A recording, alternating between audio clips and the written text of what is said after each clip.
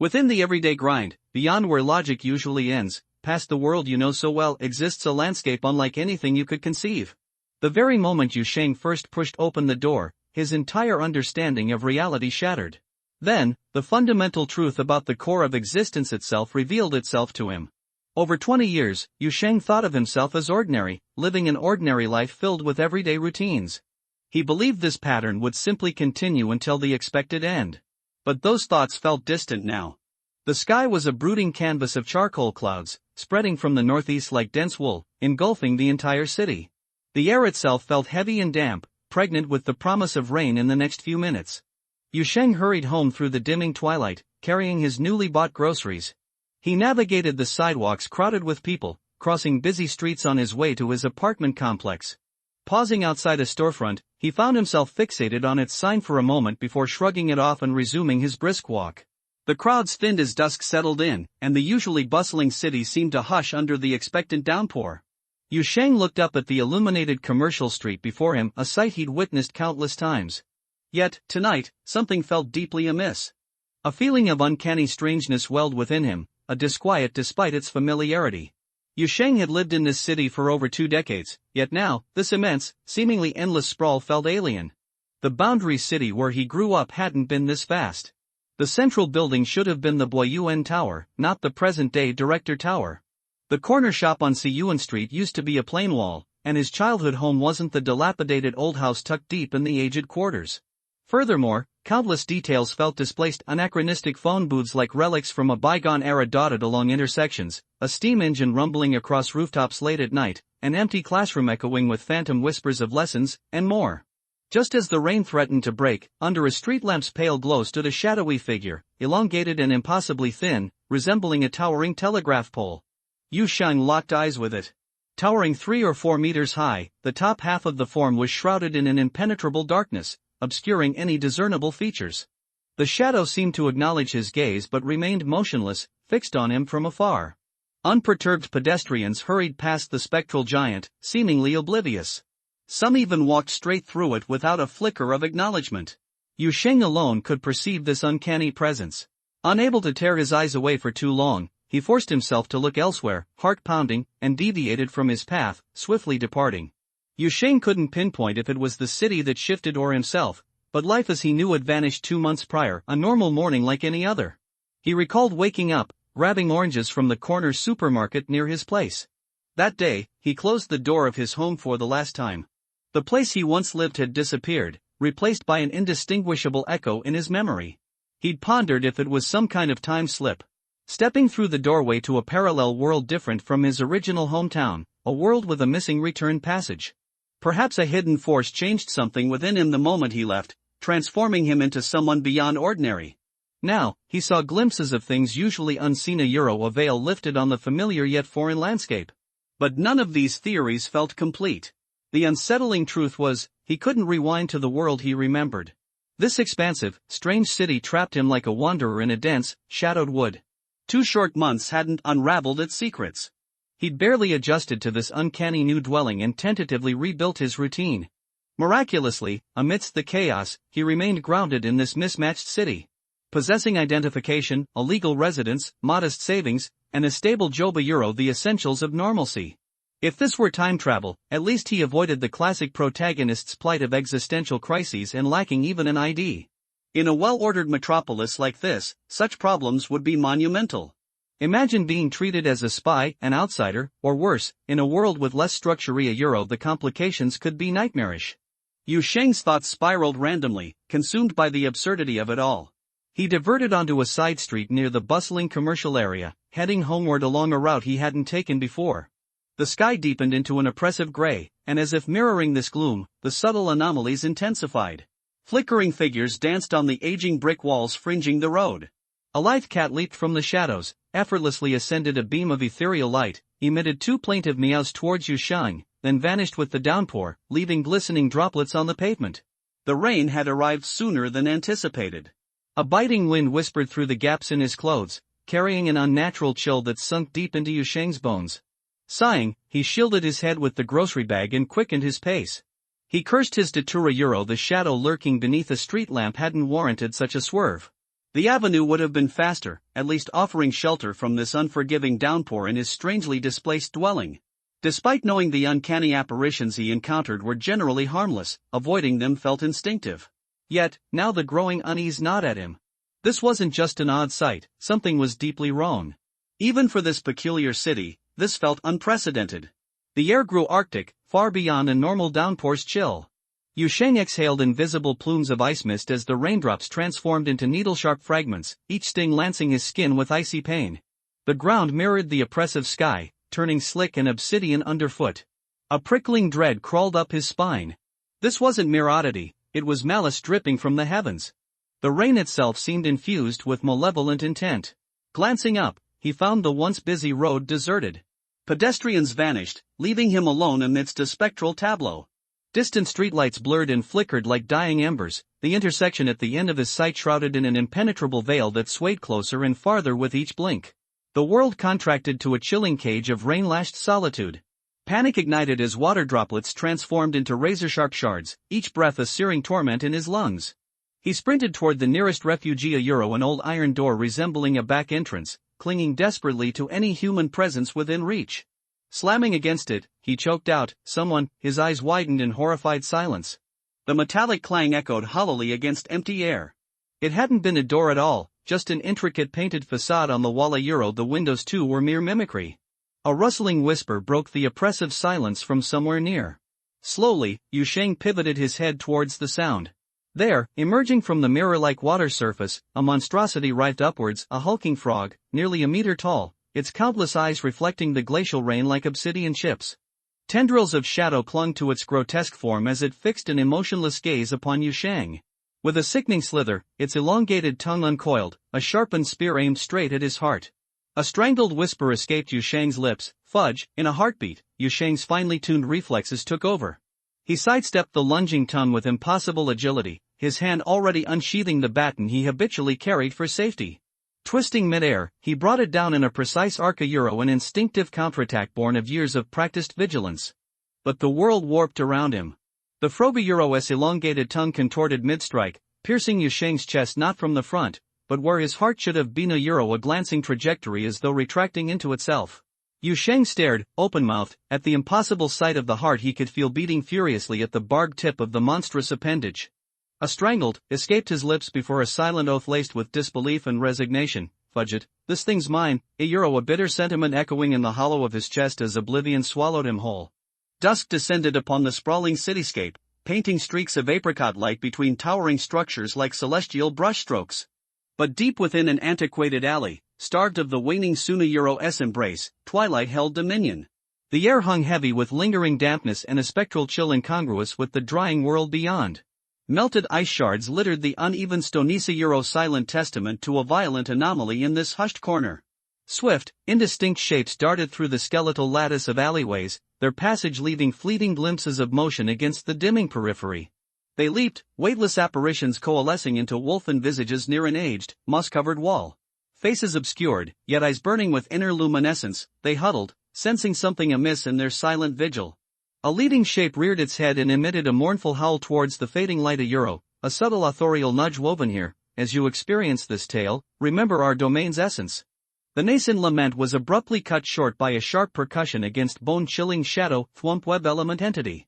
A gruff voice erupted from the depths of the alleyway, "Quiet down. No howling in the situ." Even adding a pathetic woof won't fool them. "Humans aren't blind, you overgrown rats." The spectral wolves recoiled with barely contained annoyance, shrinking back to their ephemeral borders.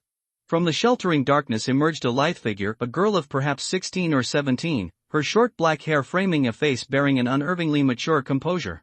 A crimson streak on her dark jacket hinted at combat readiness as she navigated past the chastised wolves and fixed her gaze upon the inert form splayed lifelessly upon the cobblestonisa Yu Sheng. A trace of gloom flashed across the girl's face, and she squatted down next to the body to check something, while a wolf approached from the side, conveying some information with a low and chaotic grunt. "Smells of rain?" The girl frowned and raised her head to look at the sky that had been clear for the past 2 days. Even though it was approaching dusk, the sky exposed between the high-rise buildings still looked clear and clear, without any visible signs. In the haze, only the sunshine is gradually dimming. After a moment, she seemed to understand something. She lowered her head to confirm the horrific wound on the male corpse and muttered softly, "Rain, heart, the smell of frogs." At this moment, a cell phone ringtone suddenly came from the small bag at her waist, interrupting her soliloquy. The ringtone was the opening theme of the '86 version of Journey to the West. The short-haired girl answered the phone before the monkey did his fourth somersault. "Hey. Oh, yes, it's me." She put the phone to her ear and waved her hand around, signaling the wolves following to take care of the scene. She stood up and walked aside. "I've already when we arrived, my wolf noticed something strange here first. He didn't catch it, so he missed it," the girl said, sighing, her eyes falling on the unfortunate corpse. "It's rain, and the entity tree frog is generated along with it, but this rain should only be a partial projection, affecting only one person. Yes, it is very unlucky, the rain only falls for one person. When I arrived it has stopped, the depth here has now returned to L0, and the rain has separated from the junction." The girl stopped. The voice coming from the phone receiver seemed to be explaining and asking something. She listened patiently for a while and then glanced at the corpse not far away. "Medical personnel? Send a corpse collector. How can an ordinary person survive when he encounters the Hyla frog alone? His heart is gone. TSK, I'm here to guard you. Don't forget to calculate the overtime fees separately." The nagging voice of a middle-aged leader came from the mobile phone, but the girl lost her patience, agreed casually and hung up the phone. Then she sighed again, stepped back, raised her hand to call a wolf that was standing guard next to her, and lay down on the ground. She sat directly on the wolf, supported her chin with her hands and looked at Yu Shang's body. "Unlucky guy, I don't know if he has any family, he died here alone. Oh, let me stay with you for a while. It's cold to die in the rain, right? It's a pity that I'm not the match seller, otherwise it will keep you warm enough to hit the road," the girl whispered to herself, patiently waiting for the arrival of the closing team. After a while, she heard the roar of an engine coming from the direction of the intersection dozens of meters away. The sound was like an earthquake. The mountain shook, as if a heavy armored vehicle was dragging a container behind it and burning firewood all the way over the 10 speed bumps. Even the wolf under her but was startled by the movement and almost jumped, but on her body the person sitting did not jump. Then the girl looked around and saw a large van creaking towards the intersection. When it passed the speed bump, it was trembling like the Soviet Union in 1991. The girl stood up from the wolf's back unhurriedly, and watched expressionlessly as the large van passed the speed bump, turned off the engine, and then jumped out of the car. Several people were wearing black tactical suits and a full set of high-tech equipment, armed to the back molars. The strong man started pushing the cart from behind. Another middle-aged man with a dark complexion and a strong body wearing a brown coat got out of the car, followed by a young woman wearing a white dress and with brown shawl hair. The two looked back helplessly at the person pushing the car. The team members of the car took one look and turned around and walked this way. When the two of them got closer, the short-haired girl couldn't help but murmured, "Seriously, can't your second team apply for a car change with the above? The Secret Service shouldn't be so embarrassed. I think any of your team members would have it. The equipment is enough to replace this broken car." "Shoo!" The sturdy middle-aged man quickly waved his hand when he heard this, lowered his voice and looked back at the stalled car and the subordinates pushing the cart. "Don't talk nonsense, you don't understand the situation. Our Secret Service is in a special situation. The car is not in good condition today, so it is absolutely impossible to replace it." "Sure enough, big organizations have a lot of troubles." The short-haired girl curled her lips, obviously not very interested in this topic, and then turned to look at the petite lady in a white dress who came with her. "Good afternoon, Dr. Lin, haven't seen you for a long time." "It's time to say have a good evening, Little Red Riding Hood." The woman in the white dress known as Dr. Lin smiled faintly. Her lips were very thin, showing restraint. "How is the injury last time?" "Okay, that's almost it." The short-haired girl known as Little Red Riding Hood flexed her right wrist. "You know, wolves generally have stronger recovery abilities. Humans have the strongest ability to recover, it's just that humans are always very resistant to injury." Dr. Lin corrected him seriously. "Oh," the short-haired girl said casually, then changed the topic to the corpse on the ground. "Let's take a look here first. The victim is a male. He looks to be in his 20s. His heart was removed by a tree frog. Yes, the time of death was about 2 hours ago. I haven't searched him yet, so I'm not sure if he had his ID with him." "Yes, in order to protect the scene." As she spoke, she glanced at Dr. Lin doubtfully. "Come here, do you plan to treat this? Can this be cured as well?" "No, I'm not a god." Dr. Lin shook his head and spoke while bending down towards Yu Shang's body. "I just came here to take a look. This place is very close to my home." She checked the body for a while. In addition to confirming the wounds, she also confirmed the deceased's belongings and found the identity document. The deceased's name is Yu Shang, he is 24 years old, and his registered address is number 66 Wutong Road, Old City. She looked at the thin card representing her identity and said while comparing the appearance of the deceased, Captain Song, you can use the bureau's equipment to check later and see if you can contact his family. The sturdy middle-aged man on the side hummed, and at the same time glanced at the ID card in Dr. Lin's hand, and couldn't help but frown. Why is the photo on it so blurry? Upon hearing this, Little Red Riding Hood also came over curiously and looked at the ID card found on the deceased. I just saw that the portrait part on the document seemed to be covered with a layer of gray and black stains, and the entire face was obscured, making it impossible to see the details. Dr. Lin rubbed the stains with his fingers and found that they could not be wiped clean at all. The stains were stronger than expected and almost covered the document. I can't even see the name clearly, Little Red Riding Hood muttered. I can't even see the ID number. You can only take it back and use the machine to read the chip. The middle-aged man known as Captain Song sighed helplessly, nodded, looked at the pile of wreckage on the ground, and said with some regret, it's a pity, if only the victim's identity document could be found. There are too few clues now. Dr. Lin also nodded regretfully, looking at the bloodstains on the ground that had been washed away by the rain to the point where traces were almost invisible. Even the body was not left, so it is difficult to find out what happened at that time. Little Red Riding Hood listened to the conversation between the two people and seemed to be thinking about something quietly. Then she suddenly raised her head and looked at the woman in the white dress beside her. Dr. Lin, good evening. Good evening, Little Red Riding Hood. Dr. Lin smiled and greeted the short-haired girl. How is the patrol going? Little Red Riding Hood looked around and reached out to stroke the head of the wolf closest to her. It rained here, and there may have been physical tree frogs, but there should be no victims. Dr. Lin looked relieved. That's okay. The sound of the engine starting came from not far away, and the tattered large van started up with a loud noise. Then the sound of the engine gradually became calmer. Several armed operators who had been pushing the truck gasped and walked around from behind the car. Come here, the leader walks towards this side. Captain Song, the car has started, let's. The sturdy middle-aged man known as Captain Song nodded and walked towards his team members. Okay, let's go back to the bureau. By the way, don't forget to take Dr. Lin with you. His head was groggy, and the things in his vision seemed to be covered by a thick veil. The sound of traffic coming from the main road in the distance seemed erratic, sometimes far and sometimes near, and it was unreal, like a dream. After walking for an unknown period of time in such an uncomfortable drowsy state, his mind finally recovered some thinking ability. Yu Sheng stopped hesitantly and looked back at the road he had come from. It was almost completely dark, and the street lights along the way were lit early. He was walking on a narrow street near his home. The low and old residential buildings on both sides of the road were like two rows of beasts crawling in the night, while the ground floor shops on the first floor that were privately transformed by the residents were emitting warm lights, dispelling a trace of coldness in his heart. Cold? Suddenly, Yu Sheng seemed to feel the coldness that pierced his lungs and bones again, felt the freezing rain like a blade falling on his skin, and felt the two cold and slippery eyes, the eyes of the frog staring at him. He suddenly choked, and after more than 10 seconds he seemed to suddenly remember how to breathe. He gasped and looked down at his chest quickly. At this moment, he had a momentary illusion that there was still a big hole in his chest, and that he had no heart. His chest was as quiet and cold as a stove that had been extinguished, but the next second, he felt his heart beat again, and even seemed to hear an especially clear thump sound beside his ear. Yes, living people have heartbeats. He was still alive, and his heart was not eaten by a weird giant frog. But those crazy upwelling fragments of memories washed over his mind like a tsunami, and no matter how he ignored it, he couldn't get rid of his memories.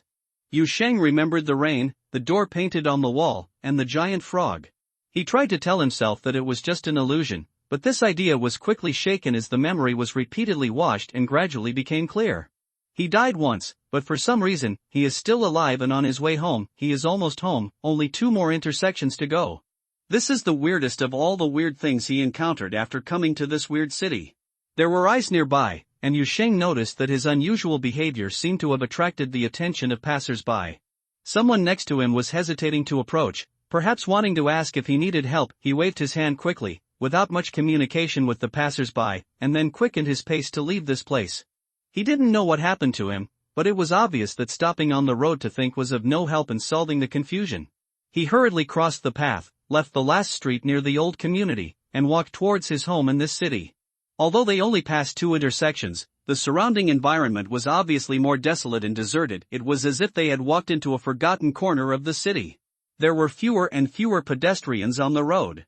In the end, Yusheng was accompanied by only the cold street lights. After walking for a while, he saw the old house standing in the night, which seemed to have a slight gap with the surrounding buildings. It was an ordinary big house, a 3-story old house with mottled walls, a sloping roof, and old doors and windows. Although old, it was clean and complete. Such a house looked like a self-built small building that was privately built in the urban village when management was not strict decades ago. With the passage of time, it has become a historical relic that has stuck the bug of urban construction management. Yusheng didn't know much about the urban construction management system of this boundary city that was very different from his memory. After all, he had just arrived here for 2 months. Excluding the time wasted at the beginning because of caution and staying at home, he had just adapted to the new life here and understood the situation in the surrounding area, but he was very clear about one thing. This big house was his only safe place to stay in this dangerous and unharmonious city. At least when he was in the house, he had never seen those evil shadows. Although this big house itself also had many strange places in his eyes. Yusheng took a deep breath, holding the supermarket shopping bag still in his hand, walked through the cold light of the street lamp, came to the door and took out the key to open the door. The old door creaked open, and Yusheng went in and turned on the light. Although this house was almost completely different from the home in his memory, at the moment the light came on, he still felt something solid. He turned around and closed the door, shutting out the night of the city. Then he threw the things he bought from the supermarket on the shelf at the kitchen door on the right turn after entering the door, and hurriedly walked through the somewhat empty living room, came to the mirror in the bathroom, and pulled open the clothes on his chest. The picture in his memory was so clear and profound that he couldn't help but want to confirm it again and again. There were no scars or blood on his chest, as if the death had never happened. Yusheng frowned, checked the integrity of his clothes again, and pressed the place where the frog had dug his heart out in his memory. Only then did he truly confirm that he was not an open-minded person now. "This is weird," he muttered softly, left the bathroom, and turned back to the living room. Behind him, the surface of the mirror above the sink cracked silently, and then quickly and silently closed. Sitting on the sofa in the living room, Yusheng sorted out his messy thoughts. After an unknown amount of time, his extremely tired mind finally calmed down. He was enveloped by sleep. The drowsiness lasted for a long time, until a sudden bang sounded in his mind. The sound sounded like someone hitting a stone with a shovel on his head, and Yusheng was instantly awakened from his slumber. He opened his eyes in the dark, and was stunned for a moment before he realized that the lights in the living room had been turned off at some point. He clearly remembered that he had turned on the lights before going to bed. With a sudden warning in his heart, Yusheng almost subconsciously reached out for the baton next to him. After coming to this strange and weird city, the first thing he did was to prepare this self-defense tool for himself. Although it didn't seem to be of much use at the moment, as a terrifying upright ape, holding a stick in his hand could at least bring a little psychological comfort. Then he slowly and cautiously got up, while paying attention to everything in the dark. In such a desolate and remote place, it seems that it is not unimaginable that there is a thief in the house. It is better to say that Yusheng hopes that there is a thief in the house at this moment. At least the thief can be beaten to death by a baton, but a frog over 1 meter tall cannot. But the living room was silent. There was no sign of intrusion, and no sound of thieves could be heard. The good news is that no sound of frogs could be heard either. With the dim light of the street lamps pouring in from the window, Yusheng crouched and moved while identifying the surroundings. He slowly touched the switch on the wall and raised his hand to turn on the light. His eyes instantly emitted a bright light, sweeping the living room in the dark. Yusheng blinked his eyes, always feeling that there was something strange in his vision, but he couldn't say what was abnormal. But anyway, at least the surroundings were bright, and he could see the situation in the living room clearly now. He bent his waist slightly, holding the baton, and began to check every place in the house. There were only a living room, kitchen and dining room on the first floor, and an empty room that was not used for the time being. Everything was normal. He hesitated at the entrance of the stairs leading to the second floor and walked upstairs. There are 3 rooms on the second floor, one of which is his current bedroom, one is where sundries are piled up, and the last room at the end is locked. When Yusheng came here, that room was locked. He searched all over the big house but still couldn't find the key. He first checked his bedroom and the utility room opposite, and then came to the locked room. As usual, the door was closed. In fact, Yusheng had tried to solve this lock with some technical means, including but not limited to impact drills and handheld electric saws, but all attempts failed. The impact drill and electric saw sparked in front of the seemingly fragile wooden door, and the drill bit and saw teeth were worn out without cutting any marks. Of course, he also tried to seek more advanced technical means, such as looking for a locksmith. He found 3 in succession. The first 2 got lost in the old city and wandered around for a long time but couldn't find number 66 Wutong Road. The third one was hit by a motorcycle just after crossing the intersection and was just discharged from the hospital last week. It seemed that there was some mysterious power preventing Yu Sheng from opening this locked room in his home. Yes, although this big house is his only relatively safe place to stay in this city, even this big house itself actually has many wrong places. Yu Sheng reached out and grasped the door handle in front of him and tried to turn it, but it didn't move at all. There was no expected accident, it was still locked. But I don't know if it was an illusion. When he turned the handle in vain, he seemed to hear a faint chuckle. The laughter came from the other side of the door, and it sounded like a young female voice, as if laughing at his inability to do anything about a door. Yu Sheng's hair stood up instantly. His only safe place to stay in this city, the house he has lived in for 2 months, right in his home, this room that is always locked, there is a person hiding in it. Why didn't she starve to death? There was a person hiding in this locked room that could never be opened. This incident made Yu Sheng's scalp feel numb instantly, and what followed was a series of uncontrollable conjectures. Who is that? When did the owner of that voice hide in there? Did he sneak in while he was sleeping, or was he already there when he arrived here 2 months ago? If it is the second situation, then he has stayed in this big house for a long time without going out. He can be sure that the room on the second floor has never been opened during this period, so the people in the room have been hiding inside? Is there another passage in the room, or is the person who chuckled really a person? Random thoughts surged wildly in his mind, but the expression on Yu Sheng's face gradually calmed down. It seemed that the previous experience of encountering the frog had brought about some changes, or perhaps the resurrection from the dead had brought about some changes. Due to the influence, he felt that his current state of mind was a little strange. There was no kindness or malice in that voice, but something real and strange could be heard. But Yu Sheng found that after the first moment of numbness in his scalp, all the fear and hesitation had disappeared from his heart, and he was now left with only strong curiosity. He wanted to find out what was in the room. He wanted to find out what secrets there were in this big house that he regarded as his final destination. This is his safe house, his only home in this huge city. There can be no unsafe things in the safe house. He slowly moved closer and put his ear against the door, hearing a low laughter that seemed to be hidden inside, but it might just be an illusion, or it might just be the hollow sound of wind swirling in his ears. He curled his fingers and knocked on the door. "Open the door, I hear you." The door didn't open, of course, but the hollow chuckle did disappear. As expected, Yu Sheng didn't say anything, just turned around and left. He went to the room next door where there were a lot of debris, and went to get an axe. Returning to the locked room door, he silently raised the axe high and chopped with all his strength. The sharp axe struck the thin wooden door, making a sharp sound as metal collided. Sparks flew in front of the axe blade, leaving not even a trace on the door that seemed to be able to be kicked open with just one kick. The chuckle came vaguely again, but Yu Sheng didn't pay attention at all. He just raised the axe again with a calm face, as if he was doing a particularly serious, meticulous and patient job, and continued to move the axe one by one, chopping down with an axe. He knew that this door could not be opened, neither with an electric drill nor an electric saw, but even knowing this, he had tried to open it in various ways almost every day for the past 2 months. A strange sound came from the door today, which only aroused his motivation to open the door today. And as the chops failed again and again, this motivation became more and more abundant. Every chop made by Yu Sheng's axe became harder, smoother, and even more in line with his own wishes. His gradually emptying brain even came up with some strange associations out of thin air. He felt like Wu Gang, who was chopping down trees on the moon. As long as he chopped down the damn osmanthus tree, Chang'e, who was watching the show next to him, would, Jade Rabbit, Bald Chang and Sisyphus will form a circle and applaud themselves. He didn't even know why Sisyphus appeared in his association. But the chuckle that came from behind the door became more and more harsh, and even became more and more obvious, and got closer and closer, as if the owner of the voice had walked over step by step, and was sticking to the back of the wooden door. It was as if she knew the door was impregnable, so she unscrupulously mocked Yu Sheng, who was wielding an axe outside through the wall of size. But suddenly, another voice appeared in the weird and harsh chuckle, sounding nervous and annoyed. "Can you stop being happy?" He really opened the door and came in. "The first one to chop was me." The chuckles inside the door suddenly stopped being happy. Yu Sheng, who was raising the axe to hit it down, was stunned for a moment, and then heard a crunching sound from his waist.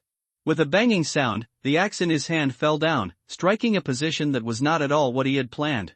A crisp sound that was completely different from the previous harsh collision came from the door. The axe in Yu Sheng's hand fell to the ground. Then, he suddenly raised his hand, to hold his waist. I have pain in my lower back, which is quite serious, and it hurts like crazy. He held on to his waist and trudged to the door. He waited for 2 seconds before focusing on the spot where his last axe hit. There was a flash about 2 or 3 centimeters away from the door panel, located on one side of the door shaft. It seemed like a spark splashed by an axe, but it seemed to be fixed in the air and stagnated in the fire explosion. The bright moment. And with this light, Yu Sheng could vaguely see something on the nearby door panel. He reached out and felt there. A muffled scream came from behind the door, yet Yu Sheng suddenly opened his eyes. The bright electric light in the living room seemed a bit dazzling. Lying on the sofa and falling asleep made him feel sore all over. The wall clock on the wall not far away was ticking. The time on the dial showed that he had just fallen asleep. 40 minutes. Yu Sheng lay on the sofa and froze for a while, and then the numb memories in his mind finally became clear. I fell asleep. Was it just a dream? He was in a daze, but suddenly, he felt something was wrong. The process of that dream was too real, and the details were too clear and complete. He could even clearly remember the touch of the axe in his hand, the stagnant firelight on the door, and he suddenly sat up from the sofa and raised his hand abruptly, to hold his waist. His waist hurts, the sprain is quite serious, and it hurts shiveringly. Fuck, Yu Sheng couldn't help but utter praises. The sprained waist, the sudden movement, and the whole body aches caused by sleeping on the sofa produced a mixed effect. For a moment, he felt that it would be better to let the frog stab his heart. At least it hurt for 2 seconds, then he stood up with difficulty while holding his waist, and at the same time, he became more and more certain in his heart that it was definitely not an ordinary dream. The sprained waist in the dream did not hurt in reality. Something weird really appeared. That thing invaded his safe house. He adjusted his posture and mentality to prevent the back pain from affecting his movements too much, and then thought for a while before he went up the stairs to the second floor with a grin. He held the baton in one hand and went to the room where the sundries were stored. He found the axe he had used in his dream and held it in his right hand. The feeling of holding the axe handle in his hand was exactly the same as in the dream, and even the wooden handle seemed to still have the warmth of his palm. He came to the locked door, which was still intact and new, and there was no trace of the light mark left by the chopping in the dream. It was quiet inside the door. It was as if everything was normal and nothing had happened. But Yu Sheng still remembered the location of the light mark clearly. He hung the baton on his waist, switched the axe to his left hand, and stretched out his right hand to feel the door, feeling the location of the flash that he had chopped out in his dream. He remembered that it was near the door axis, and he saw a vague. The next second, he touched a handle that could not be observed by the naked eye. But he clearly remembered that there was no handle here. As early as the first day he found this locked door, he had checked every detail of this door and touched every surface of it. He was sure that he had never touched any non-existent handle. Why? Is it because he observed it in his dream? Is it because he saw through some kind of disguise with an axe? Because he confirmed its existence, so it really exists? Yu Sheng went through all the movies, TV games and novels he had watched in his mind, and instantly found a lot of possible reasons, but his hand did not hesitate at all. He had already grasped the invisible door handle and turned it gently. The indestructible locked door was opened easily, from one side of the door axis. It was an empty room. Looking through the gradually opened door, there was only the floor and the wall. The light from the door illuminated the dim place little by little. However, until he carefully opened the door completely, Yu Sheng did not see the owner who made a mocking sound in the room. He held the axe tightly in one hand and carefully observed the situation in the room, but found that there was really nothing inside, not even a bed or a chair. Only the cold moonlight, which sprinkled into the room through the gaps in the old curtains, left a mottled line on the floor. But suddenly, he saw something out of the corner of his eye. There was something in the room. On the wall facing the door, there was a painting. The exquisite frame, the edge of the picture was decorated with complex and classical vine patterns, and in the center of the picture was a chair covered with a soft red carpet as the background. But there was nothing else, and there was no cursed ghost sitting in the oil painting with a mocking laugh, watching the intruder. Yu Sheng frowned and stared at the oil painting frame, which was about half a meter high, for a long time. While keeping his sight, he fumbled to find the light switch next to the door frame and turned on the light in the room. Under the light, the details on the oil painting were more vivid. He came to the oil painting carefully and stared at it for a long time. Then he saw a very inconspicuous spot in the corner of the frame, the hem of the skirt. He thought for a moment and said with a strange expression, "Are you there?" "No." A guilty voice came from the painting. Yu Sheng felt that he felt a lot more relaxed after having his heart and lungs ripped out by that frog. Just like now, he woke up from a strange dream that didn't look right no matter how he looked at it. He opened a strange locked room and found a talking oil painting. There was even something evil hidden in this oil painting. No matter what, he is still very calm. He even took a step forward, took the oil painting off the wall, and looked at it carefully before his eyes. The frame was quite heavy, and the texture in his hand made it appear valuable. After careful observation, he discovered that the surface of the dark frame was covered with complex and exquisite patterns, and the patterns seemed to be some kind of continuous writing. The written words are cleverly connected and twisted into a vine-like structure, and are finally connected seamlessly with the patterns on the edge of the picture. Yu Sheng didn't understand painting or art, but he felt that this thing must be valuable. The guy hiding deep in the painting still refused to show up, but the skirt in the corner of the picture was slightly pulled back. Yu Sheng tried to look sideways at the inside of the picture, but saw nothing. "I know you're in there," he shook the heavy frame and said to the painting, "You're lying to yourself by hiding it now." There was a little rustling movement from the corner of the screen, but there was no response. Yu Sheng put the picture frame on the ground, squatted down and took out a lighter from his pocket. He lit the flame and came close to the frame, expressionless. "I'll count to 3. If you don't come out, I'll light this thing." 2 or 3 seconds later, a soft and childish voice came from the oil painting, "It's just an ordinary flame. That thing is useless against weird entities." But Yu Sheng was sure that he could hear a guilty conscience in this voice. So he lit the flame directly on the corner of the frame. "Oh, then I'll try to light it." The scream sounded almost at the same time as he lit the fire. "Don't. You are so serious." Yu Sheng extinguished the lighter instantly, and then he saw a figure hurriedly jumping out from the edge of the picture that looked like thorns, flowers and vines. It was a girl, wearing a complicated and gorgeous gothic black dress, with a hairpin decorated with white lace on her head. She had long black hair, skin as white as snow, cute appearance, but also a pair of heterogeneous scarlet pupils. The eyes were wide open at this moment, looking straight at Yu Sheng, as if confirming whether the humans outside the frame would really burn the painting. Yu Sheng admitted that he was startled when the girl suddenly jumped into the center of the picture. Although the girl in the painting is not scary if you look closely, and is even very beautiful, with such a gloomy and dim background and such a sudden appearance, anything that pops up on the screen will actually be scary, let alone the girl also had a pair of eyes that looked like they were soaked in blood. She then came closer to the painting and pressed her face completely onto the canvas. Those eyes almost filled the entire painting, making it look even weirder. "No. Don't light the fire," the girl's voice came from the oil painting. "This is the only place I live. You step back first." Yu Sheng subconsciously kept a little distance from the oil painting. Somehow, he always felt that the other person's scarlet eyes were extremely evil. When he stared at this side, the red color seemed like it has to gradually seep into his memory and thinking. The more he looks at it, the harder it is to erase it from his heart. However, in order to maintain the upper hand in the conversation, he forced himself not to look away. "I don't need to light a fire." "Oh."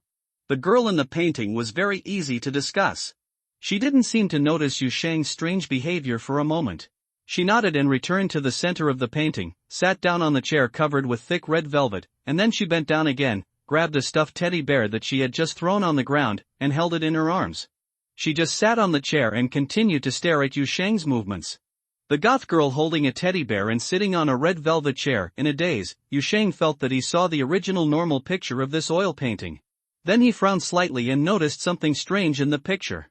He noticed the girl's exposed wrist, which had an obvious, spherical structure.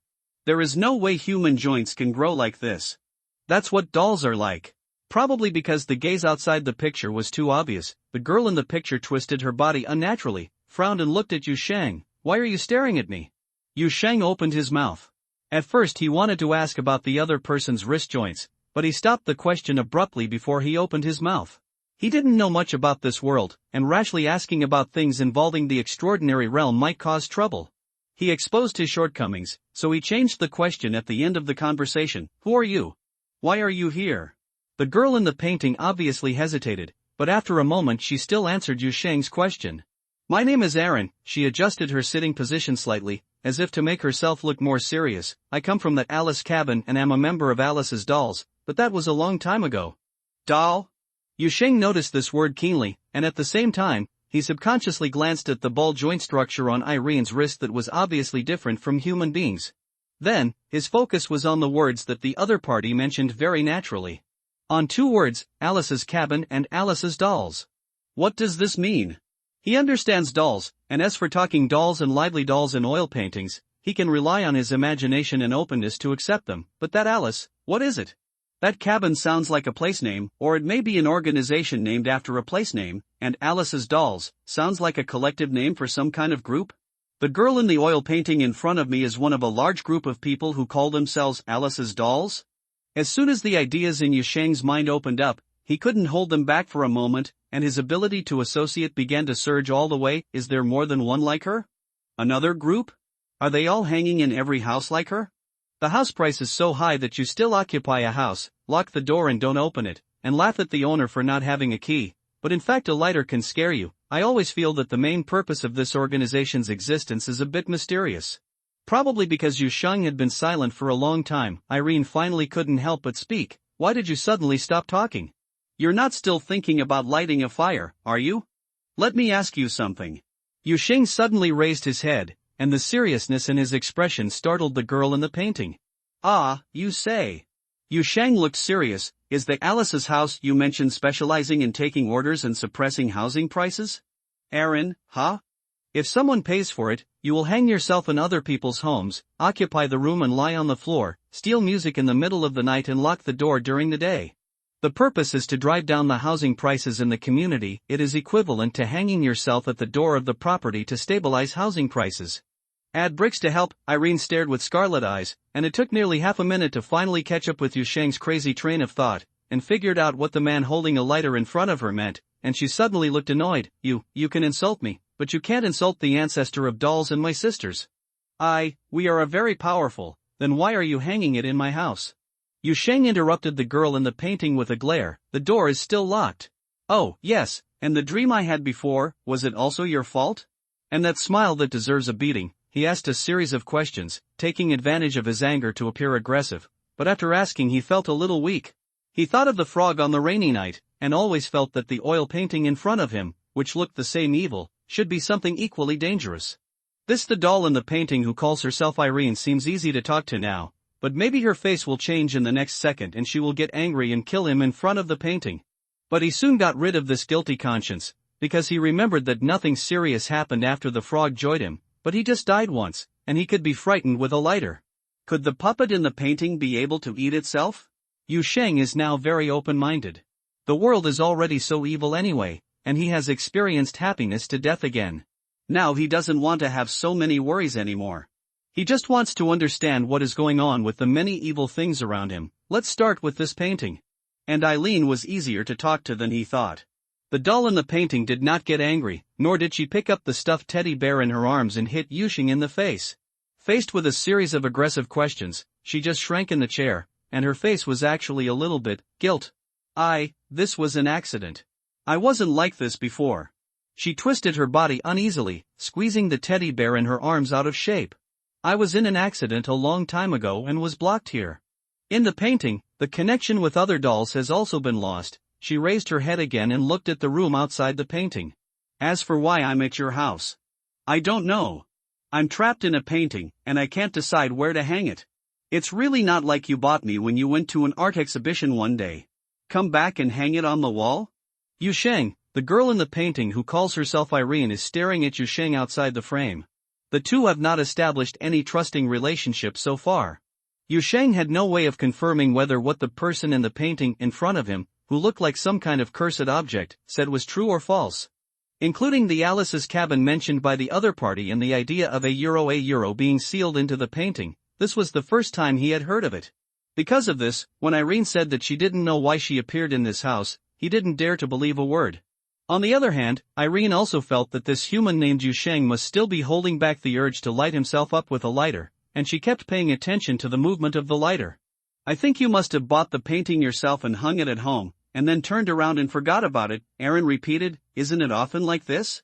You humans want to collect whatever strange things you see, and then I bought it and left it at home to eat dust. Yusheng felt a little guilty when he asked the other party to say this, because he was really not sure about the origins of the things in this house. After all, he had only been here for 2 months, not to mention that he had nothing to do with this world. Familiar, he is not familiar with him. Who knows what the state of this house and its owner was 2 months ago? Will that be another Yu Sheng? However, these thoughts flashed in his mind for a moment.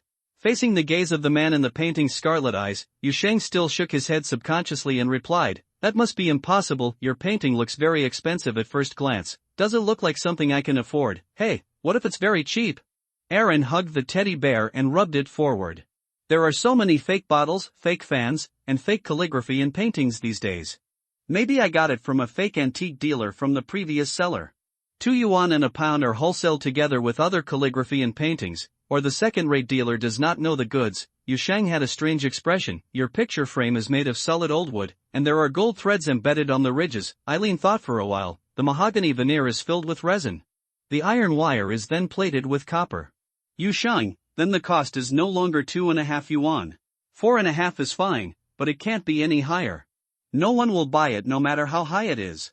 Yu Sheng, Aaron stared with scarlet eyes. Hey, why don't you speak? Yu Sheng squatted in front of Irene's picture frame. He suddenly felt a little happy, and then he really burst out happy. He sat back on the ground, smiled and looked up at the ceiling. Half of his body was so happy. They all leaned over. He never thought that he would experience such a scene in his life, squatting in an empty room, arguing nonsense with a doll sealed in an oil painting, just to discuss the frame of the sealed doll. Is it 2 yuan and a half per caddy, or is it a wholesale fake for 4 or 5 yuan per caddy? And not long ago, he had his heart ripped out by a frog that emerged from the freezing rain. These things are so fucking interesting. Irene was frightened by Yu Sheng's sudden sound of joy. She and her picture frame were taken off the wall by Yu Sheng and placed on the ground. At this time, she could see the bare ceiling and listen to the picture frame. Seeing the laughter coming from the side, she finally couldn't help shouting, "Hey, don't laugh. What's so funny about this?" Yu Sheng slowly stopped laughing. He moved forward and looked at Irene in the frame. His expression suddenly became serious again. "I had that weird dream before, was it you?"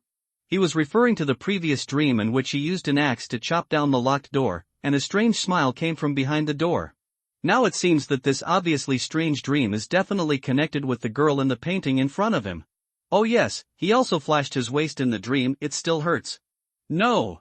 Eileen immediately shook her head, but then stopped, her expression hesitant. Not at all, not at all. What do you mean? Yu Sheng frowned. These words go round and round. You made that dream yourself, but I did get into it, Aaron explained patiently. I originally just sensed that someone was dreaming, so I wanted to use this method to find someone to help, but you didn't mean to do anything bad. I didn't know you couldn't open that door, and you were so angry that you used an axe to break the door open if you forgot the key. Listening to Irene's ramble, Yu Sheng gradually came to his senses. In other words, you didn't lock the door? You didn't induce the dream? You just have the ability to enter other people's dreams? Yes, actually I know a lot more. Eileen nodded, with pride on her face, but soon the pride dimmed. But now that it's sealed in the painting, this is almost all that's left. Abel, Yu Sheng was dubious about Irene's statement, and at the same time he had more doubts and thoughts about what he had experienced in that strange dream. Then, he had a second question. You said you wanted to pass through the dream looking for help? Of course you have to help me get out. Irene said matter-of-factly. It would be better if you can get me out of this painting. If not, at least get out of this room. There is nothing here. As long as there is something hanging on the wall opposite, a TV is fine. Voice control is better. It's not convenient for me to use the remote control.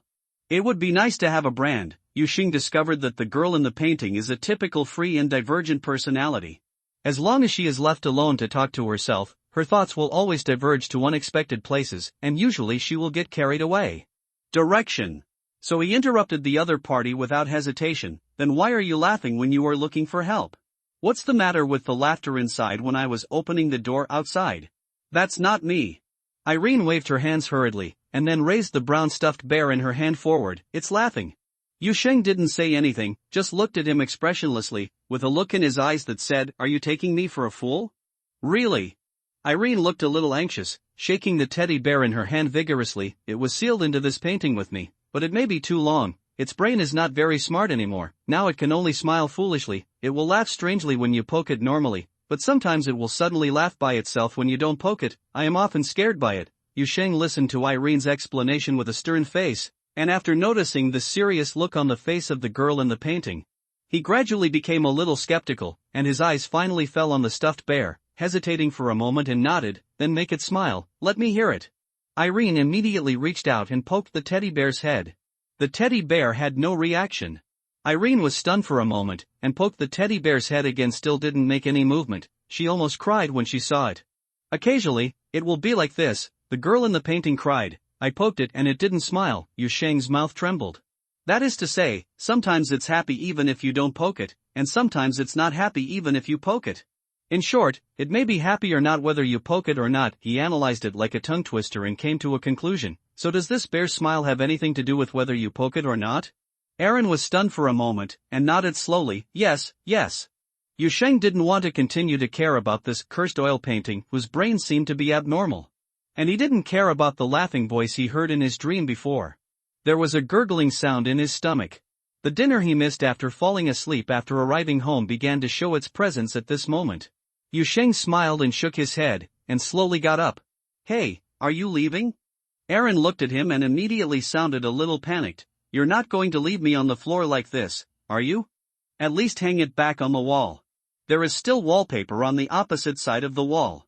There is nothing on the ceiling." Yu Sheng reached out and picked up Aaron's picture frame from the ground, then he grimaced because of the back pain.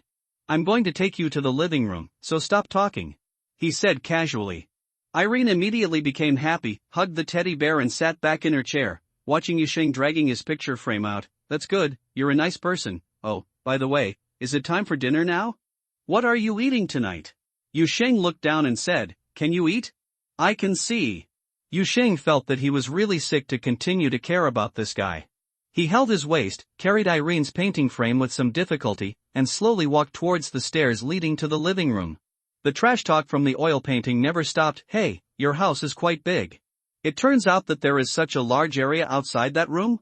What is the room opposite? Your bedroom? Hey, is there anyone else here? Do I need to greet others? Will they be scared?"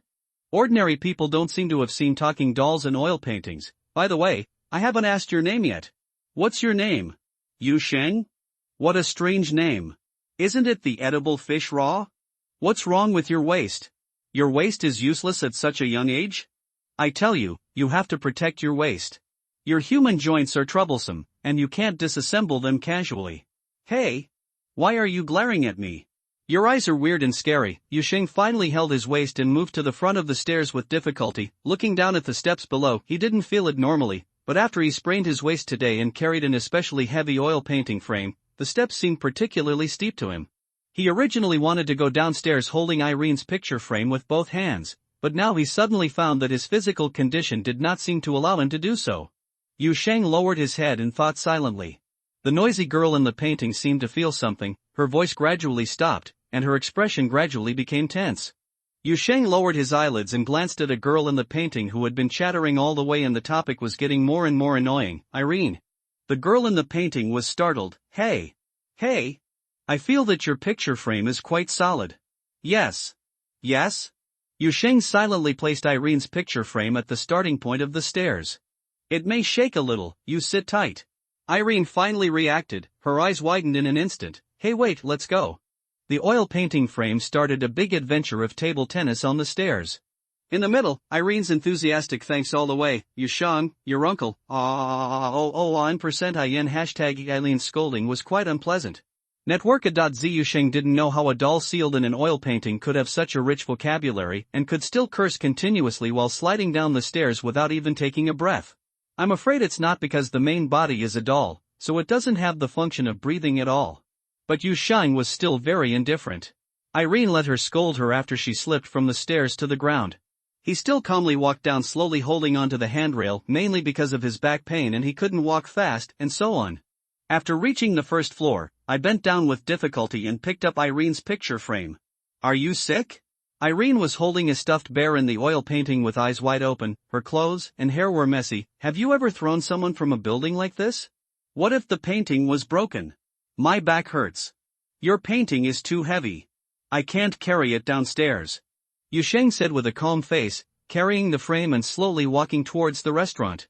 "I have observed that your painting frame is very strong, and if you really break the picture frame, maybe you'll be out of trouble? Is it really so easy to get out of here and still be sealed until now? Irene sat back on the chair angrily. My head is feeling dizzy. Yusheng suddenly stopped and looked down at the girl in the oil painting seriously.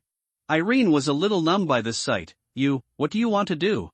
I'm telling you, if you throw me down the stairs again, I won't be able to spare you. I'll take advantage of your sleep and crawl into your dreams every day. If you dream about taking exams, I will ring the bell. If you dream of playing games, I will unplug the phone. If you dream of going out, I will drive a dump truck to chase you. If you dream of having a date, I will. Why does this unlucky doll talk so much trash?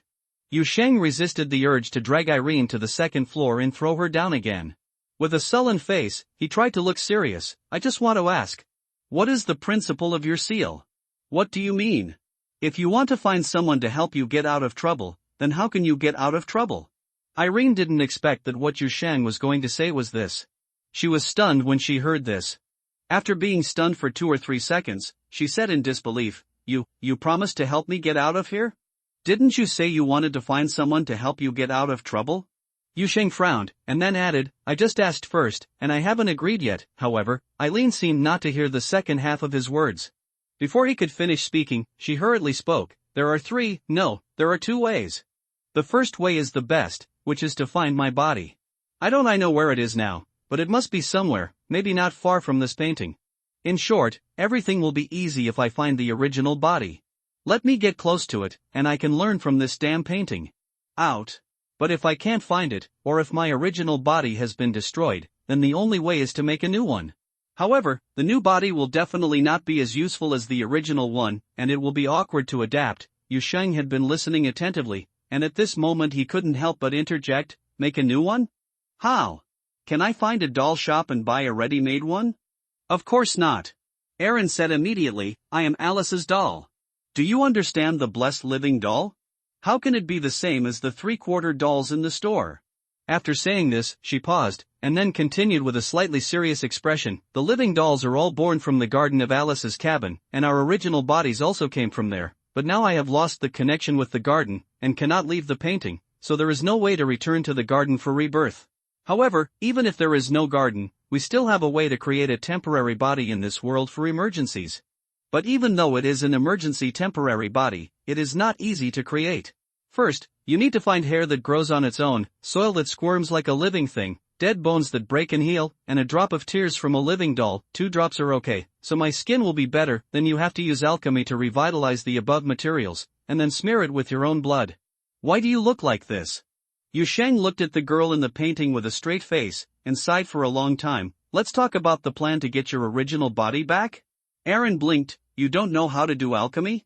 Should everyone be able to do this? Yusheng looked a little crazy, and let alone alchemy. Where can I find you the pile of outrageous materials you mentioned? This bunch of stuff really didn't come from someone a setting copied from a third-rate fantasy magazine?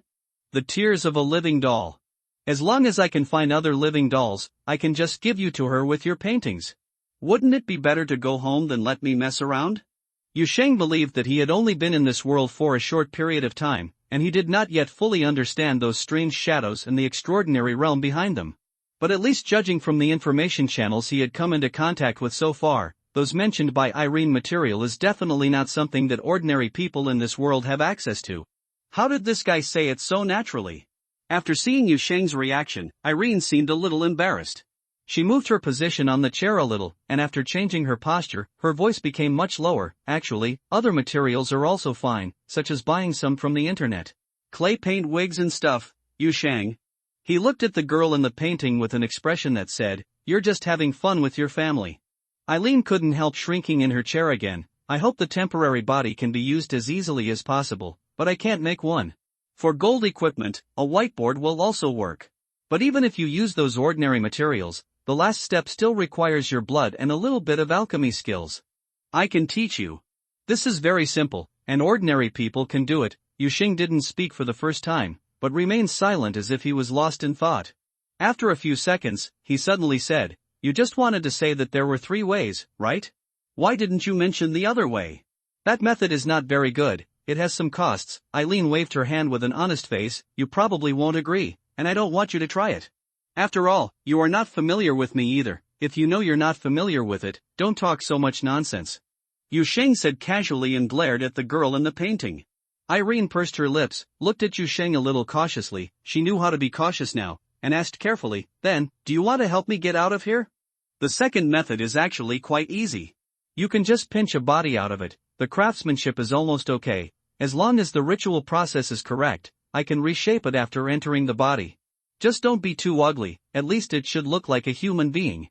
This time, Yu Sheng did not quarrel with Irene. He just thought seriously.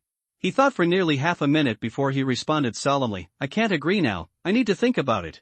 He didn't trust the girl in the painting, at least not completely.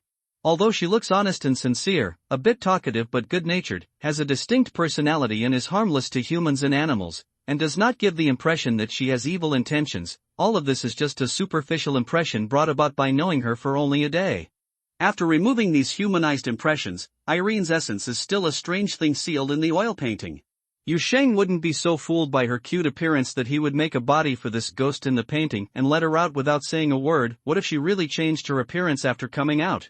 It's under the gothic skirt. Yu had just died once before he was born, and he didn't want to die again for the time being. After getting the answer, Irene didn't say anything. She just looked at Yu Sheng steadily for a while, then nodded naturally. "Oh, I understand." Yu Sheng was surprised.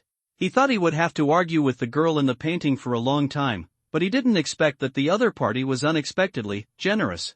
After all, we're not familiar with each other yet, right? As if she could see Yu Sheng's doubts, Irene suddenly laughed and winked at the painting. "I'll ask again when we're familiar with each other."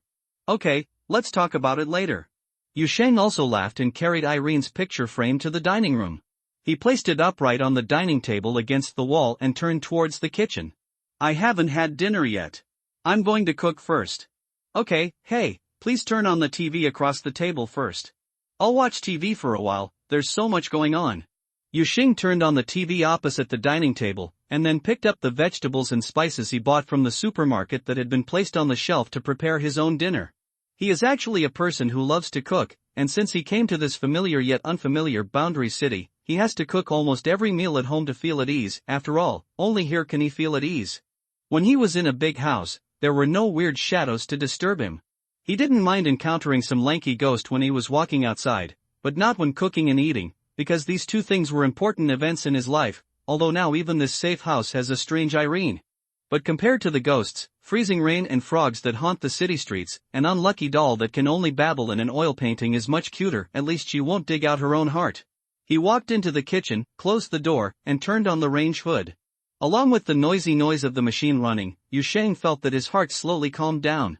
It was as if the thin wooden door in the kitchen and the noisy sound of the range hood helped him temporarily isolate a chaotic and strange world from the outside. He finally returned to a place that belonged entirely to himself, and could even temporarily pretend that he was not there. A huge and strange boundary city, but returned to the real home that he is familiar with.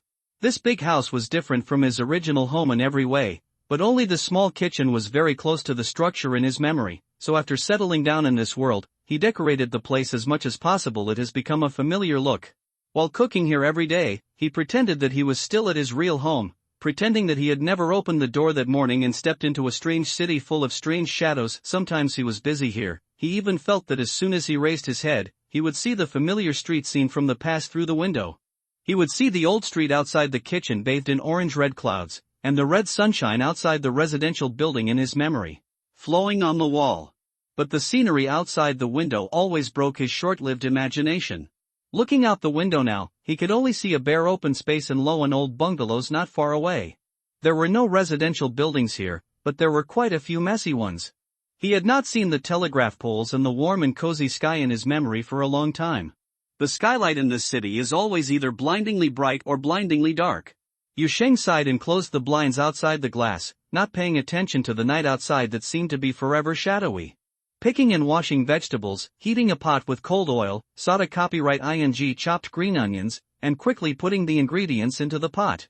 Listening to the sizzling sound coming from the pot, Yu Sheng heard the sound of a TV program coming from outside the door. This weird house, the city does have a series of devices including televisions, mobile phones, etc. Information acquisition channels. In the early days, he learned a lot about this boundary city almost entirely through watching TV programs and reading news on his mobile phone. Even now, this is how he understands this world, one of the important ways. Yu Sheng. The TV sound is too low. Help me turn it up. Please. A girl's whirring sound suddenly came from outside the door. Yusheng was startled for a moment, and his hands shook and he almost tipped the dishes out of the pot. He almost forgot that there was Irene outside. When he was cooking in the kitchen, no one talked outside. Wait. Yusheng replied loudly and rudely, but couldn't help but mutter, she is quite familiar, but soon he twitched the corners of his mouth and showed a helpless smile.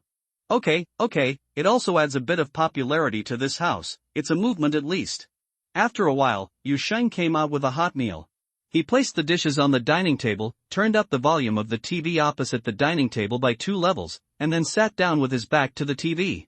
Opposite Lin's picture frame, he didn't have the habit of watching TV when he was eating, but he would turn it on as a background sound. This would not compete with Irene, who could only watch TV from a fixed angle. Erin was holding a teddy bear in the oil painting and stretched her neck to look at the food on the table. She glanced at the program and then at the dining table, muttering, "It's quite rich, these are home-cooked dishes," Yusheng said casually, "I quite like cooking." "Oh." Irene said oh, and continued to watch TV honestly. But after Yusheng started eating, she leaned her head and glanced at the dining table again. After holding it in for a long time, she finally couldn't help but said, "Just. Are you eating while I watch?" Yusheng raised his eyelids, stretched out his chopsticks and waved them in front of Irene's picture frame. "Would you like to take a bite?" Erin stared, but then lowered her head and started sulking to herself. Okay, just a formality." Yusheng felt helpless when he saw the other person's appearance. He sighed and took another empty bowl from the kitchen. He took some food from his own bowl and put it in front of Irene's picture frame. "I've left the dishes and chopsticks for you, just smell it, I'll eat it in the end anyway." Erin frowned and looked at the rice bowl in front of the picture frame. After thinking about it, she thought it was okay, so she jumped down from the chair and moved to the edge of the picture frame. A face occupied almost half of the picture frame. She looked at it carefully. "Shu Yusheng, okay, that's fine, thank you, you are quite considerate of others." Yusheng lowered his head to take a mouthful of rice and responded vaguely. Then he looked up and saw Irene, whose face was only exposed in the picture frame. Then his eyes were on the rice bowl in front of the picture frame, and suddenly he felt like something is wrong. Irene didn't notice anything was wrong at all, but she was a little surprised that Shang was suddenly in a daze. "Why are you stunned?" Yusheng quickly lowered his head and took 2 more mouthfuls of rice, then looked up at Irene at the dark frame, the dark background, the head of the doll girl, and a bowl of food in front of the portrait. The whole voice is still there, and the smile is still there. JPG. The muscles on his face twitched twice immediately, but after holding it in for a long time, he still didn't dare to say what he was thinking about, not because of anything else, but mainly because Irene's swearing was unpleasant. At this point, he could only cook. He could only pretend that nothing happened, and ate hard under Irene's puzzled eyes, trying not to look at the person with a beautiful voice across the table. The meal was like a gathering at a funeral hall. After finishing the meal with great difficulty, Yusheng wiped his mouth and quickly removed all the cups, plates, and bowls in front of Irene's frame, throwing them into the kitchen sink, ready to soak them until tomorrow morning before washing them, mainly because his waist was still very painful, and bending over in front of the sink to wash dishes was a bit of a burden for him now. But the dishes can be left unwashed, but the garbage cannot be left undisposable. In this season, the garbage bags in the kitchen cannot be left at home overnight. He endured the pain in his waist to clean up the garbage, and walked out the door with the bag. Irene, who was watching TV, looked up and asked curiously, "Hey, where are you going so late? Do I have to report to you when I'm at home?" Yusheng replied unhappily to the overly familiar puppet in the painting, but still raised the garbage bag in his hand to show it to the other party. "I'm going out to throw away the garbage."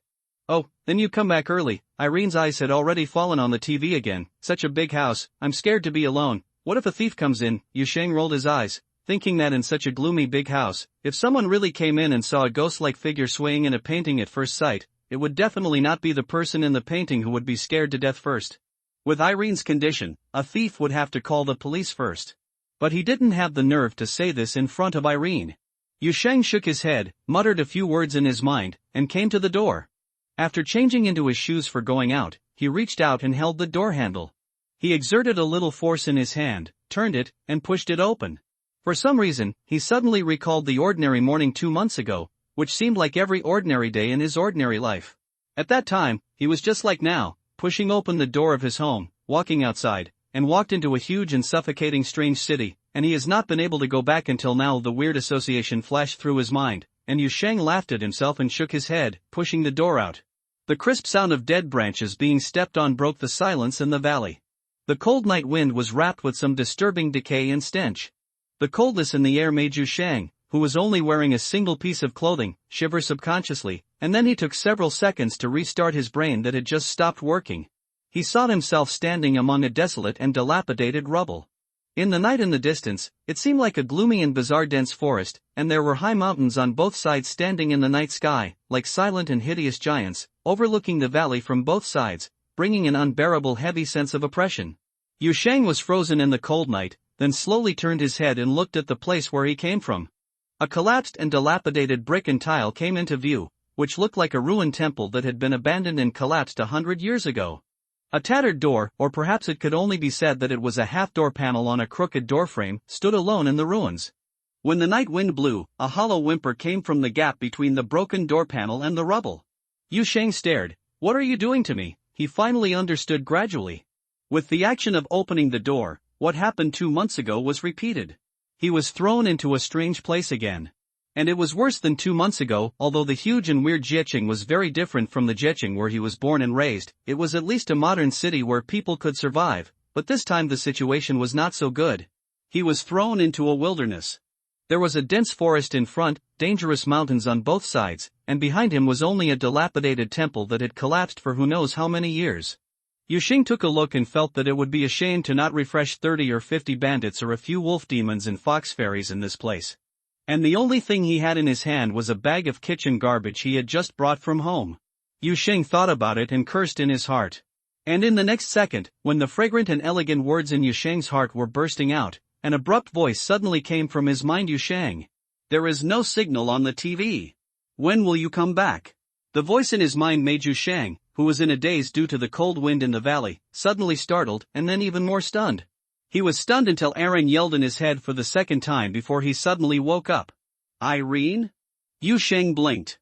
He was carefully observing the situation in the valley while carefully approaching the dilapidated old temple, trying to find a temporary shelter. Trying to respond from the bottom of my heart. "How did you get in touch with me? I mean, you were talking directly into my head. Is this difficult?" Aaron's tone was particularly confident. "I am Alice's doll." Yu Shang thought about it, but he didn't connect the two things. Does it mean that all Alice's dolls can be like this? Can you talk inside other people's heads? Didn't I get into your dream once?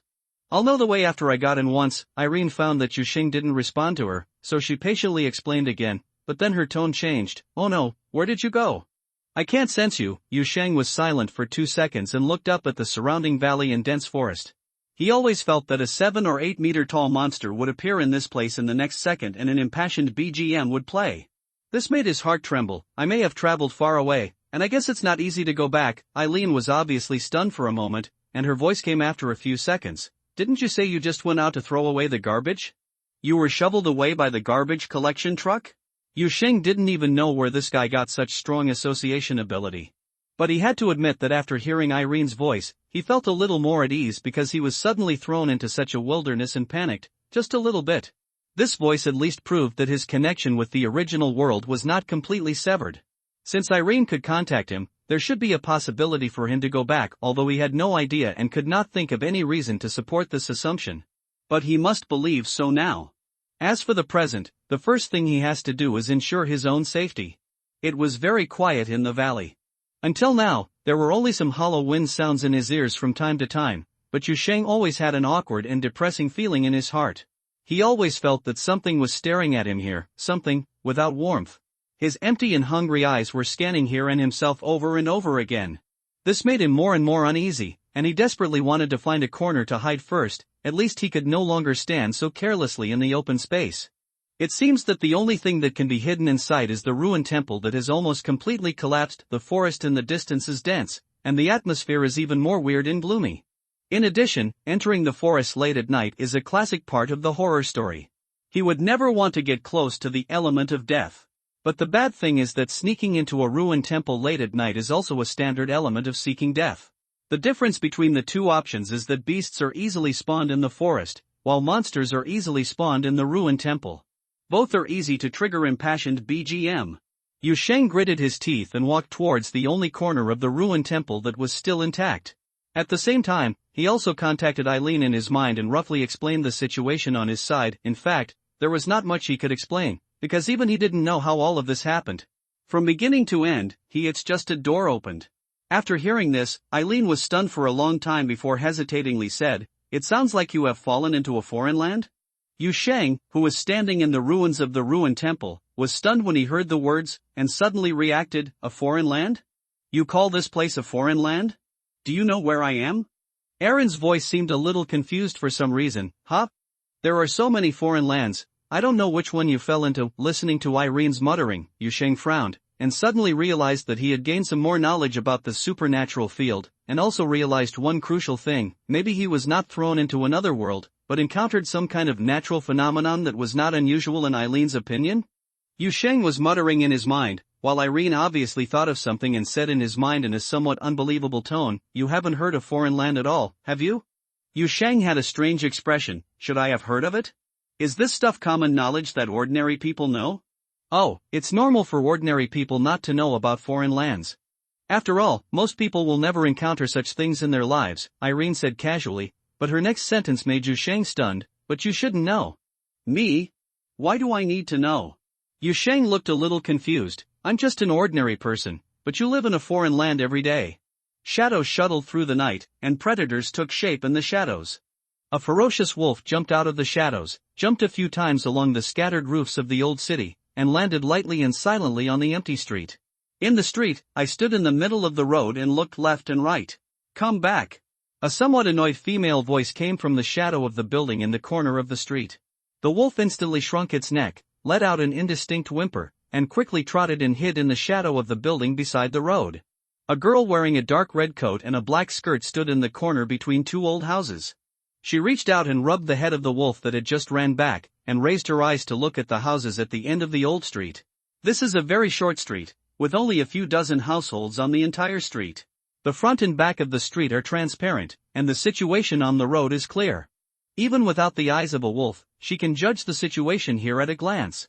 The girl frowned, and the ringtone of her mobile phone rang at the right time. It was the classic opening song of the 1986 version of Journey to the West.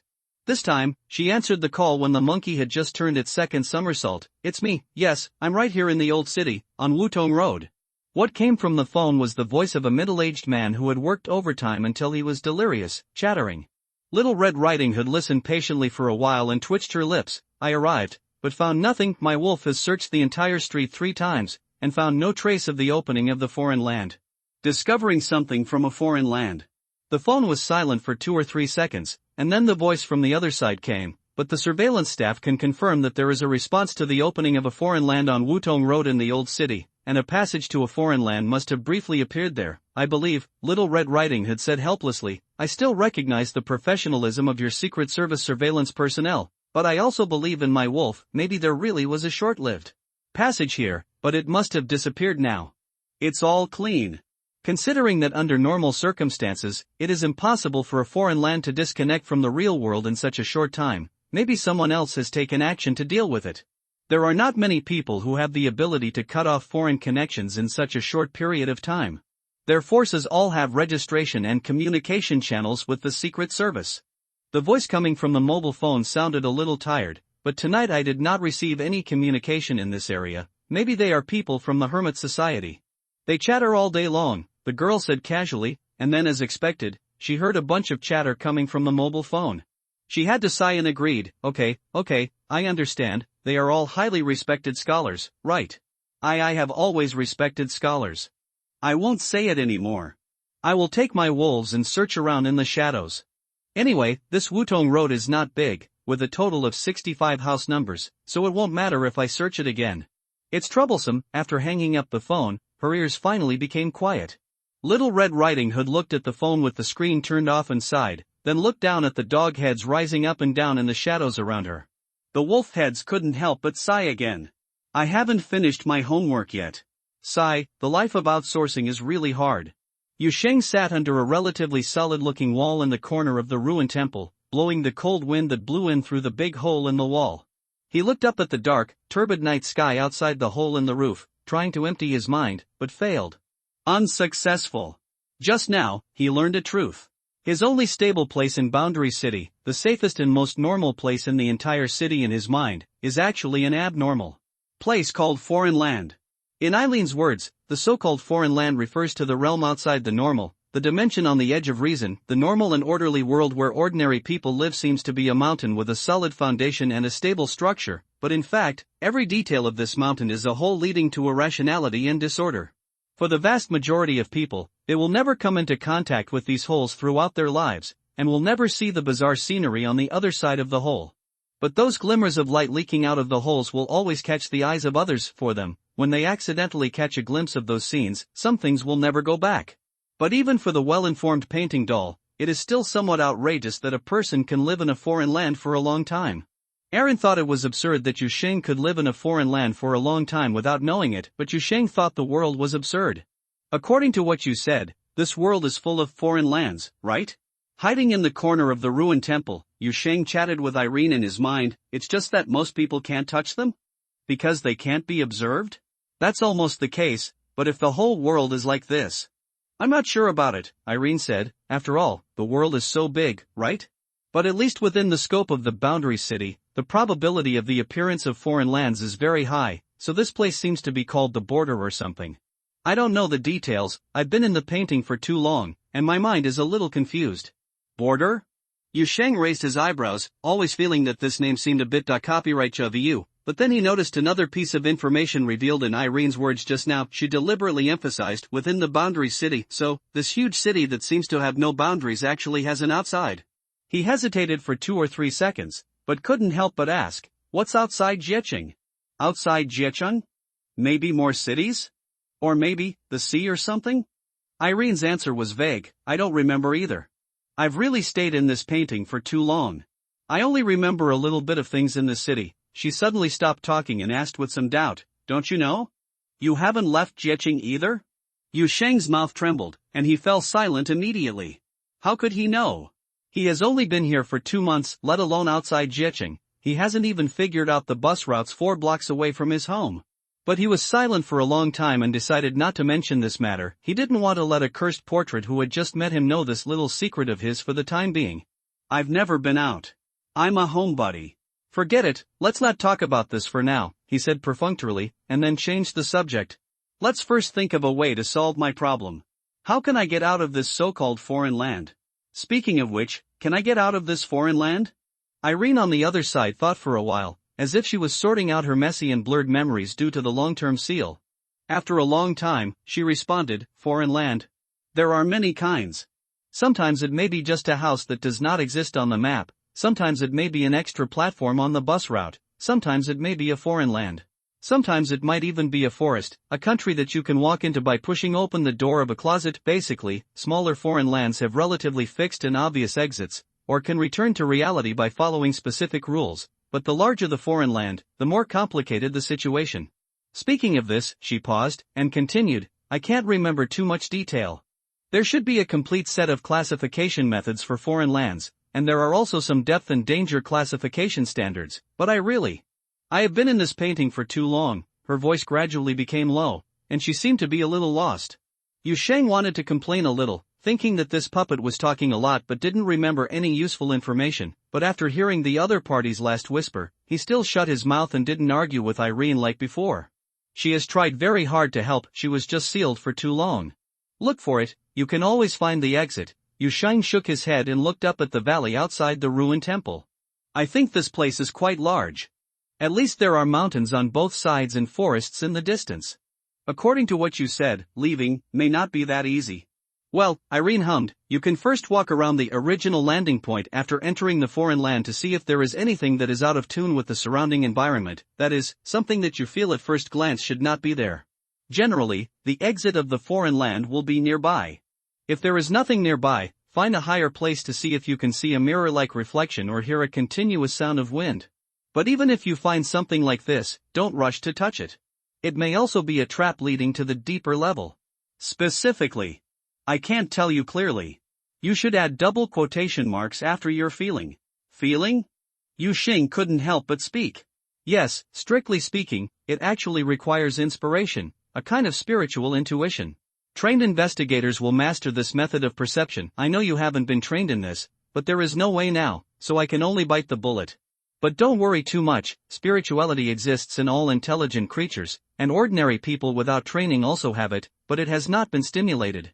If you look carefully, you will feel the warnings and omens that come from your own nature. If you really encounter something that you can't judge, tell me, I try to help. Yusheng agreed, slowly walked out of the corner where he was hiding, and walked cautiously towards the gate of the ruined temple. The disturbing voyeurism and hunger still surrounded him, and even seemed to have permeated the surrounding air and become a part of the entire valley, but he still walked out. Because from the information provided by Irene, he must find an exit as soon as possible to leave this place. Waiting in the corner will not cause a door to open in front of him. At the same time, probably to relieve the tension in his heart, he was still chatting with Irene. You said that the place where I have been living is a foreign land. How did you judge it? I don't think there is anything wrong with my home, I can feel it, Irene replied. It's the kind of inspiration I mentioned. I can clearly feel that there is something wrong with this building. Of course, it does look normal on the surface. I don't know what's going on. Feeling again, Yusheng shook his head. Then according to you, every day when I go home and walk in, I walk into a foreign land, and when I open the door and go out, I leave the foreign land? Then my home is really a good foreign land where people and animals can come and go freely and harmless. After 2 or 3 seconds, Irene said faintly, opening the door and going out may not necessarily lead to where you want to go, right? Yusheng's expression stiffened for a moment, and he recalled why he was so unlucky to be trapped in this place. He seemed to know what was wrong with his home. Thinking of this, he actually lived in that big house for 2 months in peace and stability, which was a miracle in itself. As he spoke, he had returned to the open space in front of the ruined temple, which was the landing point when he first entered this foreign land. I didn't find anything here. Yusheng carefully checked around the open space and confirmed that he didn't find the discordant key items described by Irene. It seems that it's not that easy. Yeah, it's expected, Irene sighed. Then try to walk out first, but remember, don't touch anything that glows or suddenly moves in front of you. In addition, if you don't have to, don't eat or drink anything in the foreign land. I know. Wouldn't it be better to wait until daytime to search? Yusheng said, looking up at the sky above that seemed to be always covered with a layer of turbid curtains. It always feels gloomy when you are outdoors at night. Foreign lands are often counterintuitive. Daytime may not necessarily be safer, and even, there may not be daytime, Irene said immediately. I still suggest that you find the exit as soon as possible. If you delay for a long time, maybe something will change on your side. Yusheng pouted and could only walk further away helplessly. And just as he stepped out of the ruined temple, he heard a voice in his ear. At first, it seemed to be just a faint and vague breathing sound. Yusheng subconsciously looked in the direction of the sound, and just happened to see a whiteness slowly dissipating in the air, as if an invisible giant beast had just exhaled a breath of foul air. He heard the sound, so the beast's breathing was generated. He saw the white mist, so the existence of the beast began to be confirmed. A black shadow emerged in the air, a shadow that was almost 3 times the size of Yusheng, slowly taking shape in front of him, accompanied by heavy breathing sounds. Now, he saw the outline of the beast existed. Yusheng's heart tightened instantly, and a great sense of crisis crushed him head and face, which was heavier than the oppression brought to him by the frog in the rain. And at the moment when he felt his heart tightening, the black shadow solidified. It was something Yusheng had never seen before. A bear? A lion? An eagle? Or a tiger and a snake? Countless hideous, bizarre, and ambiguous limbs piled up on the huge and ugly meatball, as if many beasts were melted alive in a big pot, and then mixed into a ball and ran out of it. This disgusting and terrifying thing used its swollen limbs of different sizes and shapes to support its huge body and looked down at Yusheng, and in its randomly stacked eyes, it was filled with hunger. Yusheng slowly raised his head and met the eyes of the beast. The beast pounced down without hesitation. At the critical moment, Yusheng suddenly lowered his body and escaped from one of the beast's bloody mouths in a thrilling way. Then he fell into its other huge mouth. The sharp teeth closed fiercely, and half of Yusheng's body was torn apart in an instant. However, at this moment, the severe pain seemed to have turned into a distant numb illusion. He felt that everything in front of him slowed down. He saw the snake-like limbs extending from the back of the giant beast, and another huge mouth biting him, tearing the remaining part below his chest. He saw his heart again. The heart was beating slowly, and then disappeared deep in the snake's mouth. Fuck you! Yusheng finally squeezed out a curse from his throat. He knew that he seemed to be dying again, but he felt that he couldn't just let it go. When the last bit of muscle in his body could still contract, He turned his head with all his strength and bit the side of him. He didn't know which part of the giant beast this was, and he didn't know what the bite was for. He just knew that he bit the other party. At least a piece of meat was torn off before dying. Yu Sheng used up all his strength at this moment. He bit the beast fiercely, and the beast bit him back. Blood and flesh, claws and teeth, food and diners. Before his mind completely fell into darkness, Yu Sheng squeezed out one last thought in his mind. He whispered to Irene, who was far away, "Irene, nothing else, I'll hang up first."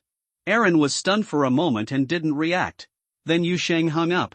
When death came at the last second, Yu Sheng felt boundless, extremely heavy, and as solid as some kind of viscous liquid, darkness. He felt that his consciousness was dissipating rapidly. He knew that the body used to support this consciousness quickly lost its vitality due to the tragic injuries. As the physiological functions stopped, the thoughts carried by the body also sank and dissipated. This was natural. Reason. However, at the edge of consciousness dissipating, a force, or a strong thought, a strange persistence, seemed to tightly bind Yu Sheng's mind. He vaguely remembered the bird that devoured his heart. The frog remembered his last resurrection. What happened? What happened to yourself? Why are you alive? These questions turned into obsessions, making his consciousness cling to the edge of endless darkness. Even if it was teetering, it never completely sank. He really wanted to know what happened, and what happened to him after his death. Come back? The darkness rolled over, and the sticky texture gradually became cold and rough. He felt as if he was being covered in a thick layer of soil, and his soul gradually became breathless under the weight. But suddenly, this heavy pressure disappeared again.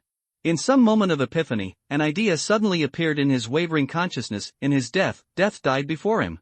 Yu Sheng's death died, so the dead Yu Sheng once again returned from the boundless darkness towards the kingdom of the living. He felt that his body suddenly became lighter, and began to accelerate away from the endless darkness. In the process, he vaguely saw something on the dark surface, and he seemed to be passing quickly from a certain surface, but he didn't have time to see the scene clearly, so he suddenly opened his eyes. The cold night wind blew through the big hole in the wall. Outside the half-collapsed roof was a chaotic and dirty sky.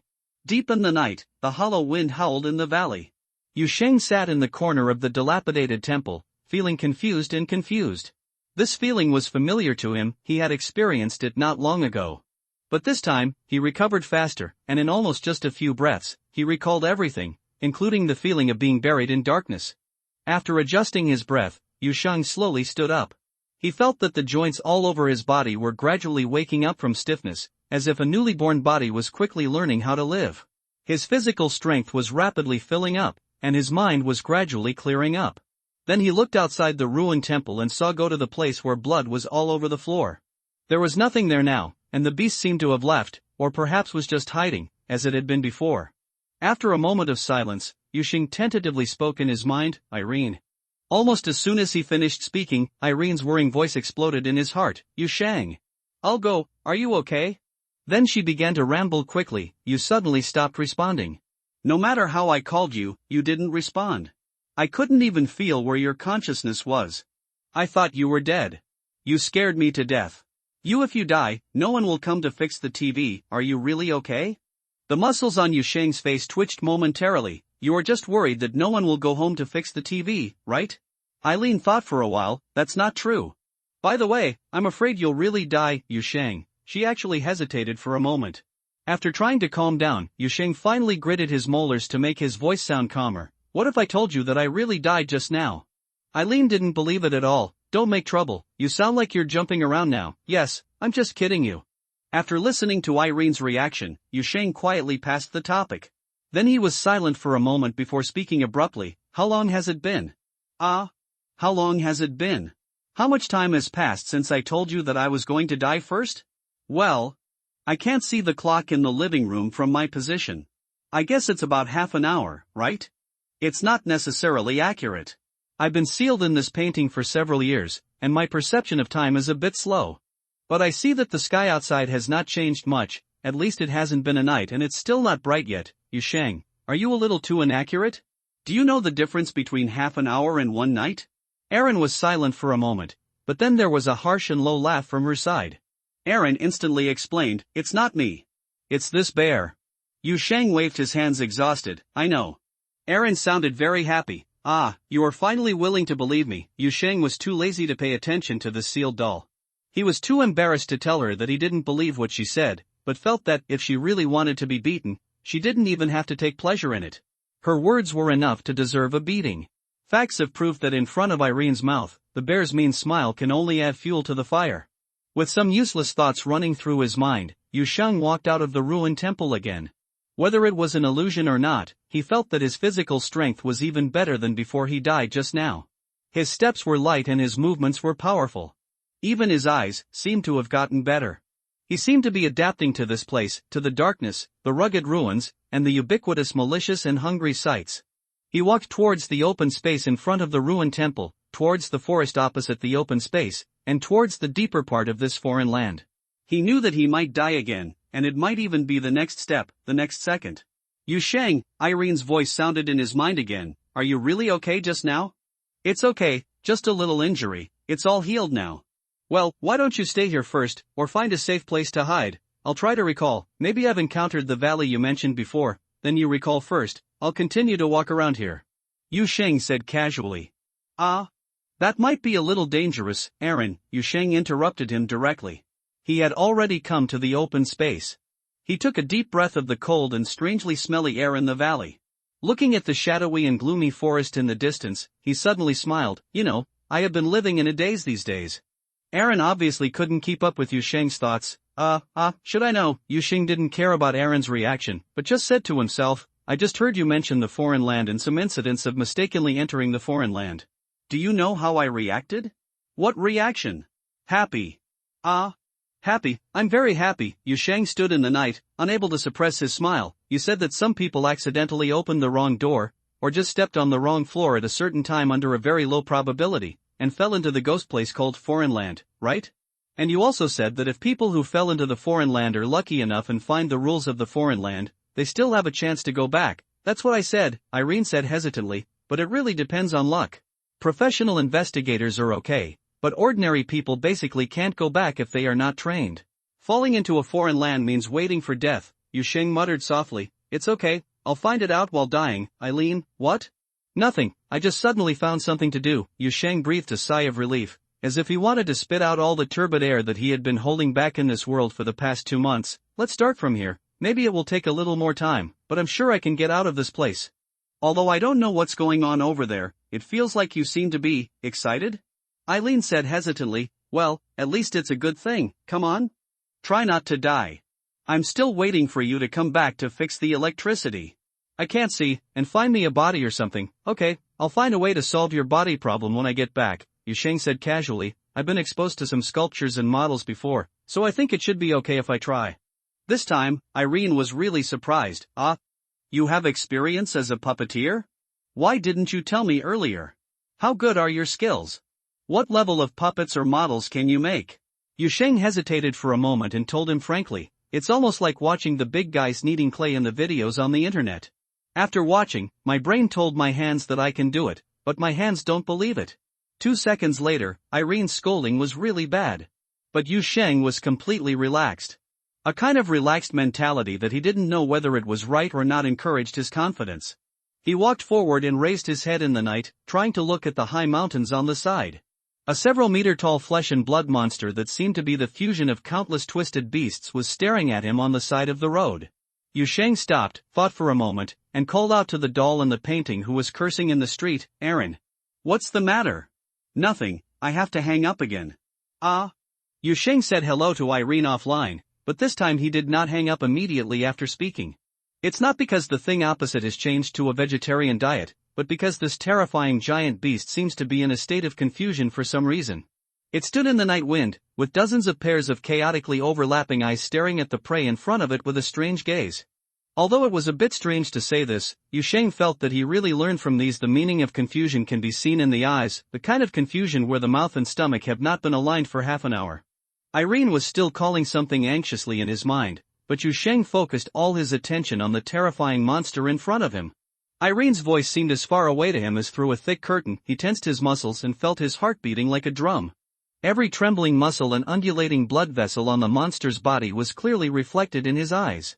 Although he had made certain preparations when he was resurrected from the ruined temple, Yu Shang still felt huge tension when he encountered the pressure of death again. The only thing that was different from last time was that the fear mixed with the tension had greatly diminished, and was replaced by some kind of excitement that was unfamiliar to him. Then, he suddenly felt something. It was the contraction of muscles, the gathering of dirty and thick blood, hunger surging in his heart, and the order to eat came from his chaotic mind. In this extremely short moment, the warning signs in his heart rose sharply, and the outline of the warning sign was accurately outlined. The monster is about to attack, from the left, but it is just a feint attack. The real killing move is a snake tail with barbs and sharp edges that will be thrown from the back. The monster swooped over, a bloody mouth suddenly split from the end of one of its limbs and bit Yu Shang's left body, but before it jumped up, Yu Shang had already reacted, nothing too much. Thinking, he directly followed the prompts in his heart and suddenly turned sideways, and then quickly pounced forward, so fast that even he himself did not believe it. He noticed that his previously sprained waist had completely recovered at some point, as if his body had been in incredibly good condition since his resurrection. The giant beast jumped in the air, and the snake's tail that attacked at a tricky angle could only barely sweep across the prey's back. Yu Shang felt the wind pressure coming from behind him, and the feeling of passing from the edge of death made his hair stand on end, but compared to this terrifying feeling, he felt more disbelief. Did he actually escape? What happened just now? But he didn't have time to think about it, because the next sense of crisis came from behind him again, and this time he didn't have enough time to dodge. He only had time to stand up in embarrassment after landing, and saw a sharp claw covering his head and face. The ground fell towards him. In desperation, he could only instinctively raise his hand and use his weak human arms to block the sharp claws that were almost like falling from a meteorite. There was a loud bang, and the air stirred up and dispersed grass clippings and dust for several meters. Severe pain spread throughout his body. Yu Shang felt as if more than a dozen bones in his body had been broken at once. He groaned. Before taking a breath, he took 2 steps back, but he blocked it. He actually blocked the blow just now. Yu Shang looked at his hands in shock. He saw that his left hand was at an abnormal and distorted angle. It was obvious that the bones had been broken. However, the pain was fading at an alarming speed, and the twisted bones seemed to be slowing down. Recovery. He still clearly remembered the first time the monster attacked him, and the true power of the monster. Every inch of muscle on that thing could easily crush a human body, and Yu Shang believed 100% that when the monster attacked with all its strength, when it hits, it's impossible for him to block it. No matter how many bones he breaks, it's impossible. But the monster obviously wouldn't give him much time to think. After landing, he only adjusted for a second or two before the hungry beast let out a chaotic and angry roar and once again pounced on the annoying prey in front of him. The strong wind hit him like a bone, and the flying monster was like a hill falling from the sky. Yu Shang reacted in advance again. He rolled to the side without any image, and then stood up and jumped to avoid a mountain and cracking stone. He flicked his tail, but the next second, he still had not yet gained a firm footing. Yu Shang was swept to the ground by the retracted tail. Immediately afterwards, the giant beast split directly from the middle of its body, and a disgusting, squirming long tongue that seemed to touch the wrist shot out in the night. Yu, who lost his balance, was entangled in life and death and dragged back violently. Yu Shang held up his hands hard to prevent himself from being strangled by the long tongue, at least not so quickly. He watched helplessly as he was dragged in front of the monster, whose body was torn from the middle. A big hole was opened, and countless fangs and sharp teeth were undulating and rubbing in the big hole, like a huge hungry mouth. The moment he was about to be dragged into the huge mouth, Yu Shang kicked his feet suddenly, the rocks under his feet cracked, and the huge recoil force even dragged the monster to stagger. Yu Shang didn't even bother to think about why he had so much strength. Taking advantage of this momentary opportunity to breathe, he almost used up all his strength, roared and broke the long tongue that was wrapped around him, and then started to break away from him. He picked up a sharp piece of gravel from the ground and pounced on a cloudy eyeball beside the monster that was trembling crazily. The long tongue broke, and the monster let out a frightening roar. Blood sprayed out from the middle of its body. It staggered, trying to regain its balance, and dozens of pairs of eyes stared at the prey in front of it with madness and hunger. It smells so good, it smells so good. The smell of blood is entering the nostrils, stimulating the hungry man's nerves, and stimulating some kind of instinct that has been dormant for a long time. It smells really good.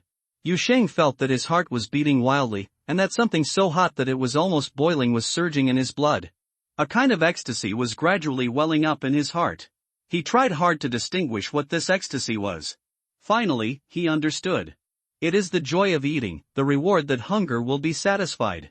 That giant beast, that pile of flesh and blood, that chaotic and corrupted spirit, that excellent meat. The sharp gravel was gradually crushed into powder in his hands. He breathed heavily and felt everything around him slow down. He pounced on the monster, and the monster pounced on him, and the food embraced the food. In a trance, he actually felt as if he had never eaten in the past 20 years, or at least not eaten real food. He hugged the ferocious limbs on the side of the monster, and the monster hugged him with even more amazing power until it broke every bone in his body. But Yu Sheng didn't seem to feel anything. He had already bitten the monster's flesh and blood. Unlike last time, it was an angry and desperate last counterattack before death. He now had a new mentality: he will not die, he will come back. This monster can kill him once, twice, or countless times, but he will always come back. And every time, he would know better than the last time how to deal with this monster. This may take a long time. But he will enjoy this good piece of meat bit by bit. A dozen eyes on the monster's side were trembling crazily. Some of them seemed to feel something, and finally slowly focused on Yu Sheng. A huge mouthful of sharp teeth had bitten Yu Sheng from the side, but a layer of fear seemed to gradually appear in those eyes. Yu Sheng felt that his body was being torn apart by the monster. He knew that he was still defeated this time. It was natural that he would die and be eaten by the monster. At least this time, he couldn't win. In any case, the time he persisted this time was far beyond expectations. He originally thought he would die on the spot if he came face to face with it, but he didn't expect that he would have to fight with this monster. Irene, Yu Sheng tried to call out from the bottom of his heart before his consciousness sank into darkness. Irene's voice sounded almost immediately: Yu Sheng. Yu Sheng, are you okay? I kept calling you just now and you ignored me. It's okay, I just told you too early, now I'm going to die. Then he ignored Irene's yelling and just waited quietly for death to come. However, just before the heavy darkness fell, he suddenly heard a voice coming from nearby, a clear voice that really existed in the valley. Don't be afraid. I'm here to save you. Yu Sheng's consciousness was already very unconscious, but at this moment, he suddenly became clear for a moment, and a thunderous impact exploded into his mind. Anyone? Is there anyone in this place? He opened his eyelids with difficulty, looked in the direction of the sound, and saw a figure rushing towards him from a distance. He vaguely saw that it seemed to be a girl in tattered clothes, but the next second, he saw another silhouette flying behind the girl in the night. What is that? Is it the tail? Fox? People? No, a subsonic headbutt. Yu Sheng saw in despair that the figure who was shouting to save him was accelerating twice in the air like an extended-range cannonball. He lowered his head and rushed towards him, while the monster that was biting him turned its body sideways. It was probably intentional, so he became the target that the figure bumped into. Foxy, he only had time to squeeze out 2 syllables through his teeth. The girl who rushed over didn't even see what was happening in front of her. The subsonic headbutt hit Yu Sheng's chest, and then he lost his chest. It was gone from the neck down. It's like evaporating. Girl, you have headed up. Then, Yu Sheng was saved from death. Ah, familiar darkness, familiar pressure, and familiar feeling of sinking consciousness. Yu Sheng's thoughts floated in the depths of chaos and darkness. Along with the pressure coming from all directions, there was also a sense of helplessness and exhaustion. He thought that there might be many twists and turns before he left that foreign land, and even thought that he might have to die more than once, but he guessed the beginning and the end, but not the process. While floating and sinking in the darkness, he couldn't help but recall the last scene he saw before he lost consciousness, and recalled the golden red pupils that caught his eyes in that blurry moment, those gorgeous foxtails that bloomed in the night. And that subsonic headbutt. So, who was the girl who hit him to death with her head? Where did she come from? And why did she appear in this foreign land? In addition, what happened to him when he was fighting that monster? That sudden increase in strength, agility, and Taiwanese novel website a smoke s a superscript 3 degree s. s that hunger impulse. What on earth happened to me? Yu Sheng felt that his chaotic thoughts were swirling in his mind like a vortex, and without the restraint of the flesh, these uncontrolled thoughts even constantly transformed into various bizarre illusions in front of his eyes, and the illusions were mixed with many memories that emerged from the depths. He saw the monster made up of countless limbs, and the headbutt girl with a fox tail and ears that suddenly appeared, but the next second, he saw another royal painting, in which Irene. In the painting fell to pieces around the seat, with spiderweb-like silk threads connecting the limbs of the puppet, and a strange shadow standing vaguely in the depths of the picture. Suddenly, Irene disappeared again, and a new picture emerged from the depths of Yu Sheng's memory: crimson clouds and sky, sunlight flowing like water, soaking the familiar old streets and alleys. Oh, that was where Yu Sheng was born and raised, the familiar Jiaqing, an inconspicuous coastal city. He had been away from there for 2 months. But for some reason, when the images from the depths of his memory emerged, he felt that they seemed to be images from a long, long time ago, even so long ago that they seemed to be the memories of another person, coldly presented in front of him. All the images disappeared, and in the end only gentle darkness enveloped the surroundings. Yu Sheng felt that his mind was slightly awake, and after a moment of hesitation, he tried to call in his heart, Eileen. There was no response in the darkness. It seemed that in his death state, the connection with Eileen would be cut off.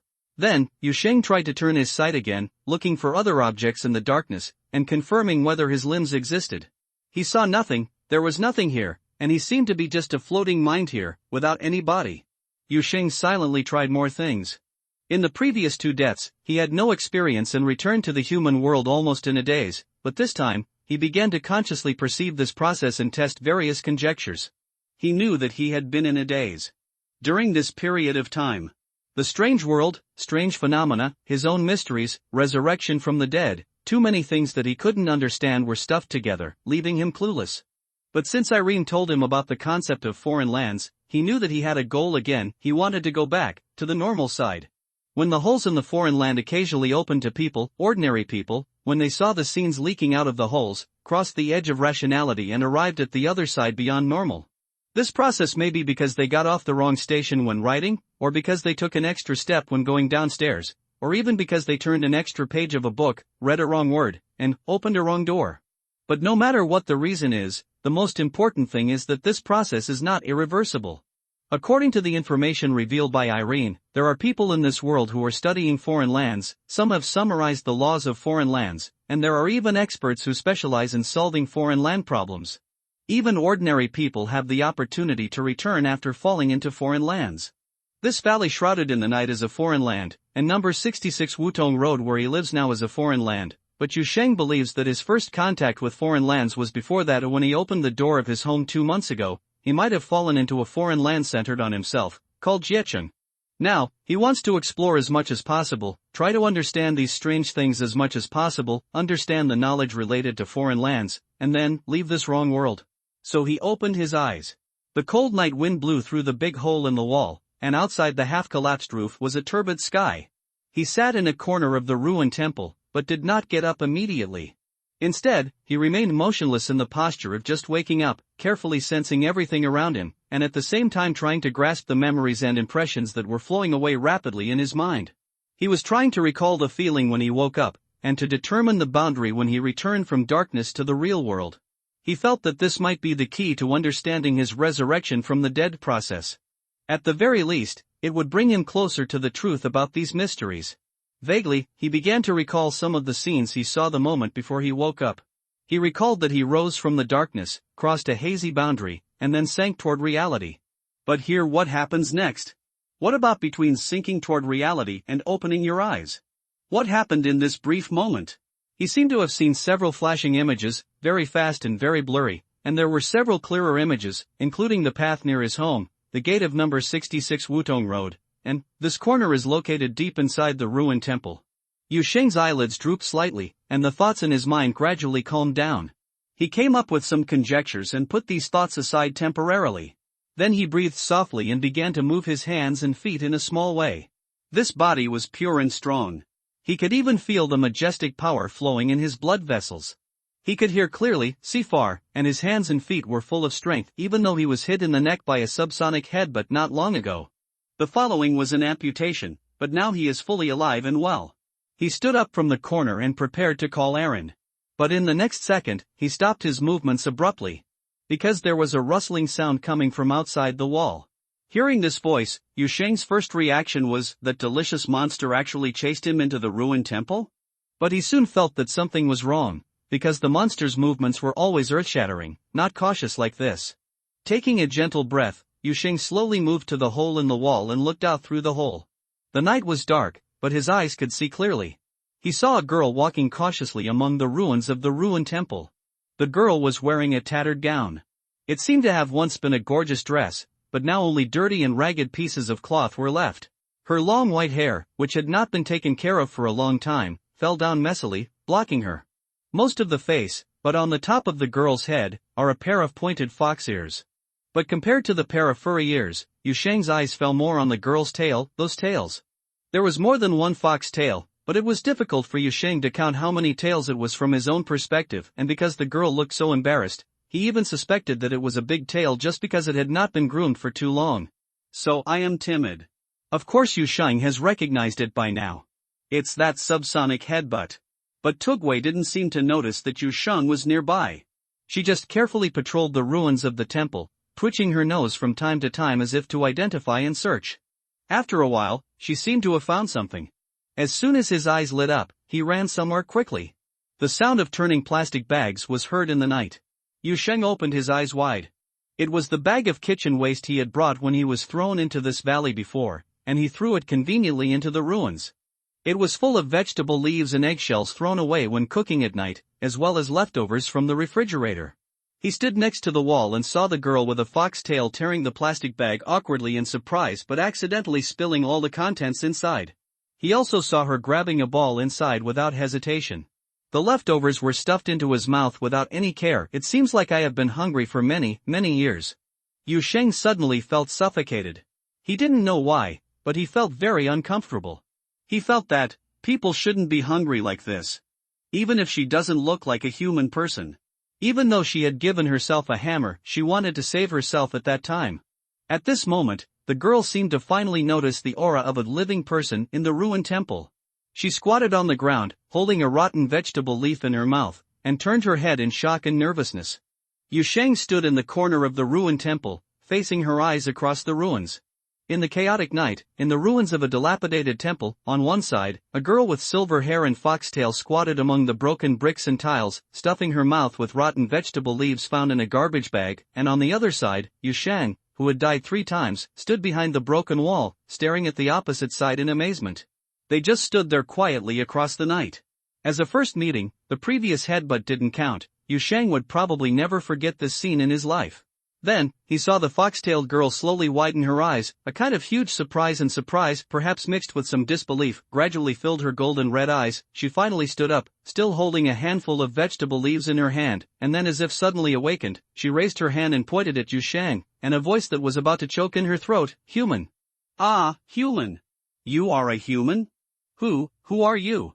Where are you from?" Yu Sheng had already thought of the opening remarks, including how to introduce himself and how to ask the girl about the situation, and also to show that he was broad-minded and didn't care about the previous good, but as soon as the other party opened his mouth, he was stunned, and forgot most of the words he had thought of in his mind.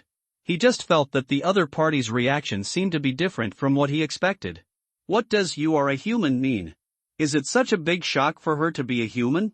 Has she never seen a human, or has she not seen a human for too long? And more importantly, I don't know if it's an illusion or a misunderstanding, but Yu Sheng always feels that the other party's reaction is as if she saw him for the first time, but this girl had clearly seen him before when he was fighting with the monster. Of course, the way they met at that time might be more unique. Yu Sheng's overall outline should be very different from now after the headbutt, but if nothing else, at least his face should not have changed much before and after. Even if the girl didn't carefully check the crime scene after the collision, she should at least have some impression of the dead soul under her head, instead of like this, as if she saw the stranger in front of her for the first time. "We have met once." Yu Sheng held it in for 2 or 3 seconds, and finally couldn't help but speak. "Just now, in the open space outside, you said you came to save me. Forgot?" The fox girl opposite tilted her head, as if she really didn't know what Yu Sheng was talking about, but soon her attention shifted to other places. She pointed at the bag of kitchen garbage on the ground. Her eyes seemed to be shining in the night. "Is this your stuff?" There was a strange pause when she spoke, as if she hadn't communicated with anyone for too long, so that every word had to be rethought and recalled before she could say it. Yu Sheng's tone was strange.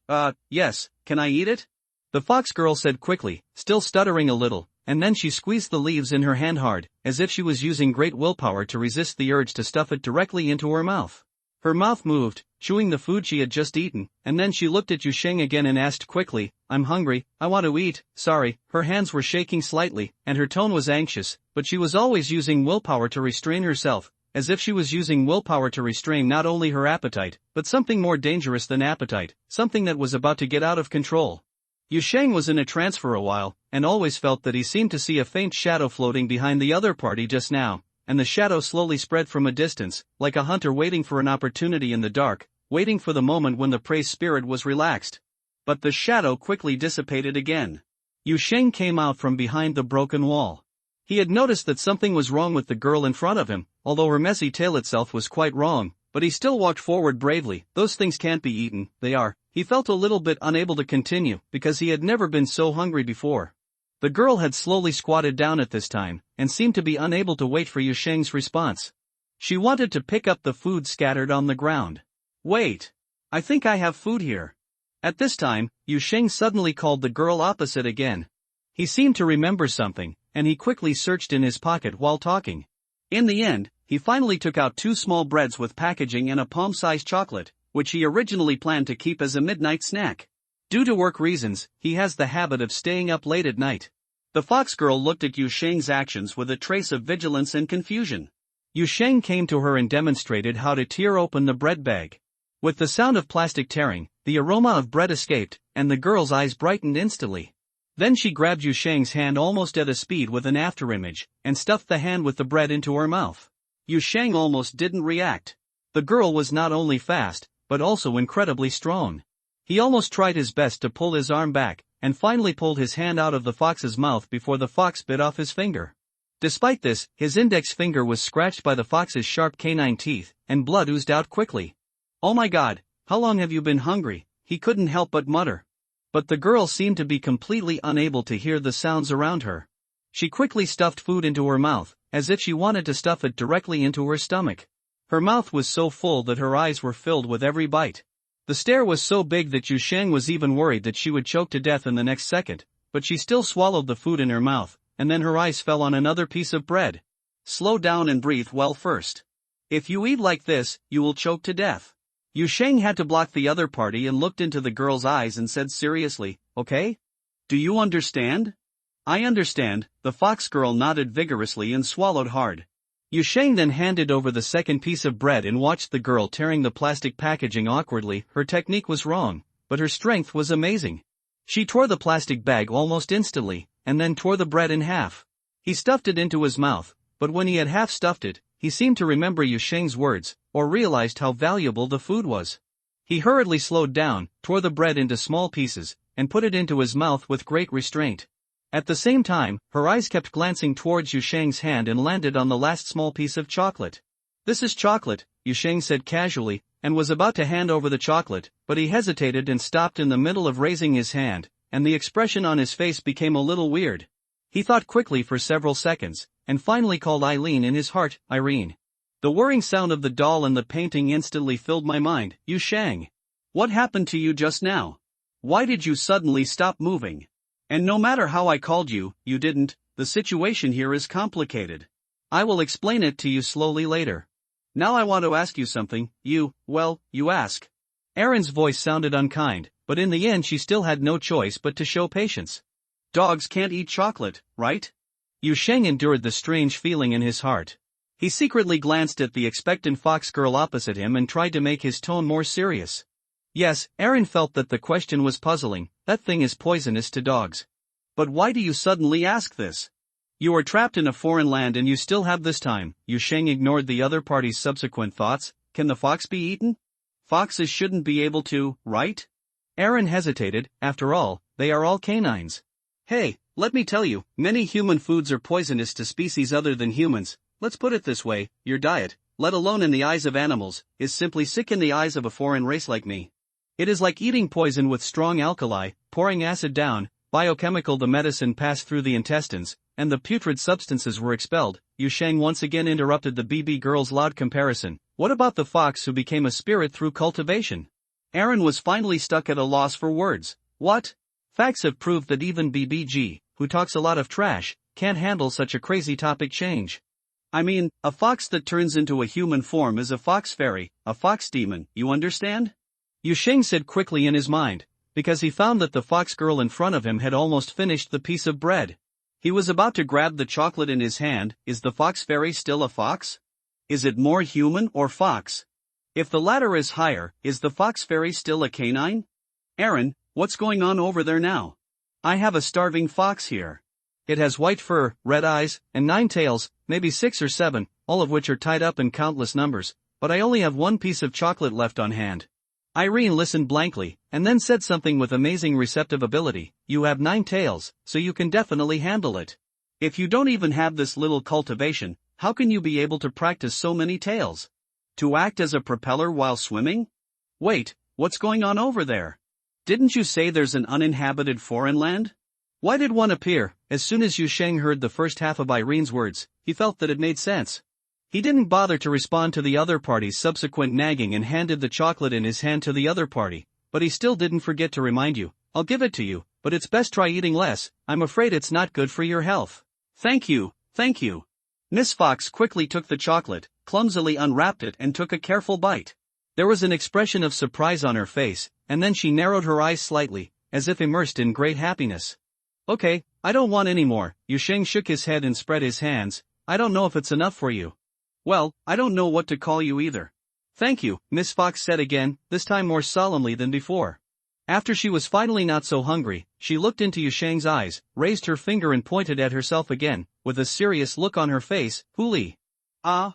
Yu Sheng didn't react for a while. Hulu, the fox girl pointed at herself and smiled slowly. I have a name. When he heard the other party say the pronunciation of his name, Yu Sheng's first reaction was that this girl was so upright. Why did she just take Fox as her own name? After asking him several times, he finally understood what the other party said. It's a beaver, not a fox. Her name was Huli, a strange name, but quite fitting for the pile of tails.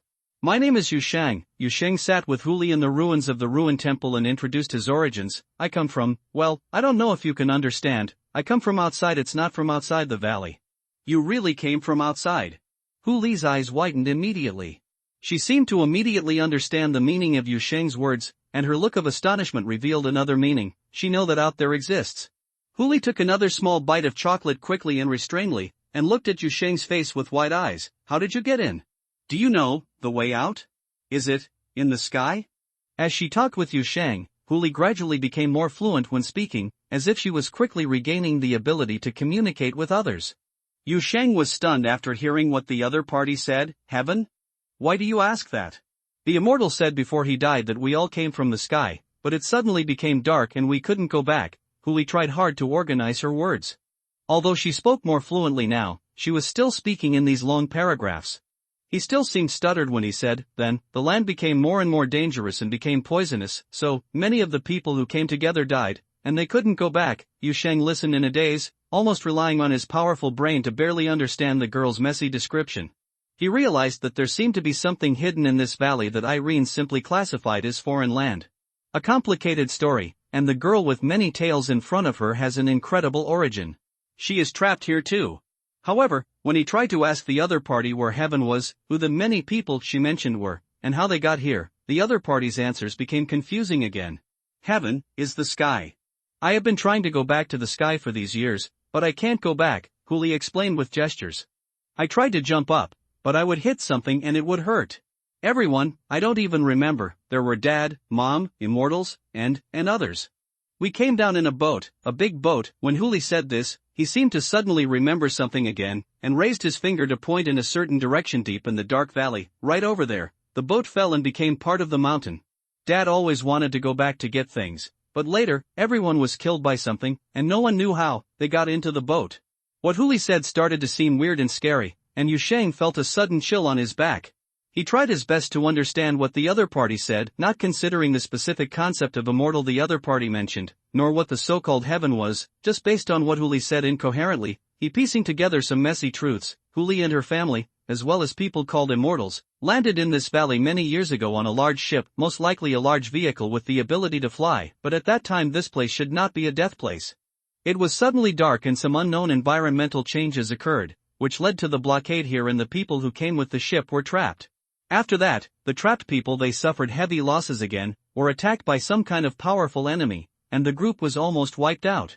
The process was extremely cruel, and the result was that the only survivor was Huli himself. But Yu Sheng knew that these were just stories that he had pieced together through his powerful brain-filling ability. Huli's words were confusing, and there were obvious gaps in many memories, as well as confusing perceptions based on her own perspective. What was the real truth? I'm afraid even she herself can't understand and recall it. This girl's thinking is already very wrong. How long have you been trapped here? He couldn't help but ask. I don't know, anyway, it's been a long time. Huli slowly shook his head and carefully held half a piece of chocolate in his hand. There's always, nothing changes here. I don't know how to count the days. When I'm hungry, I'll. Passed out, then woke up and it seemed like a long time had passed. Yusheng couldn't help but slowly frowned. He looked at Huli's tattered clothes and thought about the messy experiences the other party had told. He realized that she might have been trapped here for far longer than he imagined, that is at least in years. How did you survive all these years? He frowned and asked subconsciously, what do you eat? Just rummaging through garbage in a ruined temple? But there seems to be nothing edible here. No, there's nothing to eat. Huli shook his head again. In the forest, there are occasionally fruits, but they are poisonous. If you eat them, you will faint. Except for water, most things here are poisonous, so most of the time, you will be hungry. When Huli said this, he slowly laughed again, pointed at himself, and seemed to be a little proud. You monster, he is very powerful. He will never die of hunger, but it is uncomfortable, the feeling of being hungry. She seemed to recall a very bad memory, the smile on her face wrinkled, and then she got up and ran quickly not far away, and picked up the bag of kitchen garbage from among the broken bricks and tiles, just like he held the bag of leftovers in his arms like a baby. You can still eat it, she said to the students seriously. Yusheng opened his mouth, but didn't know what to say. He hoped that he could take out mountains of food now, or even open a door to return to the living world, but he couldn't save himself now. My benefactor, Huli suddenly spoke again. Yusheng was stunned and didn't react for a moment. What did you call me? My benefactor, Huli said again with a serious expression. My mother said that the person who helped me a lot was my benefactor. You gave me food. Yusheng waved his hand. This title is a bit strange. You should call me Yusheng. I'm used to it. Oh, okay, Huli muttered, blurring the title, then raised his finger to point at Yusheng's finger, and his face lowered. I'm sorry. Ah? Yusheng was startled for a moment, and then he noticed the wound on his finger again. It was bitten out of desperation when he gave Huwu some bread, but it had completely healed at some point, and now there was only some bloodstains left on the skin. Seeing this, he waved his hand indifferently. It's okay, don't worry about it, it's all a skin injury. However, Huli looked very worried. My dear friend, are you really okay? He was bitten by a monster. The wound is in the original source and cannot be healed.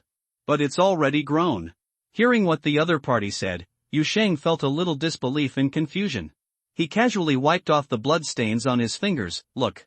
It's really grown. Huli looked at Yusheng's fingers in surprise. My benefactor, is he also an immortal? I'm not. I don't even know what you mean by immortal. According to my understanding, it means a person who has become an immortal through cultivation? Yusheng said casually, but why would a person who has become an immortal through cultivation be like, monster, together? According to what you just said, you seem to be a group of monsters, and you are following a fairy, right? But from the impression I got from various stories, the relationship between fairy and monster is not like this, right? Yusheng finally asked the question that had confused him since just now. Huli mentioned many nouns that he had only heard from stories before, and she herself had a lot of big tales that looked like they were thousands of years old. This string of information was gathered at the end, but it was an immortal who led a group of monsters around. Even after the flying boat crashed, the immortal united with the monsters to survive in the wilderness for a period of time. Although the survival attempt failed in the end, this was different from his relationship with the immortals and the monsters. The monster stereotype no longer fits. In novels, don't these two groups usually meet to chop dumpling fillings for each other? Huli obviously didn't understand what Yusheng's reaction was. Facing the question raised by the other party, she just tilted her head in confusion and tried to recall it before speaking uncertainly. Because, it's the tour guide Immortal. Yusheng. He felt like he heard something very evil. But he asked again and again several times, and finally confirmed that Huli did not remember or say anything wrong. That is a tour guide fairy, or in other words, that fairy is a tour guide. I don't know how long ago, the monsters and immortals who crashed in this forbidden land on the Immortal boat were a traveling group. Thanks to Shang, I have just imagined an 850,000-word fairy tale. By now made up for it. Don't ask why there is a monster tour group led by a fairy. Ask whether it is 99 yuan for 4 days of fun and no shopping. It is reasonable. Cheap tours are prone to problems. Yusheng sat in the night wind, letting the cold wind blow through the ruins of the temple and blow on his face. He feels that this world is very evil. I feel this way more and more. At this moment, he heard the fox girl next to him calling him softly. Benefactor, you can just call me Yusheng. Yusheng sighed helplessly. Why do you call me? Huli held his stomach and looked uncomfortable. My dear, my stomach hurts a little. Yu Sheng said a little dull, and then looked at the chocolate that had been eaten by the fox fairy. Can't even the fox fairy hold chocolate? Damn it! Don't eat it! Yu Sheng suddenly broke out in a cold sweat and reached out to grab the chocolate from Huli's hand. This thing is good for you. As a result, as soon as he stretched out his hand, Huli let out a low whine from her throat, as loud as a Tibetan mastiff. Then she stretched out her neck and nibbled on Yu Sheng's hand. Ouch! The next second, Yu Sheng's roar was louder than Huli's. Huli sat on the steps of the dilapidated temple with his head down, looking a little injured. Yu Sheng also sat on the steps of the dilapidated temple with his head down. He was really injured. The fox fairy bit him and tore off a large piece of skin and flesh. He knew that canines guard their food, but he didn't expect that the fox fairy would also make such a noise when guarding food. My benefactor, Huli at the side finally spoke. The white fox's movements seemed to be about to cry. I'm sorry, I couldn't help it. I hurt you again. Yes, you hurt me again, but the injury is much lighter than the first time we met. Yu Sheng sighed helplessly, looking at the blood on the corner of Huli's mouth, thinking that fortunately it was just a bite. When he first met this girl, the wound from the subsonic headbutt was much bigger than this, and it was an amputation below the neck. After hearing this, Huli just tilted her head in confusion. She obviously still couldn't remember what Yu Sheng meant by the first time we met. Yu Sheng had asked her several times in a roundabout way, and she had a similar reaction. Benefactor, what you said. Did we really meet outside the ruined temple before? You have no impression at all? Yu Sheng couldn't help but frown. I was fighting with a messy-looking thing at the time, and you rushed over and said you wanted to help, and then bang, my eyes went black, and when I woke up, I was here, and you were wandering outside. Huli narrowed her eyes, as if she was trying to recall something. After a moment, the pair of furry ears on her head slowly drooped down, as if the process of recalling was quite difficult. Yu Sheng lowered his head and glanced at the wound on his hand. The place bitten by Huli was healing, and at a speed visible to the naked eye, countless tiny buds grew between the torn flesh and blood, and the blood seemed to have an independent life, wriggling and wandering in the gap of the wound. He even felt that he could hear the tiny sound coming from the wound. That was the body tissue regenerating, the broken skin was sticking together, everything was returning to its perfect state. In a few minutes, he could not even feel the pain, and only a slight tingling remained around the wound. This was not normal. He knew that human wounds could not heal at this speed, but it was even more wrong to heal wounds faster than taking off resurrection from the dead. The changes in his body made him feel a little uneasy. Although these changes seemed to be good things at present, he was always worried that there were some unknown hidden dangers behind these changes, or costs. People will instinctively resist the unknown and loss of control. For Yu Sheng now, his own body is gradually becoming the biggest unknown in his heart. But at this moment, a strange feeling suddenly interrupted Yu Sheng's thoughts. He couldn't tell what that feeling was, he just felt like he heard some voices, or some thoughts that suddenly invaded his mind, some thoughts and memories that didn't belong to him. He felt a small area in his mind was uncontrollably agitated, and then, he felt that in that small agitated thought, there was another thought. Mama's gone, Dad is gone, uncles and aunts are gone, it's dark, poisonous, cold, scary. Hungry, very cold, very hungry, the fruit is poisonous. The bark can't be eaten, the leaves can't be eaten, the soil can't be eaten, the stones can't be eaten, can't eat anything, hungry, very hungry, very hungry. The overwhelming hunger that almost seemed to crush his mind swept through Yu Sheng's mind. Although it was just a wisp of external information that broke into his mind, he still had the illusion that his reason was completely devoured by the hunger. This frenzied thinking set off a roar in his mind, and when it finally gradually weakened, Yu Sheng resumed thinking little by little, and slowly looked up at Huli who was sitting next to him. The fox demon girl was slowly licking the corner of her mouth. Yu Sheng saw that his blood was like a life, wriggling on the tip of Huli's tongue, seeping into her skin, seeping into her teeth, seeping into her soul. Huli noticed the sight next to her. She licked the last bit of blood on her mouth, looked up at Yu Sheng, and showed a simple and harmless smile. However, Yu Sheng looked at her as if he was looking directly into her soul. He saw the part that was on the verge of madness, and saw the frantic hunger that began to surge and grow deep in that smile. She was hungry, she was still very hungry, hungrier than she looked, even hungrier than she felt. My benefactor, she looked at Yu Sheng's pocket carefully with a silly smile on her face. Do you still have food? I feel, my stomach doesn't hurt anymore, but I'm still a little hungry. Yu Sheng felt a little cold on his back. He seemed to have vaguely thought of something. At the same time, he was more curious about the process of reading information in his mind just now. Why, can I see Huli's thoughts and memories? He thought of the scene he had just seen, his blood quickly penetrated into the other person's skin. Is it because of this? At this moment, he noticed that the expression on Hu Li's face changed rapidly several times.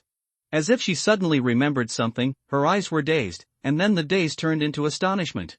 Hu Li slowly stood up from the steps and looked at Yu Sheng blankly, as if he was recognizing knowing the person in front of her. She shook her head suddenly and raised her hand to point at Yu Sheng in disbelief. My benefactor, you're not dead? Yu Sheng was startled. Hu Li raised her hand and pressed her forehead hard. Her body was swaying. The chaotic and conflicting memories made her already unstable mind shaky. Then, she finally began to recall those things that had disappeared from her memory. The truth, she recalled her first meeting with Yu Sheng, recalled her terrible miss at that time, recalled the appearance of her benefactor torn apart, recalled the warm blood of a living person, and then, that the blood gradually turned into nothingness, the remains disappeared, and Yu Sheng's death process disappeared from her memory. She slowly stood up, her golden red eyes filled with confusion, and murmured to herself, I remember, benefactor, we met just now, in the open space outside. I misgive it to you, but, she paused hesitantly, and the second half of her words turned into vague murmurs. Her muddled mind seemed to be taking over, causing her thinking to quickly fall into chaos. Yu Sheng blinked. Obviously, Hu Li remembered the first time she met him, and also recalled the subsonic headbutt. He didn't know how the other party suddenly recalled all this. Maybe it had something to do with him. Just now I suddenly saw that Hu Li's thinking was related to memory, but now is obviously not the time to delve into the cause of this matter. Hu Li's state was obviously not right. Her body was swaying again, as if she would lose stability in the next second. Yu Sheng subconsciously took half a step forward, but the other party's reaction at the next moment made him stop abruptly. Hu Li raised her head, her golden red eyes seemed to be filled with blood. She stared at Yu Sheng, whimpering and growling like a beast in her throat. She gradually bent down, and the messy tail behind her gradually unrolled. The fox tail spread and grew in the night, and the blue flame jumped and burned at the end of each tail. With a beast-like posture, she released the aura of a predator wantonly. The feeling of hunger was growing wildly in those blood-filled eyes. Through some vague connection, Yu Sheng even seemed to be able to hear the voice that kept echoing in the girl's heart, my benefactor, you smell so good. Yu Sheng swallowed hard and slowly took a small step back. At this moment, out of the corner of his eye, he finally noticed a certain shadow behind Hu Li. It was a huge shadow. It came from the darkness and got closer behind Hu Li. The fox demon's blue spirit fire swayed in the night. In the light of the fire, the shadow gradually showed its outline as if countless ferocious twists and turns the twisted beast limbs were randomly mixed together, and the several meter-high mass of flesh and blood had crisscrossed mouths, eyes and claws. Like the embodiment of hunger and prey, the monster made a low and vague urging behind the beaver. Roar! And amid those vague roars and urgings, Hu Li lowered her body, silver-white down covered her skin, her cheeks deformed, her sharp teeth grew, and her human features quickly receded, almost in the blink of an eye, that the girl who always smiled innocently disappeared. The huge silver-white demon fox stood in the night, and the blue fox tail fire reflected the ruins of the ruined temple in Yu Sheng's face. Yu Sheng heard a voice, with strong bewitchment and mind-piercing power, faintly coming, eat, and you won't be hungry anymore. Eat, let's eat together. You're hungry, eat. Yu Sheng initially thought that what he heard was the thoughts in Hu Li's heart, but he soon realized that it was actually the sound that Hu Li heard. The real source of the sound was the messy monster. It was urging the beaver to eat, and urging the demon fox girl to succumb to her hunger. Her tone was as if she was waiting for something she had cultivated for a long time to blossom and bear fruit. Yu Sheng wanted to remind Hu Li loudly not to be deceived by that voice, because he had vaguely guessed some truths, but before he spoke, he felt the terrifying force coming from the depths of Hu Li's mind, hunger. That hunger is enough to swallow up all reason and block out all external sounds. He could only smile bitterly and spread his hands in front of the demon fox. I'm telling you, your mouth and stomach won't be able to keep up with you in a while. You'll be embarrassed the next time we meet. After saying this, he seemed to have finished his last words. His heart sank and his face sank. He took a bow and lowered his waist in a military fist stance. Of course, Juntiquan can't beat the 9-tailed demon fox, it may also be 7 or 8 tails, but Juntiquan can make one die more decently. And what if? His physique was inexplicably much stronger, and Yu Sheng thought that maybe he could punch Hu Li on the nose before dying, causing her to be sore for a while. Such a boring thought flashed through his mind, and the next second, he felt a strong wind blowing towards his face, and the huge body of the silver-white demon fox suddenly rose into the air. The fierce wind pressure made Yu Sheng subconsciously close his eyes. The expected death did not come. Yu Sheng opened his eyes in confusion. He saw the silver-white fox turn its body in the air and pounce on the disgusting monster. She let out a roar that was almost like crying, and then opened her mouth to bite the monster. However, the next second, countless black horny spikes and black bone fragments burst out from the fox's body, piercing her body everywhere, piercing and nailing her in the air. Yu Sheng looked at this scene in astonishment, and saw the silver-white fox turn its head with difficulty in the air, and golden red blood flowed out from the wounds all over her body, steaming in the night sky. Benefactor, run, you smell so good. I'm not a monster yet, I'm so hungry, run. Run! All the sounds were mixed together, the frantic thoughts and the last rationality of the demon fox were fighting and tearing each other apart. Yu Sheng heard the painful whimper of Huli beside his ear, but more crazy and chaotic sounds roared in his mind. There was the demon fox's appetite that was on the verge of losing control, the hunger that was like a piercing heart, the temptation of chaos and darkness, and the shouts urging him to run away. Yu Sheng took a deep breath, crouched down and rushed to a gap between the demon fox and the monster, but he did not run away as Huli urged him to. Instead, he grabbed a broken bluestone slab from the ground and rushed to the side of the monster with it. Of course, he knew that he would probably not be able to beat this monster, but he knew that it was impossible to run away from here with human strength alone. In addition, there were ruins everywhere blocking the way. The only open exit leading to the outside of the ruined temple was blocked tightly by the huge body of the monster. In this case, running away recklessly would probably only kill him faster. It would be better to charge headfirst. You can't win by fighting, but since you are not afraid of death, you have a chance to gain some results before you die. If you can distract the monster by chance, maybe Huli can get out of the terrible bondage. She is still struggling to maintain her sanity. If there is a chance for her to get out of the trap, maybe there is a chance to fight back. All these thoughts passed in an instant. Yu Sheng knew that his thinking was not thorough, but he didn't care too much. With no choice, he could only be ruthless. This body once again burst out with a huge force that confused himself, smashing the heavy bluestone slab at the flesh and blood monster like a cannonball. The next second, he had no time to confirm the results of his attack. A huge warning sign emerged from the bottom of his heart. Yu Sheng saw the monster's counterattack a second in advance, and his body suddenly jumped to the side. A black shadow like a steel whip hit the place where he just stood. It was a snake tail that suddenly split off from the monster's body. In an instant, soil and rocks flew everywhere, and the solid bluestone and broken bricks and tiles were all turned into dust. Yu Sheng felt a strong impact in the air, and the broken stones hit him like bullets, and even made a sound like metal hitting stone. Yu Sheng didn't care about the pain on his body. After landing, he rolled quickly and avoided the pursuit of the snake tail. At the same time, the corner of his eye swept over the direction where Huli was. The silver-white demon fox struggled violently between countless black spikes and bone fragments.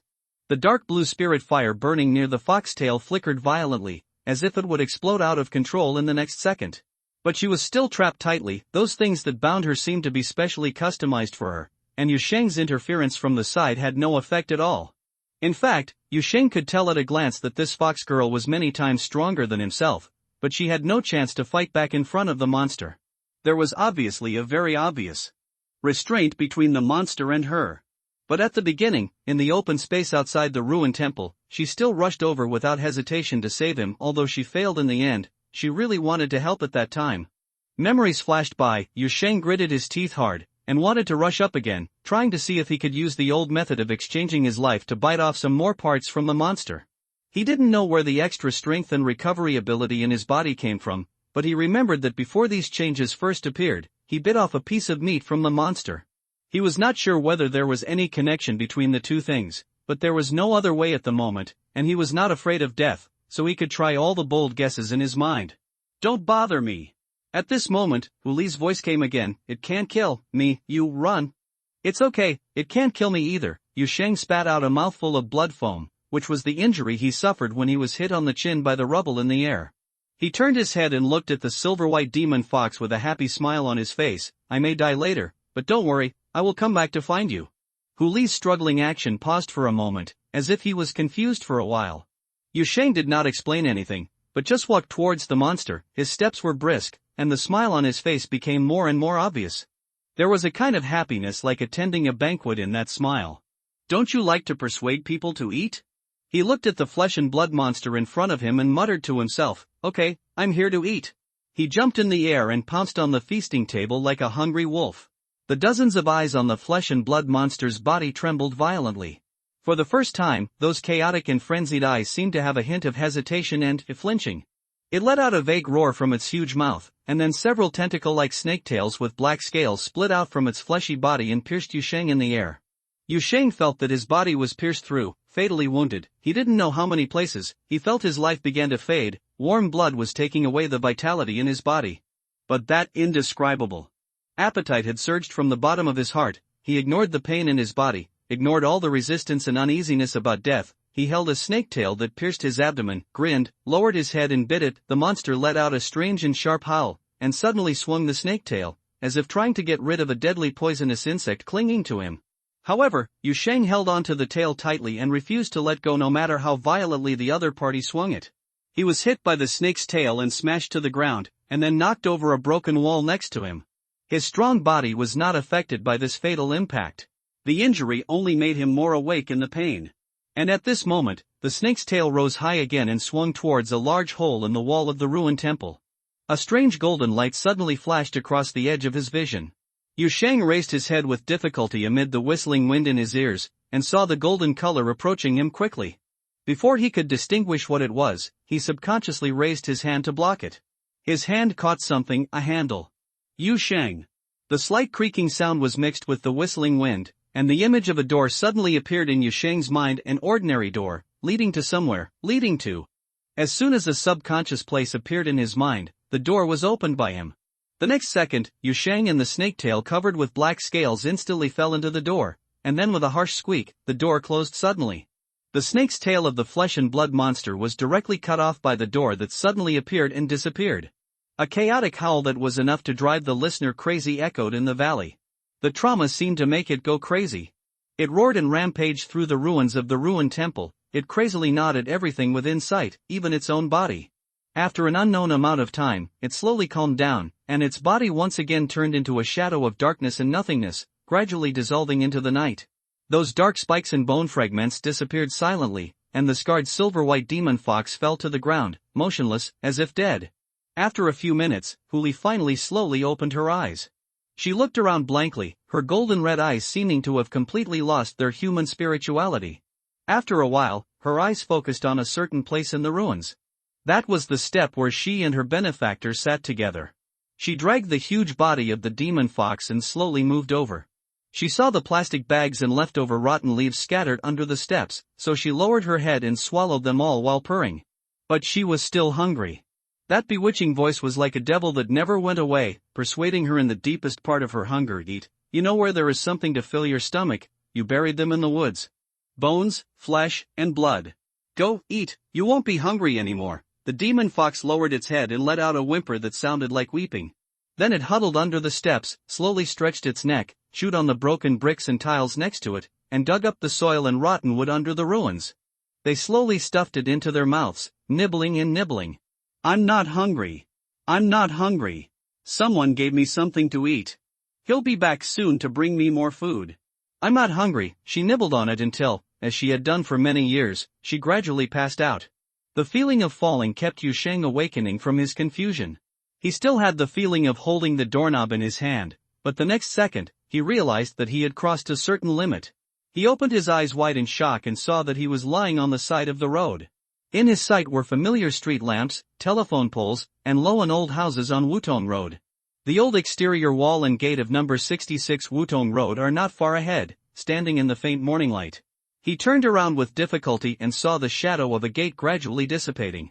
Deep in the shadow, he could still vaguely see the valley shrouded in night, the ruins of the ruined temple, and the white fox was struggling to move among the ruins. Yusheng tried to reach out to the white fox. The last remaining shadow dissipated before his fingertips touched it. I'm back to this strange boundary city. It was obvious that not long ago this place was a huge, weird, and unsettling weird city for him, but now when he saw those familiar street lamps and buildings, and saw the streets and sky with dim light in the morning, Yusheng felt a feeling in his heart. It was a missing feeling that even he found hard to believe. The experience of being trapped in that night valley made him feel like going home even when he returned to the boundary city. But the next second, the trance caused by the passage of life interrupted Yusheng's inner emotion. He lowered his head somewhat sluggishly and saw the bright red blood slowly spreading under his body. His body was pierced, and the horrific wound was enough to kill him in a short time. Even though this body's current recovery ability and vitality were very strong, he knew that he was about to die again. He was in this matter now. I use you very skillfully in Chinese. The culprit who caused this terrible wound was right next to him. The scaly tail cut from the monster fell out of the door along with Yu Shang. It seemed to still have some remaining vitality and even thinking. At this moment he was slowly squirming in a pool of blood, and was trying to squirm away from this place. Yu Shang even felt that this thing was moving away from him. This piece of meat was afraid of him. Yu Shang frowned and stood up from the ground with difficulty. He glanced at the door of his home not far away, then picked up the scaly severed tail that was slowly crawling next to him and struggled forward. As he walked, he was still muttering, "Didn't I say that everything will be fine if the protagonist escapes from a desperate situation? It's such a crappy setting that the map has settled the injuries and still retains them. It hurts so much." The continuous blood loss made him gradually blurred. The loss of physical strength made every step he took staggering and extremely difficult, as if he would fall down in the next second. In the last few steps, Yu Shang almost relied on his strength. Instinctively moving forward, he didn't know why he had to go home, maybe to say hello to Irene? Perhaps it was to avoid being discovered by people who went out early in the morning? Everything in front of him gradually fell into darkness, and the morning light was stained with a layer of dark red. In Yu Shang's mind, Huli's golden red eyes appeared. In the end, those eyes were filled with hungry blood, but there was still a residual. The last trace of humanity is difficult to maintain in the bloody depths. That fox. I don't know what happened to her. She said she wouldn't die, and I don't know if that's true. With many thoughts in Yu Shang's mind, he finally struggled to reach the door of his house. The door was unlocked. He pulled the door handle, pushed the door open, and then stepped in. He saw the dining room diagonally opposite the entrance door, and the oil painting still placed against the wall. Irene was looking up from the oil painting. She looked at the door in surprise, and then slowly opened her eyes. Yu Shang gave the other party a reflective smile. "Irene, I'm back." He knew that he was seriously injured. If it weren't for this body's amazing recovery ability and strength, he might have died outside the house right now. As soon as this idea came to his mind, Yu Shang felt that his vision was distorted, and his whole body slid down against the doorframe. The familiar weight of darkness came from all directions, and at the same time, Irene was frightened. Screams. Now he is dead in the house. With a slight sound of braking, 2 electric cars stopped deep in Wutong Road. 2 figures got out of the cars and looked at the old and quiet streets in front of them. One of them is a middle-aged man who looks calm and reliable. He is wearing a long brown coat. He is tall and strong, with a dark complexion and short black hair. An irregular scar near his neck makes his temperament a little more charming.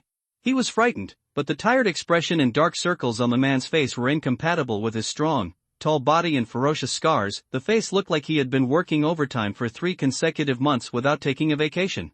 The other person is a young man who looks to be in his early 20s. He has the same short black hair, but is much thinner than the middle-aged man next to him. He has an ordinary appearance and is someone you would not immediately find in any crowd. He was so ordinary. He was wearing a black and blue jacket and trousers, and his expression looked a bit tight, with a nervousness and embarrassment as if he had just been on the job for a few days and was taken out of the field by his leader. The 2 rode their bikes to this quiet old city, observing the unremarkable buildings around them. Occasionally, residents living here passed by the intersection from a distance, but very few people looked at them. "This place doesn't look weird," the black-haired young man muttered. "Captain Song, are you sure this is here? There was a border alarm just now. The coordinates are indeed right here." The middle-aged man known as Captain Song nodded. "Although the signal disappeared in an instant, it can definitely be a foreign reaction. We both rushed so slowly that we couldn't catch up." The young man glanced at the battery car next to him and said hesitantly, "Should we drive here?" Captain Song glanced at him. "All the cars in the bureau have gone out to work, and the only one left is Su Jelly's 7-hand shabby car. Are you driving it? That thing may not be as fast as your battery car even if you press the accelerator to the bottom." The young man laughed dryly and changed the subject stiffly. "What, that person before, was codenamed Little Red Riding Hood, right? The one from the fairy tale organization? She didn't seem to find anything here?" "Well, nothing was found, so we can be sure that something is wrong here." Captain Song nodded slowly. "Little Red Riding Hood has done a lot of work for the Secret Service. I know her abilities. Her wolf she could smell even the faintest and smallest strange smell in the surrounding environment, but she searched this place all night and found nothing. The young man blinked and seemed to have no reaction. Nothing was found, don't you understand? Captain Song reminded again, it's too clean, too normal. There is no such clean land in the border area. Little Red Riding Hood's wolf is here. You can smell something strange everywhere in the city, even if the smell is very weak, but only here. From a mystical perspective, this whole street is as clean as if it were a vacuum. Hearing this, the young man finally woke up. The content he had trained in school finally matched up with the real situation. Either this place is really so clean, and there really is a pure land in the border area that is deeply parallel to the outside world. This is not impossible. After all, this is the border area, and all places in the world are maybe related to this place. Captain Song waved his hand and said a little tiredly, or, there is a big thing hidden in this place. That thing is constantly changing the environment of the entire land. Little Red Riding Hood's wolves are here. There's a border vacuum here. The already tense expression on the young man's face became visibly tense. I will not approve your transfer to the logistics department. Captain Song raised his eyelids and looked at him, nor will you be transferred to another team. I didn't say I wanted to run away. The young man waved his hand quickly. I was ready when I joined the team. I will definitely perform my duties with dedication and dedication. The conversation between the two was interrupted by the sudden ringing of a mobile phone. It was a burst of melodious music, a classic tune from a certain popular new show. The young man was stunned for a moment when he heard this, and looked at his leader with a strange look in his eyes. You look at that too? The middle-aged man known as Captain Song had a visible twitch on his face. He reluctantly took out his mobile phone from his pocket and muttered, my daughter must have changed it for me secretly. She has been watching this recently. The young man's expression changed subtly, and after holding it in for a long time, he still didn't say the words. Is it not good for junior high school students to see a bunch of lesbians playing in a band? Team Song answered the phone, listened to a few words in his ear and then said, yes, Li Lin and I have already arrived at the scene. It's the same as Little Red Riding Hood's previous investigation. This place is a bit clean. Please arrange it. You may have to set up a fixed monitoring point here. The specific personnel will be decided when I go back. Also, contact Fairy Tale to see if they can send someone over. This may be a long-term task. After hanging up the phone, Captain Song took a long breath and turned around to see a young man named Li Lin still looking at him. He was stunned for a moment and couldn't help but say, my daughter really changed it for me. I usually don't watch cartoons. Li Lin quickly coughed twice. Cough, I believe it. The two faced each other awkwardly for a while, and then tacitly chose to skip the topic. At this moment, Li Lin seemed to suddenly discover something. He frowned slightly and walked quickly to a corner not far away. Captain Song, come here and take a look at this. He lowered his head to check, then immediately raised his head and greeted. Captain Song walked over and looked in the direction of Li Lin's finger. A dark red stain appeared in the corner of the wall, which looked like dried blood. The area was very small and could easily be ignored from a distance. It was also shrinking at a speed visible to the naked eye. It didn't seep into the cement, but quickly disappeared into thin air. Blood? Captain Song immediately frowned, then quickly reacted and took out a plastic tube and a portable scraper from the pocket of his long coat. No, it's not blood, take a sample. Okay. Li Lin agreed, took the sampling tool and prepared to scrape off the remaining dark red bloodstains on the wall. However, just before the scraper in his hand touched the wall, the last small piece of red suddenly appeared. The ground made a hissing sound, and then disappeared completely. Li Lin looked at the empty corner in a daze, still holding the scraper for sampling in his hand, feeling so dazed that he seemed to have forgotten what he was doing. The middle-aged man known as Team Song, Captain Song Chang of the second team of the Secret Service, frowned tightly when he saw the bloodstain disappear. Something disappeared from his memory and thinking, but the remaining impressions remained. These impressions stimulated his spirituality and made him notice something was wrong. A chaotic glow appeared in Song Chang's eyes. He immediately controlled his mind and tried to solidify the last remaining impression in his heart to prevent it from disappearing along with certain memories. Years of professional training came into play at this moment. Li Lin, who was holding the scraper in his hand, raised his head after hesitation. Leader, I feel like I suddenly forgot what I was going to do. Was there something here just now? There is thinking interference. Song Chang reacted instantly and quickly reminded, check the depth here immediately. Hearing this, Li Lin put down the sampling tool in his hand without saying a word.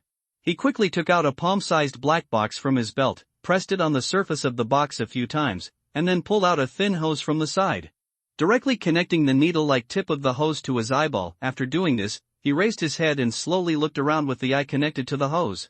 There was a slight buzzing sound from the dark iron box, and there seemed to be liquid flowing slowly in the thin tube. Li Lin's eyes gradually became darkened, and in his spiritual vision, the old street everything started to take on a black and white tone. Depth L0, no foreign reaction, Li Lin reported while observing. I also didn't see anything or residue that escaped from the foreign land. Song Chung frowned and glanced at the box in Li Lin's hand. This is a portable depth sounder. Its sensing range and sensitivity are not comparable to that of standard equipment the size of a suitcase, but even if it is portable, only if it can detect depth changes within the range. He can be sure that something really affected his memory and thinking just now, and that residual impression is still forcibly solidified in his heart. There must be something evil here that is exerting an influence on him, but, equipment induction less than. And just when he was about to ask Li Lin to adjust the sensing mode of the depth sounder, the latter seemed to suddenly discover something. Li Lin stared closely at a place at the end of the street. One of the eyes connected to the hose was as black as ink, and the deep black reflected another vision. He saw that between the black and white street buildings, there was a faint hint of color. The color was very vague and light, couldn't tell what it was, but it was very large. He worked hard to distinguish it for a long time before roughly determining the outline of the layer that was light to almost transparent, and judged that its size was about the same as a house. Captain Son, there is something in front of us, but it's very blurry. It looks like a house, he said as he walked forward cautiously. The depth prompt is still 0, and there is no contamination reaction. We're almost in front of it. Can you feel something? Song Chung followed Li Lin, holding a badge in his pocket with his right hand, ready to intervene at any time if the situation did not arise. At the same time, he frowned and shook his head. There is no warning from the spirit. Li Lin stopped somewhere. He felt that he had come to the hazy color. Then he hesitated and slowly stretched out his hand forward. A sharp buzz suddenly came from the dark iron box, followed by several soft crackling sounds. Along with a burst of green smoke, the depth sounder stopped running. The hose connected to the eyeball fell off instantly, and a dark, sludge-like substance flowed out of it, quickly evaporating and dissipating after contacting the air. The soreness and stinging pain in his eyes made Li Lin couldn't help but say fuck. He threw away the black box that was already hot to his hands, and subconsciously wanted to rub the eye where the connection had just been established. Song Chengjian was next to him. Xiang immediately took a step forward, raised his hand and pressed it near Li Lin's temple. Don't rub it. Just wait for a while. Li Lin suddenly froze in place. He felt a burning sensation near his temples, and the discomfort in his eyeballs quickly subsided. After a while, he recovered and saw the sounder still emitting smoke on the ground. Will the bureau report it? Report it. It's okay. I was shocked. Li Lin breathed a sigh of relief, then turned to look at the direction where he had stretched out his hand in confusion. However, there is only a small open space here, and at the end of the open space is a wall. The wall is scrawled with graffiti by an unknown person, using colorful spray paint to outline pictures such as doors, windows, houses, trees, and stones. He reached out and waved forward, but didn't touch anything. There must be something here. The instrument has observed it just now, but the equipment broke down before I could confirm it, Li Lin muttered. Before the equipment broke down, the depth indicated was still L0. Go back to the bureau first. Song Cheng pondered for 2 seconds before making a decision. I will report to the council when I get back. This place really needs to be monitored for a while. It cannot be ruled out that it is some kind of unregistered foreign land.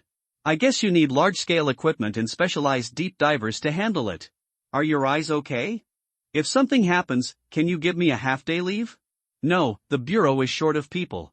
That's okay, I'll just go back and put some eye drops. Song Cheng nodded, while Li Lin bent down and carefully picked up the remains of the sounder that was no longer smoking. The two of them returned to the place where the electric car was parked one after another. Li Lin turned the key of the car, and the LCD screen of the electric car flashed and then turned off. He was stunned for a moment, raised his head, and met Captain Song's eyes that were the same as his own. My car broke down, and so did you? Song Cheng nodded silently. Do you think it's a coincidence? Song Cheng shook his head slightly and said in a deep voice, people from the academy have a special way of explaining this phenomenon. Li Lin was startled for a moment, then recalled some information he had read. The machine soul is unhappy, / the machine soul is scared. The two said in unison. Then they were silent for a moment, and this time they said in unison, you remembered it wrong. We'll talk about it later. Song Cheng waved his hand, pushed up the electric car and walked back slowly. Leave this place first. Li Lin pushed the electric car and followed Song Cheng. Boss, are you just going to push it all the way back? What else? You don't want the car anymore? Don't you have a small truck or something in the bureau? If not, you can just call the electric three-wheeler from the logistics office downstairs. If you push it back, it will kill you. Stop talking nonsense. Your physical strength at such a young age is not as good as mine? The two senior agents of the Secret Service pushed the electric car farther and farther away, and their figures gradually disappeared at the intersection of Wutong Road. Yu Shang was already very familiar with the boundless deep darkness around him. He came there more frequently recently, and he even felt like he was home when he was floating in this dark chaos. Aaron's screams were especially loud. He thought that the scene where he opened a hole in his stomach, pushed open the door, entered the house and died inside, probably frightened the doll and the painting. It seemed that even Irene, who was a cursed object, could not bear the psychological toll the ability is just that. And this made Yu Shang start to look forward to what would happen after his return. When he returns to the world and appears in front of Irene again, what will be the reaction of Miss Doll? Will she still remember what happened when she pushed the door open and died in the house? Yu Shang was floating in the darkness, and the figure of Huli appeared before his eyes. Recalling his experience in that night valley, he remembered that when Huli saw him in the ruined temple, he completely forgot about her. The process of hitting a man to death with a mallet, although she suddenly recalled it for some reason later on, Huli had indeed completely forgotten his death at the beginning. Yu Shang didn't know what this forgetting was about, and he wasn't sure whether it was his own problem or Huli's problem. After all, the fox girl's thinking seemed to be quite confused, and it was normal for her to suddenly forget certain things. But if Irene doesn't remember the scene in the room where he pushed open the door and died, then Yu Shang can basically be sure the problem lies with him. There was no way to judge the length of time floating in the darkness, so after sorting out his experiences so far, Yu Shang cleared his mind and let his tense nerves rest for a while patiently waiting for the end of the darkness. Then, he felt that familiar falling feeling, and felt that he was returning to the world quickly. Yu Shang, who was well prepared, immediately concentrated his energy and tried to capture the moment he crossed the boundary. Scenes of familiar scenes appeared in front of his eyes, and some vague sense of guidance drove him to fall in a specific direction. He struggled to distinguish among the numerous scenes that appeared in an instant, but he had no time to grasp anything, and then saw one of the pictures quickly zooming in before his eyes. Number 66 Wutong Road, the living room. After entering, Yu Shang suddenly opened his eyes. Familiar home furnishings came into view. In the dining room next to the living room, the simple and exquisite oil painting was quietly placed on the dining table. Irene in the oil painting broke the silence. Yu Shang, you are finally back. The doll girl in the oil painting greeted Yu Shang happily and pleasantly. Her voice sounded a little surprised, but there was no shock or panic at all when seeing a dead person come back alive. Yu Shang felt that this was definitely not because Irene was big-hearted. Sure enough, the problem lies with him, but considering that he has been through death and resurrection so many times in such a short period of time, it seems that it is not surprising that no matter how evil things happen to him, it's just an accident. I'm back at least. Yu Shang responded casually, turned around and closed the ajar door, and immediately lowered his head to check himself, confirming that not only his body had completely recovered, but also his body. The clothes on my body were completely restored to their original appearance as before. Yu Shang frowned. Considering Irene's current reaction, he felt that rather than being resurrected, he felt that the entire event of death seemed to have disappeared out of thin air. The dazed look of him standing at the door fell into Eileen's eyes, and the puppet in the painting said doubtfully, Yu Shang? Are you okay? Why do you look so dazed? By the way, tell me how you came back. I have been in and out of contact with you, and there is always a lot of messy movement over there. I don't even know what strange thing you bumped into in that foreign land. Ha! What is that in your hand? After being reminded like this, Yu Shang noticed that he was still holding something tightly in his hand. It was a strange and ugly severed tail with dark scales. Yu Shang's lips twitched. Damn it, I almost forgot about it. It's still here. This thing is still shrinking and squirming slightly in his hand, but it is obviously not as vibrant as it was at the beginning. It seems that although the monster's stumps have amazing vitality, they will still gradually weaken after being severed from the main body. Die. A strange feeling came to his heart, and Yu Shang didn't even know how to explain the origin of this thing to Irene for a while. After a slight hesitation, he walked to the kitchen with the severed tail and said casually to Irene as he walked, a little souvenir. The puppet in the painting was stunned when he heard this. Huh? Yu Shang had already thrown the severed tail into the kitchen sink. After confirming that the thing had no strength to crawl out of the pool, he stabbed it a few times uneasily, and then pressed on it. He picked up the lid of the pot, so that at least he could hear the lid falling to the ground when it really climbed out, and then returned to the restaurant with a hint of exhaustion, dragging his heavy body and sat down on the chair. His mind was in a mess, there were too many things to think about, and more importantly, he was really tired. But he forced himself to stay awake, it was not the time to sleep yet. Aileen News across the table looked at this side carefully. Yusheng, tell me about your experience in that foreign land, and how you— I was about to tell you this. Yusheng waved his hands before the other party finished speaking, then adjusted his sitting posture and looked at the puppet in the painting with a serious face. I have a lot of questions, let me first talk about what I met there. I met a girl there who was trapped in a foreign land like me, but she may have been trapped for a long time. Yusheng did not hide anything, but told the puppet opposite him all about his experience in the Night Valley, including the part of the information Huli revealed to him, and the very formal-looking figure who seemed to be a mixture of flesh and blood. Liberal monster. Except for his resurrection from the dead situation, he hasn't figured out how to tell the other party about this yet, so he doesn't mention it yet.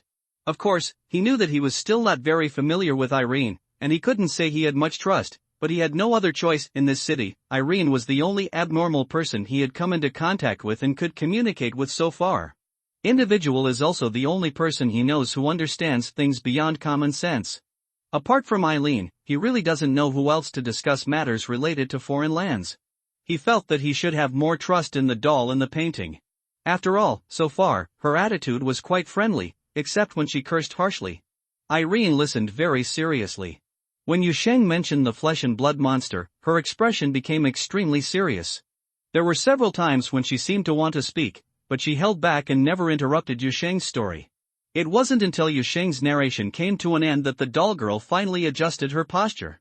She sat upright on the chair covered with a red velvet carpet and spoke seriously. First of all, I still wanted to emphasize, I don't remember many things. This painting has worn away too much of my memory, so the help I can give you is very limited. Yusheng nodded. I know this. Well, Eileen hummed, and then her expression relaxed a little. Then I will do my best to add some knowledge about foreign lands to you. First of all, you should already have some basic understanding of foreign lands and know what they are. A collective name for a certain area that deviates from order and violates common sense. Did you know that something called an entity can also be generated in a foreign land? Entity? Yusheng expressed doubts. In short, they are aboriginals or products in a foreign land. The entity does not necessarily look like something. Sometimes it may be a strange-looking human form, sometimes it may be some kind of beast or monster, and sometimes it may even be a fire, a gust of wind, a moving stone. Anything that is produced in a foreign land and has obvious activity and can react to outsiders can be regarded as an entity. Yusheng nodded thoughtfully. The classification of entities is broad and numerous, Eileen continued. Generally speaking, entities have very obvious abnormal characteristics. They were born in foreign lands and naturally have characteristics that are inconsistent with common sense, weird and dangerous, and most entities it is irrational, at least it does not exhibit thinking behavior that can be understood by humans, but there seems to be a very small number of entities that are intelligent. I can't remember this part clearly. 90% of entities are dangerous anyway, but they also have different strengths and weaknesses. The harm of some entities may only make people's noses itch, but there are also some entities that will be life-threatening for humans as long as they witness it, so people have a guess that the entity is some kind of rejection reaction from the foreign land, an antivirus program generated by the foreign land to eliminate intruders. This view holds that for the foreign land, investigators from the world of order and common sense, the lost ones are the indescribable monsters. Yusheng listened silently, and then suddenly realized, in other words, the monster I met was the entity generated in the valley? Probably. Aaron nodded. Can entities be destroyed? Yusheng asked immediately. Entities can be killed, but they cannot be completely eliminated, Aaron said seriously, because strictly speaking, entities are just a kind of generated creature. If you kill one, there will be a new copy in a foreign land.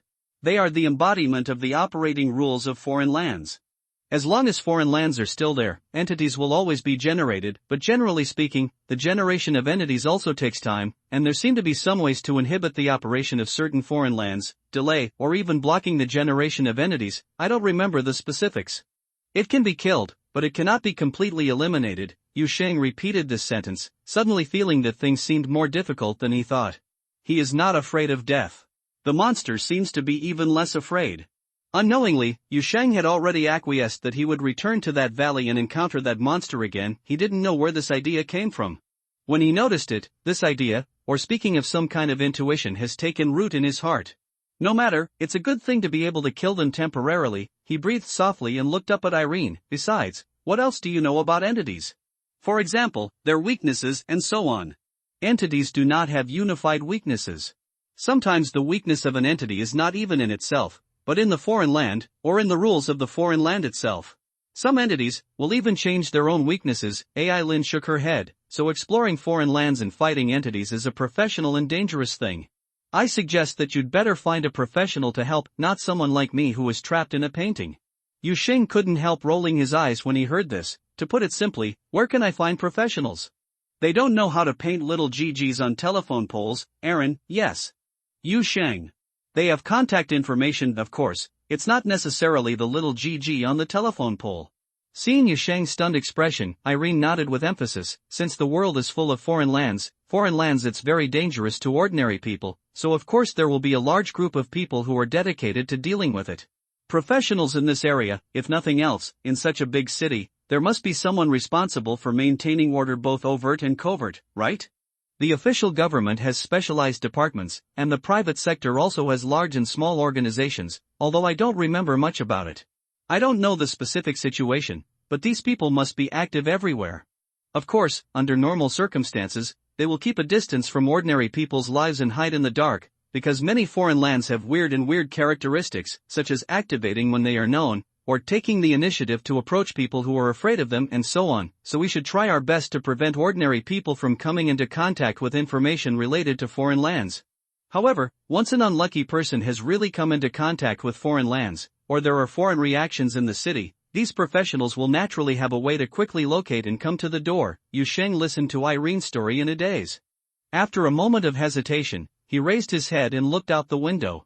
That is to say, since I have already experienced an exotic reaction here, I just have to wait and the professionals you call me will take the initiative to contact you, right? Right? For some reason, Irene's tone suddenly lost her confidence. Yu Sheng also heard that the other party lacked confidence. Then why didn't they come? I don't know. Logically speaking, it's time to come. In fact, long before he knew that there was a dangerous and common phenomenon of foreign lands in this world, and that this huge boundary city was a special place called the Junction Place, Yu Sheng had thought of it. There must be a group of people who specialize in dealing with this kind of phenomenon, not the kind of stragglers who fight alone, although such people certainly exist, but a large-scale, even professional and formalized organization.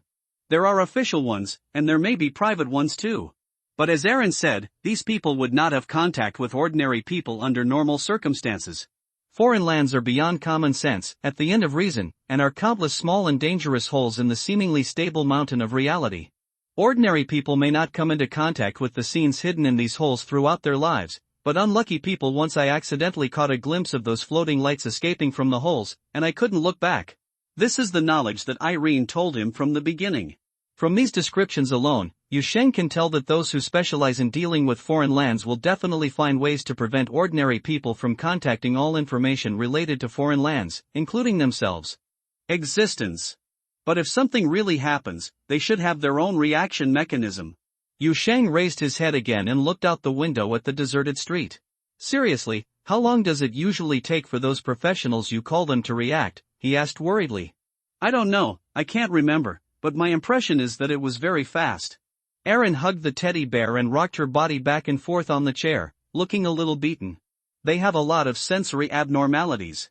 Due to the situation, they should be monitoring the entire border area. They were there before I was sealed, and they are definitely more powerful now. Yu Sheng didn't say anything, just looked at the puppets and the oil painting.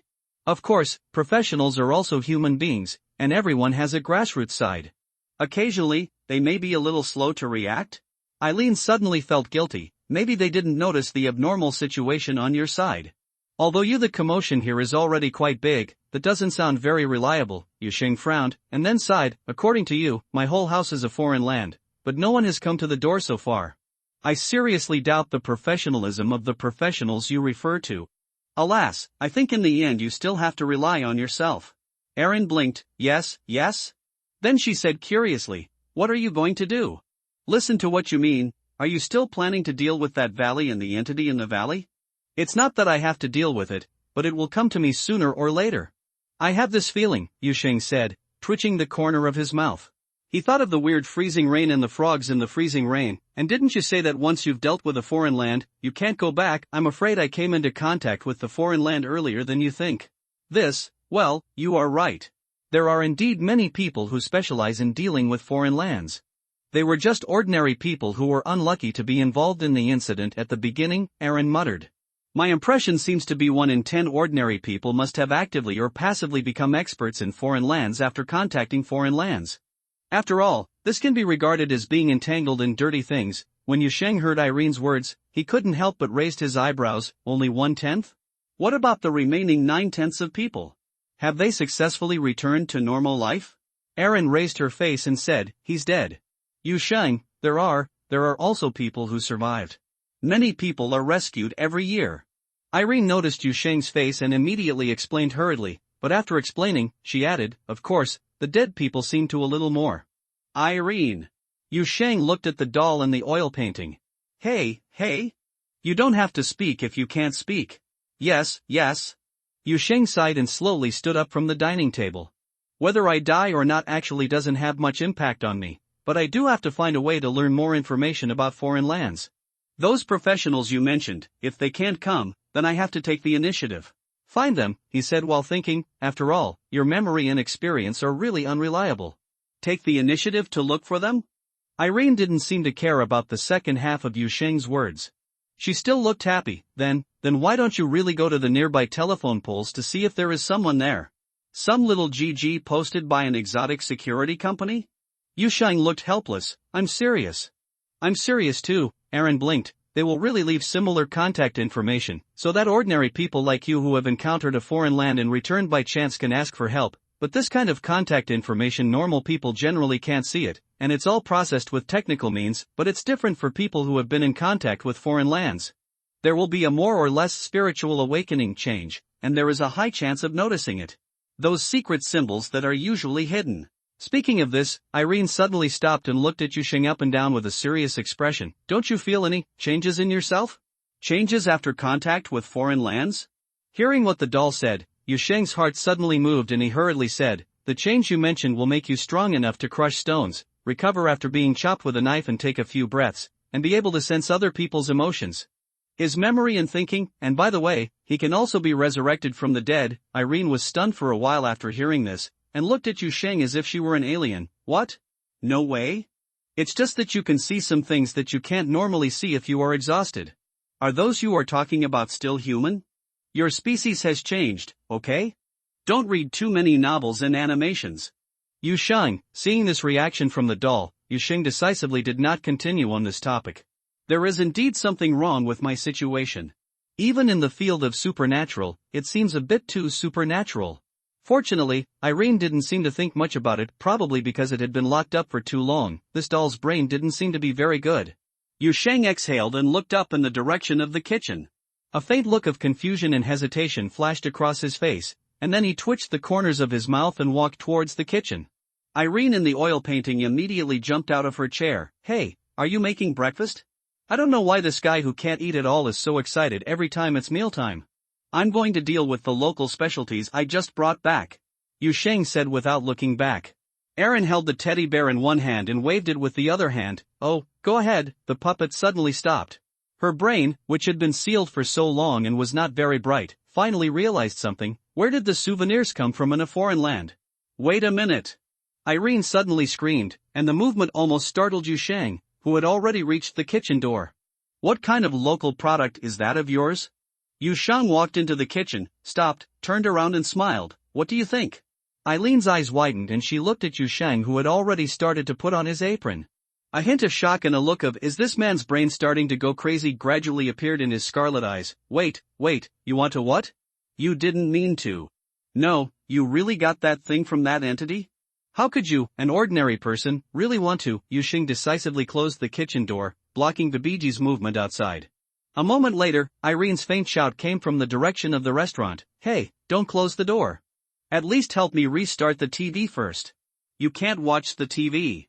Yusheng no longer paid attention to her. He came to the pool, took off the pot lid that was pressing on the piece of meat, and saw that the severed tail in the pool seemed to have completely quieted down, with only the severed muscles occasionally twitching slightly. He silently looked at the severed tail that had penetrated his stomach once before, and once again felt the appetite that seemed to ooze from his bones. But this time, the appetite was not as violent as it was at the beginning, but only slightly pulsating, with some pleasant anticipation and just the right sense of restlessness. Is it really possible? Is this normal? Are you still normal? Yu Sheng thought about all these questions, but his thinking did not make him hesitate at all. After preparing the onion and ginger cooking wine, he took out the chopping board and kitchen knife. Yu Sheng's eye carefully washed the severed tail with water, scraped off the scales, then placed it on the chopping board and cut it off with a single knife. It was easier to cut than expected, even though it was as hard as a rock when it was on the monster. At this moment, the knife felt like firm beef when it was cut. And there are no bones in it. Yu Sheng thought about it.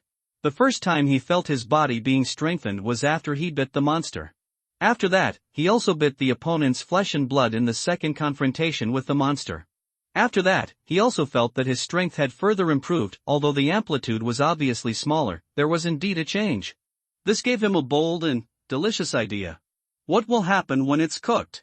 Yu Sheng divided the pieces of meat quickly with his hands and feet, and his mood gradually became very good.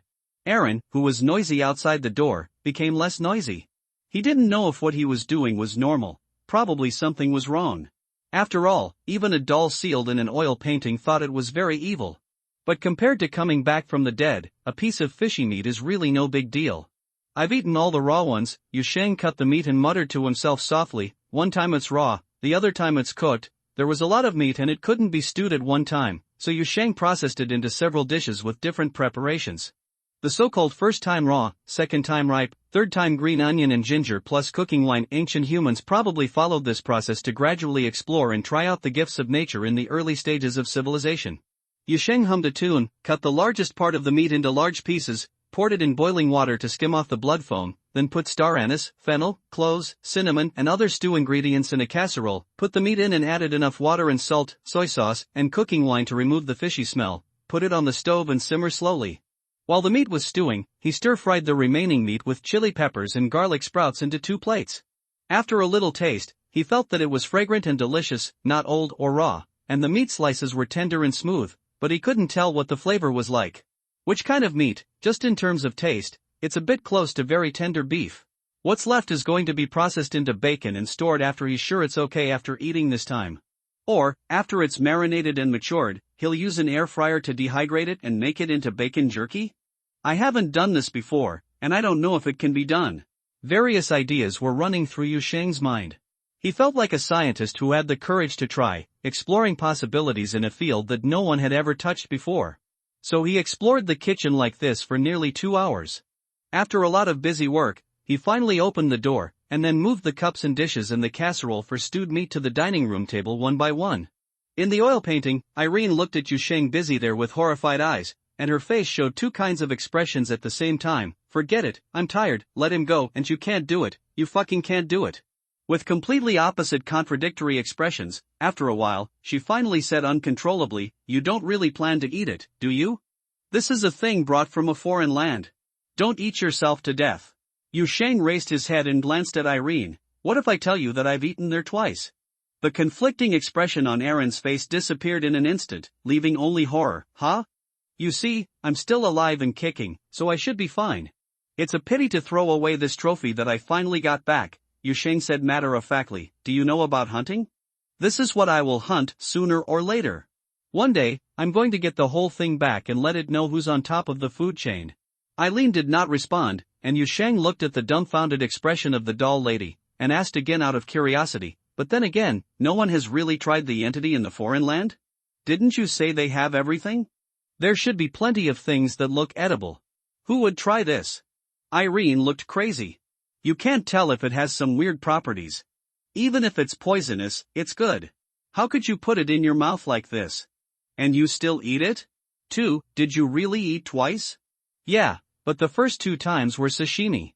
The situation was very urgent at that time. There was no time to process it. It was an emergency where if you don't eat it quickly, you will die. Yu Sheng said casually and sat down opposite Irene, casually picked up a piece of meat with chopsticks and threw it into his mouth, eating it with gusto. Eileen was stunned for a while after hearing this. Then what was your reaction after eating? You'll die after eating it, Houston said frankly. Then you still, Irene yelled subconsciously at first, and then she felt something was wrong, but she didn't know about Yu Shang's resurrection from the dead, so she just felt that the other party was teasing her, and she felt a little bit staring angrily. I'm serious. Yu Shang grinned and laughed out loud looking at the angry puppet in the oil painting. He found that he already started to enjoy bickering with the puppet. Anyway, the other party couldn't jump out of the painting and give him a blow. He still hasn't explained his resurrection from the dead to Irene. On the one hand, Irene can't detect the process of his death at this stage, and explaining it seems like a lie. On the other hand, he doesn't understand what happened to him. There were too many changes and conjectures waiting to be confirmed, and he hoped to discuss them with Irene after he figured out some more things. Irene didn't know how many messy thoughts there were behind Yu Shang's narrow smile. She just couldn't help but glance at the sumptuous food on the table again, and then looked at Yu Shang's chewing movements in a daze. It looks quite appetizing, and after processing, the color is no different from ordinary meat. The weird appearance at the beginning is completely gone. Is it tasty? The puppet in the painting finally stopped holding back and asked, pretending not to care. Yu Shang suddenly laughed, as if he had expected this scene. He picked up the empty bowl and plate that had been placed on the table, filled a portion of food and broth for Irene, and placed them in front of the painting. I didn't say I wanted to, Aaron muttered. Yu Shang said casually, you can't really eat it anyway, so you don't have to worry about the ingredients of these things, right? Aaron thought about it and felt it made sense. Yes. Then she became calm again, and in front of the dishes and chopsticks placed by Yu Shang, she once again appeared in a state where her voice and appearance were still smiling. Halfway through the meal, the two of them couldn't help but return to their previous discussion about professionals. Actually, no one has come to you yet. There is another possibility, Aaron said while holding the teddy bear and sitting very close to the edge of the frame, thinking, that is that some organization or official has they noticed something was wrong here, but their professional judgment was that they could not act immediately, or they had not yet accurately located the foreign connection point and relevant information, so they could only arrange surveillance methods first. Surveillance? Yes, maybe there are a lot of plainclothes people watching you outside your house now. After all, you ran back from a foreign land before anyone could rescue you. Whether it's because of your strength or luck, you are specialized in dealing with this kind of thing anyway. Those who didn't have time to take action probably didn't have time to position themselves, so naturally we can only arrange surveillance around the area first. You can first pay attention to whether there are any strange faces around here in the past 2 days. Maybe they are plainclothes agents, plainclothes detectives, plainclothes investigators, etc., which is just something you can pay attention to. By the way, without delay, go find little Gigi on the nearby telephone pole. Yu Sheng ignored the other party's remarks about little Gigi on the telephone pole and instead looked up at the window. Eileen said simply, pay attention to whether there are any strange faces around here. How could he know which one was a strange face? He has only stayed here for 2 months, and the cat was at home almost the whole time for the previous month. In addition, he is a bit face-blind, so half of the people here must be unfamiliar faces to him. Do you think the pancake seller at the intersection looks like a plainclothes guy? After looking suspiciously out of the window for a long time, Yu Shang and Irene murmured. I don't know, I can't see. Oh, yes, I forgot, Yu Shang reacted, quickly got up, picked up Irene's picture frame, and put it in front of the window not far away, facing the outside. The one over there, it doesn't look like that. So sure? Nonsense, a set of sausages and eggs takes 50 seconds. If it were a plainclothes man, he wouldn't even be able to understand it. That's true, but what about the phone protector next to you? It's not like he's too quick with his hands and feet. Oh, hey, look, don't look at it. It's useless for you to be suspicious. Besides, if you were a professional follower, you definitely wouldn't be able to tell. Irene interrupted Yu Shang. If you don't have the time to guess, you might as well go out and walk around by yourself these 2 days. You have the aura of a foreign land on your body, and those professionals will definitely see it at a glance when you get close. Hey, that's right too. Yu Shang sighed, unable to refute the other party, so he turned back and prepared to clean up the dishes on the dining table. As a result, as soon as he turned around, he heard Eileen shouting from behind, "Put me back first. I'm still lying on the window." Yu Shang sighed helplessly again, and while turning around to move Irene off the windowsill, he muttered, "Hey, it's really troublesome. Then you can get me a body as soon as possible, and I can run away by myself." Irene in the oil painting raised her eyelids, looked at Yu Shang who was putting herself on the dining table, and then added, "I feel like I'm a little more familiar with you today, so I'll ask again." When Yu Shang heard this, the corner of his mouth couldn't help but tremble. When Aaron discussed the escape plan with him before, She did say that the two of them were not familiar enough, so cooperation in this area would have to wait until both parties became familiar with each other before discussing it. However, he did not expect that this doll's criterion for judging familiarity was actually so flexible. Besides, I'm busy with things right now. At least I'll be done with it for a while. Yeah, that's fine, Eileen said, but she was a little disappointed and nodded. Then don't forget it. Then she was quiet for a while, and then she started beeping again as she watched Yusheng clearing the dishes on the table. What are you going to do next? Are you ready to go out to find the telephone pole? You can't get through the telephone pole, can you? Yusheng immediately glared at her. I'm going to go upstairs to sleep now. After so many things, I'm almost exhausted. Erin groaned and raised her finger to point to the TV opposite the picture frame. Then can you fix the TV first? Suddenly there is no signal and I can't watch anything. Yusheng, after a moment, he let out a particularly heavy sigh. After getting along with this Babiji for such a short time, he had already begun to miss his free and happy solitary life. After briefly checking the status of the TV, Yusheng found that the thing was just dead. A classic situation that occurs when cheap smart devices are used for a long time. Oops, I have been working continuously for 2 hours and my CPU is smoking / the memory reports an error / the power supply is overheated / nothing but I wanna die. Yusheng couldn't help but miss those old and durable TVs in his memory. He thought that the home appliances back then were not as pretentious as these smart devices today. Although they had fewer functions, he felt that the various smart functions now were not easy to use. Where are all the artificial intelligences that look like artificial retarded people? Just wait 2 minutes for the power to turn off and then turn it back on, Yusheng sighed in his heart, turning off the power of the TV and turning to Eileen. The quality of this thing is not very good. If you leave it on for a long time, it will get stuck. Then do you want to get a new one? Eileen's eyes suddenly lit up. Just get one with voice control. I can change the channel by myself, and I can watch TV even if you are not at home. Are you really embarrassed to make demands? Seeing this guy who didn't regard him as an outsider at all, Yusheng was angry. You are staying in my house and I haven't said anything yet, and you still want a new TV. Did you contribute money or effort? Irene opened her mouth, her face actually turned a little red, and she hesitated when speaking. I don't have any money, but I have been helping you with your knowledge about foreign lands. I am more or less a consultant. This consultant's memory is not very good, right? I'm not sure whether what he said is reliable or not. Yusheng curled his lips. If I want you to be my consultant, I have to find another consultant to be your consultant.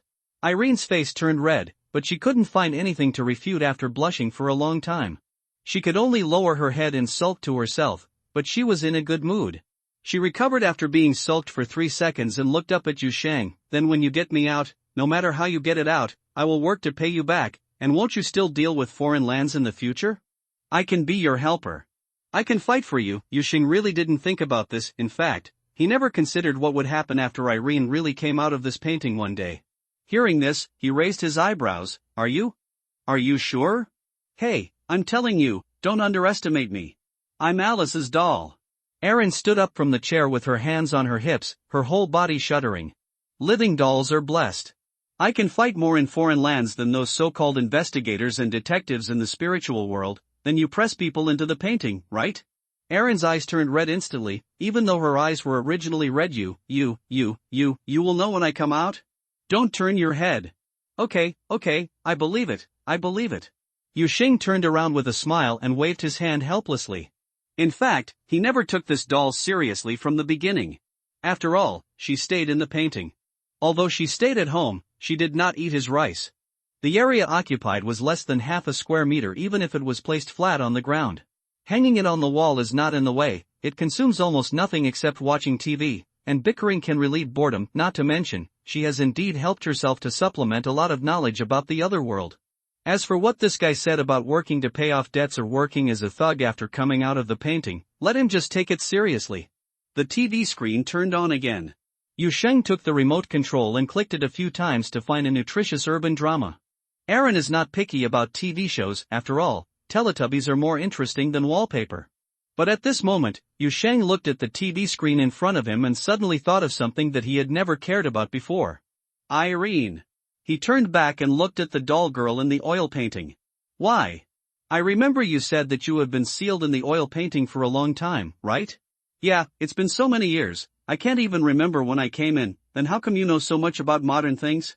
Yusheng asked seriously, Do you also know about smart TVs that can be controlled by voice? He discovered a flaw in Erin's words and actions. But this is actually not a big problem. There are many explanations to answer this. For example, she learned about the changes in the world by observing the dreams of people nearby. For example, she was hung up in other places before entering this house. In a modern family, Yusheng felt that Irene's answer would probably be like this. But Erin responded to him with a dull huh? The doll in the painting seemed to be completely confused by this question. She even seemed to realize this for the first time. After staring blankly for a long time, she slowly turned her head. I don't know why? You don't know why? Yusheng looked stunned. Well, I have indeed been locked up in this painting for a long, long time. Really, it could be decades, but I just know what the world is like now, even though I don't knowing how I know it. The puppet in the painting hesitated, and in the end it seemed that it began to doubt itself and hesitated to speak anymore. Yusheng stared at Irene's expression closely, trying to find a hint of lying on her face. Then do you still remember how you were imprisoned in this painting? And what happened before you were imprisoned? Do you remember? He then asked. I just remember it was a curse, Irene said hesitantly. This painting is also some kind of entity. I should have come to solve it, but I was locked in instead. I can't remember the specific process, and what happened before I was locked in. The puppet slowly stopped, as if the fragmented memories of the past entangled her thoughts. She recalled in a daze. After an unknown amount of time, she spoke softly as if in a dream. I am Irene from Alice's cabin, one of Alice's puppets. She raised her head, with an uneasy expression. Yusheng, that's all I remember. Yusheng frowned deeply. At this moment, there were too many things in his mind. From weird to conspiracy to funny, but none of them were reliable. After all, he had no evidence or clues to solve the mystery of Irene. Irene looked particularly uneasy. She hugged the teddy bear in her arms tightly, squeezing the stuffed toy out of shape. Am I out of my mind? Yusheng crossed out the conspiracy in his mind. Then he looked up at Irene and added another 10% weight to the funny direction.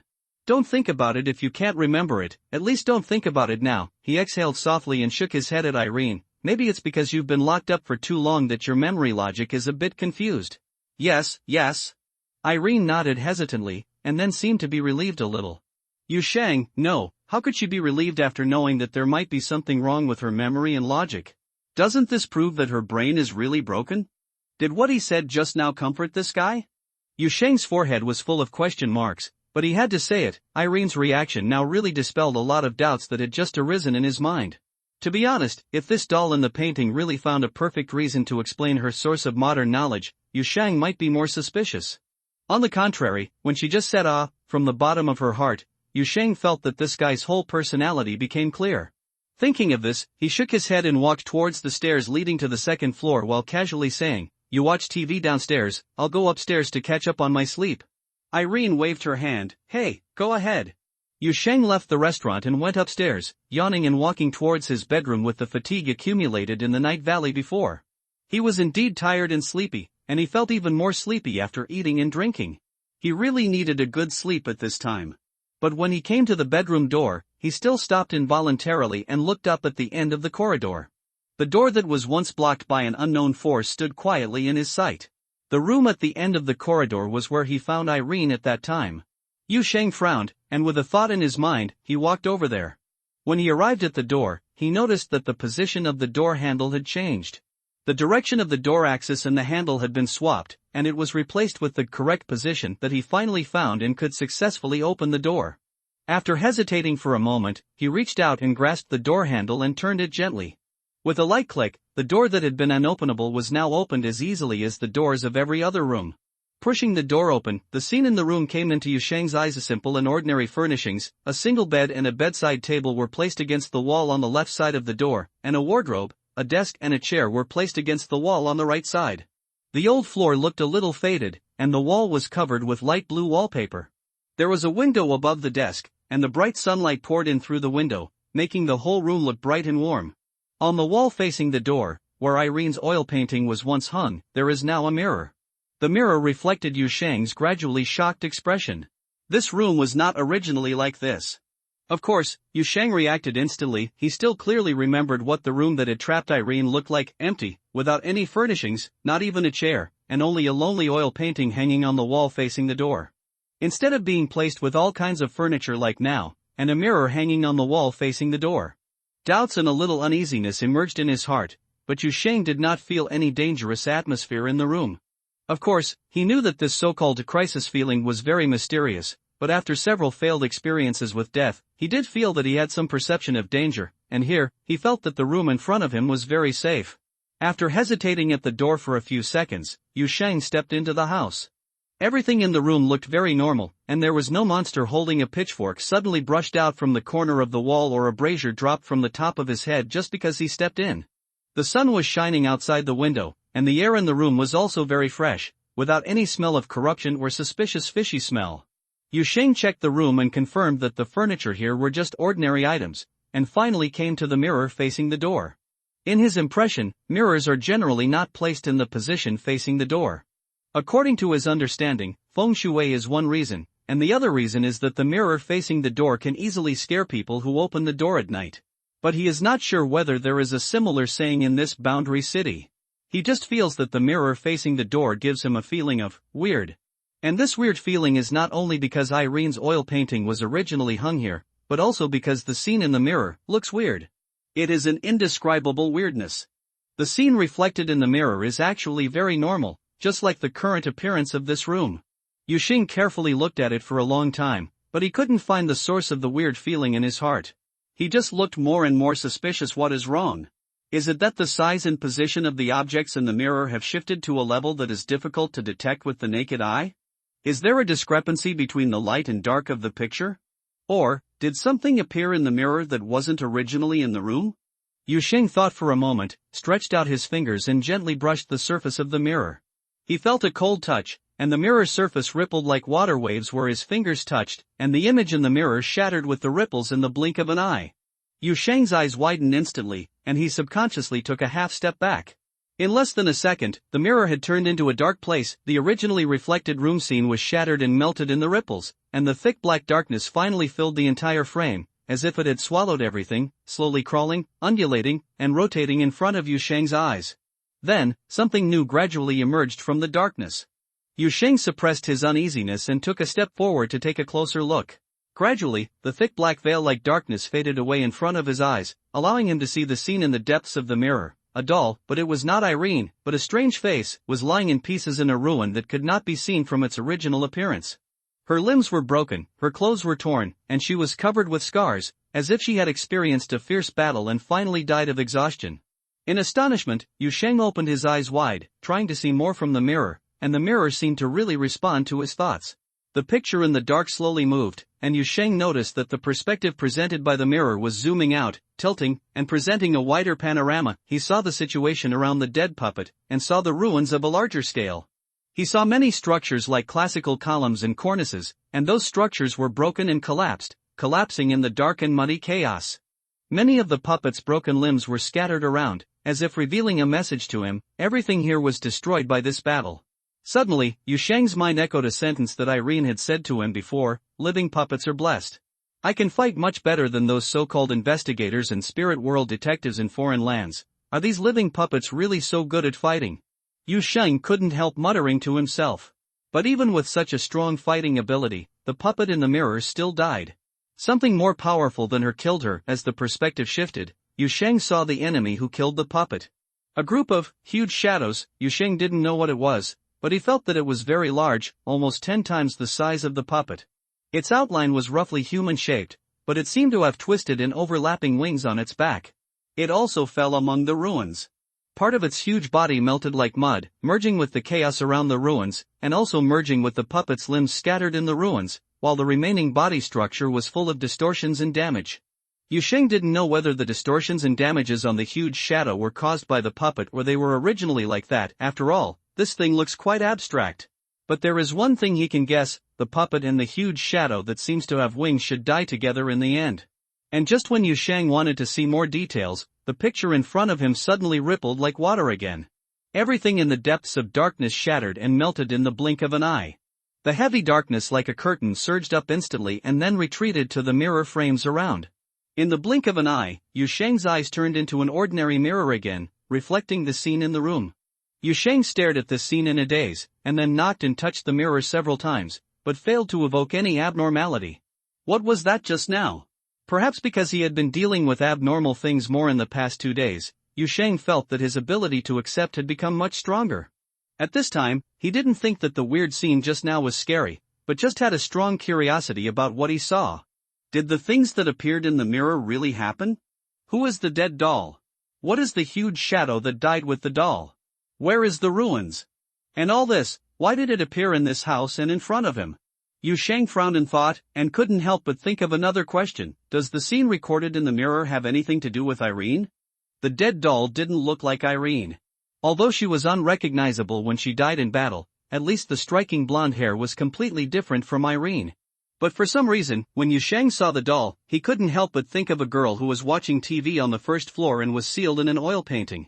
After a moment, Yu Sheng ended his contemplation. He looked at the mirror on the wall, reached out to hold the frame, and tried to see if he could take it off and move it to another place. The mirror didn't move at all, as solid as if it was cast on the wall. After trying several times, Yu Sheng chose to give up. He turned and walked towards the door, but before leaving the room, he suddenly turned back and quickly scanned the whole room. The furnishings in the room were still the same, and the mirror hadn't changed at all. Yu Sheng frowned and closed the door. After 2 or 3 seconds, he pushed the door open again, as if he wanted to catch the room off guard. There was no change in the room, it was still the same. Yu Sheng stood at the door holding the door handle, and looked around suspiciously in the room, gradually feeling like a psychopath. After confirming again and again, he finally stopped tossing the door. But he did not return to his bedroom, but ran down the stairs and came to the dining room. Irene, who was watching TV at the dining table, heard the noise coming from the side, and looked at the edge of the picture frame. Hey! Yu Sheng, didn't you go to bed? Insomnia? I don't tell bedtime stories. Still that heartless and familiar look. Yu Sheng did not speak, just sat opposite Irene and looked at her seriously, as if he was observing something carefully. This finally made the puppet in the painting feel a little awkward. Why are you looking at me? Irene shrank her neck. I tell you, I know I am very beautiful, but you and the paperman have no future. Yu Sheng had been brewing a topic all the way, but Irene's words made it tense. Ahem, let me tell you something. He had to cough twice and got the topic back on track. Do you still remember what the room where you were hung on the wall looked like? I remember. Irene thought for a moment and answered naturally. There was nothing there, it was empty, and you could see a door across the street, and there was wallpaper. The wallpaper on the corners was moldy and warped, and you didn't fix it. Yu Sheng nodded. Very good, at least in this matter, Irene's memory was consistent with his. The second question, do you remember a place? It looked like a ruin, with many classical columns and collapsed stone walls and cornices, and the ruins were soaked in darkness, and there was a doll. Don't worry about whether it was you. Anyway, there was a doll who died in the ruins, and died miserably, with arms and legs broken all over the floor. Irene shrank her neck instantly. It sounds really scary. Don't worry about whether it's scary or not, just tell me if you have any impression of this scene. No, Irene answered without hesitation. Aaron's reaction didn't look fake. In fact, since Yu Sheng has been in contact with this doll, he has never found that this guy has ever been insincere. Every word and deed she says reveals such a clear sincerity, as if her head is solid. This either her acting skills are too high, or her head is really solid. Yu Sheng cautiously maintained the first conjecture, but was more inclined to the second possibility. Then, he described the appearance of the dead doll to Irene, as well as the posture of the huge shadow monster that seemed to have perished with the doll, and the answer he got was still I don't know. Yu Sheng frowned and fell into deep thought. Eileen couldn't help but become curious. Hey, why did you suddenly come here to ask me these questions? Didn't you go upstairs to sleep? Yu Sheng hesitated for a moment, and finally decided to tell the puppet in front of him about the changes in the room. It did not involve his secrets, and it might also be related to Irene herself. Telling it might help solve the mystery. There's something wrong with the room upstairs. Yu Sheng told Irene what he had just seen when he went upstairs. The latter had a rare chance of not beeping at all this time. He just listened and opened his eyes wide. After hearing this, he was stunned again. After a long time, he finally woke up and said in a long voice, Wow. Yu Sheng suddenly felt that even if he told this guy, he would not be able to solve the mystery. It seems like you don't know what's going on. Yu Sheng sighed. You must have never seen that mirror, right? I haven't seen it, so I don't know. Eileen nodded confidently, and then added, But I think your house is getting weirder and weirder. You don't need to tell me this, I think it too. Yu Sheng sighed after hearing this. You might run somewhere when you open the door. The furnishings in a certain room will suddenly change, and the mirror will reflect the scenery of God knows when and where. Fortunately, I always thought this place was quite livable. Alas, Irene opened her scarlet eyes and stared at the expression on Yusheng's face without blinking. After hearing the latter's thoughts, she hesitated. Then, are you planning to change houses? No longer live here? Yusheng didn't say anything for a while, but he had to say that he had indeed considered this matter. After all, he can tolerate the occasional presence in the house of a haunted mirror, furniture of unknown origin, suspicious electrical appliances, or babaji sealed in an oil painting. If he is not afraid of death, then he can just use it as a way to add some fun to his life. But the fact that you can't tell which foreign land you will fall into when you push the door is really a trouble, and it cannot be overcome by patience. For a student, the most dangerous thing about entering a foreign land is not that he will lose his life, but that he may not be able to come back. This fact made him really have the idea of a euro changing his place to live. Eileen saw that Yusheng had been silent. After being quiet for a while, she continued to speak. Then if you are interested in a house somewhere, tell me first. You can find a way to get me into their community. Let me bring down their house prices for you. Yusheng was stunned when he heard this. I was just joking. Don't you think this is insulting the ancestor of dolls and your sisters now? I thought about it carefully just now, and I feel that the process you mentioned makes sense, Eileen said seriously, and I have helped you lower the house price, so this can be used as a favor to live in your home, right? Yusheng suddenly realized that this guy seemed to be just worried that he would leave her here if he moved out suddenly. But he didn't point this out and just shook his head. Let's not talk about it for now. I just have some ideas, but I haven't planned to move yet. Don't worry, I will take you with me if I really want to move. A painting doesn't take up a lot of space. Oh, that's okay. Erin suddenly became happy. But soon, a little sadness appeared on her face. The dead doll you saw in the mirror, did her eyes close? It seems not, Yusheng recalled. Why do you ask this? Irene opened her mouth and looked a little sad. After the living doll is broken, if the eyes are closed, then the soul is returned to the garden of Alice's cabin, and we will be reborn there. But if the eyes are still open, then she's still there. Yusheng was stunned, and suddenly regretted the answer he had given without thinking. He should have asked first. We don't know exactly what place is reflected in the mirror, he said softly after a moment of silence, but since she appears in the mirror, maybe she is also connected to this house. Maybe one day in the future we'll find her, but don't think about it now, you're still stuck here. Okay, that's right, Erin sighed. Occasionally, there are sisters who lose contact after going out. We will always meet them. We will meet them. Yusheng suddenly felt that this doll was not as heartless as he thought. Then he talked to Irene for another conversation before returning to the second floor. He went to confirm the situation of the room at the end of the corridor and confirmed that it was still the same as what he had just seen. Then he ignored it and turned around and entered his bedroom. He closed the curtains and lay on the bed. Yusheng tossed and turned for a long time. He was sleepy and tired, but his mind was so messed up that he couldn't fall asleep. All kinds of thoughts about what he had experienced recently were flowing through him like a stream of turbulence. His mind was racing, things about Erin, the valley in the night, the knowledge of foreign lands, the fox girl who tried to stay rational until the end and told herself to run fast, and his own resurrection from the dead. After struggling for who knows how long, Yusheng gradually fell into a drowsy sleep.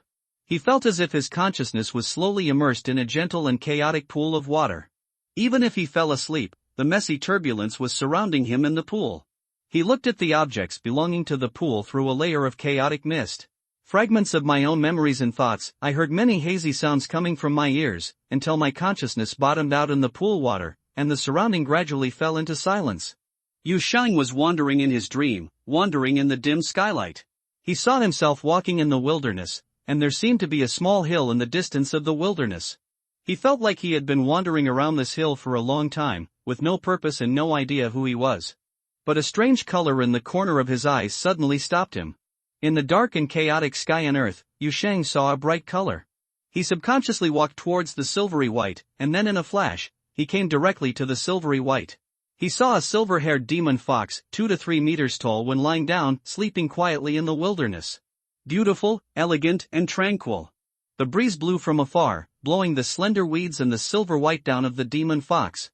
She showed no sign of waking up, but curled up quietly, with many thick tails rolling around from behind, some of which were hugged by her.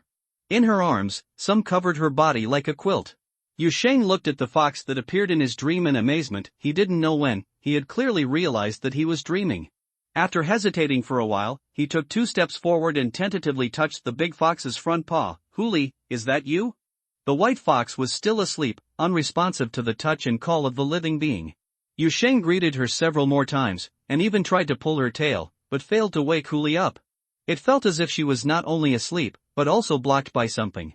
Yu Sheng frowned and took 2 steps back. Why did this fox appear in my dream? He admitted that before he fell asleep, he was thinking all over the place. He did think of the fox trapped in a foreign land, but this situation was obviously not the ordinary thinking about it day by day and dreaming about it at night. He could feel it, who was really here. While thinking, Yu Sheng suddenly felt something in his heart. He felt something and immediately lowered his head and looked at his right hand. A small drop of blood seeped out from his finger, and a shallow imprint could be seen around the blood drop. That was exactly what Huli had chewed out when his food-preserving instinct kicked in when he snatched the chocolate back from him. Yu Sheng watched the scene intently, and suddenly recalled the time in the valley when he suddenly saw Huli's memory fragments and sensed part of the other party's thoughts. Because of the blood? He had an idea and guessed that the other party's appearance here might be related to her accidentally eating his own blood. But then doubts arose in his mind. The frog in the rain and the abstract flesh and blood monster also ate his blood, so why didn't they appear here? The flesh and blood monster also ate several meals, much more than the beaver. Just when Yu Sheng's thoughts gradually began to run in a strange direction, he suddenly felt something. Then, he heard a low, mocking chuckle suddenly coming from the grass behind him. Sounds familiar. Yu Sheng suddenly turned his head to look in the direction of the sound, and the next second he heard Irene's angrily complaining from the grass, I told you not to have fun, you don't have fun, I can't bear it. Look, you've been discovered. Yu Sheng looked expressionlessly at the oil painting frame stuck in the grass, and in the frame, Irene, who was holding a teddy bear and giggling at himself, trying to be cute. Watching TV is boring now, let's watch you dream. Erin has the ability to get into other people's dreams, and according to her, she can not only get into people's dreams, but she can also influence the direction of dreams to a certain extent, such as pressing a curling bell to summon clay in her dreams. Lead car and the like. To be honest, it seems to be a very powerful skill if used properly. It might be possible to perform high-end operations on people such as psychological suggestion, mental parasitic memory reshaping and so on. But Yu Sheng was very skeptical about how reliable this doll's bragging about her abilities was. From the current point of view, she was useless. Even in dreams, and she couldn't even hide well in the grass. And even in the dream state, I am still trapped in that oil painting. Irene's oil painting floated in front of Yu Sheng, and the doll girl in the frame looked a little embarrassed. Yu Sheng thought that her current state was awkward, she might as well be hanging on the wall when she was floating in midair. You can only stay in the painting in the dream? Yu Sheng tugged at the corner of his mouth and finally asked the doubts in his heart, I thought we were in the spiritual realm. You can at least come out and run around, otherwise, this is a curse, Eileen said helplessly. I am trapped in a painting in reality, and it is the same in the spiritual world. No matter where I go, I can't get out of this painting unless I find a suitable carrier. Freedom? Not even in dreams. Then you are really miserable. Yu Sheng sighed from the bottom of his heart. Hey, but there is still a little difference between dreams and the real world. As if she felt a little embarrassed about her face, Irene quickly made up for herself when she saw Yu Sheng's sympathetic reaction. I'm better here than in the real world. Be free, you see, I can still float around. Don't laugh, it's not just that. Yu Sheng raised his eyebrows when he heard this, and was really curious, it's more than that? Irene thought for a while, then put on a pose similar to the explosive one in 98 King of Fighters, and began to make an effort in the oil painting, as if she was about to activate some ability. Even Yu Shan was suddenly frightened by her. Subconsciously looked seriously at the changes in the puppet in the painting, and in the next second, a layer of psychedelic light and shadow actually floated on the surface of the oil painting. As Yu Sheng's eyes gradually widened, the oil painting finally made a pop sound, turning into a 1980s style poster. Irene changed the tone of an old movie and stood in the poster staring at Yu Sheng. Aaron, I can change my painting style. Yu Sheng, you are so happy. Yu Sheng grimaced, I didn't. Voice from the heart. Yu Sheng didn't want to deal with the doll anymore. The big fox was still lying next to her. He hadn't figured out her situation yet. Irene was a little hurt immediately. Seeing that Yu Sheng ignored her, she drifted aside and muttered, I can also change other things, such as prints, scrolls and so on. I am still studying how to make reliefs. When the time comes, I will. Now that I have thickness, you can no longer say that my personality is weak. Yu Sheng couldn't bear her thoughts, so he suddenly turned around and said, "First, when did I say that your personality is weak? Second, that's not how the word weak personality is used, for the same reason, you just changed those who are made of marble will not become thick in character." Irene opened her mouth to say something, but before she could speak, she suddenly transformed into an oil painting again. Her transformation time was up, and it lasted less than 3 minutes in total. Yu Sheng was stunned. He knew that this doll was useless even in dreams, but he never expected that it could be so useless. But Irene didn't look disappointed this time. She finally noticed the white fox lying on the grass next to her, or in other words, she finally noticed that this big fox seemed to be incompatible with the surrounding dream environment. Her curiosity made her. She shifted her attention. By the way, what's going on with this fox? Why is it different from the surrounding ones? Noticing the confused expression on Yu Sheng's face, she explained, the things in normal people's dreams basically tend to be of the same color. Even if the dreamer himself can't notice it, I can still see it when I'm watching. Yeah, just like in your dream, the sky and grass are all gray, which is the base color of your dream, but this fox looks like he's on the wrong set. Speaking of this, she paused and looked at Yu Sheng with some suspicion. Why did such a strange phenomenon appear in your dream? Yu Sheng was silent for a moment, turned around and looked at the sleeping white fox, and slowly said, "Her name is Huli."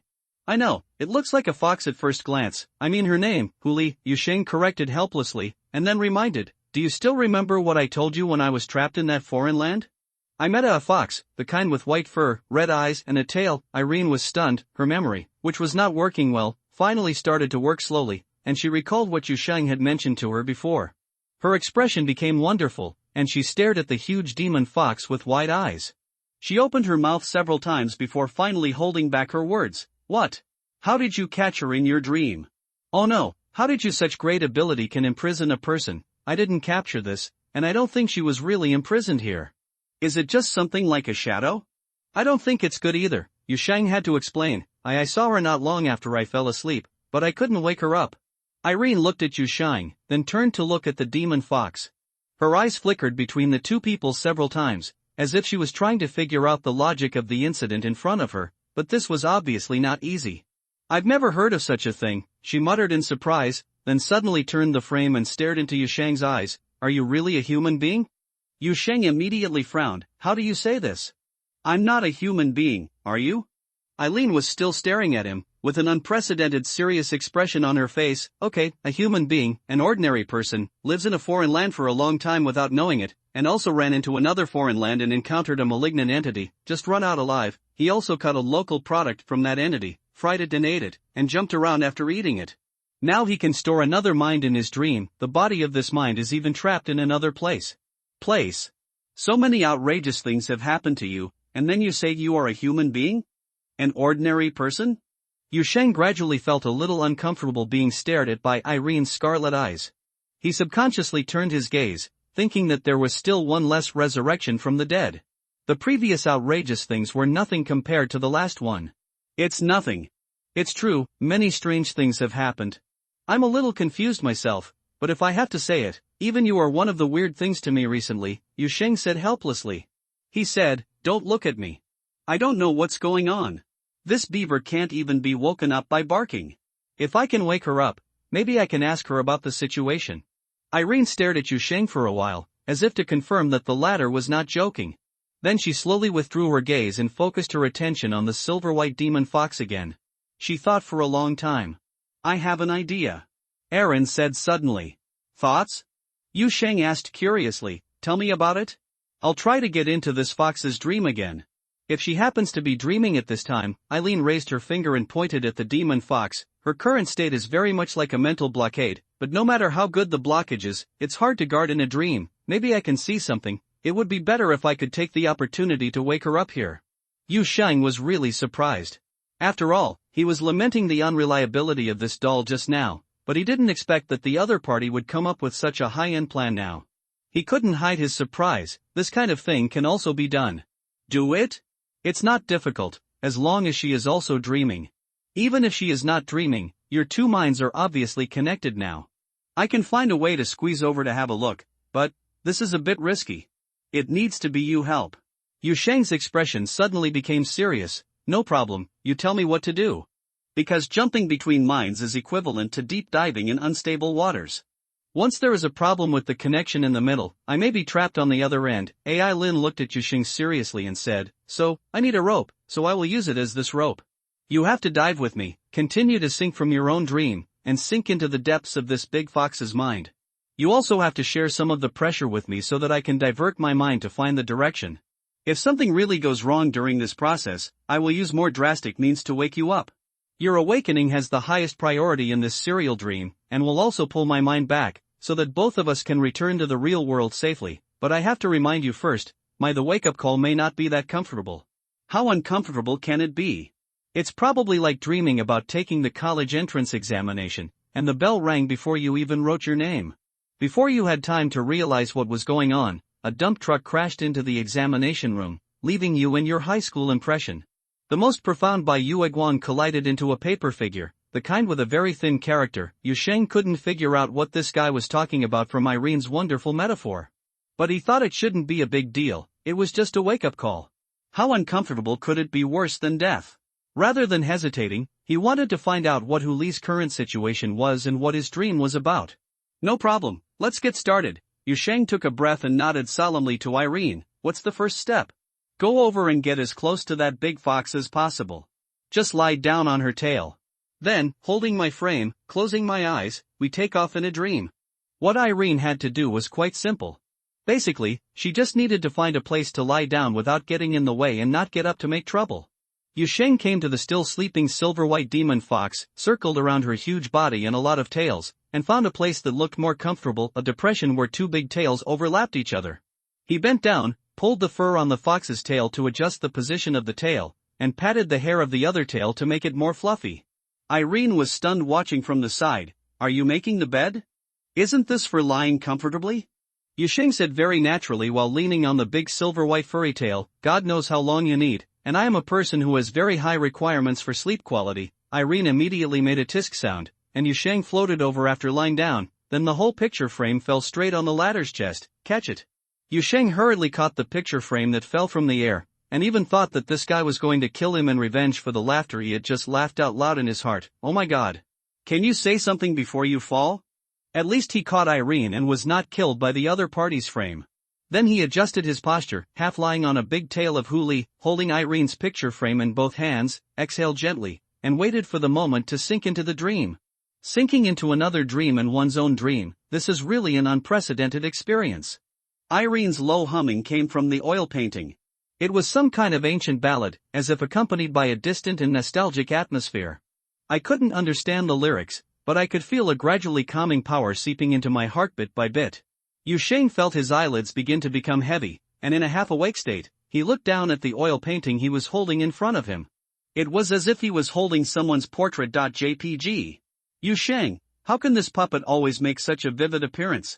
The next second, his thoughts were suddenly interrupted in this somewhat unrestrained thought, and then he suddenly sank in a void, falling straight into the deepest part of this dream. He felt that he had lost control of his body all of a sudden, or rather, he could not feel the existence of his body. He seemed to have become a void perspective, quickly traveling through a series of memories, thoughts and perceptions that did not belong to him. There were shadows all around him, as if many overlapping image fragments were interwoven into a continuous curtain, and the curtain merged into a tunnel with no end in sight. The sound was buzzing, and information poured into his mind. He couldn't even tell whether it was the sound he really heard, or the memory that directly appeared in his mind. Someone was exclaiming, something was exploding, and there was a whistling sound coming from the power structure of the ferry shuttle. They were falling, and the ferry shuttle rushed out of the track and fell into a world that was not in the path and seemed to have suddenly appeared. With a huge impact, the Immortal shuttle crashed into a dark mountain. The spirit of the weapon ran out of the Hengtian weapon and fought with the Immortal who drove the Immortal shuttle, arguing about things like withholding spiritual stones, rough driving, and reporting to the Immortal Gate. Then with an explosion, the spirit of the weapon died, and many people died. Those who survived also died one after another. All the deaths and partings turned into a series of fragments that passed quickly in front of Yusheng's eyes. He saw those yellowed and blurred figures die of hunger, die of poisons in the mountains and forests, die of desperate fights, die of the ubiquitous malice that filled the valley. The valley itself wanted to kill them by driving the power of hunger. The tunnel that seemed to have no end suddenly disappeared, and Yusheng found himself staying in a fated scene after passing through many chaotic memory fragments. he finally arrived at Huli's dream at this moment. Just as Irene said, the tones in the dream tend to be consistent. Everything here has an old, inactive gray texture. The dark sky, the dark woods, the dirty gray soil and stones, just a glance, feel very depressed. Irene? Yusheng tried to call in his heart, because he didn't see the other person. I'm here. Where are you? Yusheng looked around, why can't I see you? With you, Irene's voice seemed to come directly from her mind. This feeling is very wonderful. You can't see me, you can't see your body, we are now two infiltrating foreign consciousness, it's good to have a perspective. Oh, so that's it. Yusheng understood, and then began to look for Huli in the grove. He didn't look for too long. In fact, almost at the moment when he had the idea of a euro looking for the other party, he heard a sound coming from not far away. It was the sound of digging the soil. Yusheng immediately followed the sound, his vision drifting through the shadowy trees, and soon he saw the white figure. A silver-haired girl in a tattered dress was kneeling on the edge of a clearing in the forest. Her originally fluffy and beautiful foxtail was covered with mud and dirt, making it look dirty and miserable. She lowered her head and dug something in the mud, mumbling as she dug. Around the girl, there were deep pits of various sizes dug by her hands. Yusheng floated over and came to Huli's side. Huli couldn't see him, but he was still digging hard, digging his hands into the soil again and again. Irene's voice suddenly came into Yusheng's mind, talk to her, talk to her. She can't even see us. It's okay, just talk to her. This is a dream, and she will respond. For the dreamer, there is nothing unreasonable in the dream. Yusheng thought for a while and looked at the demon fox girl. What are you digging for?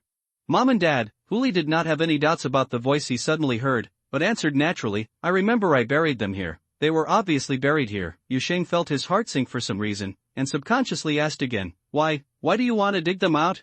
I miss them. Huli gradually stopped, with a hint of blankness in his eyes, but he still answered subconsciously, I'm so hungry, I want to tell them, I'm so hungry, but I insist. Stop, they said not to listen to that monster, I kept holding on, but I'm so hungry. Huli lowered his head, glanced at his soil-covered hands, and continued digging.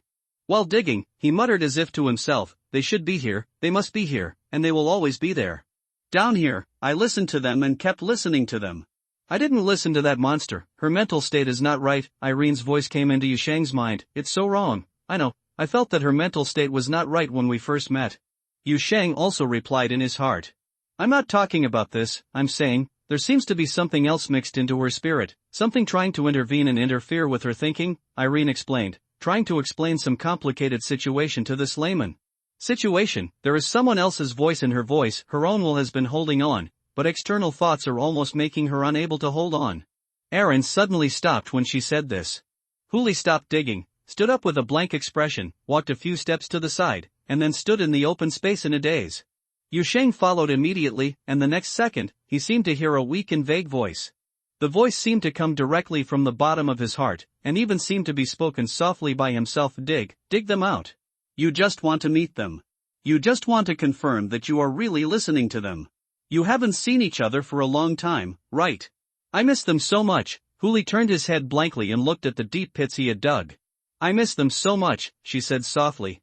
Yusheng suddenly reacted and realized that the voice he just heard coming from his heart was the foreign intervention mentioned by Eileen. He was connected with Huli's dreams and spirit, so what he just heard was actually not the voice from his heart but the voice from Huli's heart. The beaver slowly turned to another direction in the clearing, as if he wanted to continue digging. Every handful of dirt was gradually digging through her own mental defenses. Yusheng finally understood what the voice was trying to confuse, and a chill suddenly surged from the bottom of his heart, causing him to subconsciously shout, Huli. The fox demon girl stopped blankly and looked back at the edge of the empty woods. After a while, her eyes regained some clarity, and she recalled where she had heard that familiar voice. Benefactor? However, the forest was empty, and there was no more Yusheng's voice. The call just now seemed to be just an illusion. Huli stood in the open space blankly.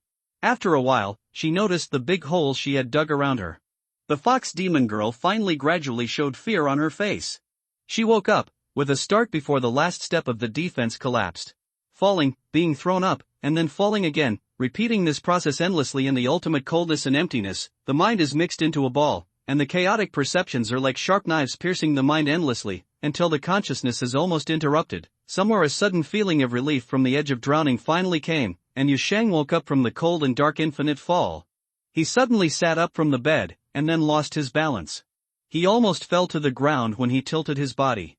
At the last moment, he grabbed the corner of the bedside table with his hands and barely held himself up.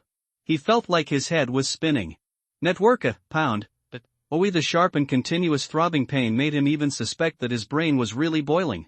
But fortunately, this feeling did not last too long. When I really woke up, the unbearable feelings in my mind faded away like the dream, leaving only some unpleasant impressions. Yusheng sat on the edge of the bed and took a few breaths. He looked up and looked out the window and saw that the setting sun was gradually approaching the rooftops of the distant city and the sky was getting darker. The whole day has passed, he muttered in surprise, and stood up holding onto the bedside table. He first went to the table and poured a glass of water, then patted his face, trying to move on from that unstable scene. After recovering some energy from sleep, he left the bedroom and went to the first floor. I really didn't expect that your sudden awakening would be so uncomfortable, Yusheng complained to the oil painting on the dining table as soon as he arrived at the restaurant. I was thinking that at most I would be dizzy or have a heart attack. After a while, the good guy almost vomited out last year's New Year's Eve dinner when he opened his eyes. After he complained, Irene did not immediately reply with a series of beeps as usual, but was very quiet. Yusheng suddenly felt strange. He turned to look at the oil painting on the table, only to see Irene acting as if something had malfunctioned. He slumped on the chair covered with a red velvet carpet, holding the teddy bear and staring blankly upward. He occasionally rolled his eyes, and then stood up and retched. Yusheng, how could you, who was so suddenly awake, still make yourself so miserable? Irene raised her head and glanced at him. Just as she was about to speak, food came to her mind again, but as a doll that had been sealed for countless years, she didn't even have sour water in her stomach, let alone the New Year's Eve dinner. In fact, Yusheng even suspected that she didn't even have a stomach, so he could only lie on the edge of the chair and feel uncomfortable, as if his head would shake off in the next second.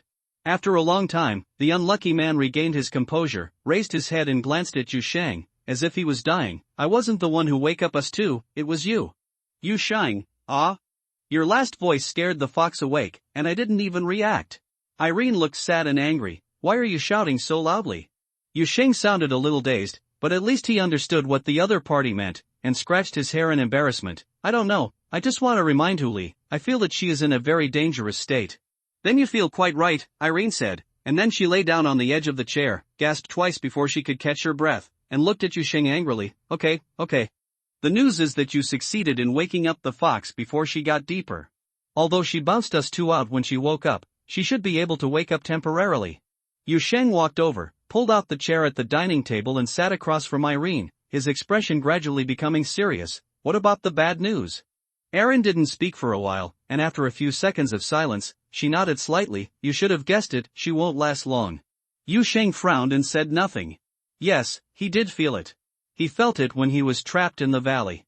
The hunger and madness that were buried deep in Beaver's heart were constantly eroding away like some kind of evil thing that would grow. He didn't know what it was at first, but when he faced off against the flesh and blood monster for the last time, he realized that the hunger was not as simple as it seemed. The scene he just saw in the depths of the dream only allowed him to grasp Huli's situation more accurately. If you want to help that fox, you'd better take action as soon as possible, Eileen said from the side. The one who bewitched her is trying to turn her into some kind of nutrition. Killing is not the purpose of that thing. Crazy and hungered is what it wants. That fox's will is tenacious enough to resist until now, which is incredible, but the longer she persists, when the transformation occurs, all she can provide, the bigger the nutrients, the more troublesome it becomes, very, very troublesome. Yusheng listened with a sinking face, and supplemented the information he had learned so far based on Irene's description, but suddenly he noticed something and raised his head to look at the picture frame opposite. Eileen, he said with a serious face, do you know something? About the situation in the valley and the things in the valley? Erin hesitated for a moment, shook her head first, but then nodded slightly. I don't remember most things, including what happened in that valley, but I seem to have some impression of the situation that the fox encountered. I should have read information on this before. She said, then frowned and paused briefly, as if she was trying to search for useful content from her fragmented memory. Entity hunger, that's what it seems to be called, Erin recalled. It is an entity with clear malice and high danger. It is generated in a closed area. The environment in the area is poisoned and hunger spreads. It has its own characteristics. It is very aggressive, but what is more dangerous is its influence. People who are paid attention to by this entity will fall into terrible hunger, and their willpower will be greatly tested. I can't remember the specific victimization incident. I only remember it. Remember, it's very dangerous and has harmed many people, and what's even worse is, Irene stopped and looked up into Yusheng's eyes. Hunger turns people into beasts, devouring dignity and life at the same time. Most people should not be able to bear it, and those who fall will become part of the entity hunger, endless. Listening to Irene's story, the expression on Yusheng's face gradually tightened, and a heavy sense of depression pressed on his heart. At this moment, he suddenly thought of another thing. When fighting that flesh and blood monster, he felt the urge to eat in his heart. Could it be that I have also been affected by hunger? Yusheng's heart tightened and he immediately spoke quickly. Wait a minute, what are the main symptoms after being affected by hunger?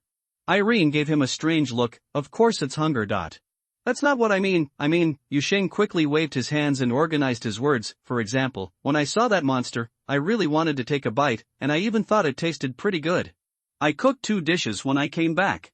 Is this reaction also affected by hunger? Irene's expression was visibly dull. She immediately thought of the local specialties brought back by Yusheng, as well as the 4 dishes in one soup that were delicious, and delicious. Yes, you ate, Miss Doll muttered, but then she suddenly realized and her tone changed. No. Of course not. The effect of entity hunger is to make you hungry. It's not for you to gnaw on others when you're crazy. It doesn't rely on itself to lure people into madness. Irene's shout shocked Yusheng, but he immediately understood the truth. Although hunger and appetite are closely related, they are placed in foreign lands and entities based on strict rules. These are 2 distinct definitions. Especially when an entity is actively malicious, its influence must be strictly in accordance with its rules. To put it clearly, if Yusheng was really affected by hunger when he was in that valley, then he should eat the beaver, not the monster that was the source of the confusion. Of course, he was somewhat reluctant when he bit that monster for the first time, so I won't mention that. Thinking of this, Yusheng breathed a sigh of relief and confirmed that he had not been invaded by that strange entity. He also recalled that he did have a normal feeling of fullness after eating before going to bed. He felt calm and took a long breath. That's okay, it seems I'm quite normal.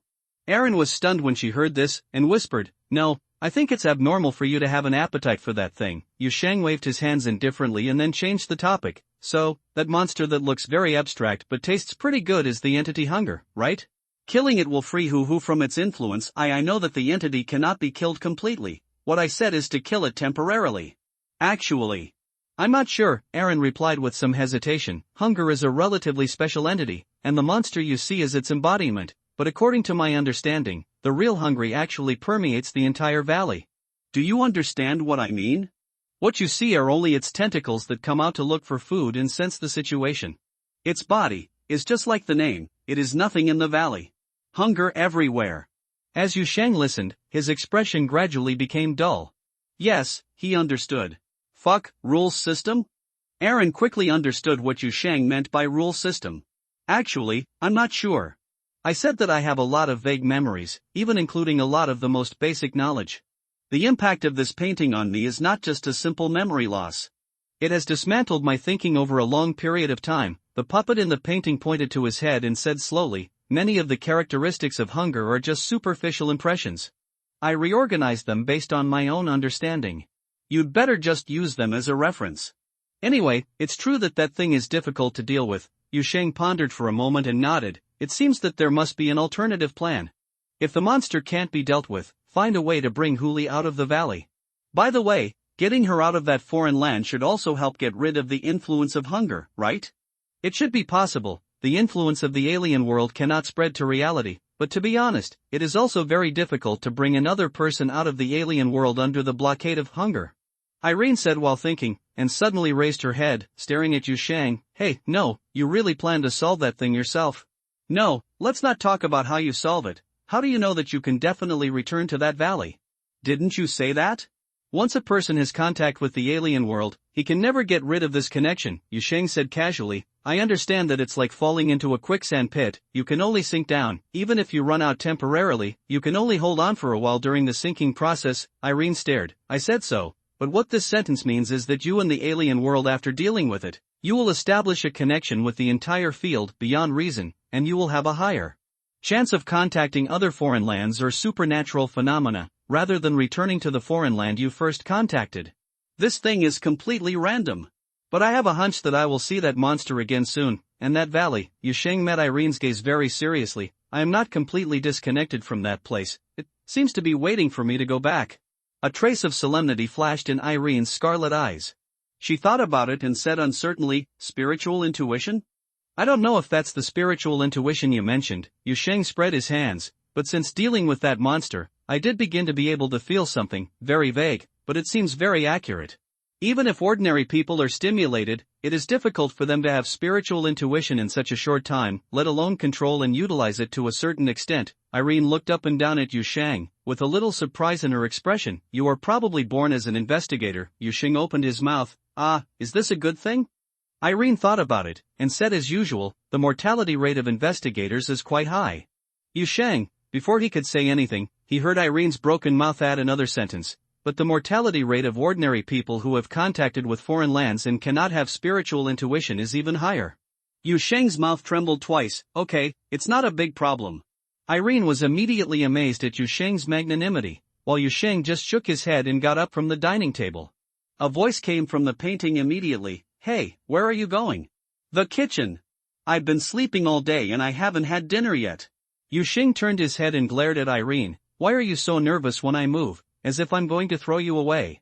Nonsense, it's a problem for me to move myself now. Do you know how uneasy I feel? And you can fall into a foreign land as soon as you go out. How can I know if you will disappear again when you get up, and then we will be separated forever? Irene's mouth was as annoying as always, but Yu Sheng just frowned and realized that the other party seemed to just want to care about him. And he realized that this doll was trapped in an oil painting, which caused it to be unable to control its own situation in the state of anxiety after finally finding someone to communicate with. He thought about it, got up and picked Irene up from the dining table. The latter immediately exclaimed, Hey, what are you doing? I'm still watching TV. I warn you, don't hang me back in the room on the second floor. I won't talk to you at most, just put me back first. It's boring to cook alone. You're free anyway, so go to the kitchen and talk to me. Irene was stunned for a moment, secretly observing Yu Sheng's expression from the edge of the picture frame, and seemed a little unbelievable, but soon nodded. Okay. Yu Sheng pouted, carried Irene into the kitchen, and casually propped her on the windowsill, then turned around and opened the refrigerator to check the ingredients for dinner. Huli's figure appeared in his mind the moment he saw the food. He couldn't help but think of the fox girl squatting in the ruins of the dilapidated temple, holding a rotten vegetable leaf and looking at him from a distance. She was still hungry. Yu Sheng pursed his lips, suppressed many thoughts in his heart, and took out the stewed meat and 2 steamed buns left in the morning. In the evening, just heat up the leftovers with steamed buns, and cook some porridge by the way. Putting the steamed buns and stewed meat from the refrigerator into the microwave, and then washing the rice to prepare porridge, Yu Sheng was busy in silence, and after half a minute he began to regret bringing Irene into the kitchen. This BBG was restless from the moment he opened the refrigerator. Hey, your refrigerator is quite big. Can you use such a big refrigerator by yourself? That's the meat you stewed in the morning, right? Not to mention, that local specialty looks quite normal after being processed. Doesn't it really come to life suddenly in the bowl? Why don't you just cook some porridge? Then there's nothing to see here. Why don't you carve a flower out of a radish, or a seal? Why don't you turn on the range hood? Oh, you didn't cook. Isn't it getting dark outside? Turn me around. I'll look at the street. If it doesn't work, then I won't. What's your mother's last name? Yu Sheng finally couldn't bear it anymore and carried Irene to the front of the pool. Believe it or not, I will soak you in it now. I will use dish soap to scrub you until the color fades. Believe it or not. Erin shrank her neck instantly, hugged the teddy bear and sat back on the chair. If you don't say it, the world is finally clean. Irene returned to the windowsill, hugging the teddy bear and sitting on a chair, looking at Yu Sheng, who was leaning against the stove in a daze, neither of them speaking. After an unknown amount of time, it was Eileen who broke the silence first. I still think it is dangerous to deal with hunger by one person. Although I can't remember how powerful that entity is, it is definitely not something ordinary people can deal with. Yes, you will die. I will rise again. I'm serious. I'm serious too. Irene stared at Yu Sheng as if she was a little angry. But she was only angry for a few seconds before sighing. Seriously, think of another way. Find a way to get in touch with the group of people in this city who are dedicated to fighting foreign lands. Don't take any chances. I don't want to take risks, I just think that risk will find me. Yu Sheng shook his head, But I know what you mean, I will not die casually. As for those professionals you mentioned, I will go looking for them. Oh, that's good. Dinner was spent in peace. Irene watched a non-nutritious urban drama on TV and occasionally commented on the people and things in the plot. Yu Sheng ate seriously and occasionally responded to Irene's beeps. Yu Sheng ate this meal very cleanly. In the end, he didn't even miss the last bit of broth in the bowl. He wiped the edge of the bowl with the steamed bun and got it all clean. I'm going out. After cleaning up the dining room and kitchen, Yu Sheng changed into clothes for going out and casually said to Irene. Erin, who was watching TV, immediately raised her head when she heard this, with a hint of panic on her expression. Where are you going? Go to the small supermarket at the intersection and buy some food. It's not far away, Yu Sheng said, noticing the expression on Irene's face. She was a little bit dumbfounded. Don't be so nervous. I don't fall into a foreign land every time I go out. Don't worry, this house is a bit weird, but I will check it first every time I open the door. Okay, Erin scratched her hair and was a little confused, but I saw there were quite a lot of things in the refrigerator before. I'm going to buy some more, Yu Sheng said. It doesn't need to be stored in the refrigerator. It's convenient and ready to eat. Erin understood. Oh, okay, then be careful when you go out. Remember not to go out directly after opening the door. Take a look outside first. Yu Sheng laughed. It had been a long time since anyone had said be careful when going out to him. Although this time it was said by a doll who usually talked trash, it felt pretty good. He changed his clothes, thought about it, and stuffed several pieces of bread and biscuits into his pockets. Then he came to the door, held his hand on the doorknob, and took a gentle breath. To be honest, since the last time he pushed open this door and fell directly into a foreign land, he did have a little shadow about this door. But that doesn't mean you'll never leave the house. Yu Sheng gritted his teeth and slowly opened the door. First he opened a crack, then opened it wider and carefully observed the situation outside. After confirming repeatedly for a long time, he took a breath and walked out of the house. Fortunately, that door is not that evil. It seems that falling into a foreign land after coming out of that house is not a very high probability event. Maybe specific conditions are needed to trigger some effect of that door? Maybe it needs to be opened several times, or at a specific time. Yu Sheng was walking on the street. After he felt a little calmer, he couldn't help but think about this thing. But no matter what, he was really relieved. He walked briskly through a street with almost no passers-by. Soon he came to the small supermarket at the intersection and opened the door. The moment he pushed the door open, he felt a thrill in his heart, and then hot wind blew in my face, and the scorched earth opposite the door was steaming with heat. A crashed aircraft was billowing thick smoke on the hills in the distance, and two heavily armed men, wearing some kind of pitch-black armor that looked like aliens, the people in power armor were struggling with each other. One of them suddenly raised his hand, and with a chi sound, a plasma light blade ignited at his wrist and stabbed towards the opposite side. Then, two black can men dressed like astral mercenaries seemed to notice the gazes from the side at the same time, and suddenly turned their heads to look at Yu Sheng, the dark red monitor on the faceplate flickering. Yu Sheng. He took a sharp step back and slammed the door. The door of the small supermarket slammed shut, isolating the scorching heat from the scorched earth planet and the sudden murderous intent of the two black armored soldiers. Yu Sheng stood quietly at the door, a little dazed. After being stunned for several seconds, he took a deep breath and turned his head to look around. There were not many passers-by on the street. Occasionally, someone walked by and seemed to have completely ignored the abnormality here. Only Yu Sheng faced the strange scene that came to him a few seconds ago, and he was still standing in the wind. After being messy for a while, Yu Sheng slowly turned back and looked at the storefront of the small supermarket. He has been here more than once in the past 2 months. This small supermarket in the old city does not have many things, but the basic daily necessities and rice, flour, grain and oil are complete. The owners of the supermarket are a young couple, and Yu Sheng is now somewhat familiar with them. There was nothing special about the front of the small supermarket. It was just an ordinary ground floor shop. There was a large glass window on the street side, which was almost full of various promotional information and small commodity shelves piled behind the glass. One side of the hinge of the glass door was not working well. The corresponding half of the door was pasted with an A4 paper saying this door is broken. Through the door, you can see some crowded shelves inside and the boss who was moving things next to the shelves. It looked very normal. There was nothing more normal than this scene. But Yu Sheng would never regard what he saw just now as a hallucination. He still felt the burning, slightly sulfurous breath lingering in his nose. He almost stepped over, but fortunately the sequelae of falling into a foreign land were still there, making him not only sensitive to the door of his home, but even to any door. He always hesitated subconsciously after opening the door. Another reason for his hesitation at the door was that at the moment of opening the door, he felt in his heart a chill. Yu Sheng stood at the door of the supermarket and calmed down. After thinking for a moment, he reached out and grasped the door handle again. Then he pushed the door open a little force and looked inside. It was a normal supermarket inside. There were not many people at this time.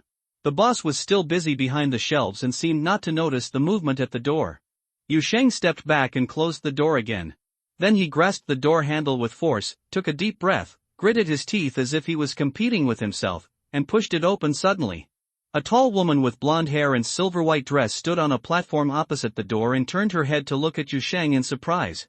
She was very beautiful, but her ears under her blonde hair were not like those of a human, but elegant and slender pointed ears. There were also several glimmering pipes and data cables extending from behind her ears and connected to her back. However, Yu Sheng was more concerned about the wheel-like structure extending from the hem of the other party's silver-white dress, and the mechanical limbs behind the other party that were holding various tools and swinging around in the air. A voice came from somewhere across the door, "Boss." The customer asked if the super light core sent last week has been repaired. The blonde lady did not respond, but stared at Yu Sheng who was standing at the door. After holding it in for a long time, she finally yelled, "How the hell did you get in?" Yu Sheng slammed the door shut. But the next second he pushed the door open again, because he didn't see clearly just now. The one across the door was an elf? This was the first time he saw an elf in his life. Was it an elf?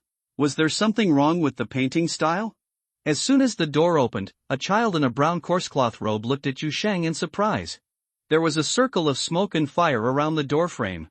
The child was fanning a fan in his hand, and his eyes were wide open as if they were about to pop out. The next second, before Yu Sheng could even speak, the kid threw his fan away as if he had seen a ghost, and ran out, jumping and shouting, "Master! Master! Seen your brother succeeded! Seen your brother's alchemy furnace refined a human head! With nose and eyes! And it can breathe!" F***ck, Yu Sheng exclaimed, slammed the door shut, and stepped back several steps before he stood still. He looked back at the road and found that several passers-by were looking at this sight in confusion, but they seemed to have only seen Yu Sheng's strange behavior, because the door was closed quickly, and no one noticed the situation of the door. Yu Sheng could only quickly adjust his expression, pretending to be indifferent, and temporarily walked aside.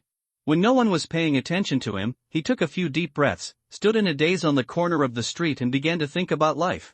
Things were so confusing and weird that he didn't even know whether he was still in shock, or had his worldview reshaped, or had survived a catastrophe. He only knew that there were 12 storms in his mind, or 200 errands were beeping at the same time, and all kinds of messy thoughts were running rampant in his heart. He didn't come back to his senses for 7 or 8 minutes. But he was sure of one thing very quickly. Those on the other side of the door were not in a foreign land. At least the elf beauty who looked like a mechanical monster and the Taoist boy holding a fan were definitely not in a foreign land. As for the two mighty soldiers in power armor who were obviously fighting at the beginning, the environment around them was bad, and it was hard to say whether it was in a foreign land. After a long time, Yu Sheng's messy head finally calmed down. He forced all kinds of crazy and surging conjectures and thoughts to be sorted out and suppressed. Then he lowered his head and looked at his hands. After hesitating for a long time, he slowly reached out and reached to the side. He was standing at the corner of the street at the moment, with only a wall beside him, a bare cement brick wall.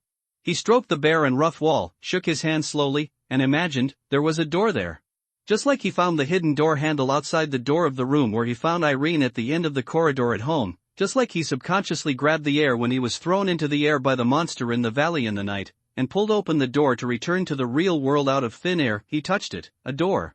He couldn't see it, but the door appeared.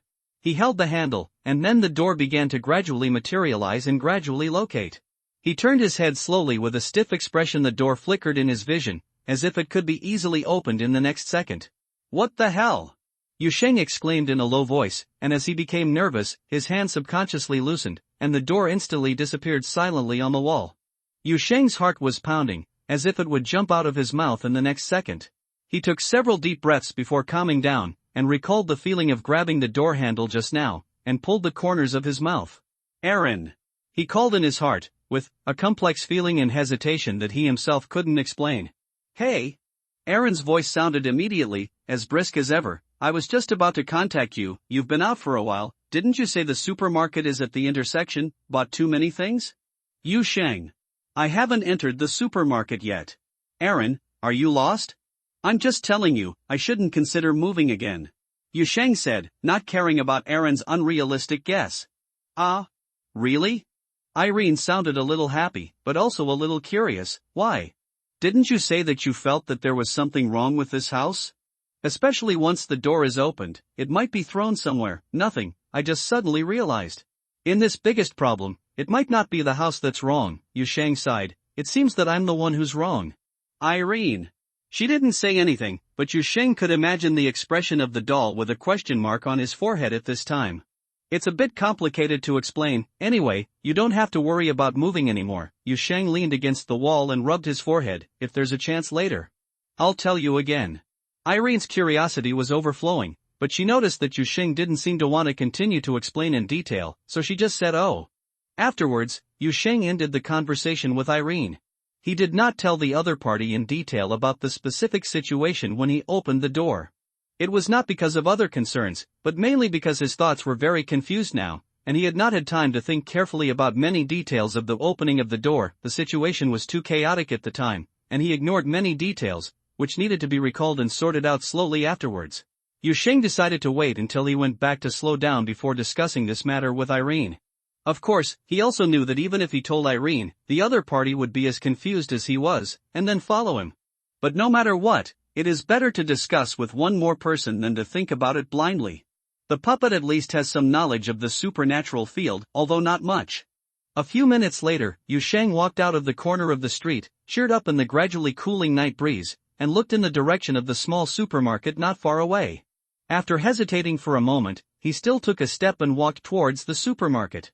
He still decided to complete today's shopping plan first. Although the door thing was disturbing, he couldn't stop pushing any door from today. But this time, he was more cautious than any other time when he pushed the door of the supermarket. He tried to concentrate and feel every detail of the door opening, from the touch of his hands, to the thoughts in his heart, the intuitive reminders, even the sound of the wind around him, the shadows reflected on the glass door. If there were other people present at this time, they would probably feel that Yu Sheng's door opening process was like slow motion. Then, the supermarket door opened. Among the slightly crowded shelves, the young store owner raised his head and smiled when he saw Yu Sheng. Oh, what do you want to buy? Open the supermarket door and walk into the supermarket. It was obviously such a simple and normal process, but at this moment Yu Sheng felt that he couldn't believe it.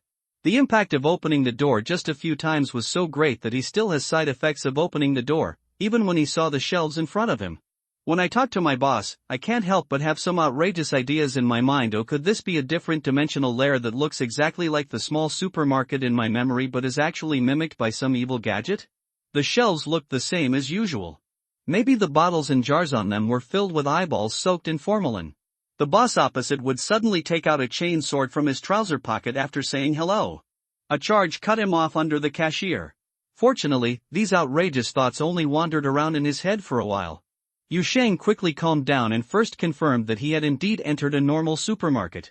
At the same time, he roughly understood under what circumstances he could be normal and correct open the door. Then he nodded to the young boss opposite. Come and buy something. Are there boxes of instant noodles and compressed biscuits? We have instant noodles. The unpacked ones are piled under the stairs on the second floor. What kind do you want? Although the young boss thought it was a bit strange that Yu Sheng was in a daze as soon as he came in, he quickly ignored it. Stubble raised his hand and pointed to the iron ladder not far away. There are no boxes of compressed biscuits anymore. See the middle row of the shelf on the left, that's all. Not many people usually buy this thing, and I don't buy it very much. Okay, help me pack all the biscuits, and I'll move the box of instant noodles, and get 2 packs of ham sausages, the large one. Good. The young boss responded, then turned around and took a big shopping bag to put things on the shelves. While busy, he asked casually, suddenly bought so many instant noodles and compressed biscuits? It's not good to just eat these. My wife says this every day. I keep it at home.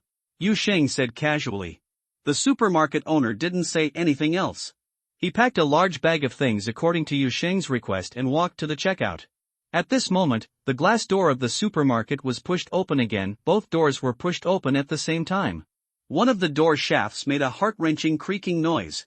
The boss who was counting the compressed biscuits and settling accounts heard the sound and quickly raised his head. Hey, the door is broken, and there is paper on the door. I didn't pay attention. A young man with black hair, casual clothes, and a nondescript face came in. He looked back at the half-glass door with some embarrassment, which seemed to be unable to rotate automatically, and then turned. He asked, "Are there boxes of instant noodles?" At this time, Yu Sheng was walking between two rows of shelves with a box of instant noodles in his arms. When he heard the movement from the cashier, he looked up, but quickly looked away. "Oh, just this one will do." The young man with short black hair pointed at the instant noodles in Yu Sheng's hand. "I'll take a box too." The supermarket owner didn't even look up. Under the stairs on the right-hand side in front, "Take it yourself. I'll settle the account first." Yu Sheng passed by the young man, checked out at the checkout counter, then walked into the darkening night outside the supermarket, carrying a large shopping bag in one hand and the instant noodles box on the other. Li Lin found the instant noodles he wanted to buy under the stairs mentioned by the supermarket owner. He was bending down to move things when he felt a vibration in his pocket. He took out his phone and looked at it, and found that it was a message from the captain. He turned his head and glanced in the direction of the cashier, looked down at the screen of his mobile phone, and casually replied, "I've settled in and am going out to buy something." The phone buzzed twice, and a new message popped up on the screen. "Did you notice anything unusual?" Li Lin typed, "No, I will walk around the streets tomorrow and get in touch with the residents here." After sending the message, the young Secret Service operator hesitated for a while, then edited the next article. "When will the deep diver in the team arrive? Who will be arranged to come?" This time, after a while, the phone vibrated again. "Su Jelly, be at work tomorrow." Li Lin looked at the message on the screen and was stunned. Just when he was about to send a message to ask something, he saw a new message from the leader. "He has just returned from AMA 9. Something happened over there." According to the situation, his mission ended early and he is currently doing a report and a full set of inspections at the bureau. "He will be sent to you tomorrow." After reading the message on the screen, Li Lin's mouth trembled and he typed quickly, "You are sent here to be on duty just after you have finished your field work? You don't give people half a day off?" Su Jelly requested it on her own initiative. The situation he encountered there is a bit special. He is now suffering from the sequelae of deep diving. He needs to wear a stabilizer all the time these days, so he just moved his vacation after work to next week. "Where are you?" "There shouldn't be any problems in the short term, just take a break while you are there. We will discuss it in detail tomorrow." Li Lin curled his lips, replied okay, then stood up and walked to the checkout counter with the instant noodles box in his arms. The supermarket owner behind the checkout counter raised his eyelids and took a look. He took out his code scanner and said again, "It's not good to just eat these. My wife tells me about this every day." "Li Linyal, then I won't buy it?" A total of 62 yuan. Irene heard the noise coming from the door. The door was open from the outside, but she poked her head from the edge of the picture frame and looked towards the entrance, but she didn't see Yu Sheng's figure for a long time. After a while, she saw Yu Sheng finally poking his head in from the door. He looked around inside for a while, then cautiously stepped into the house like a thief, and took out the things he bought. After putting a lot of things on the ground, he turned around and closed the door. Irene just watched this scene quietly. After Yu Sheng closed the door, she finally said, "Yu Sheng, what are you doing? Why do you come home like a thief?" Yu Sheng sighed and muttered while changing his shoes, "Don't mention it. I have a serious psychological shadow on opening the door now. I don't dare to move forward without confirming it 3 times. As Erin listened, her eyes fell on the pile of things at the door again. "It's a lot to buy," Miss Doll said in amazement. "You should push a trolley there, like that camper van. It's very easy to use." Yu Sheng didn't speak for a while. He just looked down at the instant noodles, ham and compressed biscuits piled at the door. Then he seemed to suddenly remember something and slapped his forehead hard. "I should buy some liquid food. She has been hungry for too long. Just eat this."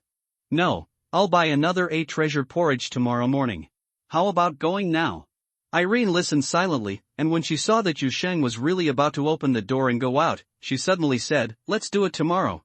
Yu Sheng had already changed his shoes again at this time, and while holding onto the door handle, he turned back. "She's still hungry. Even if you buy it now, do you have a way to send it to that fox immediately?" Irene looked directly at Yu Sheng, and, to be honest, I wanted to say it before, even if you put it, sending these things can only temporarily alleviate her situation. The biggest problem there is not the lack of food, but the entity called hunger. Yu Sheng stopped what he was doing. After thinking for a moment, he put his shoes back on, walked to the dining table, and sat down opposite Irene. That's right. The biggest problem is hunger. Although it's good to fill up your stomach temporarily. But let's talk about it tomorrow. I'm really not in a hurry for now. I have to find a way to stably enter the valley first. That's it. Eileen noticed the solemn look of thinking on Yusheng's face when he said the second half of the sentence. At the same time, she thought of the few words the other party revealed when he contacted her just now, and she immediately noticed something keenly. What happened? She tried to ask. Do you have any ideas about entering that valley? Strictly speaking, it's not the idea of a euro entering that valley, but, Yusheng said, raising his hand and grabbing it in the air in front of Irene. He held a door handle, and a door suddenly appeared in the air. The shape of the door itself was unremarkable, but its edges trembled and trembled like a phantom. Then, under Irene's shocked gaze, Yusheng pulled the door sharply. The illusory door suddenly opened, and Yusheng saw a female elf standing on the opposite side of the door who looked like a motor oil guy, with a lot of mechanical joints and a wheel-shaped lower body behind her back, but her upper body was wearing a silver-white robe. She was standing in front of some kind of large machining equipment, turning her head to look this way in shock.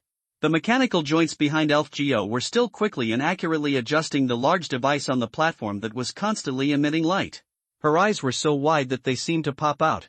She stared at Yusheng for 2 seconds before shouting, "So what the hell are you?" Yusheng slammed the door. "I didn't expect to be able to connect to the same place twice in a row," Yusheng said with a hint of surprise and a hint of thought on his face. "Wait a minute, maybe this is. I'll try it again later." He was just halfway through muttering when Eileen across the table finally couldn't help it anymore. The puppet lady seemed to fly out of the painting and bite someone. What was that just now? What was it? Ah. As you can see, Yusheng breathed out, "It's a door." "Of course I know it's a door, but the point is Aaron took a deep breath and jumped up from her chair. "What the hell is that?" Not only was Aaron's curse words unpleasant, the sound of her screaming loudly made people's heads buzz. Yusheng wondered how this guy could make such a big noise through an oil painting. Could the entire canvas be used as an amplifier? Don't ask me the principle. I don't even know what the principle is.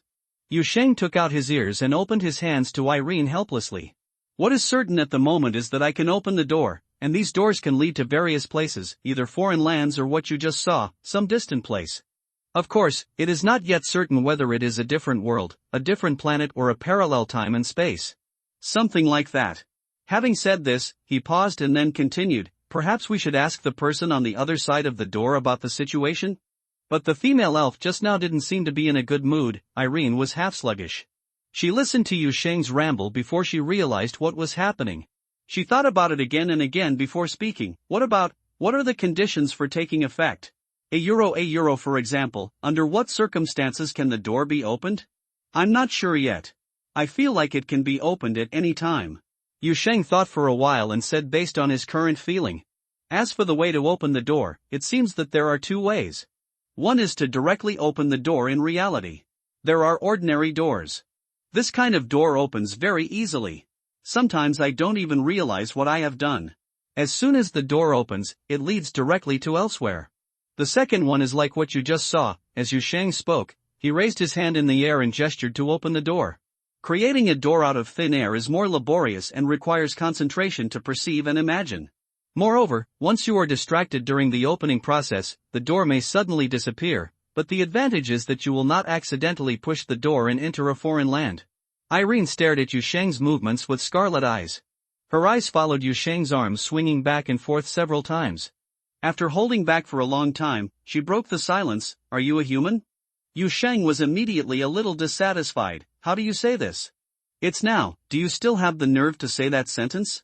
"Just that sentence, you told me not long ago," Irene thought while recalling, and then imitated Yusheng's original tone and expression before speaking. "I'm not a human being, are you?"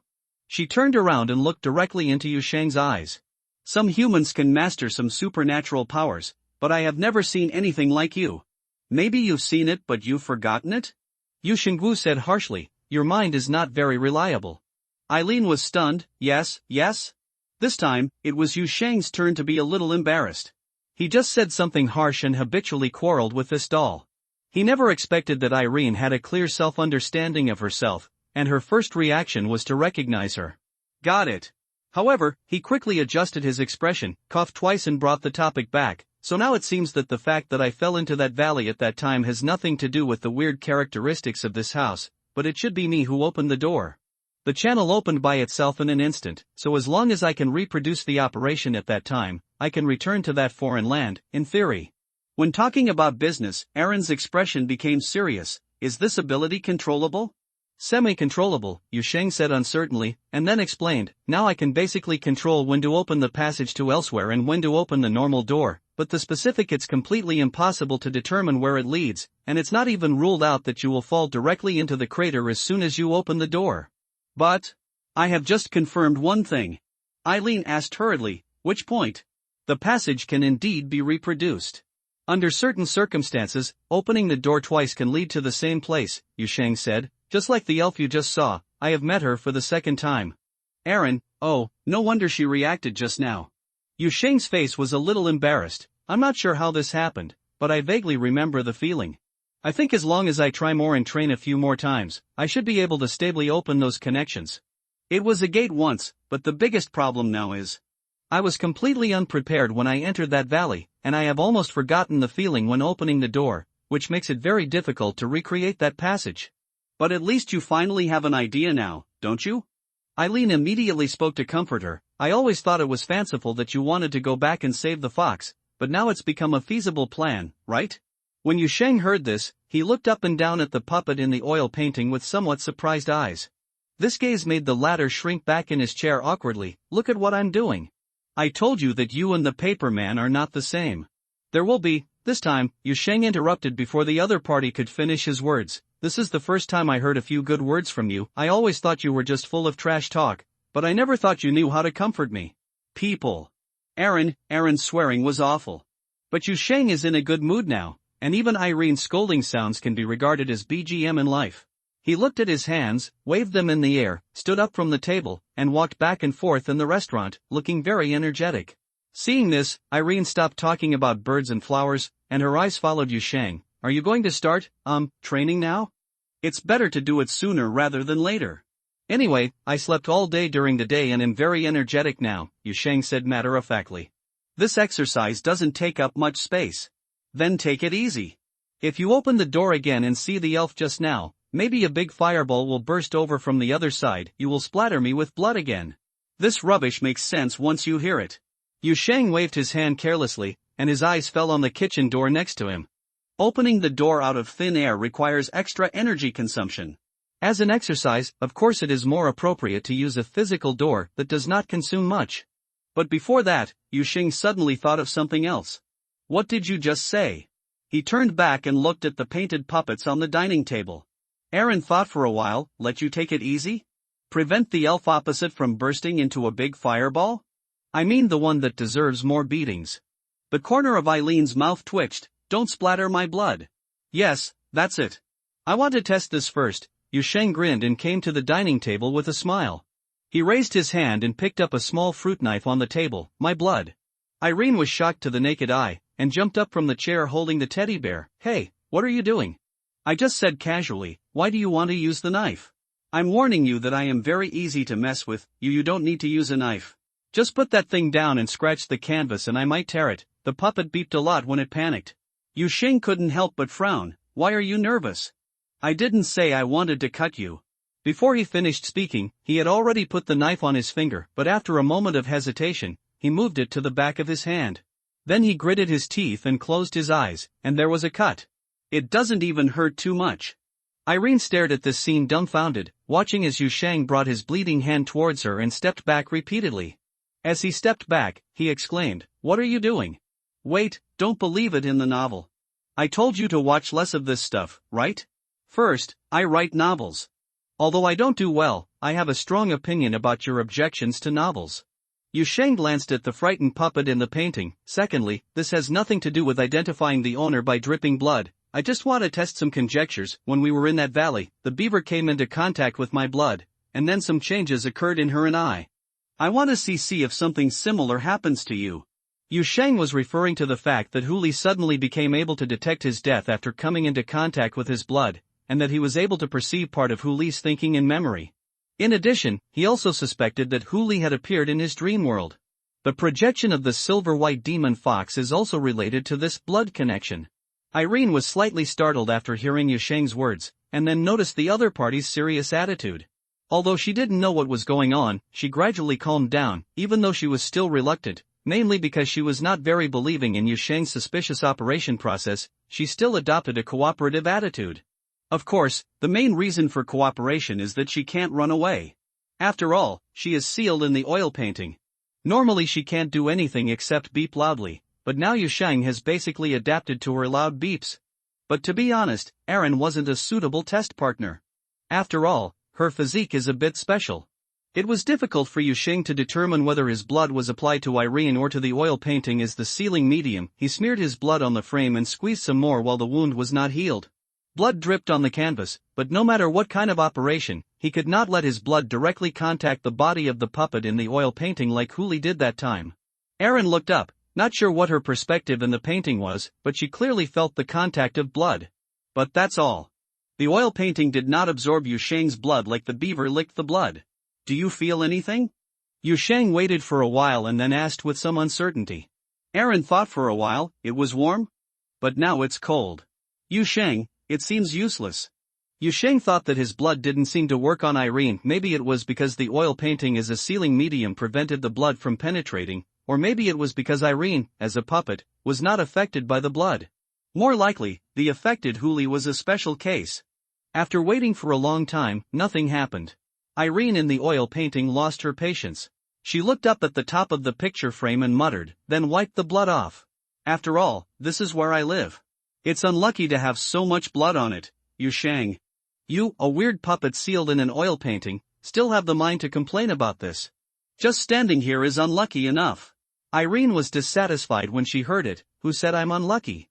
How can I be unlucky when I'm so beautiful? Some people put a wall of plastic figurines in their rooms. You poke a painting of a beautiful girl against the wall and think it's unlucky? Yusheng was stunned when he heard it. He couldn't think of how this guy could summarize this series of content into a paragraph. But he still waved his hand, muttering how can this be the same, while getting up and taking a wet tissue to wipe the blood off the frame. It couldn't be wiped off. Yusheng was stunned for a moment, and saw that the wet tissue had no effect after wiping it, and then rubbed it hard on the frame. He didn't dare to wipe the canvas too hard for fear of damaging it, but the blood on it remained motionless. But compared to the blood on the frame that couldn't be wiped off, Yusheng paid more attention to the situation on the wet tissue. There was not even a trace of red. Even if the blood was difficult to wipe off, it couldn't be like this. Irene couldn't see the situation of the wet tissue. She just looked up and saw Yusheng suddenly stunned, and suddenly felt a little uneasy. What happened? It can't be wiped off, Yusheng said in a daze, looking at the blood that seemed to have become part of the frame. It's not seeped in, but it's like the original color of this frame. Irene didn't respond. Yusheng looked down in confusion and saw the puppet in the painting staring at him blankly, as if his brain had suddenly lost its connection. After another 2 or 3 seconds, Irene's expression gradually changed from blank to horrified, as if she suddenly remembered something. She suddenly raised her hand and pointed at Yusheng, screaming, Yusheng, you, die. Yusheng was stunned for a second, and then he understood what happened. Seeing that Irene was still screaming, he calmly sat down on the chair opposite. Don't shout so many die, it's unlucky, although the actual number is indeed a bit too many. Irene stopped for a moment, glanced at Yusheng, and then continued to scream. Yusheng had to get up and find a way to comfort the frightened puppet. She was much more uncalm than the fox. However, the verbal comfort was obviously limited in effect. I don't know if it was because the impact brought by the delayed effect of the blood was too fierce, and she seemed particularly excited. But fortunately, Yusheng suddenly had an idea and found a way. The next second, he picked up Irene's painting, swung it vigorously in the air, and finally threw it into the air while spinning. After catching it, he swung it twice and put it back on the table. He watched the doll lady struggle to climb onto the chair covered with red carpet. Irene stopped screaming. Irene's curses were really ugly. But this time, Yusheng was familiar with calming her down. He finally calmed the doll down, and then communicated with the other party clearly about the situation while Irene was still cursing. At the same time, he finally confirmed that his blood was also effective for Irene in the sealed state. Although it seemed that the blood only acted on the oil painting frame, for some reason, Irene was indeed affected by it, and the same thing happened to her as Huli. She recalled the incident of Yusheng's death that she witnessed. But so far, Yusheng has not sensed Irene's thinking and memory as he did when he was with Huli before. He looked up at the still angry puppet, and was embarrassed to say that he actually suspected that Irene lacked both of these things. Irene was still angry, but no matter what, Yusheng's return of the dead had a greater impact on her than the roller coaster just now, and her focus was still on Yusheng's resurrection. You said, this is not the first time? She stared at Yusheng, still with disbelief in her tone. Well, in fact, it started before I met you, Yusheng thought for a while, recalling the frog in the rain, but don't ask me the principle, just like the door just now, I only know that there is such a thing, but I don't know what it is. Are there any sequelae or costs? Irene asked immediately. At present, I haven't found anything. Yusheng hesitated for a moment and said cautiously. In this matter, he still put away his nonchalant attitude, including physical and mental, no problems have been found. Aaron still stared at Yusheng's eyes. Then we should try our best to avoid this kind of resurrection in the future. Yusheng sighed helplessly, of course I know. The sequelae may be in the distant future, and the price may be in ways you can't imagine. Eileen seemed to be afraid that she would not truly understand this warning, and took the trouble to explain, everything in the world tends to return to balance. Things that go beyond reason and order will always encounter a counterattack brought about by reason and order, and come back from the dead. This is really the most outrageous situation among all super-rational events. Although you said you didn't find any problem, I don't quite believe it. After saying this, she paused and explained with a serious face, it's not that I don't believe you, I just don't believe the appearance of this matter. I understand, Yusheng nodded seriously, but then he spread his hands helplessly, but then again, do you think any of the times I died was voluntary? Aaron, yes. I just have a good attitude. After all, I can't help it. With the situation in the valley, I can only maintain a good attitude, Yusheng sighed, I understand your worries. Don't worry, I have my own sense of proportion. Irene stared at him for a long time, and finally retracted her gaze with a murmur, okay, just remember. I'm still waiting for you to get a body for me. Yusheng breathed a sigh of relief. I have to say that this doll's ability to accept is really strong. She still accepted such outrageous things so easily in the end. Erin suddenly raised her head again, with an expression that she couldn't hold back. Hey, I'm really surprised if you are a human being. Are you really sure that you were raised by your parents to eat human food? I can't recall what happened in my childhood, Yusheng, he retracted his thoughts. This doll's receptive ability didn't seem to be that strong. After a few casual words, Yusheng didn't care about the puppet's subsequent muttering. After testing the blood thing, he still remembered his original plan.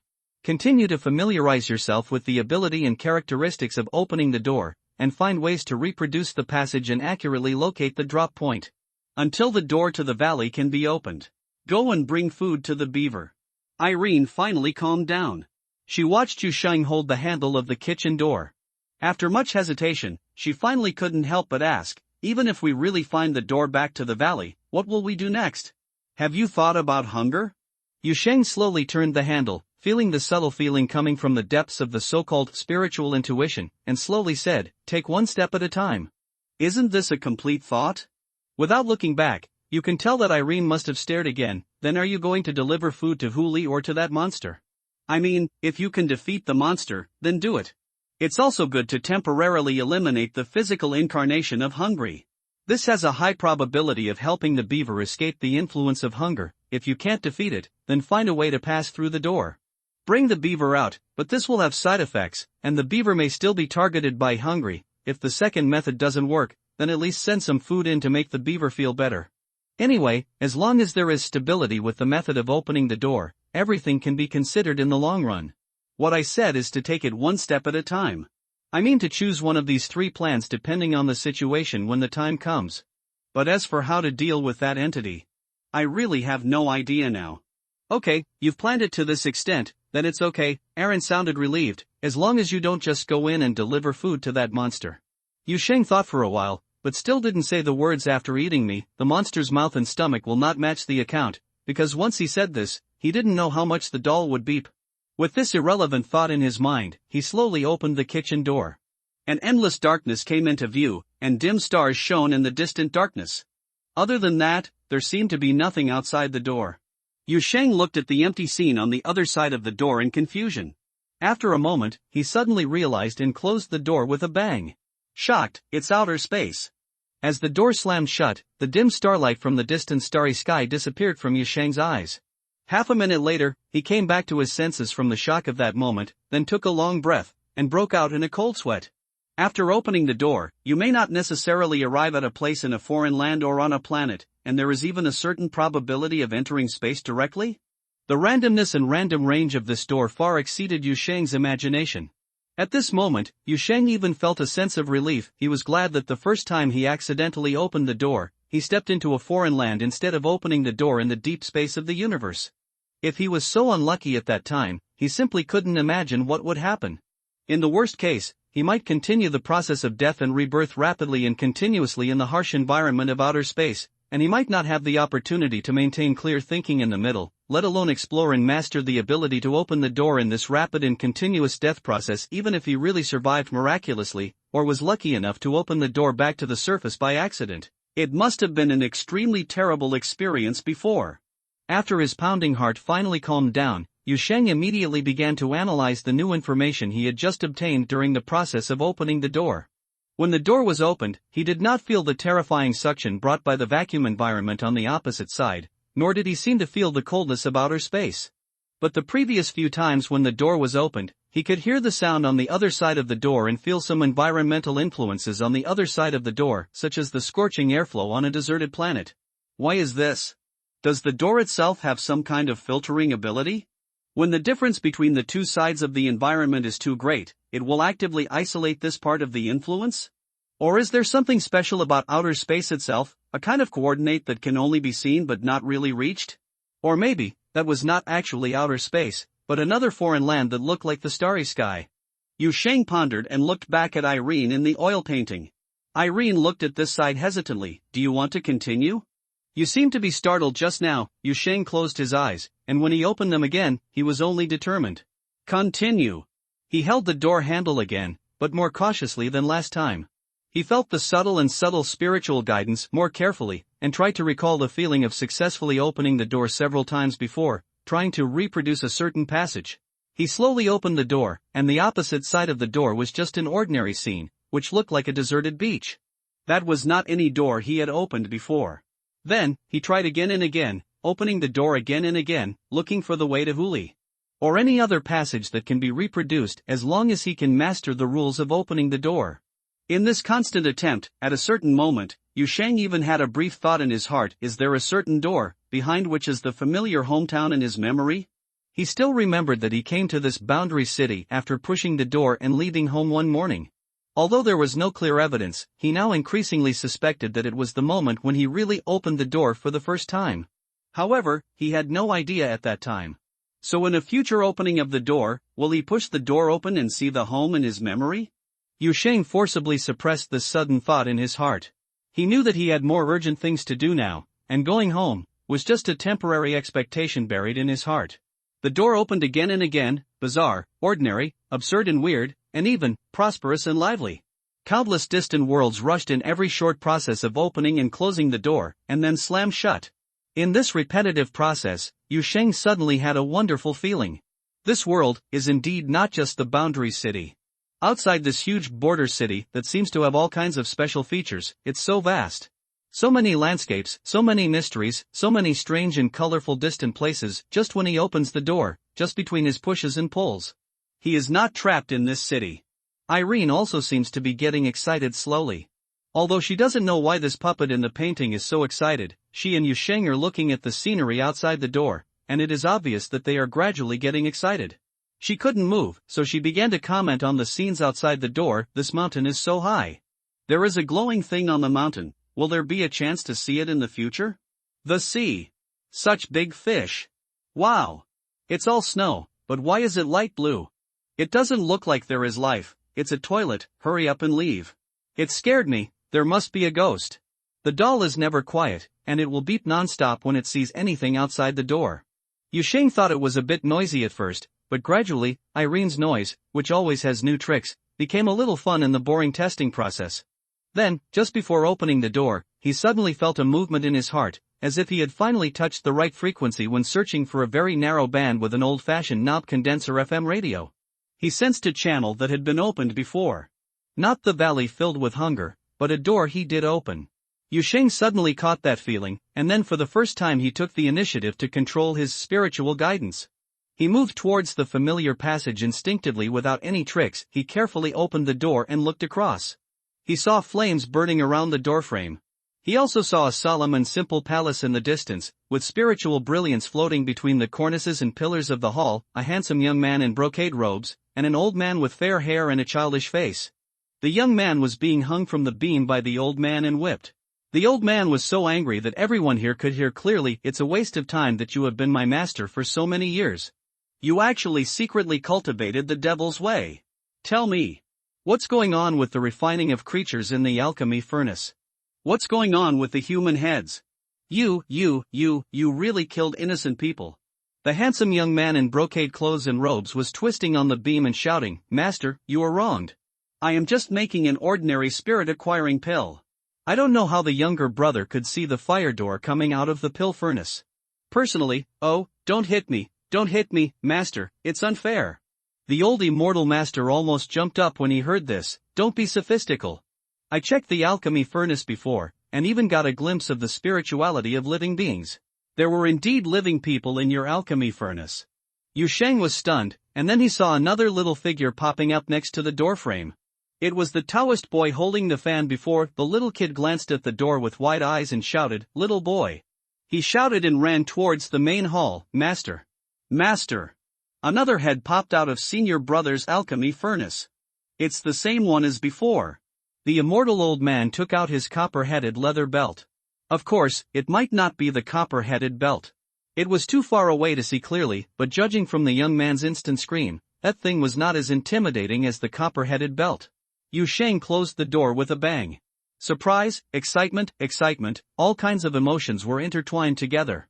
After a while, he turned to Irene and shouted in surprise, "Irene! I'm done! I'm done!" Aaron was startled. "Calm down, what happened? The passage just now was opened before. I just opened it again under my own control. This process is controllable. It can be repeated." He was excited. After confirming that he could really control that subtle spiritual guidance, it meant that he could also control and reproduce any other door that had been opened, including the one where Huli was. That valley. The next thing he has to do is to find a way to recall the frequency he felt in his heart when he fell into the valley.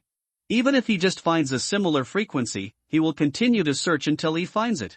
Irene obviously became excited along with Yu Sheng, but Miss Dahl unexpectedly quickly regained her composure this time, and she reminded, "What about that? Why don't you explain the situation to the person opposite the door just now?" The one hanging from the rafter was almost beaten to death. Yu Sheng was stunned for a moment, and then he suddenly remembered this, mainly because every time he opened the door before, it was very random, and he was not used to this kind of situation where the process of opening the door was controllable and there were many things to do. Then he reached out and held the doorknob, but there was a trace of hesitation in his heart. Is the person opposite you easy to talk to? Could that immortal person be the immortal Huli mentioned? But it doesn't look like it, mainly because the style of painting doesn't look like that of an immortal who can open a travel agency. Maybe it's not a system. What will happen if the other party calls me if I can't explain it later? He definitely can't beat it as immortal. Then just say something through the door? There shouldn't be any way to fight through the door. After all, after he closed the door before, the fairy-like old man only noticed the spirituality of living beings and did not follow the door to find him. Confusing thoughts flashed through his mind. Yu Sheng finally gritted his teeth and concentrated again on trying to lock in the frequency of opening the door before. After confirming several times, he finally opened the door carefully. The joy of success emerged from the bottom of his heart, and he successfully reproduced the passage again. The fairy-like old man was escorting the young man in fine clothes who had been whipped for a long time and flew in from a distance in a ray of light. Yu Sheng stood behind the door and didn't dare to get close, so he shouted loudly, "It's all a misunderstanding." Then the young man in gorgeous clothes fell off Yunxia and shouted as if he was about to cry, "You don't want to play like this. I don't know which senior immortal is on the other side. If this junior has offended me, please tell me clearly. I don't know. I was passing by." Yu Xingzhen told the truth. "I didn't know this was your pill furnace, a misunderstanding, a real misunderstanding." Then he closed the door directly. "The main reason is that I am really afraid that the immortal on the opposite side will attack me." Then Yu Sheng turned around and glared at Irene in the oil painting. "Do you think I explained it clearly? Aaron nodded. I think the explanation is clear. I feel quite sorry. You shouldn't encounter it next time. The world is so big, right? Yeah, that makes sense. Li Lin was awakened by a loud cell phone ringing in the depths of his sleep, and along with the ringing, there suddenly appeared a spiritual warning from his heart. As a well-trained Secret Service agent, he realized what was happening almost instantly, and woke up with a start. He jumped from the bed of the temporary rental house to the ground like a catapult, and then rushed to the window next to him facing the street while grabbing the cell phone on the bedside table. I'm Li Lin, he said quickly after answering the phone, and at the same time sat in front of the window, pointing a device with a complex lens group to the street below. What happened? Song Cheng's voice came from the receiver immediately, sounding extremely serious. Did you observe anything over there?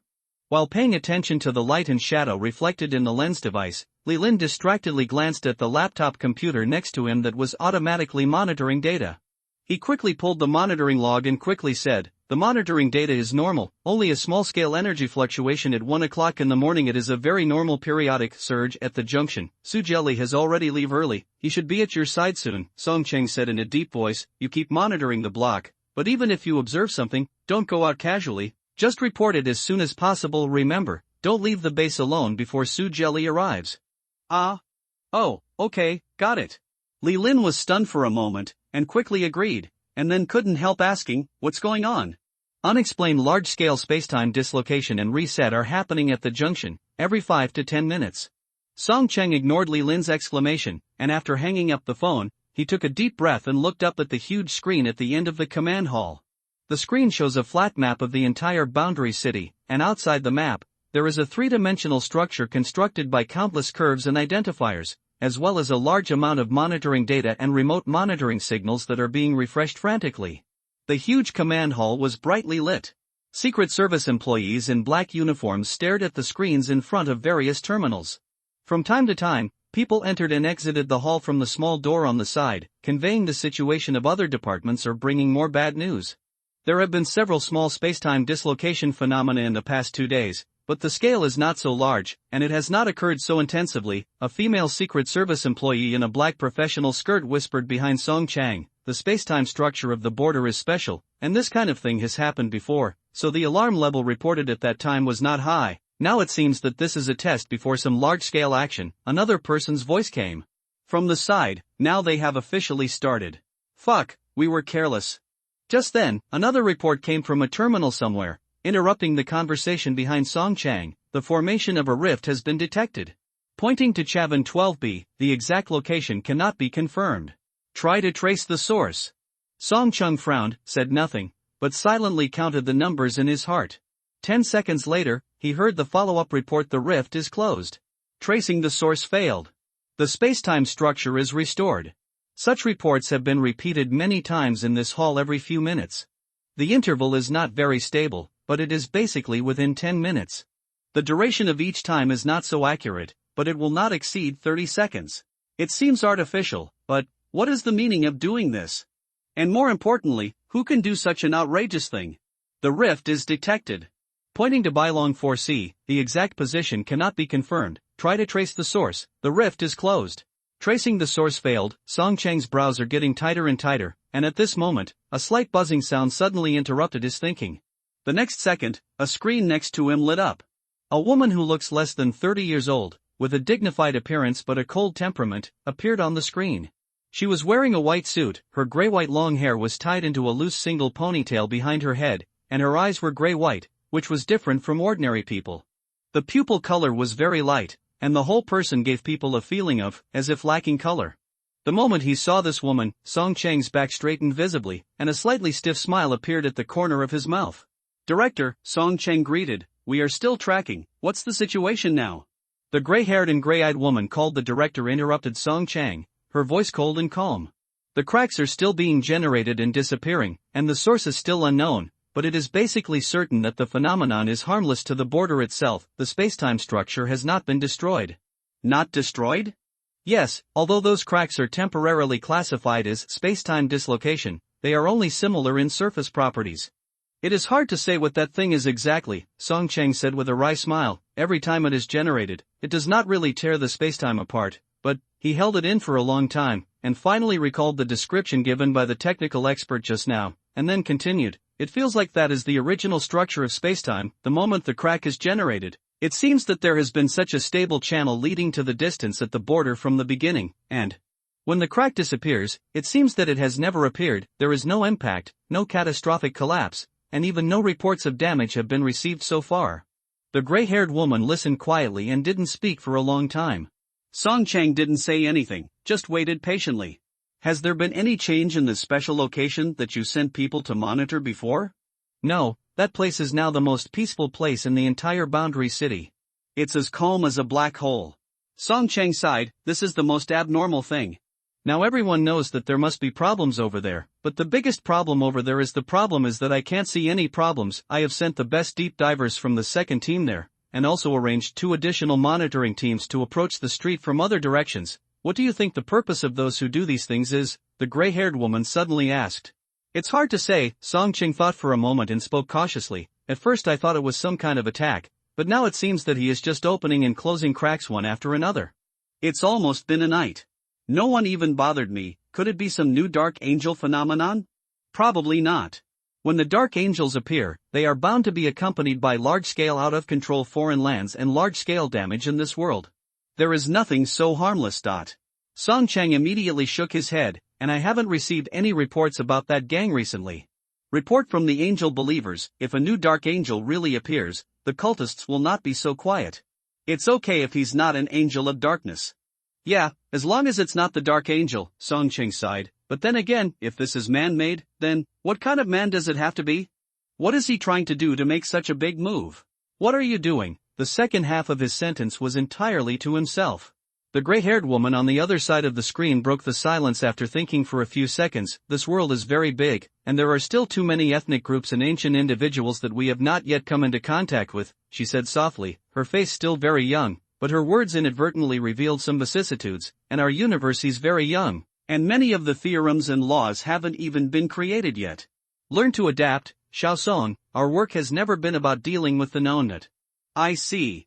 The gray-haired woman nodded, and then as if she felt something, she suddenly raised her head and looked in a certain direction. Those pale, almost colorless eyes froze for a moment, and then she broke the silence softly. "Calm down." Song Chang raised his head and looked towards the hall. There are no new reports of rift formation coming in. A knock at a specific frequency sounded. Li Lin stood at the door and used his spiritual intuition to confirm the smell outside the door. Then he took half a step to the side and opened the door. A strong man nearly 2 meters tall squeezed through the door of the rental house with his head lowered, dragging behind him a huge black box that seemed to fit his height and physique. "Your place is really crowded." The strong man looked back at Li Lin, who was standing next to the door. "It's more crowded than the landing cabin I sat in the day before yesterday." Li Lin rolled his eyes. "That's roomier than your shabby car. You can drive it from the station, so don't complain about me." The strong man hayed twice, pushed his heavy box to the wall and sat on the sofa in the living room, minding his own business, and suddenly let out a long sigh of enjoyment. "Okay, after all, it is a place where people should stay. This sofa is much more comfortable than the hard stones and scalding sand of Amen 9. Li Lin looked at the strong man in front of him with a bit of toothache. The best and most senior deep diver of the 2nd Operations Group of the Secret Service, Mr. Su Jelly. He was not used to dealing with this tough guy. The main reason for not adapting was that Li Lin saw the name Su Jelly on the roster on the first day he joined the team and went around asking people about him. Then a strong man who was 1.98 meters tall came over during the orientation meeting. He patted Li Lin on the shoulder and introduced himself as Su Jelly. That self-introduction was deafening at the time, and even now Li Lin still trembles when he sees the other person. But Mr. Su Jelly himself was unaware of this. He had lived with this name for 30 years and had long been used to it. There is a saying that goes like this: the 2nd Brigade of the Secret Service is a place where dragons and tigers are hidden. Regardless of whether they get used to each other or not, Li Lin must admit that Su Jelly is indeed the best deep diver he has ever seen. To have a very capable guy come to support him at this time at least shows that the Bureau is facing as a newcomer. He is relatively caring. The premise is that he must tolerate this strong man's big mouth and boastful personality, especially after he returns from each mission. "Let me tell you, I really ran into something evil this time." The strong man on the sofa took a bottle of water from the coffee table next to him and said casually as he unscrewed it, "I caught him. I caught the angel cultist who had sneaked into Amen and finally blocked him in no man's land. As a result, he was fighting. When I looked up, guess what? Li Lin rolled his eyes. You big mouth, can you say this outside? Yes, I have finished reporting to the bureau, and this part of the information is judged to be open to you. Su Jelly waved her hand, and continued talking regardless of whether Li Lin wanted to hear it or not. I looked up. Damn. A person is standing next to you. Do you know what it is like? Just wearing a shirt and shorts, standing in the toxic hot wind of AMA 9. Oh, there was a doorframe next to it. I was so frightened that I could beat that angel cultist to death in the next second. The shock caused the other party to take a breath. But luckily I was more skilled in the end. Li Lin waved his hand impatiently and said casually as he walked towards the monitoring device he placed in front of the window, okay, in the end, every story is fortunate that you are more skilled, so you can't think of a more novel one. The way to turn? But I am indeed superior in skills. The strong man stared at Li Lin's actions. Hey, won't you be surprised later? I saw someone in the toxic hot wind of AMA 9. Not even wearing power armor. Not even the captain. Last time you saw a person who suddenly appeared in the acid rain of Tata V without wearing protective clothing. He was a professor from the college who came to collect materials. Li Lin didn't look back. There is another person in this world. There is no shortage of weird guys, not to mention that you will have all kinds of hallucinations if you dive too deep. I have heard you tell similar horror stories 800 times, and now I don't believe a single punctuation mark. When you take off on the starport orbit in the shuttle, you see someone standing outside the porthole with you. You can tell me about it after we fly. At least it sounds a bit innovative. I've seen it before. The strong man grinned happily and went directly to Li Lin's bed and sat down. It's the Taoist priest of Qianfeng Lingshan. Damn it, he used a mirror to watch me when I was about to speed up. He said that he wanted to overtake him. The car is overtaking. If he has the ability, he can physically enter the leap. Li Lin finally couldn't help but stop the movement of his hands. He turned his head and looked at Su, Zhuang, Jia, Han, Li sitting next to him. After a long time, he sighed, your normal life when you are on special field duty is really colorful. Why don't you also get a deep diving certificate? Maybe next time you can go on a special field trip with me, the strong man said. What's so good about the border area? It's dangerous and troublesome, and whatever you do involves a lot of responsibility. Li Lin thought for a while, but still shook his head. There is always a shortage of manpower here at the junction. Someone has to guard this largest hub. And to be honest, I don't think about wearing power armor and going to the wasteland planet to risk your life with the angel cultists. It's safer than staying at the border to deal with foreign lands. Besides, you still have to deal with foreign lands when you are on special field duty. That's different. The density of foreign lands outside is not that high. It's not like a border area. Damn, 7 of the 20 stops on a bus trip are foreign lands. Li Lin turned back and glanced at Su Jelly. He wanted to say that 99.99% of people could only see the 13 normal stations under normal circumstances, but he thought that the profile of the strong man in front of him said that he was when he was 12 years old. He strayed into the platform of a foreign land and lived alone on the platform for 6 full years. Later, because he could not escape the pursuit of the foreign land, he became a deep diver after completing psychological correction.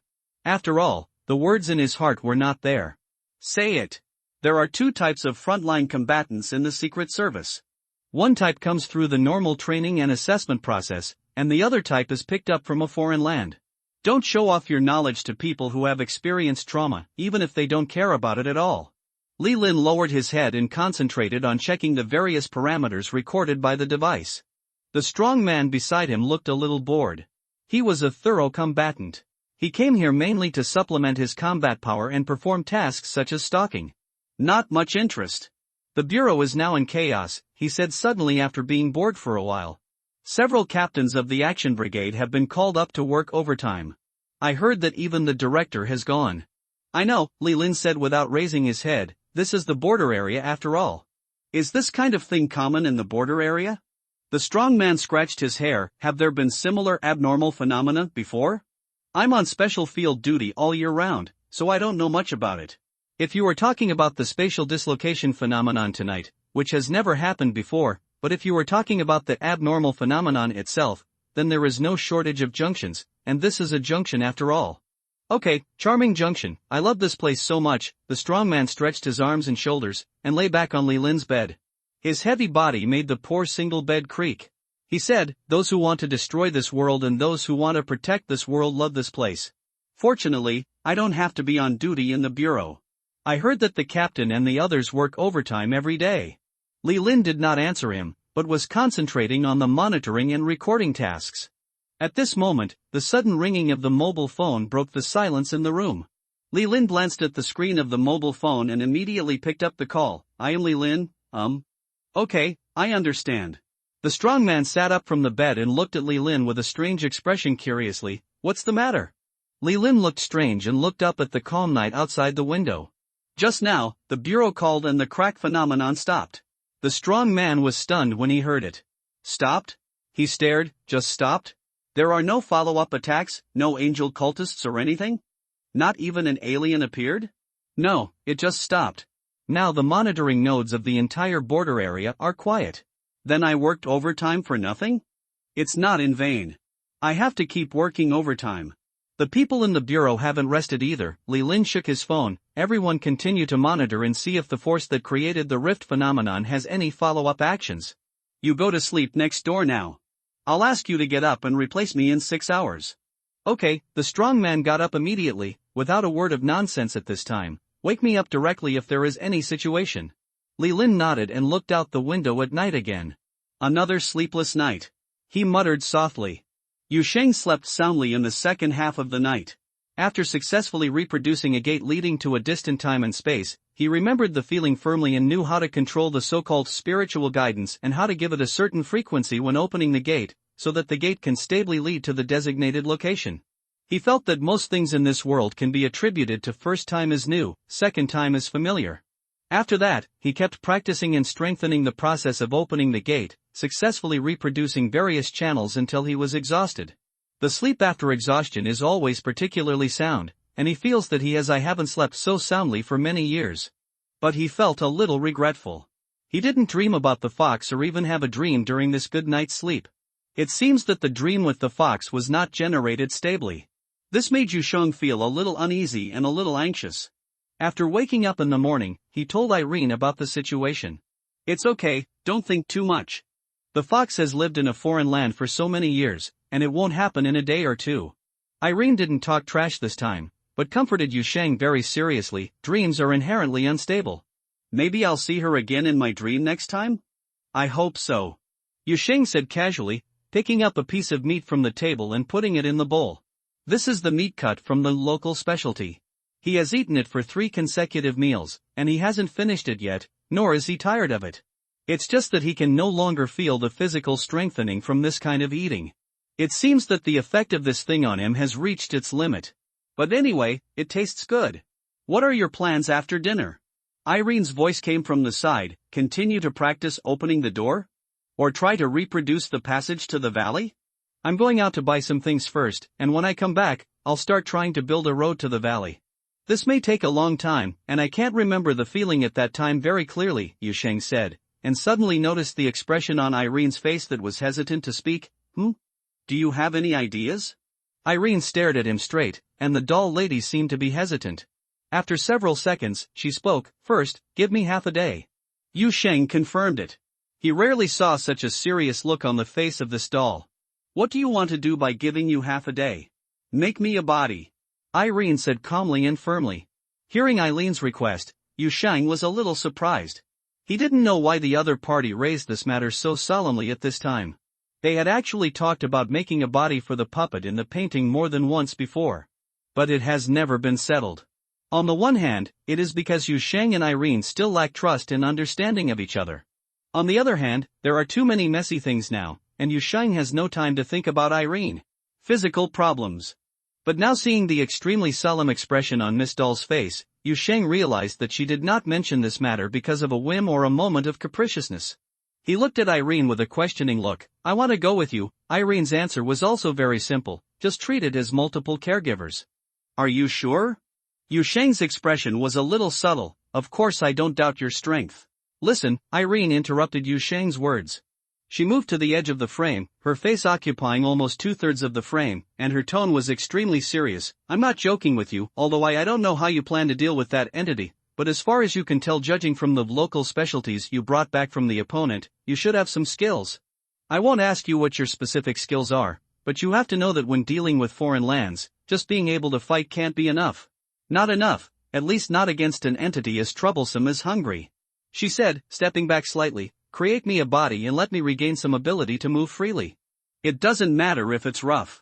As long as I'm free from the shackles of this damn oil painting, I can do a lot more. Although I can't regain all my strength, I am definitely much stronger than ordinary investigators or so-called spirit world detectives or exotic hunters. Even if I have forgotten a lot of knowledge, I still have the instinct of a living doll. Yusheng stared intently at Irene, and Irene also stared at Yusheng with scarlet eyes. I can help you, Yusheng, Eileen said seriously. We have already cooperated once when we went to Huli's dreamland. This time, Yusheng thought for longer than before, and then he had to admit Irene's truth. All he wanted to do was return to the valley to get rid of the entity hunger there, but he also knew that the probability of going in and killing the monster by himself was really low. Of course, he was not afraid of death, and it has gradually become stronger in the process of devouring entity hunger, but this kind of strengthening obviously has an upper limit. And hunger, it's not easy to eliminate. Relying on constant death to drag the monster to death may be a way, but this is obviously the last resort. It would definitely be good to have a helper who is more capable of fighting and knows some extraordinary powers. All you need to do is give Irene some trust and let her out of this painting. This trust was established long ago after they fell into the beaver's dream together and woke up from the dream to meet and vomit each other. It seems that I have to go to the city center. Yusheng breathed out softly and sat back in his chair. Materials such as sticky wigs must be bought from specialized handicraft stores.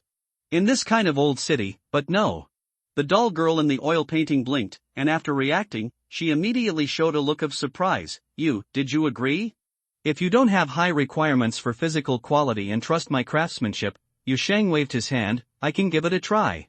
The requirements are not high, just a personal appearance. I can reshape it myself as long as you don't make mistakes during the alchemy process, Eileen said hurriedly, as if she was afraid that Yusheng would regret it if it was too late.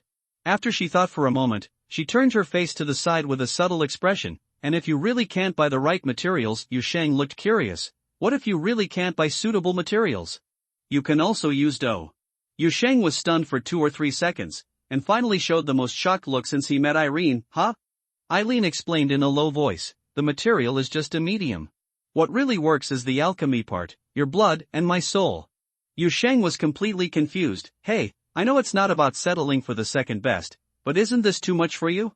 Irene thought about it and decided to show off her harmless smile to the creature and try to pass the test in a cute way.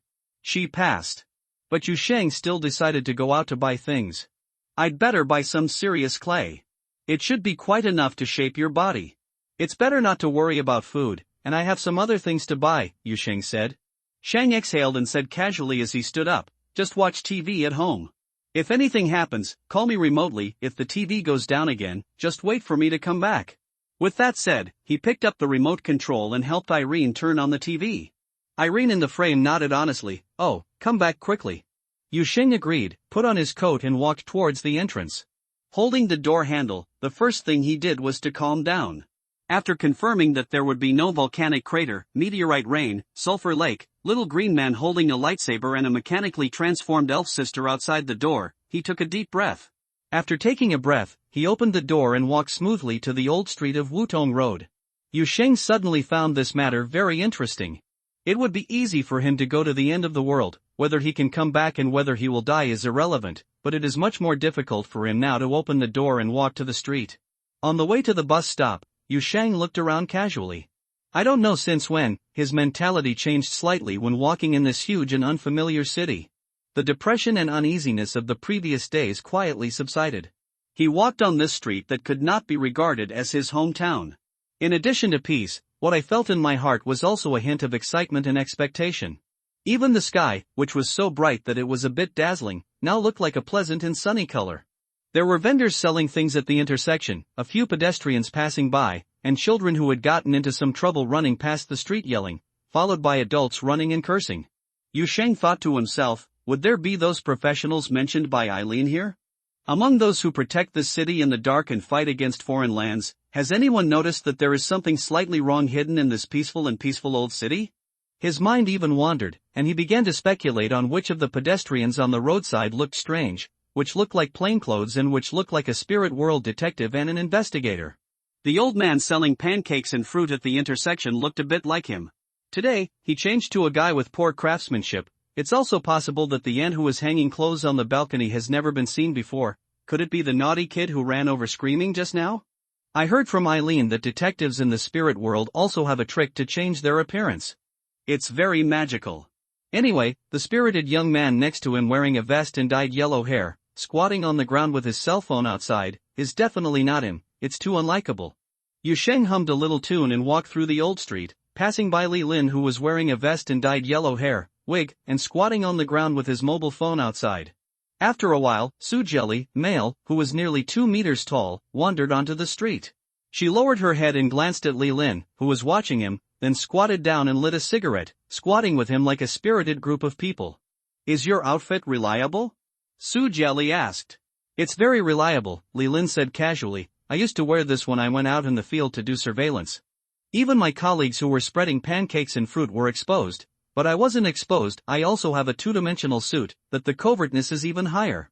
Once, he held down a border smuggler and he didn't even believe that a two-dimensional agent was a spy from the Secret Service. The crazy man was stunned for a while as he listened. What is the two-dimensional suit? It sounds like a force field type of powertion? Aren't you not allowed to use that thing in the border area? Complete, I can't explain it to you. Li Lin looked disgusted and moved to the side. Stay away from me, you are too big, don't expose me. It must be impossible. My temperament makes me look like a homeless person than you. The strong man curled his lips. But you haven't noticed anything all morning, right? To be honest, I suspect that even if there is something hidden in this place, it is unlikely to be a person. It is probably a strange entity or something like a foreign erosion point. That is more in line with the clues you have found here so far. Damn it, there was so much commotion in Boundary City last night, and I don't know what's going on in the bureau now. The two of us still have to waste our time staring at some unknown thing here like fools. Li Lin was too lazy to pay attention to the strong man. He took out a large power bank that was probably on his mobile phone, and then chose to turn up the external volume of his mobile phone. 2 or 3 hours later, Yu Sheng had bought everything he wanted in a shopping mall in the city. Now, he dragged the big and small packages to a deserted place and began to think. The things he bought were a bit too much. The weight was not a problem for him now, but it would still be troublesome to carry them all the way back on the bus. So, he had a bold idea. He thought it was worth trying. Yu Sheng raised his head and made sure no one was paying attention around him. Then he silently stretched out his hand and explored the air beside him. The door took shape in his hands. 3 seconds later, in a hidden depth deep in the Boundary City, countless agents, clerks, captains, and their director Bailey Ching in the Secret Service headquarters, who had worked overtime until they were unconscious, jumped out of their chairs amidst the sudden sound of sirens. Ejection start. Yu Sheng went home carrying several large plastic bags. The kitchen door handle turned once, then pushed open quietly. Yu Sheng walked out of the door carrying several large bags, and greeted the stunned Irene not far away. I'm back. Eileen's eyes widened, and she obviously didn't realize what was going on. Didn't you go out to buy something? How did you get there? She suddenly stopped, as if coming to her senses. No. You go to a shopping mall and you have to open the door when you come home. I thought about it. Since this door not only leads to foreign lands, but also to some distant place in reality, it makes no sense that it can't go to a closer place, Yu Sheng said with a proud look on his face. Aaron said, by the way, I also tested carrying objects and living creatures through this door. It seems that as long as the door is kept stable, they can pass through the door smoothly. Irene was stunned for a while, and she was a little curious when she heard the word living things. Living things? Where did you get the living things? Where? Yu Sheng stretched out his hand. I caught a mosquito before I came back. Aaron Miss Doll had a new understanding of life's creativity, and then her attention couldn't help but fall on the several large shopping bags that the other party brought back. The first thing she saw was a box of 8 treasure porridge. Yu Sheng took a look at the contents of the shopping bag. He first put away the box of 8 treasure porridge, and then showed the remaining items to Irene. I bought light clay. Because I bought a huge amount, the store also gave it to me as a gift. I bought some tools, but these tools are probably not needed. They are all used for making small dolls. If I want to make your body, you will need this one. I bought a rolling pin. Here are the hair and paints. They are all well bought. Although they are not the most expensive ones, they are almost the same. By the way, I didn't find any suitable clothes for you, you see. No need, Irene waved her hand. She watched Yu Sheng pour things out. Her face was full of expectation and excitement at this time. I can shape the clothes myself. I said, this body is mainly it's used as a medium and a temporary container. There are so many things. Yu Sheng, are you really paying attention? Nonsense, at least do it once. Either don't do it, or try to do it as well as possible, Yu Sheng said, but frowned and shook his head. But to be honest, this thing is probably not complete. I heard that there is also a clay drying box. There are all kinds of fillers, softening oils, primers, makeup tools, etc., but I took a look and found that they were either only for small dolls, or I couldn't learn them in a short time. And I still have one. The problem is, glue needs time to dry. If there is no drying oven, half a day will not be enough for large components to dry and harden. It doesn't matter. It doesn't matter, as long as the frame can be made. Irene seemed to be in a good mood, even following Yu Sheng. His tone was extremely soft when he spoke. The important thing is the ritual part. Yes, the ritual part, otherwise I would just ask you to buy a ready-made doll and bring it back. There is no need to go to such trouble. That's fine, Yu Sheng breathed out and began to sort out the pile of things in categories. Then let's go to the attic, which is spacious and has a big table. Irene nodded, but suddenly, she noticed another bag of things next to her. That thing looks familiar. What is this bag of lotus roots for? Miss Doll asked with a question mark on her face. Yu Sheng paused in his movements, looked up at Irene, then looked down at the bag of lotus roots. 2 seconds later, he laughed dryly. What, this is a backup plan in case my skills are too fashionable. Plan, this is how I understand it. Irene tilted her head in thought for a long time, and finally caught up with Yu Sheng's train of thought. She jumped up from her red carpet chair on the spot. No. Can't it? Yu Sheng was a little disappointed when he heard this. I also said that the shape of the lotus root is quite perfect. It took me a long time to pick it up. Of course not. Erin's eyes almost popped out of her head. I'm telling you, the prefabricated dishes are already too much. I have a big objection if you serve me prefabricated dishes. Okay, Yu Sheng sighed and carried the bag of lotus roots to the kitchen. Then let's get the fried lotus root box later. Erin suddenly had a bad premonition. She felt that her escape journey today might not go as smoothly as she imagined, but Yu Sheng became more confident at this time. He sorted out the tools and materials needed to shape the doll's body, picked up the things with one hand, put Irene's picture frame under his arm, and reached out to hold the kitchen door handle. Eileen's reaction was very quick this time. You go to an attic and you still have to open the door. Yu Sheng thought for a while and felt that this seemed a bit too lazy, so he smiled awkwardly, took the materials and Irene and turned around towards the stairs leading upstairs. This house has a large attic on the 2nd floor. It said that it's an attic above, but that's more like it's because when the house was built, the floor height was too high and had to be separated out separately. Its area is about half the size of the 2nd floor, and it has 2 windows facing the street and a skylight. This is why it looks like this from the outside. You will see that this house has 3 floors in total. Except when cleaning, Yu Sheng rarely goes to the attic. Because there was almost nothing there, except for a large table that seemed to have no room to put it. There were only 2 squeaky chairs. Every time it was night or cloudy and the light was bad, it was too an empty attic always looks eerie and a bit scary. But now it was just right to serve as a workshop for shaping Erin's body.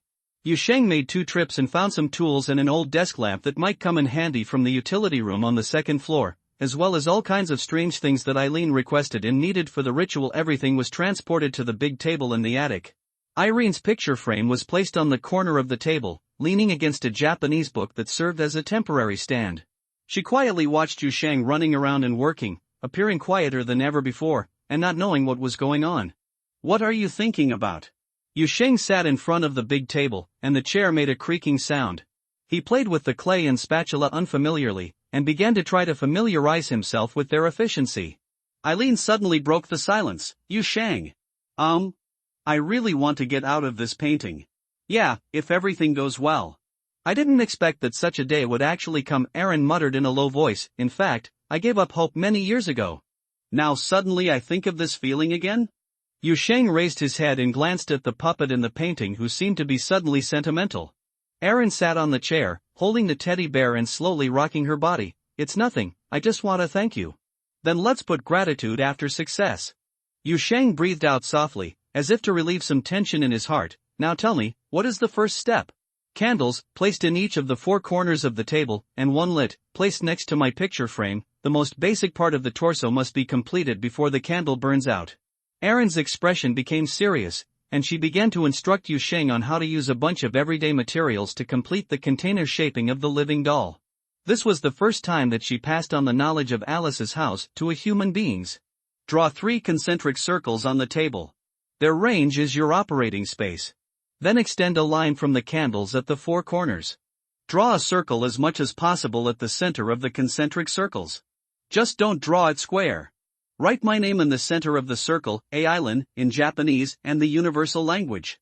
If you don't know it, then find a piece of paper first and I'll tell you how to write it. Make sure you don't spell it wrong. In addition, I need your blood, just a little. Mix it into the clay, and then mix in the tea powder and rose oil prepared in advance. Don't add too much, as it will affect the molding. Place the prepared clay balls in front of me first. Let me guide the first spiritual injection. Irene gave instructions one by one, and Yu Sheng executed them meticulously. A quiet and focused atmosphere gradually lingered in the attic. There was no more usual bickering between the two, but only a gradually tacit understanding of cooperation. In fact, there is not much tacit understanding. Irene mainly relies on being open-minded, and Yu Sheng mainly relies on self-confidence. This process was more tiring than Yu Sheng imagined at the beginning, not only physically exhausted, but also mentally drained.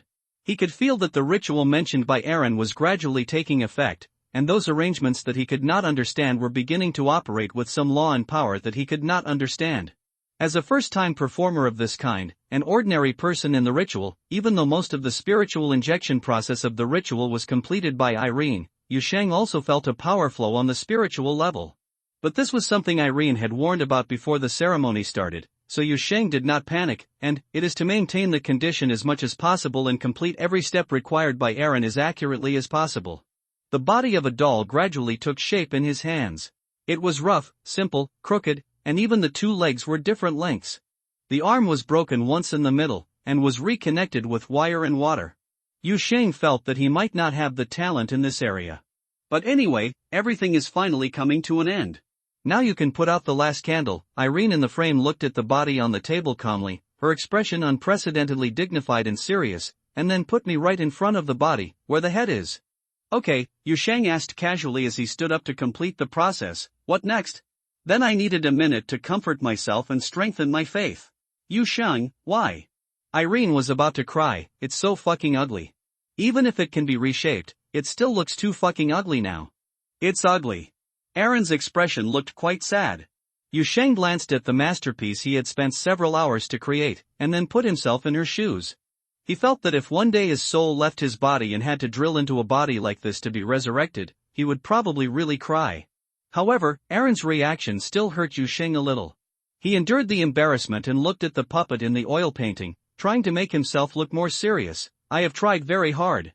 Look, at least the left and right eyes are symmetrical. Aaron really cried this time. But the head is not symmetrical. Yu Sheng turned his face away. It is indeed a bit unfamiliar practice. I must do better next time. Practice makes perfect. Practice makes perfect. Let's not have a next time. Irene waved her hand helplessly, and then probably thought that today was the day she finally got out of trouble, so she should be happy. So she pulled the corners of her mouth hard to show a smile, but failed, so thousands of words finally merged into a sigh. Hey, it's a body after all. I can really feel that the connection has been established. Okay, this is it.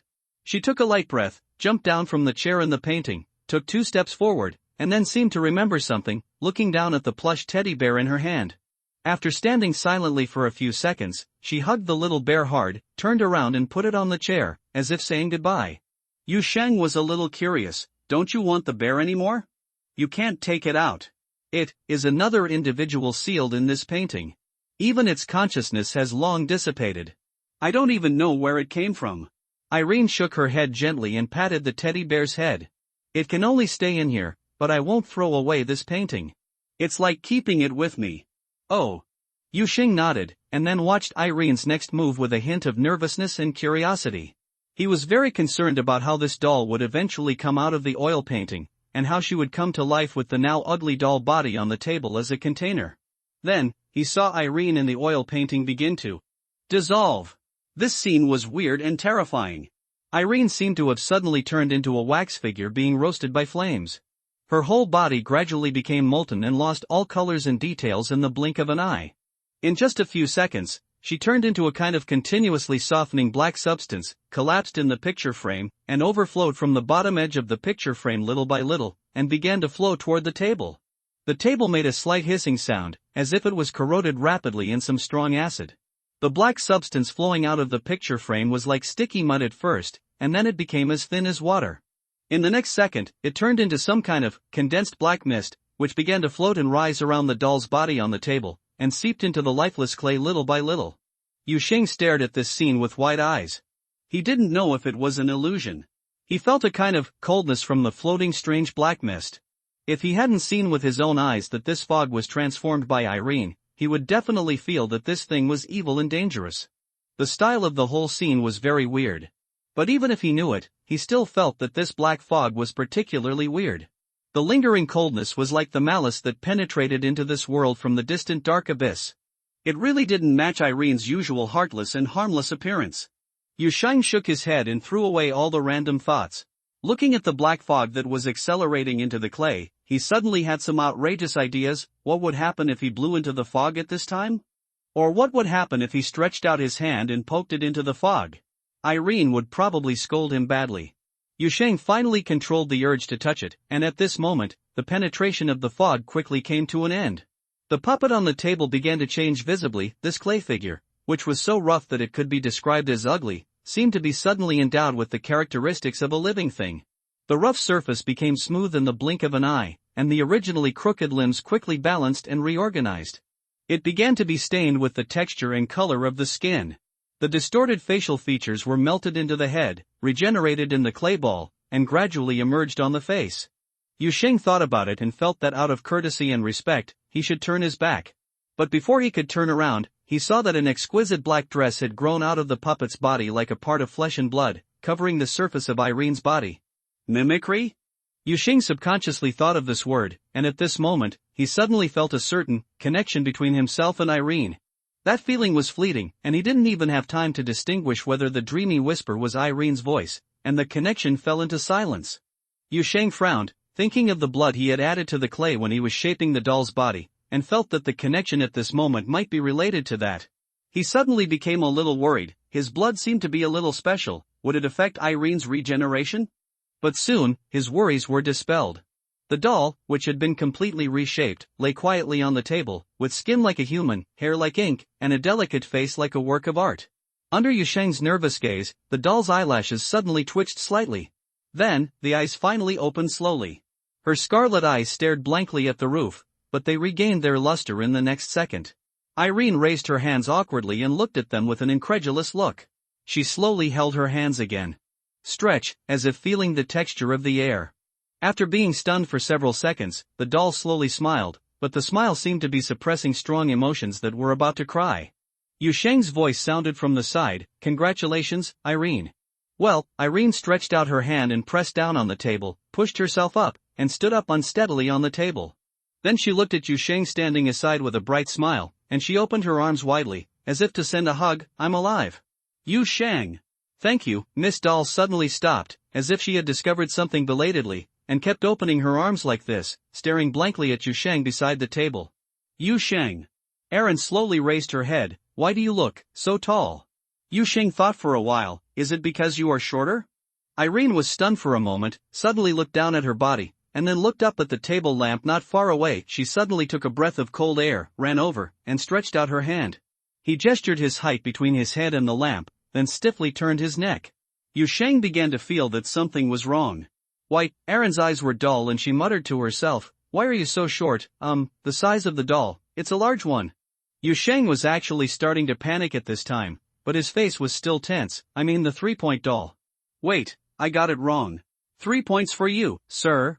People, standard-sized people. Living dolls are the same as humans. I'm 1.67 meters tall.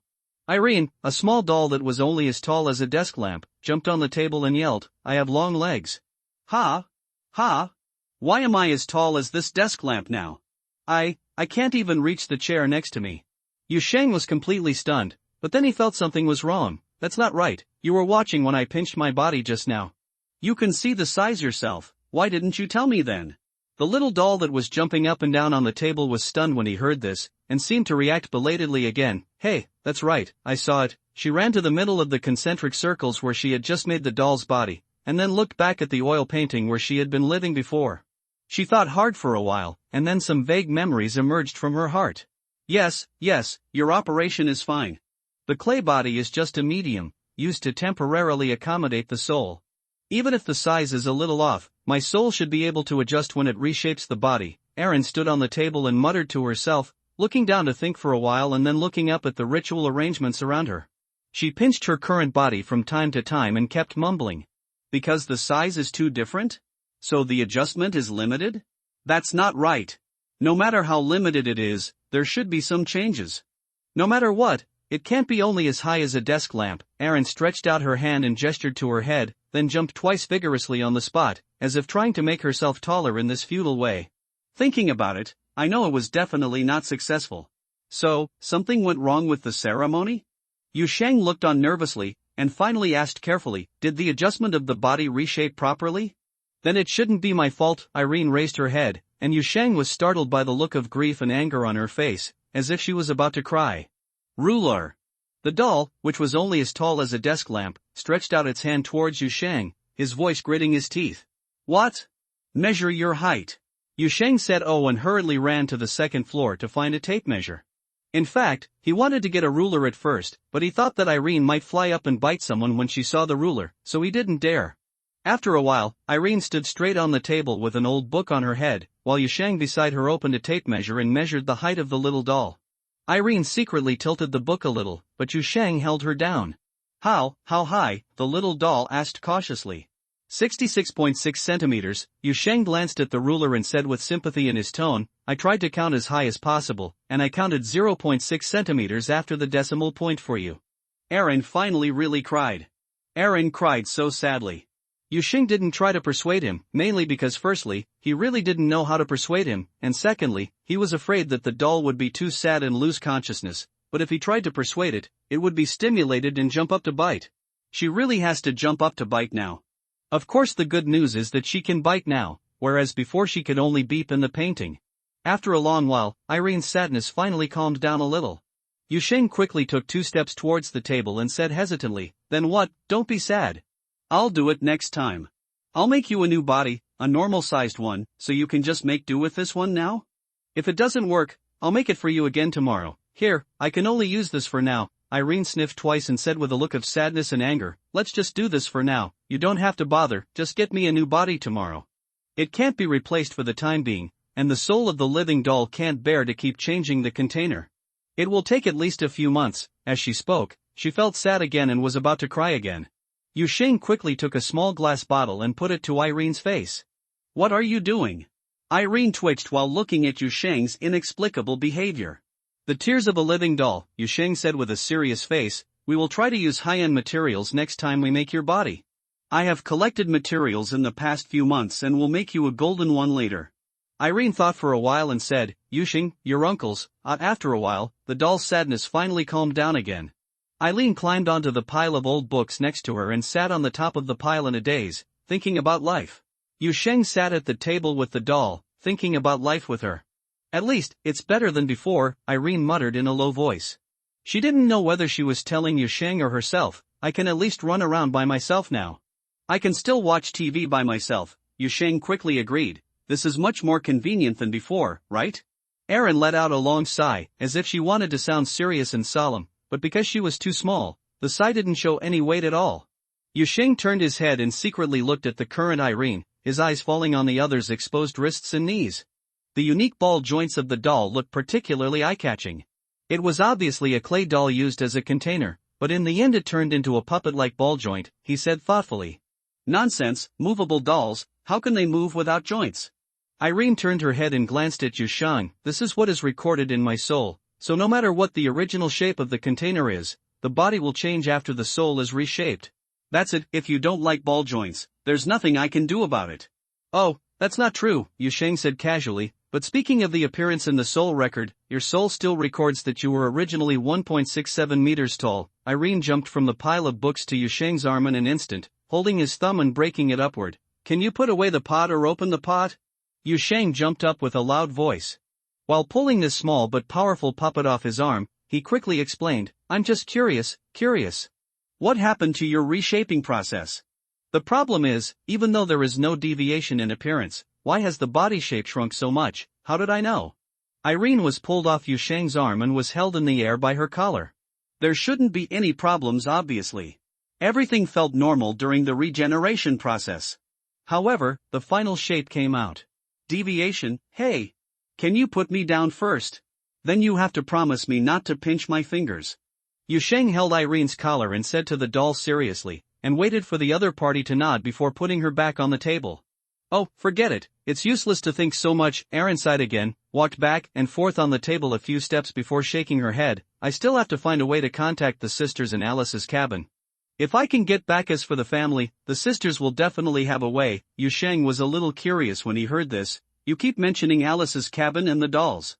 Where are the sisters you mentioned usually? Are there any dolls other than you in this city? Speaking of your organization, what do you usually do? He had always wanted to ask these questions, but the recent thorny things had happened one after another, and only now did he finally get the chance to ask. We are a group created by the ancestor of the dolls. Our mission actually doesn't have much of a mission. Sometimes we deal with foreign lands, and sometimes we help other organizations deal with some difficult entities, but most of the time the dolls I'm just doing what I like, Eileen recalled, and said, most of my sisters are not active in the human world, but there should indeed be a contact point in the Boundary City. But I don't know where it is specifically.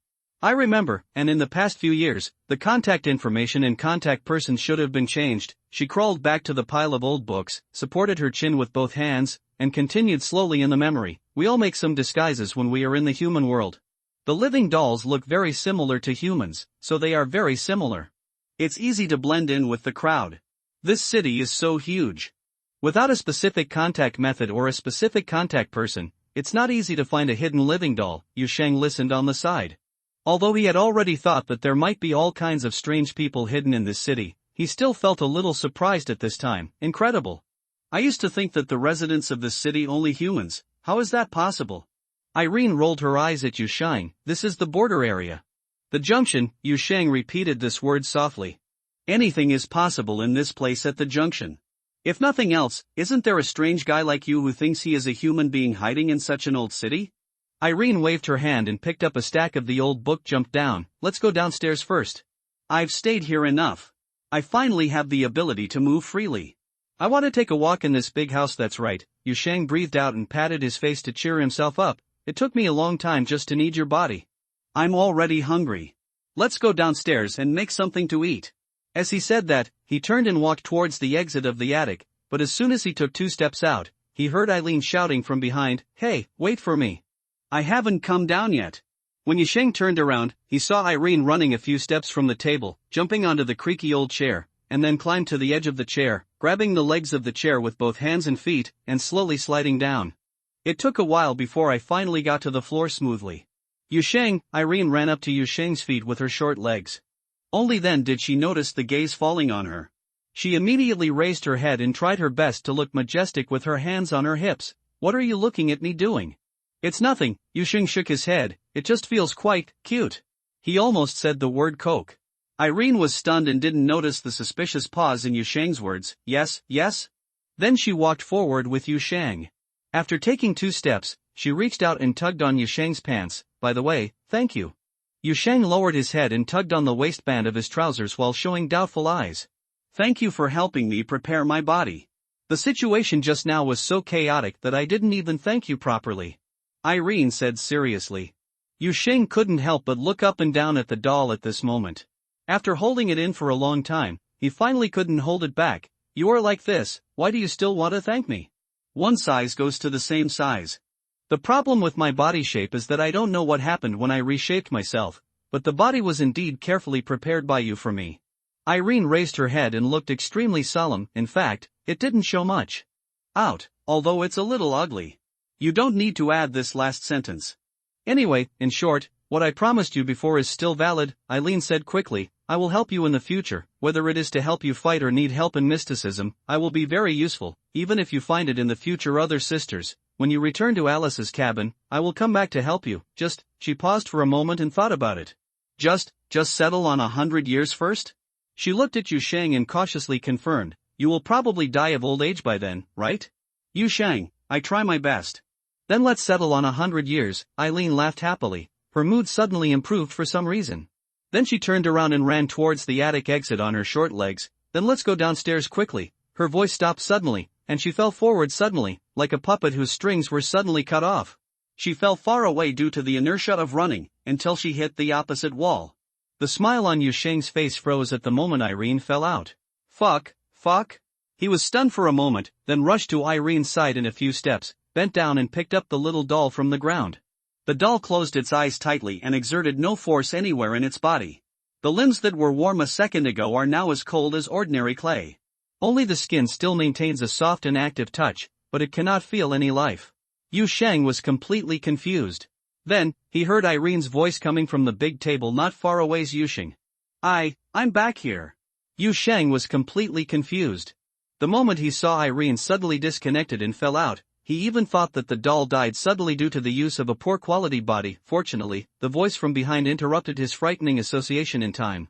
Yu Sheng held Irene's body in his hand, raised his head somewhat stiffly, and looked at the large table used to process clay. The classical oil painting with a gorgeous frame was leaning quietly on the edge of the table. Irene was staring at the oil painting, looking here in a panic. I don't know what's going on. Noticing Yu Sheng's gaze, Irene immediately waved her hands vigorously. I was running forward a second ago, but as soon as I opened my eyes, I was already back. What's going on? A slightly harsh low-pitched ridicule came from the frame, as if it was mocking, but also seemed to have a hint of sympathy. It came from the stuffed teddy bear, and this time Yu Sheng finally saw it smiling with his own eyes. Eileen's character could not bear this. She immediately jumped up and rushed to the red carpet chair, picked up the teddy bear on it, pinched her neck and shook it vigorously. You are still happy. You are still happy. Is it your fault? I'm back now. However, the teddy bear without thinking could not respond.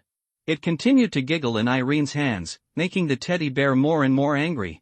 Upon seeing this, Yu Sheng hurried forward, ready to persuade the doll girl in the oil painting. Hey, don't be so excited, let's think about it later. As soon as he was halfway through speaking, the doll girl in the oil painting who was holding a teddy bear in a chokehold, throwing a crossbar over her shoulders, suddenly disappeared.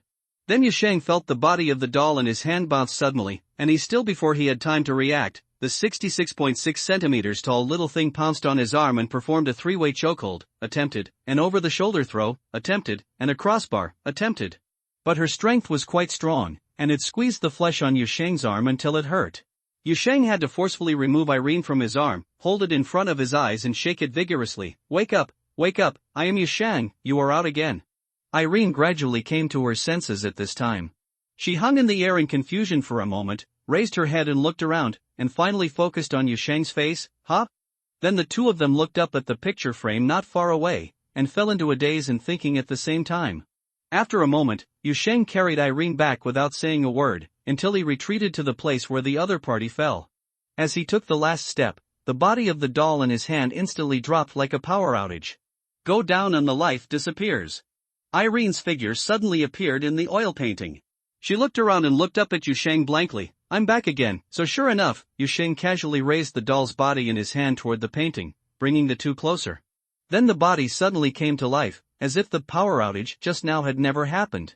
Irene's voice came from it, and she continued the half-finished sentence she just said in the oil painting. It's a matter of distance.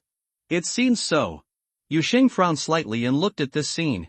He took the puppet a little further and then watched the body of the puppet in his hand power off again. Irene's voice came from not far away. Then Yu Sheng sent the doll forward again. Eileen, it's a bit troublesome, can you stop playing? You can take it apart for me in just one sentence. Yu Sheng angrily brought Irene closer to the oil painting, and explained, by the way, I mainly want to confirm how far away your signal is. Is there any difference between the 5 and 6 meter ones? It only takes these 2 steps to survive. Irene was held up by the collar and showed her teeth and claws. Then she suddenly felt something was wrong. She raised her eyes and glared at Yu Sheng. Put me down. Keep carrying me. What are you doing to me? When Yu Sheng heard this, he quickly put the puppet lady on the ground, who was in an increasingly bad mood, and then stared at her. Only then did Irene realize that she almost had to raise her head 90 degrees to talk to Yu Sheng. However, her dignity did not allow Yu Sheng to squat down to communicate with her, not to mention that even if Yu Sheng squatted down, she still had to raise her head. Stand there and don't move, the puppet said suddenly. Yu Sheng was stunned. What are you doing? The next second he knew what Irene wanted to do. The doll hugged his legs and started to climb up. It jumped up in twos like climbing a tree, as flexible as a monkey, and then sat directly on it. On his shoulders.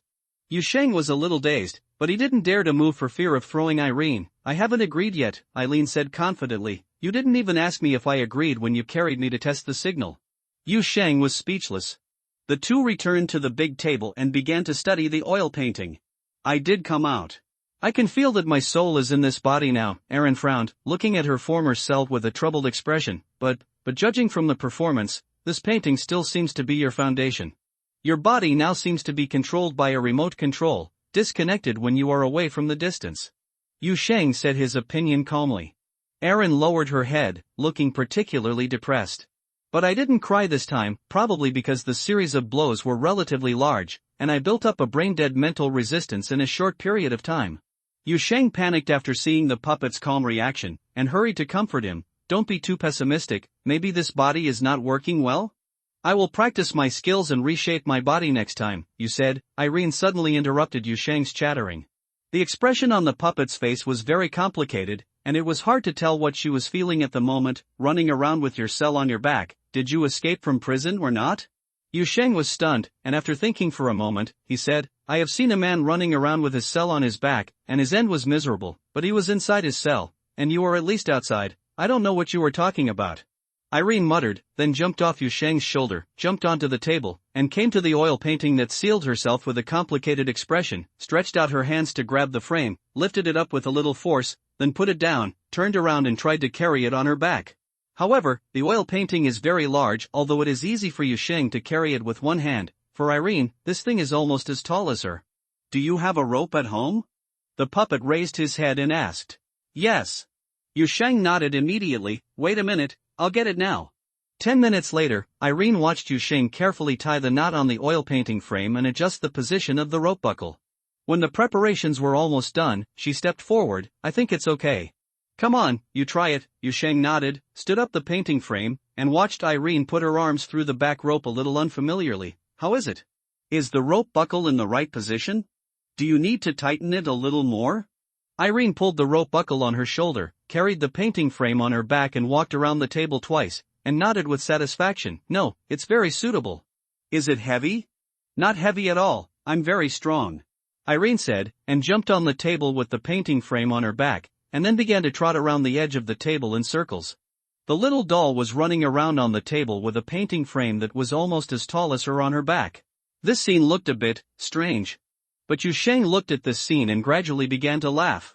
Because he saw Irene also laughed, the doll seemed to have gotten rid of the bad mood just now and was gradually becoming happy. She was more optimistic than Yu Sheng imagined. It's quite light. Irene stopped at the edge of the table and said to Yu Sheng with a smile, this way I don't have to worry about the limitation of distance. I'm so smart. You are optimistic indeed, Yu Sheng said sincerely. I thought you would be depressed for a while. People have to look forward, the same goes for puppets. Irene jumped off the table happily, and climbed up Yu Sheng's arm to his shoulder. This time she climbed not as flexibly as before, because she had to pay attention to the picture frame on her back to prevent it from bumping against the chair and hitting Yu Sheng's head. Compared to before, at least I can move freely, so I'll carry it on my back. It just so happens that the guy who stays in the painting doesn't seem to want me to be too far away. Let's go downstairs. You haven't had dinner yet, I want to watch TV.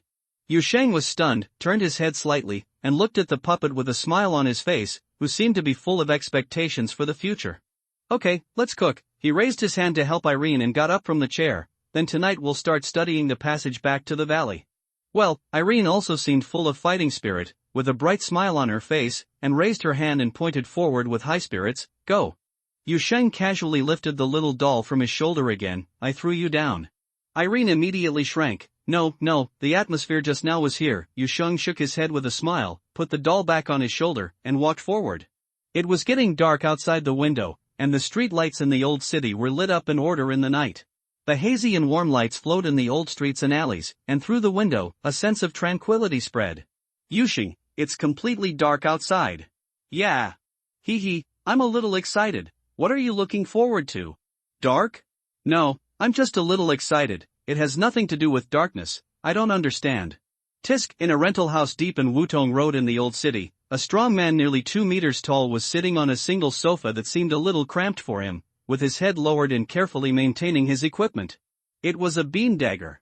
The dark red handle was inlaid with tiny drop-shaped crystals. The crystals were connected into lines and ran through the entire body. The entire handle was obviously tailor-made according to the user's condition. It looks particularly suitable in the palm of your hand. The strong man turned his palm over, rotated the dagger a few times in his palm, and then activated it. With a slight buzzing sound, a bright light blue blade suddenly lit up, drawing a scorching arc in the air. Why air? Take it easy, don't scratch the coffee table, I have to report to the bureau later to pay for it. Li Lin took out a pocket watch and fiddled with it, then raised his head and glanced at Su Jelly opposite. This thing very handsome. Handsome, right? You risked your life, the strong man chuckled, with a proud look on his face. I rescued an Algrad star noble from the windmill mill in Depth L3, single-handedly, and then he gave it to me. This thing is custom-made by the best craftsman and the best gold crystal. It can even be used as a knight's medal in the territory of the Algradians. Li Lin was a little curious. What's the use? No need to queue up for tickets for transportation within the atmosphere, use the green channel to go to the hospital, and free admission to the zoo only on holidays. Li Lin was a little dumbfounded when he heard it. It's quite realistic. I thought those arrogant Algrade people had to pay attention to a lot of rituals and symbolism in everything they did. They are usually quite arrogant, but no matter how arrogant they are, they have to live their lives, right? Su Jelly shrugged, and then complained a little, hey, it's still a bit troublesome to move around the border. There are a lot of equipment that are not allowed. Bring it here, I also have a chain sword, but it was rated as a potential hazard before I came here, and it is still locked in the customs cabinet. Li Lin thought for a while and was about to speak when he suddenly felt something. Then he looked at the window of the rental house with Su Jelly, who also felt something. Under the gradually darkening night, a figure appeared on the windowsill at some point. It was a petite girl wearing a dark red coat, leaning against the window frame in a rather dangerous posture, with one leg hanging outside the windowsill. She glanced at the two men in the room curiously. So, you two are the responsible commissioners for this neighborhood during this period? You are, Li Lin frowned, vaguely guessing the other party's identity. Just call me Little Red Riding Hood. The girl sitting on the windowsill waved her hand. I am from Fairy Tale. Your bureau hired me to help you in this area during this time. Oh, that I know you, Li Linqing said as expected, with a polite smile on his face. In the past 2 days, I have often heard our captain mention you and your investigation of this area. My name is Li Lin, operations officer of the 2nd Brigade of the Council's Secret Service. Su Jelly on the other side looked at the girl on the windowsill up and down, and said in a low voice, there may be a big guy hiding here. I thought you would send Snow White over, or a king. Of course, I am not questioning it. Your wolf pack. Unlike Li Lin, who is still a newcomer, it is obviously not the first time Su Jelly has met Little Red Riding Hood. Snow White's destructive power is a bit excessive here. We may not necessarily run into high-risk entities, Little Red Riding Hood said casually. I have been active in this area, and recently I have also been investigating the abnormal situation on Wutong Road, and I am more familiar with it. It's okay. Snow White will be here soon anyway. We really met the big guy, and she'll be there at your call. As the girl spoke, she stood up from the windowsill and waved to the two people in the room. I came here just to say hello to you. You should have my contact information. If you need anything, call me. By the next second, the girl's figure suddenly turned into a melting shadow. The shadow vaguely resembled a wolf. It jumped down from the windowsill and melted into the night in the blink of an eye. Li Lin and Su Jelly were left looking at each other in the rental house. After dinner, Yusheng sat on the sofa with his eyes closed and meditated, listening to the sound of pattering running around between the living room and dining room, sometimes on the right, sometimes on the left, and then around the sofa again. Circle and circle. He opened his eyes and saw Irene running around the living room and dining room. The 66.6 centimeter tall doll was carrying an oil painting frame that was almost the same height as himself and was scurrying around on the ground as fast as a small rocket. After Irene started to circle around the sofa for the 4th time, Yusheng finally couldn't help it anymore. Can't you take a break? Give your shoes a rest too. Irene ran up to Yusheng quickly, her face full of excitement. I don't want it. I can't stop at all. I can run everywhere, run everywhere. Look, I can still climb onto the coffee table and get off the coffee table. Jump up and down. Before he finished speaking, the puppet ran away again, first ran half a circle around the sofa, then climbed onto the coffee table in front of Yusheng on hands and feet, and then jumped from the coffee table to Yusheng's lap in a few steps. Just as she was about to raise her hand to catch this guy running around on the floor, Irene had already nimbly jumped forward and jumped from the sofa to the floor. Then she quickly ran under the TV cabinet in the living room, climbed onto the TV cabinet with great difficulty, reached up on tiptoes, and successfully pressed the switch of the TV. Miss Doll cheered, turned her head and looked at Yu Sheng with an excited face. I can still reach the TV switch. From now on, I can turn off the power to the TV and restart it myself when you are not at home. Yu Sheng rolled his eyes and raised his head helplessly. Okay, congratulations, you are awesome. The next second, he felt something flash in the corner of his eye. Irene ran back from the TV cabinet quickly. She grabbed the sofa cover with one hand and Yu Sheng's trouser legs with the other, and climbed to the sofa in 2 or 2. Go up and sit next to Yu Sheng. The tiny doll is not even as big as a pillow when sitting cross-legged on the sofa. The oil painting was stuck behind her, almost like a wall from the scale. But Erin has become accustomed to the existence of this picture frame with amazing adaptability. Whether she is running with it on her back or climbing up and down with it on her back, including when she is sitting on the sofa with it on her back, it does not affect her at all. Her actions, occasionally there would be some inevitable bumps and bruises, but the doll didn't seem to care at all. This surprised Yu Sheng. Don't you think it's inconvenient to carry it around? He couldn't help but ask curiously. To be fair, if you want me to carry a door panel around all day long, I might not be able to adapt as quickly as you. I think it's okay. Erin happily swayed on the sofa. Although she turned on the TV, her attention was obviously completely unable to focus on it. Although I felt a little uncomfortable at the beginning, after running 2 laps, I was fine.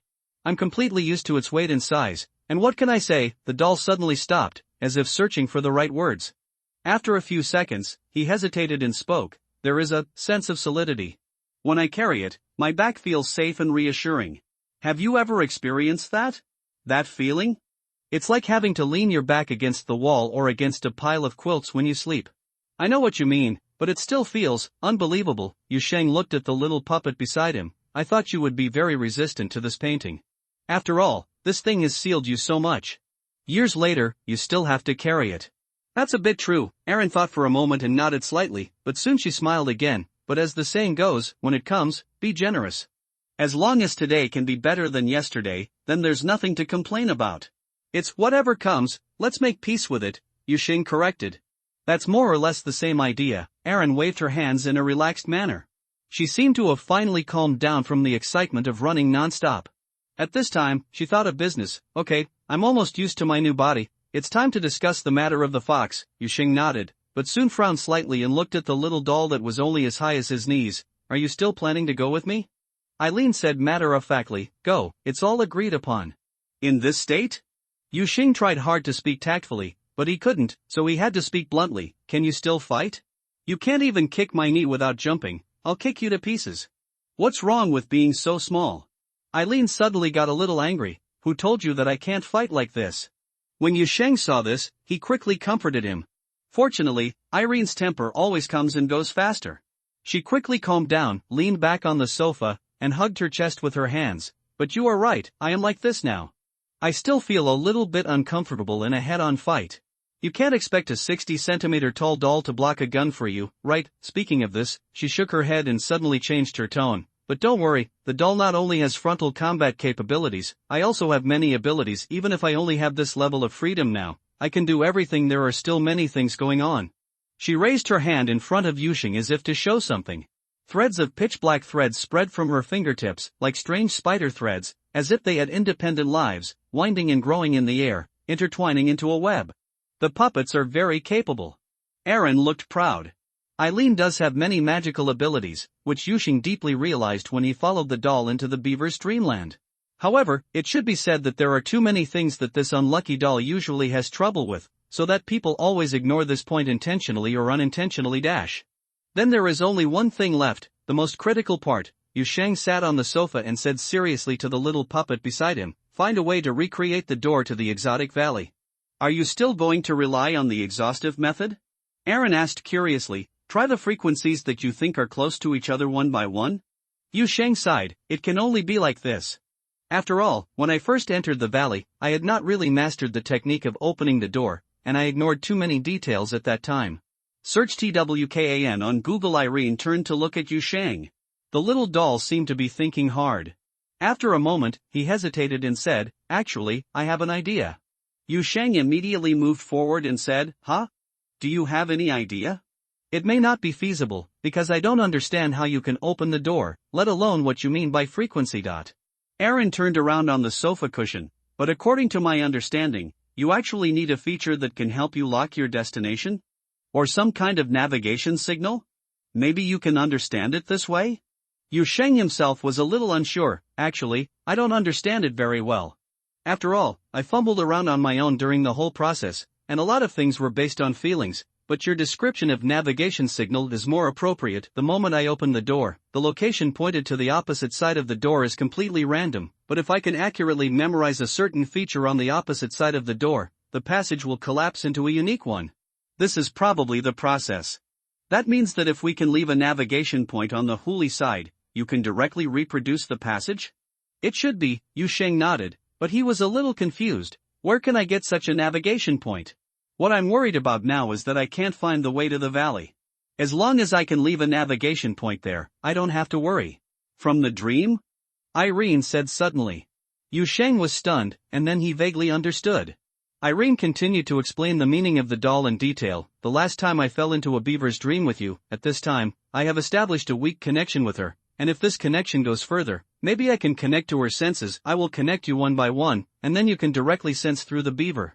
Being exposed to the aura of that valley is equivalent to establishing a navigation point? Yu Sheng listened to Irene's plan in bewilderment. The more he listened, the more he felt that this doll had such imaginative ideas. Does it seem possible? There are two difficulties in this process, Eileen continued. First, it requires Huli's own cooperation. She must be willing to open her mind to you.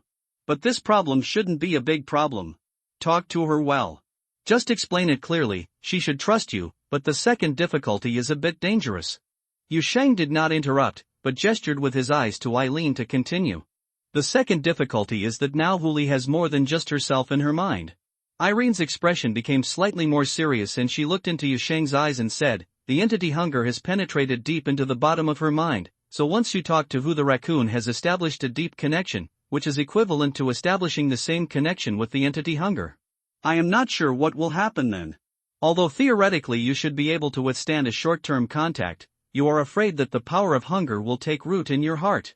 When the time comes that you actually enter the valley and confront that monster, the influence that has taken root in your heart may come back at any time. Exploded out. Yu Sheng fell into deep thinking. Eileen next to her saw that he was silent. She rolled her eyes twice and then realized what she was doing. She immediately stood up from the sofa and put her hands on her hips, but still not as high as Yu Sheng was sitting. Don't think about dying first then. See if you can eliminate the influence. I tell you that this tendency of yours is very dangerous. If you can't get rid of it even if you die, then you will have great fun. Yu Sheng suddenly adjusted his sitting posture a little awkwardly. I didn't say anything either. I can see it all. Yu Sheng, this doll's brain is usually not very good, so why is his intuition so sharp now? I know, put back the thought of die to death under any circumstances. Yu Sheng was so awkward that he was stared at by Irene's scarlet eyes. He could only wave his hands in surrender, and then forcefully change the subject. Getting back on track, but I still decided to try your plan.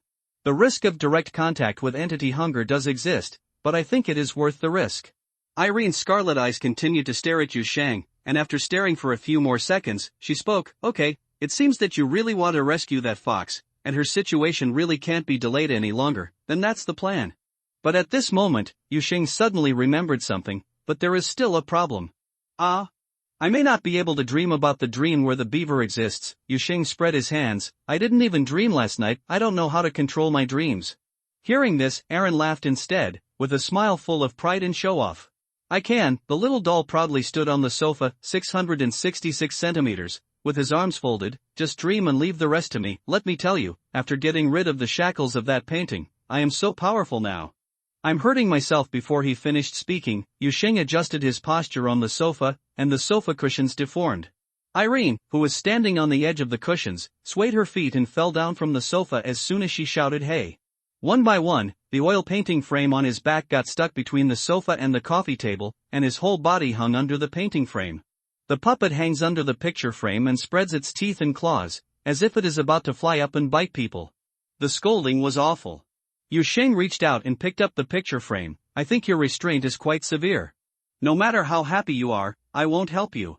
Irene's arms were stuck between the straps of the picture frame, and they formed a cross as Yu Sheng picked up the picture frame. You put it down for me. Come down. Give me your arms. The joints in my arms are stuck. Give it to me. Yu Sheng looked at Irene speechlessly, then casually took her off the frame, and began to move her stuck joints back while enduring the puppet's whirring. Late at night, Yu Sheng made all preparations to fall asleep. But Eileen was still running around on his bed, like a little rocket scurrying around. I said can't you just be quiet at this time? Yu Sheng, who was lying on the bed, looked at Irene who was jumping up and down next to him, with a look of helplessness on his face. I'm going to sleep. Your bed is so big. Irene happily ran to the bedside and jumped on the bedside table. She held the lamp on the cabinet and shook it, as if she didn't hear what Yu Sheng was saying at all. Hey, this lamp is shorter than me. Yu Sheng, look. This desk lamp is shorter than me. Next time I will buy a night light that will be shorter than you. Yu Sheng rolled his eyes angrily, reached out and took Irene off his desk lamp. Did you forget what you were supposed to do? If you keep doing this, I'll lock you in the closet. Eileen finally calmed down and smiled. I'm a little excited now. Okay, you sleep, I won't make any trouble. Yu Sheng sighed, exhausted physically and mentally, and put Irene down. Go and help turn off the lights. The puppet said confidently, it's out of reach. Move a chair. Oh. The world is finally quiet. Yu Sheng took a long breath, enjoying the moment of silence in the darkened bedroom, and began to work hard to adjust his state and try to fall asleep. Then he turned around and saw two bright red eyes staring at him from the bedside in the darkness. Irene's whole body was hanging on the edge of the bed, holding onto the mattress like a koala, and just looking straight at Yu Sheng. I can't sleep even more with you like this. Yu Sheng looked helpless. By the way, why do you have to come to my room? Weren't you able to enter my dreamland just by staying on the first floor? Do you need to follow me? The signal is good when you are close. The puppet is confident, and it sounds as if it is nonsense when he speaks. But at least she understood what Yu Sheng meant, and finally jumped off the edge of the bed, ran to a chair not far away and sat down. Yu Sheng sighed again. He knew that Irene was still looking at him, and he didn't know what the doll was thinking in its mind, if anything, but he couldn't get rid of it tonight, at least by visual inspection. He could only try his best to ignore the scarlet gaze coming from the darkness, try his best to block out distracting thoughts and cultivate sleepiness. He didn't know how long he had been tossing in bed, maybe an hour, maybe more. When the sleepiness accumulated to the extreme, he finally fell into a foggy darkness. The dream came, and in the midst of the dream, Irene's soft voice came. You finally fell asleep, come on, come this way. Yu Sheng subconsciously turned to the direction of the sound, and the next second, the mist dissipated, and light and shadow emerged in the darkness. He really saw the dark wilderness again. The gloomy sky shrouded the earth, the nameless hills were in the distance, and the silver-white demon fox was still sleeping in the wilderness. Yu Sheng walked forward, and then he noticed the guide floating beside him. That's Irene guiding his dreams. Yu Sheng stopped and looked at the oil painting in midair with a strange expression. In the oil painting, Irene stares at him with big eyes. Yu Sheng, why do I feel that this painting is your true identity? Erin looked down, then raised her head and looked around, and finally reacted belatedly. Hey, why did I get into the painting again? The simple black oil painting frame floats in the dark dream world, and the doll girl sealed in the oil painting has a question mark on her head about the current situation. This shouldn't be the case. I'm out of control of this thing, and I still have a body in the real world. Irene walked around in circles in the oil painting. When I was outside, I had to carry this painting on my back. I accepted it as if I had multiple luggage with me. How come this is even worse in the dream world? Damn it, shouldn't we be more free in theory? She raised her head and looked directly at Yu Sheng. If you ask me, who should I ask? I also think you should be freer after falling asleep. Yu Sheng spread his hands. I also wanted to see what you look like at 1.67 meters, but it turns out you were still a paperman. Irene seemed very irritable and had no interest in arguing with Yu Sheng. After circling the chair and the painting countless times, she finally resigned herself to sitting back on the chair and grabbed the furry toy. Bear, rub it hard in your arms. Now I'm locked up with this guy again, but that's okay. Houseway does have the ability to move freely in the real world, and the dream world is not that important. Well, not that important. Sometimes I envy your optimism, Yu Sheng said sincerely. Erin immediately bared her teeth at him, but the threat of her grinning teeth was never powerful, whether in reality or in dreams. Yu Sheng walked around the oil painting floating in the air and came to the sleeping silver fox. What's next? Just like last time, I lie on her tail? Then we both sink together? It's still the same as last time, but this time, the connection will be more direct. I will find a way to keep Huli's consciousness in a nearly awake state. This will make it easier for you to communicate with her and perceive the situation around her later. Irene said, floating next to Yu Shang, but at the same time, hunger will also notice you, and it will come to you. What happens after this, I can't help you. Contact and struggle at the level of consciousness, you can only rely on yourself. Having said this, she paused, as if to reassure Yu Shang, and added, but I can be the last insurance.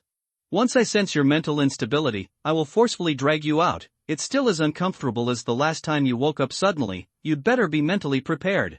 To be honest, I really don't want to do it again. Yu Shang sighed immediately, but nodded quickly, his previous determination not wavering at all. Okay, let's get started. He once again found a stable depression between the fox's big tails, and then caught Irene, who jumped directly from the air. Drawing one person at a time, leaning on the fox's tail, he descended again in this groggy dream. Sink. I don't know if it was because of the previous connection foundation, but the second sinking process was faster and smoother than Yu Shang imagined. He almost felt that his eyes were in a trance. When the perspective stabilized, it was already I saw the figure of the demon fox girl. She was squatting quietly among the gravel, staring blankly at something in front of her. Yu Shang's perspective came behind Huli, and he followed the other person's line of sight and looked forward. He saw a huge piece of wreckage, which looked like what it looked like after the crash of some large aircraft. Between the twisted metal frame and the broken deck, one could still vaguely see its former grandeur, and there was a faint brilliance, like it was not scattered. The spirit breath slowly moved between the fragmented remains. The entire wreckage fell to the foot of the mountain, and the mountain rock that melted after the collapse almost swallowed it up and fused it into a part of the mountain. Even with just a glance, you can see what an amazing impact it was. If the people who boarded it were ordinary humans, there might not be any survivors at all. Yu Shang glanced at the crash scene in shock, but he did not forget his original purpose of coming here. He approached the demon fox girl and spoke softly to avoid scaring her. Huli. The ears on Huli's head suddenly became twitchy, then he stood up suddenly and looked around, as if thinking about the source of the sound. After searching to no avail, he hesitated to respond, "My benefactor? It's me, don't look for it, I'm directly communicating with your consciousness." My benefactor? You are really here. I thought I heard my benefactor wrong last time? What's going on?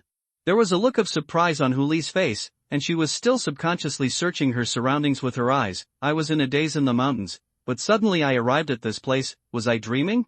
Yes, I used some means here to forcefully guide your dream.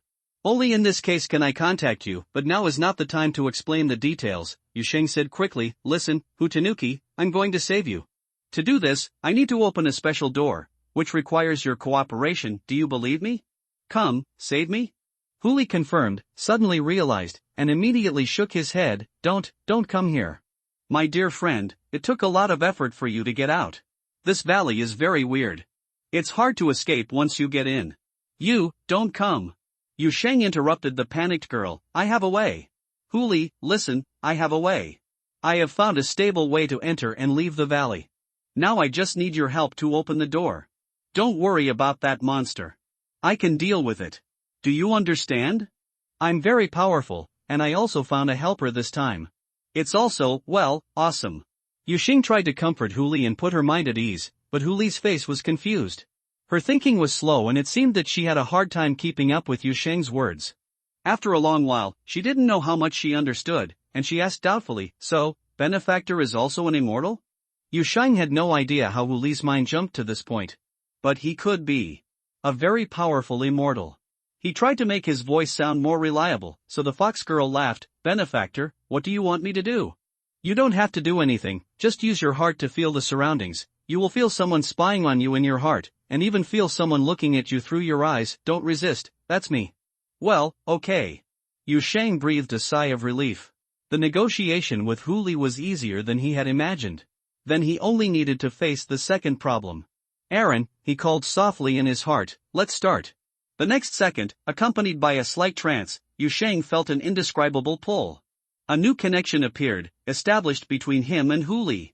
Unlike the obscure connection established through blood before, he could clearly feel that the newly established connection was more robust and more rough.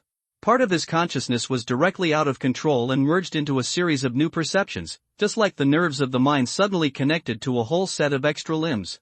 Although the transmitted feeling was a little vague and sluggish, he still began to feel the breath around Huli cold, decayed, with a stench of decay. The wind was turbulent in the valley, blowing through the dark woods. The night was eternal and hunger lasted forever.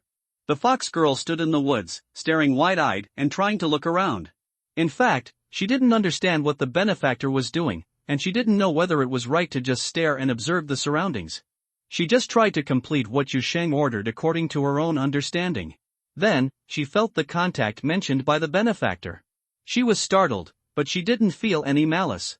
Huli has always been able to keenly sense even the slightest malice, but this time, no malice came. She just felt a little relieved, and even her stomach didn't seem so hungry. When the overwhelming hunger and the madness suppressed in the depths of hunger surged towards him, Yu Sheng seemed to sense a huge wave hitting him head-on like a collapsed mountain in the dark night. Hunger and madness seemed to be real, like a huge shadow, like solidified darkness, almost instantly submerging every inch of his perception. Yu Sheng didn't even have time to call Irene's name, but at the critical moment he tried to remember the characteristics of Shanda from Huli, and then he was completely submerged by this crazy black tide. However, deep in the black tide, he found that he was still awake. Hunger gnawed at his soul, and his soul withered and died. Yu Sheng watched himself being swallowed up in the blink of an eye in the dark tide, and his perspective was like that of an indifferent bystander. Hunger subsided, and the withered and dead soul woke up again. Yu Sheng opened his eyes in the darkness. For a moment, he was not even sure whether he had experienced death again, or just had the illusion of being swallowed up for a moment. He wandered in the depths of darkness, unable to feel the passage of time, the end of space, and even unsure whether he was really moving. He could only feel that there was always a sight on him. It was not a sight, but this entire dark chaos, which was part of that sight. He was like a grain of sand as small as a needle tip, being watched and drowned by the endless hungry eyes. Then, after an unknown amount of time, he finally saw a huge floating limb or shadow in the depths of darkness. Yu Sheng's mind was immersed in a huge and nameless tide of darkness. The shadow cast by the hungry body was even more staggering than he imagined, and this huge scale was just like hunger is what it should be. It is the greatest and most primitive terror suspended above the heads of all living beings and buried deep in the hearts of all living beings. Then, he noticed the slowly floating and squirming entity in the depths of the shadow. It was difficult for him to tell exactly what it was. It seemed to have countless tentacles and bloated masses of flesh and blood, and every part of its body was constantly changing its shape. It even seemed to be collapsing into new ones in real time as Yu Sheng watched. The structure or gap is dark on the surface, but deep within the intertwined tentacles, there seems to be a constantly changing color hidden, with a chaotic texture that makes people gradually lose their mind. And the moment Yu Sheng noticed that thing also noticed Yu Sheng's existence. There was no time to react, and countless new tentacles and branch structures spread out inside the thing in the blink of an eye. The malicious tentacles arrived in an instant, and suddenly wrapped around Yu Sheng's mind. Yu Sheng felt that 10,000 voices exploded in his head. He was unable to resist or dodge. His mind had already established an irreparable connection with something larger, and that thing was in his consciousness. The depths roared, conveying wild and terrifying thoughts, but the next second, Yu Sheng realized that the thing did not seem to have real reason in thinking. It was just some kind of huge and wild instinct, and the crazy thoughts and temptations he felt were just tools mimicked by this huge instinct for the purpose of hunting. It comes from the creatures it has devoured, their madness and despair at the end of hunger, and the reverberation of the victims' dying cries. All of these converge into the full malice of this monster, making this originally just an aggregate of instincts. The thing gradually grew to this day, and even turned into a powerful entity that actively forages, actively bewitches, and forces its prey. And it is still growing rapidly. What was originally just a simulated thinking ability is now gradually turning into its real thought. Now, it begins to try to dismantle Yu Sheng's mind, trying to turn the uninvited guests in front of it into its own new nourishment. The feeling of his mind gradually dissolving came. Yu Sheng felt that he was being digested quickly and becoming a part of the monster. He tried his best to break away from the tentacles that entangled him, but found that the strength of his struggle became stronger. The power of those tentacles also becomes stronger. But at this moment, Yu Sheng suddenly felt something. He suddenly looked at the huge entity that was constantly squirming in the darkness. The next second, he saw countless pairs of eyes of different shapes suddenly emerging from the colorful colors deep in the darkness, and one of the eyes is his. He felt his vision shake again, and saw countless tentacles extending forward in the darkness, with a humanoid figure that was constantly struggling wrapped around the ends of the tentacles. He felt like the monster was digesting and absorbing him. He felt like he was devouring something. He is eating. He is eating. At the moment when Yu Sheng could hardly tell where his perspective was, or where the boundary between himself and the monster was, Irene's exclamation suddenly came faintly from the depths of the darkness, "What the hell?" The next second, Yu Sheng felt a violent fall. The extremely uncomfortable awakening experience last time happened again in an instant. Yu Sheng suddenly opened his eyes. The severe stinging and roaring in his head and the pain all over his body drowned out all his perceptions in the blink of an eye. He turned over, holding onto the bedside table and retching violently, even wanting to knock out his heart. I vomited everything out, but nothing came out. It took more than 10 long seconds before the terrible sequelae finally subsided. Yu Sheng held on to the bedside table and pushed himself up with difficulty. He saw the faint morning light pouring into the room through the curtains, and saw the puppet carrying the picture frame sitting on his bed, with a big smile on his little face. Uneasiness and tension. "Are you okay? Or you?" Irene crawled over on her hands and knees, grabbed Yu Sheng's arm and shook it hard. "Do you remember who I am?" Don't shake, I'm still fainting." "Damn, why does my whole body hurt?" Yu Sheng quickly interrupted the puppet. "I'm awake, Irene, I'm fine." Irene stared at Yu Sheng for several seconds before finally letting go of her hand. "You scared me to death, you suddenly felt like you were dead, your mental reactions disappeared. Then suddenly again come to life. My whole mind is in a mess, I don't know what I woke up from." "You scared me to death." Irene said "scared me to death" several times in a row. It was obvious that she was really frightened, but it was difficult for Yu Sheng to have the extra energy to comfort this little doll. The huge impact of establishing a deep connection with hunger it still remained in the bottom of his heart, and even seemed to still have a huge shadow. Yu Sheng tried hard to get rid of its influence, leaning on the bed and panting for a long time before finally clearing his mind. "Aaron, that thing is dangerous," he said.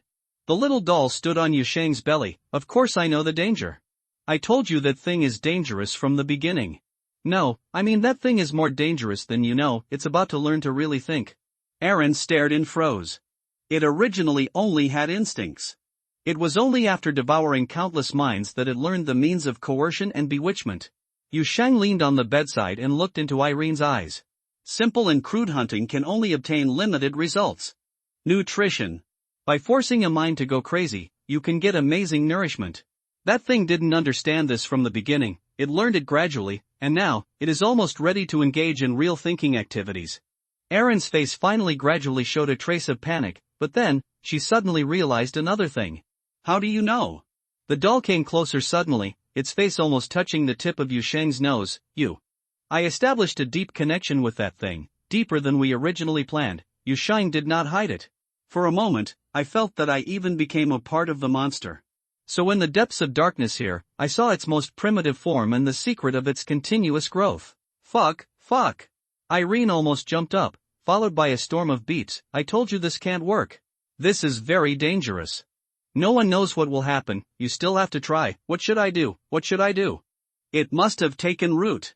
You haven't been targeted yet, you have been bitten by it. It's taken root. It's all over." The little doll's whirring became louder and louder, crawling around on the bed and on Yu Sheng's stomach. Yu Sheng tried to interrupt it several times but failed. In the end, he had to forcibly lift her into the air to calm her down. "Calm down, Aaron, calm down." "Calm down. Hunger has taken root in your heart. Are you not nervous at all?" Aaron swayed in the air. "It will grow in your mind, getting bigger and bigger, and then bang. You're done. The same goes for hiding in the real world. Do you know your current situation? Don't say you will be resurrected. This thing is rooted in your mind. Are you sure you are dead? Can we get rid of this rooting in life?" Of course Yu Sheng knew all this, but he didn't know why he didn't have the slightest sense of danger in his heart that his life was counting down. Even his spiritual intuition, which had become more and more powerful recently, didn't warn him. He only knew from a rational level that the situation was dangerous, but his heart was filled with an abnormal sense of calm. But he knew that he couldn't show this calmness too much, otherwise Aaron would be even more crazy. As long as the hunger is eliminated before that. I mean, if you kill that entity instance that affects me, there will be no problem, right? Yu Sheng tried to divert Irene's attention. The rooted part will take some time to explode, and we still have time. Time, yes, there is still time, hurry up. As expected, Eileen's attention was diverted instantly, and at the same time, she also noticed that she was being caught in the air. "Put me down. Let me down quickly." I'll come down, and we'll set off immediately to kill that entity instance. Yes, we'll leave right away. While you still feel nothing, Yu Shang breathed a sigh of relief, put Irene on the bed, and prepared to get up and get off the ground. But as soon as his movements amplified, he immediately felt waves of soreness coming from his limbs, and he took a breath of air. Hiss! Why does it hurt so much? Yu Shang looked down at himself in astonishment. I clearly remember that the sequelae disappeared soon after the last sudden awakening, and there was no pain in my body at that time. How do I feel like this? It's like being beaten. While he was talking, the puppet next to him, who was in a hurry a second ago, suddenly became quiet. Then Irene quietly crawled towards the end of the bed and murmured, "Yes, sometimes waking up happens too. There will be some physical sequelae, no." Yu Sheng reacted immediately and pulled back his sleeves. "I was just beaten, there are still teeth marks on my arm." Aaron had climbed to the end of the bed at this time. "You grind your teeth while you sleep, so you chewed them yourself. You think I made such a small tooth mark myself? Isn't this just to wake you up? If conventional means can't wake you up, why don't we use something unconventional?" Irene stood at the end of the bed with her hands on her hips and felt confident, then turned around and jumped to the ground, then ran out. Irene's decision to turn around and run was a bit unexpected, and the little doll's two short legs flipped up really fast, but unfortunately, she was only tall now. A doll more than 60 centimeters tall, with two short legs that looked like an afterimage. And before she could run to the door, the picture frame on her back got stuck on the leg of the chair next to her. I originally wanted to get under the chair, but I forgot I was carrying something behind my back. Yu Sheng took 2 slow steps and caught Irene, who was still tossing vigorously in midair. "I don't want you to be so vindictive." Irene waved her arms vigorously and punched and kicked in the air. "And wasn't it just to wake you up? Although I admit that the method was a bit too creative, but in the end, didn't you? Are you awake?" "Hey, let me go. I didn't say what to do." Yu Sheng interrupted Irene with a smile and put the little doll on the ground. "I just want to tell you, don't bite so hard next time. With my resilience, it's been a long time since I've recovered and it's still hurting, so it's a bit of a retaliation. Of course it would be better if I didn't bite." Irene was stunned for a moment, but she was quite surprised. "Ah, you're not angry?" "Nonsense, I'm not ignorant." Yu Sheng curled his lips, turned and walked out the door. "Now go and get ready, it's time for us to set off to the valley." Irene stood on the ground in a daze. When she saw Yu Sheng walking away, she hurriedly chased after him. "Do you remember all the characteristics over there clearly?" "Clearly. I think this place is actually quite peaceful now." Su Jelly sat behind the window, nibbling the pancakes Li Lin bought in the morning, looking at the street outside, feeling quite emotional. "It's really good, better than the illegal star. The district is much more comfortable, and there are no angel believers on the streets. Compared with the intensity of the battle when you were out in the field, it must be comfortable here." Li Lin sat next to Su Jelly, holding a cup of hot soy milk and sipping on it. "Just treat it as a half vacation. Anyway, the mission is just to follow what will happen. It's an incredible thing, so the Bureau will naturally send support. But I see that Little Red Riding Hood has always been nervous." Su Jelly raised her head and glanced out the window. "How young is she?" "She is as tense as a tot spring. I just left the platform. It was just like her when she came out." Not far outside the window, on the roof of a nearby building, a girl wearing a dark red coat was hiding in the corner and watching the movements on the street, with a piece of ham in her mouth, and the shadows of wolves beside her, appearing and disappearing in the air. As if aware of the eyes on her, Little Red Riding Hood raised her head alertly and glanced at the window where Li Lin and Su Jelly were.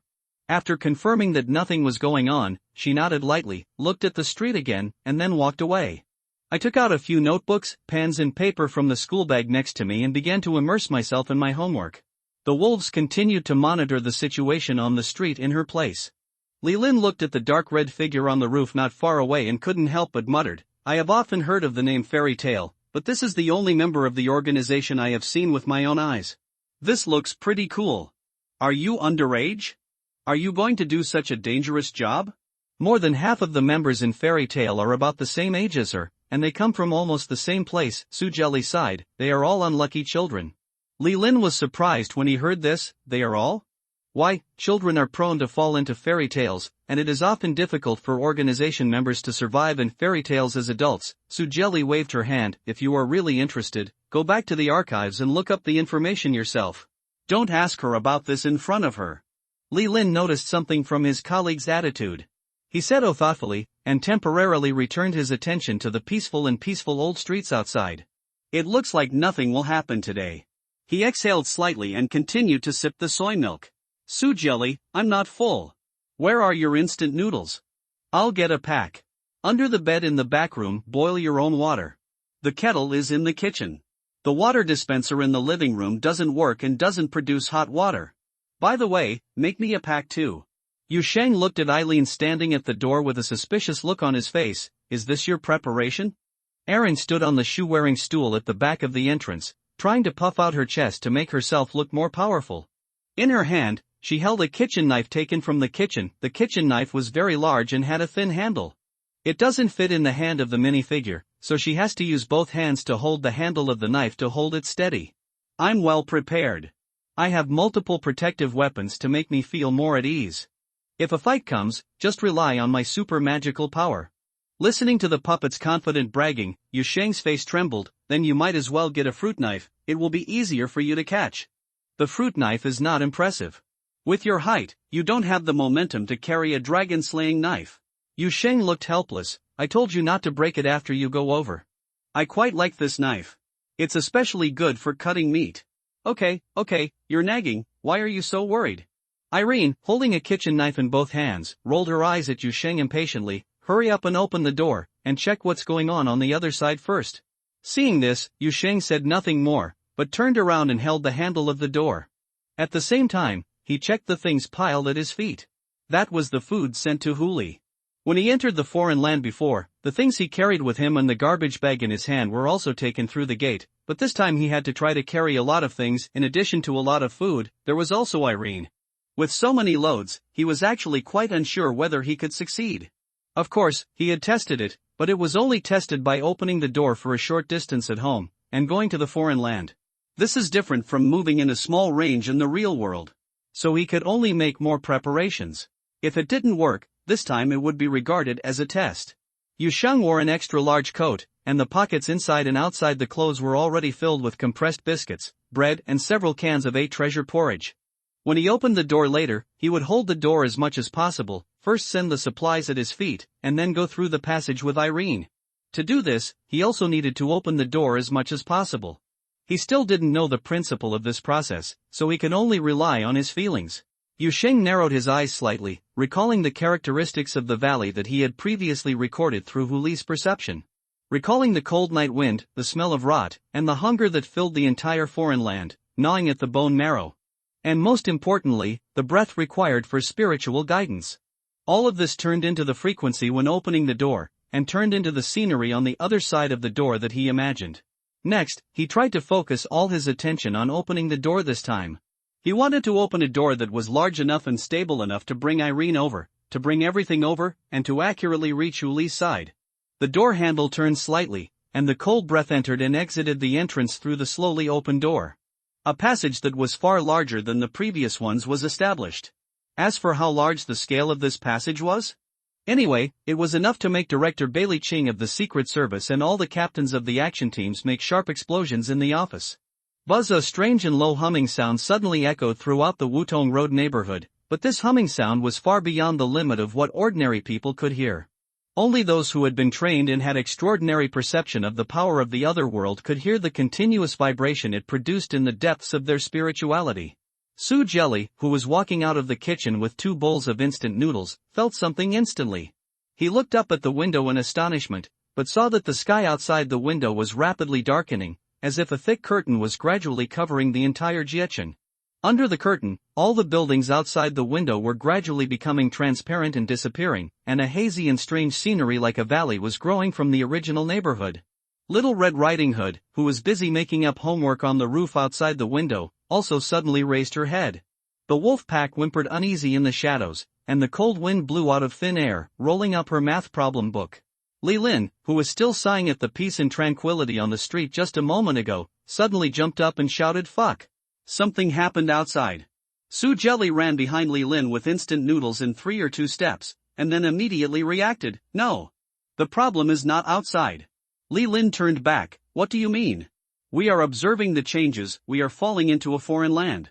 As a senior deep diver, Su Jelly instantly judged the situation, and then stuffed the instant noodles into Li Lin's hand, rushed to her equipment box at the first time, took out the beam dagger and protective equipment from it. "Hurry up and contact the bureau. While the signal is not yet, however, the speed of sinking into the foreign land was faster than Jelly imagined.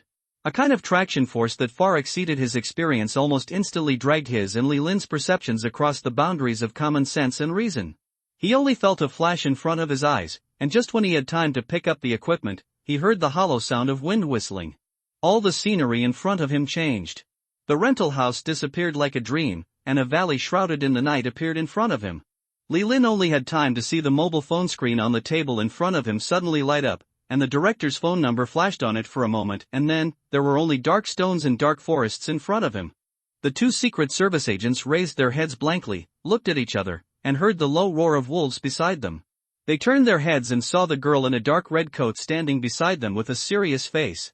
"We have fallen into a foreign land." Jelly was silent for a moment, and spoke in a deep voice. Little Red Riding Hood nodded gently. "I know, judging from the scale and characteristics, it should be a wilderness type." Li Lin looked at Jelly, then at the girl in red, and felt that he should say something. He looked down and raised his hand. "Want instant noodles?" "We're on both feet." Irene stood on a big black rock, struggling to hold the kitchen knife with both hands, trying hard to make a posture that she thought looked impressive in the night wind, and yelled at the empty valley bottom. Yu Sheng poked the doll's head with his finger, almost knocking her off the stone. "Stop whining, we haven't found the beaver yet. You should attract Hungry's attention in advance. That thing doesn't rely on hearing." Irene jumped down from the stone angrily, tightened the rope buckle holding the picture frame, and then raised her head to observe the surrounding situation. It's desolate, and just like you said, it's very eerie, as if the sky is covered with a layer of something. "Be careful." Yu Sheng glanced at Irene, who was so small that she could hardly see any fighting ability. Although he knew that this doll had many strange abilities, he still couldn't help but remind him, there are really serious situations. First protect yourself. I am not afraid of death, but you are different. You and I are not sure whether your soul can survive once your temporary body is destroyed. Don't worry, I will protect myself, and to be honest, hunger is not a big threat to me. Erin raised her head. Dolls are generally not affected mentally, and more importantly, I won't be hungry. Yes, you are not hungry, but you are usually very greedy. I have to look at you twice even if I want to drink water. Yu Sheng muttered and glanced at his feet. The big plastic bags he brought were all there, which made him instantly relieved. He should be so cautious and meticulous when opening the door. He sent all the loads through the door. In this way, at least at the beginning, very smooth. Yu Sheng bent down, easily picked up the food, which was quite heavy for ordinary people, and looked up not far ahead. The collapsed temple stood quietly in the night, not much changed from when he left. "Let's go over there first. The beaver should be nearby, I can feel it," Yu Sheng said softly, stepping towards the night. Then he just took 2 steps when he heard Eileen calling from behind, "Hey, wait a minute. Slow down. I can't catch up." As soon as Yu Sheng turned his head, he saw the 66.6 centimeters tall little doll dragging a kitchen knife with one hand and maintaining the balance of the body with the other hand. It bypassed several big rocks on the road as if climbing over mountains and ridges, and then took a deep breath. I trudged on the rocky beach at the bottom of the valley covered with gravel. She had to climb over the obstacles that ordinary people could cross in one step, or go around for a long time. Yu Sheng watched the scene speechlessly, suddenly sighed, walked over and knelt down in front of Irene. "You'd better sit on my shoulders, don't say driving." Irene instantly became happy and ran towards Yu Sheng with a kitchen knife in hand. "Hey! You're so kind!" Yu Sheng suddenly shouted, "Put that thing away first. You can also change the direction of the blade." "Good guy." A living doll with blood-red eyes rushed towards his neck in the dark with a kitchen knife. This scene was too damn scary. He is not afraid of death, but he is. This is for us. Li Lin shivered when the cold wind blew in the forest, and an increasingly strong uneasiness lingered in his heart. This is still the border area, foreign land, Night Valley. Current depth is L3, is gradually sinking to L4, risk assessment. According to data records, it is above level 3, Jelly's voice came from the side. This person is nearly 2 meters tall. The strong man had connected the portable depth sounder to his eyeball at some point. At this time, he was looking around and speaking quickly based on the information in his mind. The classification of this foreign land is wilderness, big trouble. Li Lin's eyes slowly opened wide. Under Jelly's reminder, he finally recalled the materials he had been exposed to during the training. A wilderness type of foreign land is large in scale, has no clear boundaries, and has no clear exit.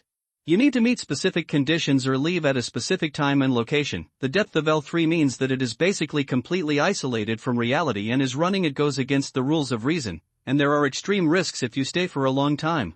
There is a high possibility of encountering mental and cognitive erosion and interference. Danger level 3 means that there is obvious malice here, something is entrenched here, and will actively attack and try to kill the intruders. The threat is fatal, and it cannot be sidestepped or fought through methods such as playing by the rules. Operating in this level of foreign territory usually requires at least a whole team of Secret Service agents, a dozen or so people, fully armed and carrying heavy equipment. And it's only an investigative mission. In other words, the goal is just to collect intelligence and evacuate alive, not to try to fight the entity here, which would require more manpower, or more senior special agents. Li Lin looked around him. Counting Su Jelly, there were 2 Secret Service agents at the scene. Although one of them was a deep diver, a special agent who specialized in fighting entities, the incident happened so suddenly that this tough man didn't bring much equipment at all. Next to him was an underage spiritual detective who took on outsourcing jobs. He was said to be an investigative type. Destiny is ruined. Give the food in your hand to the little girl over there. At this moment, Su Jelly, the most experienced person on the scene, broke the silence and ordered with a serious face, Li Lin, you and I can use this. Li Lin quickly woke up from the emotion of his fate is ruined and carried out the instructions from the senior operator without hesitation. He handed the 2 bowls of instant noodles directly to the still confused Little Red Riding Hood, and then reached out to take them. He took what Su Jelly handed over. It was a needleless syringe, and the light green liquid inside glowed slightly in the night. Sanity blocker. Li Lin looked up in shock and looked at his colleague who had already put the syringe on his arm. The entity generated here is hunger, which has the tendency to attack mentally, the strong man said calmly. You should know what it is from the name. Take an injection first. Although the sequelae are worse than aerosol inhalation, the device needs to be large, but it can guarantee that you will not lose your judgment within at least 48 hours. Li Lin nodded, and with a chi sound, the sanity blocker in the syringe was injected into his body. Little Red Riding Hood on the side reacted instantly after hearing the name hungry. She immediately stepped forward and said, wait a minute, then eat your food quickly. Your bodies are still ordinary people. I can resist it much better than you. And I have snacks with me. Listen to me, Su Jelly interrupted her directly. This strong man, nearly 2 meters tall, stood in the night, almost 2 heads taller than Little Red Riding Hood. He looked down at the girl in front of him with an extremely serious expression. I know your situation. Little Red Riding Hood opened her mouth, but finally said nothing more. Su Jelly patted her on the shoulder, and her deep voice seemed to have reassuring power. This is also for us. Your wolf pack is our best hope against the entity. You must maintain combat effectiveness. Li Lin watched Little Red Riding Hood squat down next to the stone and began to eat the cold instant noodles silently. He turned to look at his colleagues next to him, with a little doubt in his expression. Su Jelly shook her head slightly and lowered her voice. If she gets hungry, her wolf will eat her. In the night, the wolves whimpered restlessly in the woods. In the cold wind, a malicious gaze is spreading in the valley. In the ruins of the ruined temple, Yu Shang and Irene searched carefully. The ubiquitous rancid smell seemed to be getting stronger and stronger, even entering the nostrils as if consciously, which was extremely unpleasant. Aaron simply stopped breathing. This made Yu Shang very envious. Are you sure that the fox is here? Irene grabbed the kitchen knife with one hand and Yu Shang's hair with the other. She sat on the latter's shoulders and stretched her neck to look hard. I can't see anything. Confirm, Yu Shang said casually. There is a weak connection between me and her, established by blood, and you also have it, although you may not be aware of it yourself. Yes. Irene glanced at Yu Shang suspiciously, then looked down at her hands, as if wondering what the weak connection the other party meant. At this moment, a slight rustling sound suddenly came from the silent ruins, interrupting Irene's thoughts and Yu Shang's movements. The 2 of them raised their heads almost at the same time and looked in the direction of the sound. A white figure cautiously emerged from behind a collapsed wall. The silver fox tail swayed gently in the night, and the furry ears trembled slightly in the wind.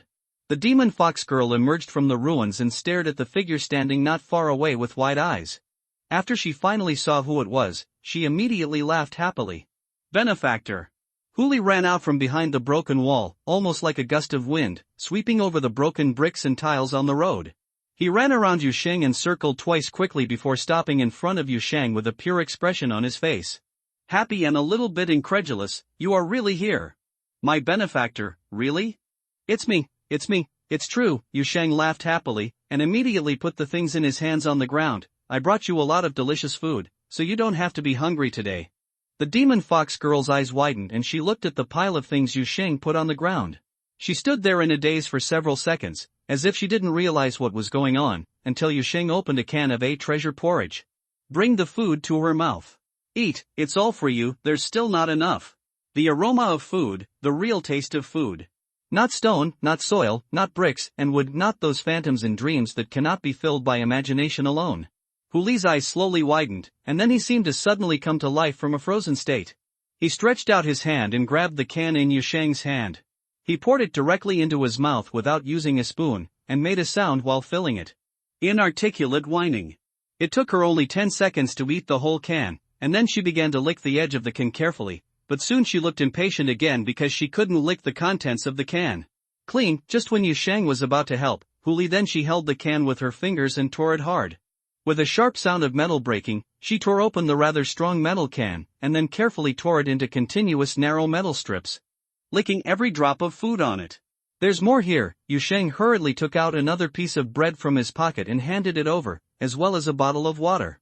You eat slowly. As soon as the afterimage flashed before his eyes, the food was already in Huli's hands. The demon fox girl ate voraciously, and eating became the only thing she did for a while. Neither Yusheng nor Irene spoke. The only sounds left in the ruins were the sound of Huhu eating, and the occasional sound from her throat. The muffled sound came out, as if he wanted to speak, but was unwilling to stop eating. Then Huli suddenly started crying. Very suddenly, the demon fox's face shed tears. She held the bread and stuffed it into her mouth. She did not sob or cry. Only the tears flowed down her cheeks calmly, fell on the bread, and was stuffed by her again. Go into your mouth. Yusheng was startled by this scene, and hurriedly reached out his hand to rub Huli's dirty face. Don't cry, I'm choking on the wind and my stomach hurts, so I won't cry anymore, and there will be some in the future. Huli seemed to finally wake up at this time and had extra energy to think about other things. She stared blankly at Yusheng in front of her. After being stunned for a while, she suddenly handed over half a piece of bread in her hand. Well, you, sir, eat too. Yusheng quickly waved his hand. I had eaten before coming here. I'm not hungry. Huli didn't move, she just kept moving stubbornly. Even though all the food here was just brought by Yusheng, she still insisted on sharing the bread in her hand with Yusheng, as if doing so had some meaning for her. What a particularly significant significance. Yusheng finally stretched out his hand and took the half piece of bread handed over by Huli. The demon fox girl laughed and grabbed another pack of compressed biscuits from the ground. This time she finally did not wolf it down. Instead, she carefully tore open the package and nibbled on it in small bites, as if she wanted to prolong the meal as much as possible. Process. She seemed to finally feel less hungry, if only temporarily. It's delicious, she whispered, my dear friend, it's delicious, don't add benefactor in front of delicious. Yusheng suddenly became excited and thought of some bad things, as long as you can eat enough. Yeah. Huli nodded gently immediately. I've finally recovered, Irene finally said at this time. She looked at the demon fox whose mental state was obviously a little more stable and breathed a sigh of relief. It's a shame that you can carry it all the time. Huli was slightly startled. She seemed to have just noticed the doll on Yusheng's shoulder, or she just realized that this 66.6 centimeters tall guy could actually talk and move. She suddenly looked shocked. Is it alive? Aaron's eyes widened. Nonsense. Of course I'm alive. I just helped you bite open a ham sausage. She is Irene, a living doll from Alice's cabin, Yusheng introduced quickly. This is the helper I mentioned. Despite her small stature, she is actually very capable. I used to be able to draw pictures from my dreams. I was lucky to have her help when I contacted you. Irene held the kitchen knife in one hand and her waist with the other. Yusheng looked very proud on his shoulders. Huli thought about it. She didn't know what a living doll was, and she didn't understand why there was such a small humanoid that could talk and move. But she realized that this was her benefactor's friend, so in a few seconds after Zhong hesitated, she handed over the compressed biscuit in her hand. Eileen, you can eat it too. Irene's arrogant look suddenly became a little embarrassed. Well, I can't eat this, the doll can't eat. Huli took the biscuit back in an instant and continued to nibble on it. Eileen, hey, you just took it away without giving me any permission? This was not the attitude you had when you gave Yusheng the bread just now. The puppets can't eat, Huhu whispered, here you go, wasting food. Erin puffed up her face and began to get angry, but no one paid any attention to her. Yusheng's attention at this time was already focused on the dark and cold night around him. He could feel that with his arrival, the atmosphere in the valley was gradually changing. The entity entrenched in the foreign land had become active, and his act of bringing food to temporarily relieve the beaver from hunger had stimulated. Here comes the monster. The first reason he came today was to save Huli, and the second reason was to find a way to get rid of the hungry entity entrenched here. Originally this was not something that had to be done, but now he has established a relationship with the monster. Contact, and knowing that the monster is gradually learning to think, we have to find a way to solve this hidden danger. But for some reason, the monster hasn't appeared in front of him yet. A trace of doubt gradually emerged in Yusheng's heart, and at this moment, a faint sound came along the night wind and reached the ears of everyone present. It was the distant howl of a wolf. Yusheng and Irene looked at each other, and the latter hesitated for a moment. Yusheng, did you hear just now? It's the sound of a wolf. I thought I heard it wrong. Yusheng frowned, then turned to look at Hu was chewing biscuits seriously. Are there wolves here? No, it's just me and that monster here. Huli seemed confused. This is the first time I heard such a strange sound. At this moment, the wolf howled again, interrupting the communication between Yusheng and others. The voice seemed a little closer. The wolves were approaching, chasing something, or being chased. In the dark dense forest, the huge flesh and blood beast is like a terrifying nightmare wandering in the forest, constantly changing its position in the shadow of the forest, sometimes appearing in the mist, sometimes disappearing suddenly from the field of vision. But no matter which direction you run, the monster will appear very strangely nearby, and then attack from a tricky angle. The wolf took shape from the shadow, jumped up in the forest, and pounced on the giant flesh and blood beast that was undulating and speeding in the darkness. Then more wolves swarmed in from all directions, trying to block the monster's movements. However, countless tentacles and barbed bone-like joints suddenly pierced out from the giant beast's body. The wolves that had just gathered were forced back in an instant, and a huge gap appeared in the encirclement. The giant beast's numerous eyes locked onto a figure outside the wolf pack at the same time. Little Red Riding Hood was riding on the largest wolf, her calm eyes facing off against the monster's dozens of icy gazes. The next second, the middle part of the giant beast's body suddenly split open, and a black, scaly long tongue shot out with a sound of breaking through the air, piercing the girl's throat like a malicious arrow. Little Red Riding Hood only turned sideways slightly, and the moment the long tongue was about to touch her, she suddenly raised her right hand. The slender girl's arm exploded and swelled instantly, her flesh and blood made strange sounds, and smoke rose up. The blood and fog intertwined in the blink of an eye, turning into a huge dark wolf head, and then the wolf head bit down hard, and the stick was too late to change the trajectory, and the long tongue bit it tightly. The giant beast reacted and retreated sharply, but Little Red Riding Hood still bited the opponent firmly. She and the warg under her were in a stalemate with the monster as if they were nailed to the ground. And in this brief moment, the jungle's another figure suddenly jumped out from the shadow. Li Lin rushed towards the monster like an agile cheetah, with a short knife in his hand shining a little cold light in the night. It was the spare weapon Su Jelly lent him temporarily. The monster immediately noticed the sudden ambush. Or, with the rapid turning of several eyes, a sharp claw raised high had been shot straight towards Li Lin. However, the real ambush was yet to come. When Li Lin was halfway through the charge, he lowered his body suddenly and dodged the monster's claws with an action that ordinary people could not do. Another tall figure came from behind the monster. Jumped out of the blind spot of the monster's field of vision. A strong man nearly 2 meters tall raised the beam dagger that could be used as a dagger to others, and stabbed a fleshy tumor behind the monster. With a sneer, the scorching light blade penetrated into the sarcoma without any hindrance, and even cut off the entire sarcoma. However, the monster just let out a chaotic and harsh roar, and then turned around suddenly, throwing away Little Red Riding Hood who was barely holding on to the stalemate, and then smashed the strong man who couldn't hold back in time and flew away. Su Jelly rolled down into the bushes not far away and let out a muffled groan. Li Lin hurriedly ran to the bushes, dragged his colleague out, and then the two of them looked in the direction of the monster. The monster's figure disappeared without knowing when. The fog in the dense forest is gradually getting thicker. In the undulating fog, you can vaguely see countless twisted and weird phantoms growing, emerging from the soil, and swaying slightly in the cold wind. There are many shadows, endless. The entire forest seemed to have turned into a giant mouth waiting for food. Su Jelly gasped instantly, "We can't stop, keep running out of the forest." The wind in the valley became restless. Yusheng didn't know what was happening, but he could clearly feel that the atmosphere that filled the entire foreign land was changing. This feeling was difficult to describe in words. If I had to say it, it would be. He felt that the entire valley was gradually coming to life. The woods in the distance are waking up, the mountains are waking up, the earth is waking up, and even the sky above is feeling a numbing, cold, and hungry gaze. He noticed that the beaver beside him was trembling slightly. The fox girl was holding on to the food in her hand, but fear appeared on her face. She raised her head and looked at the dark night above, moving towards life bit by bit. The man behind him moved his steps and kept whispering something. Only when he got closer did Yu Sheng hear what he was repeating. This is what an immortal is like when he dies. This is what an immortal is like when he dies. What's the situation now? Irene asked quickly, and the little doll became nervous. At this time, the kitchen knife in her arms was tense all over. Do you know something? However, Huli didn't answer her, as if he had fallen into a state of unconsciousness again, and could only keep repeating the words he just said. And soon, Irene and Yu Sheng no longer cared about Huli's abnormal situation. Yu Sheng felt that familiar aura appearing nearby. Out of the corner of his eye, he saw an entity quickly condensed in the shadows on the edge of the ruins of the ruined temple. The deformed and swollen flesh and blood grew in layers, as if cut from various creatures. Weird limbs that looked like giant beasts grew out of the flesh layer upon layer. Dozens of hungry eyes opened on the monster's body, and sharp teeth and tearing mouthparts emerged between the eyes.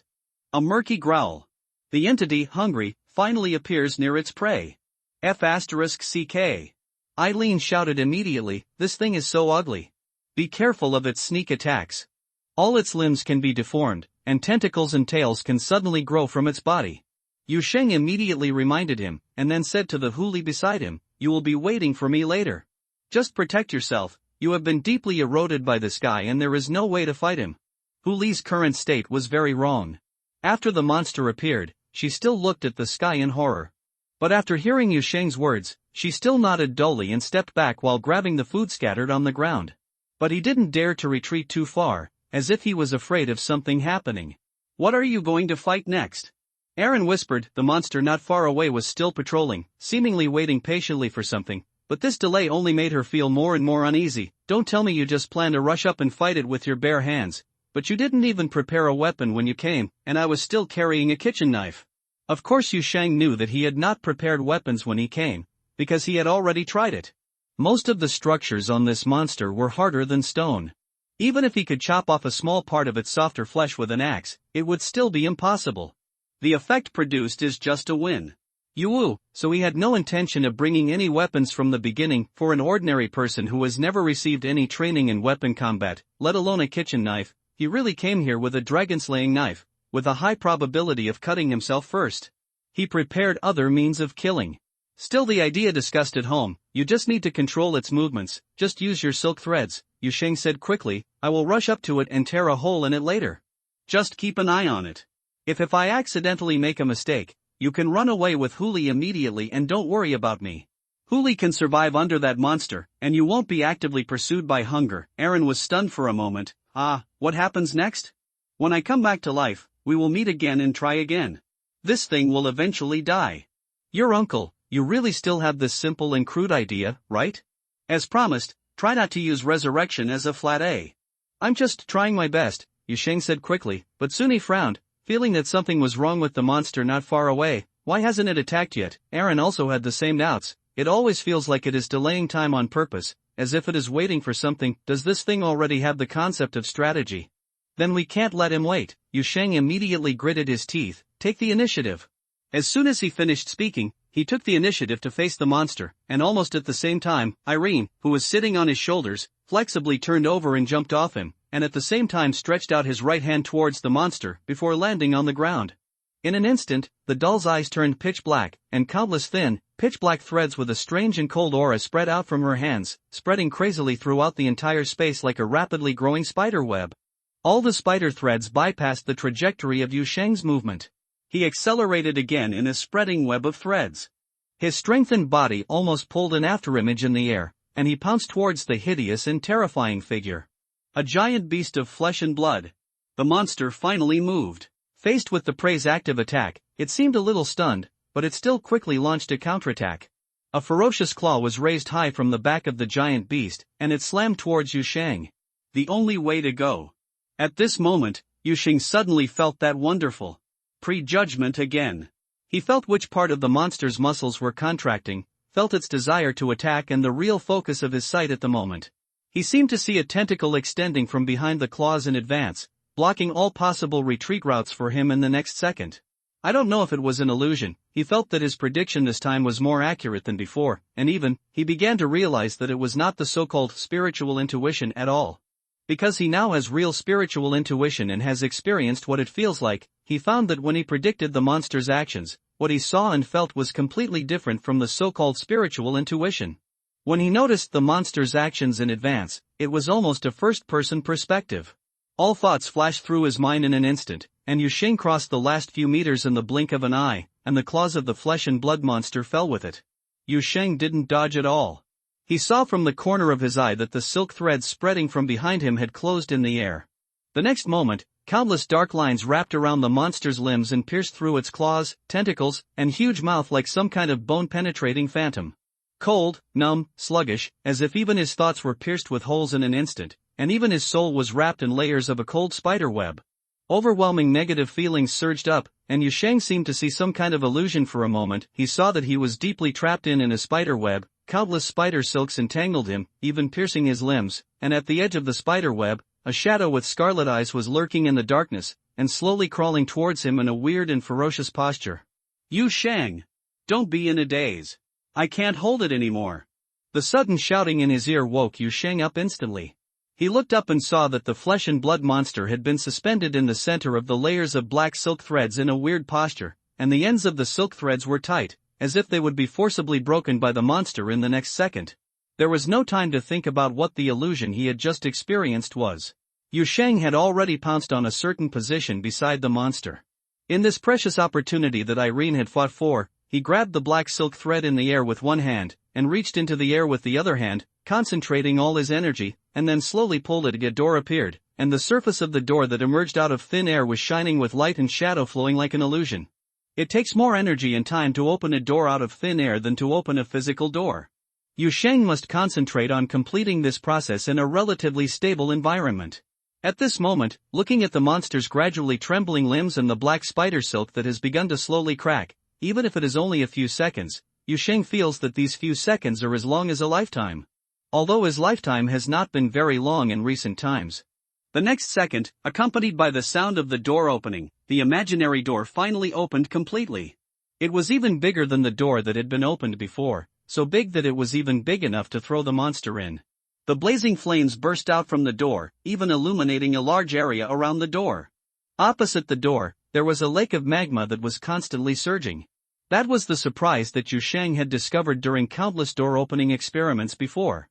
He didn't know where it was, he only knew that there was endless lava and gushing flames, like a landscape in hell. The entity hunger is very powerful, but its threat comes more from mental pollution and its own hunger power that is almost a kind of rule. As for its carrier after it is materialized compared with the rules, it is actually not very tough. It can be roasted. If it can't be roasted, use more firepower. Throw it in. Yusheng shouted to Irene. Okay. All the black spider silks tightened at the same time, and the huge flesh and blood monster let out a series of vague and piercing roars. Irene tried her best to control the black silk threads, allowing them to constantly change the weaving direction in mid-air, combining them into a traction rope, dragging the monster towards the gate little by little. Yusheng desperately supported the gate that was wider than ever before, trying to make it wider and more stable. The door has the characteristics of isolating the internal and external environments. Just opening one door cannot directly release the harsh environment on the other side to this side. To burn the monster to death, it must be thrown in completely. Under normal circumstances, this isolation characteristic is of course a good thing.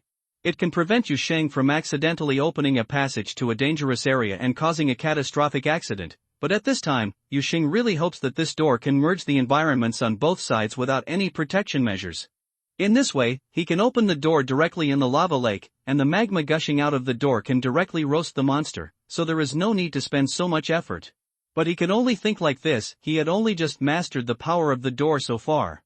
It was already difficult to ensure that the door was opened in the right position, and he really couldn't expect to use it as a flexible means of attack.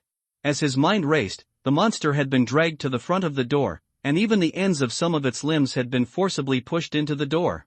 Through the door, Yusheng saw that the limbs that had passed through the doorframe were quickly evaporated, and then quickly ignited and carbonized in the purgatory like high temperature. In a trance, he even felt that his limbs were burning. And the struggle of the flesh and blood monster also became almost crazy in an instant. Even the hunger that acted entirely on instinct felt the great danger and fear at this moment.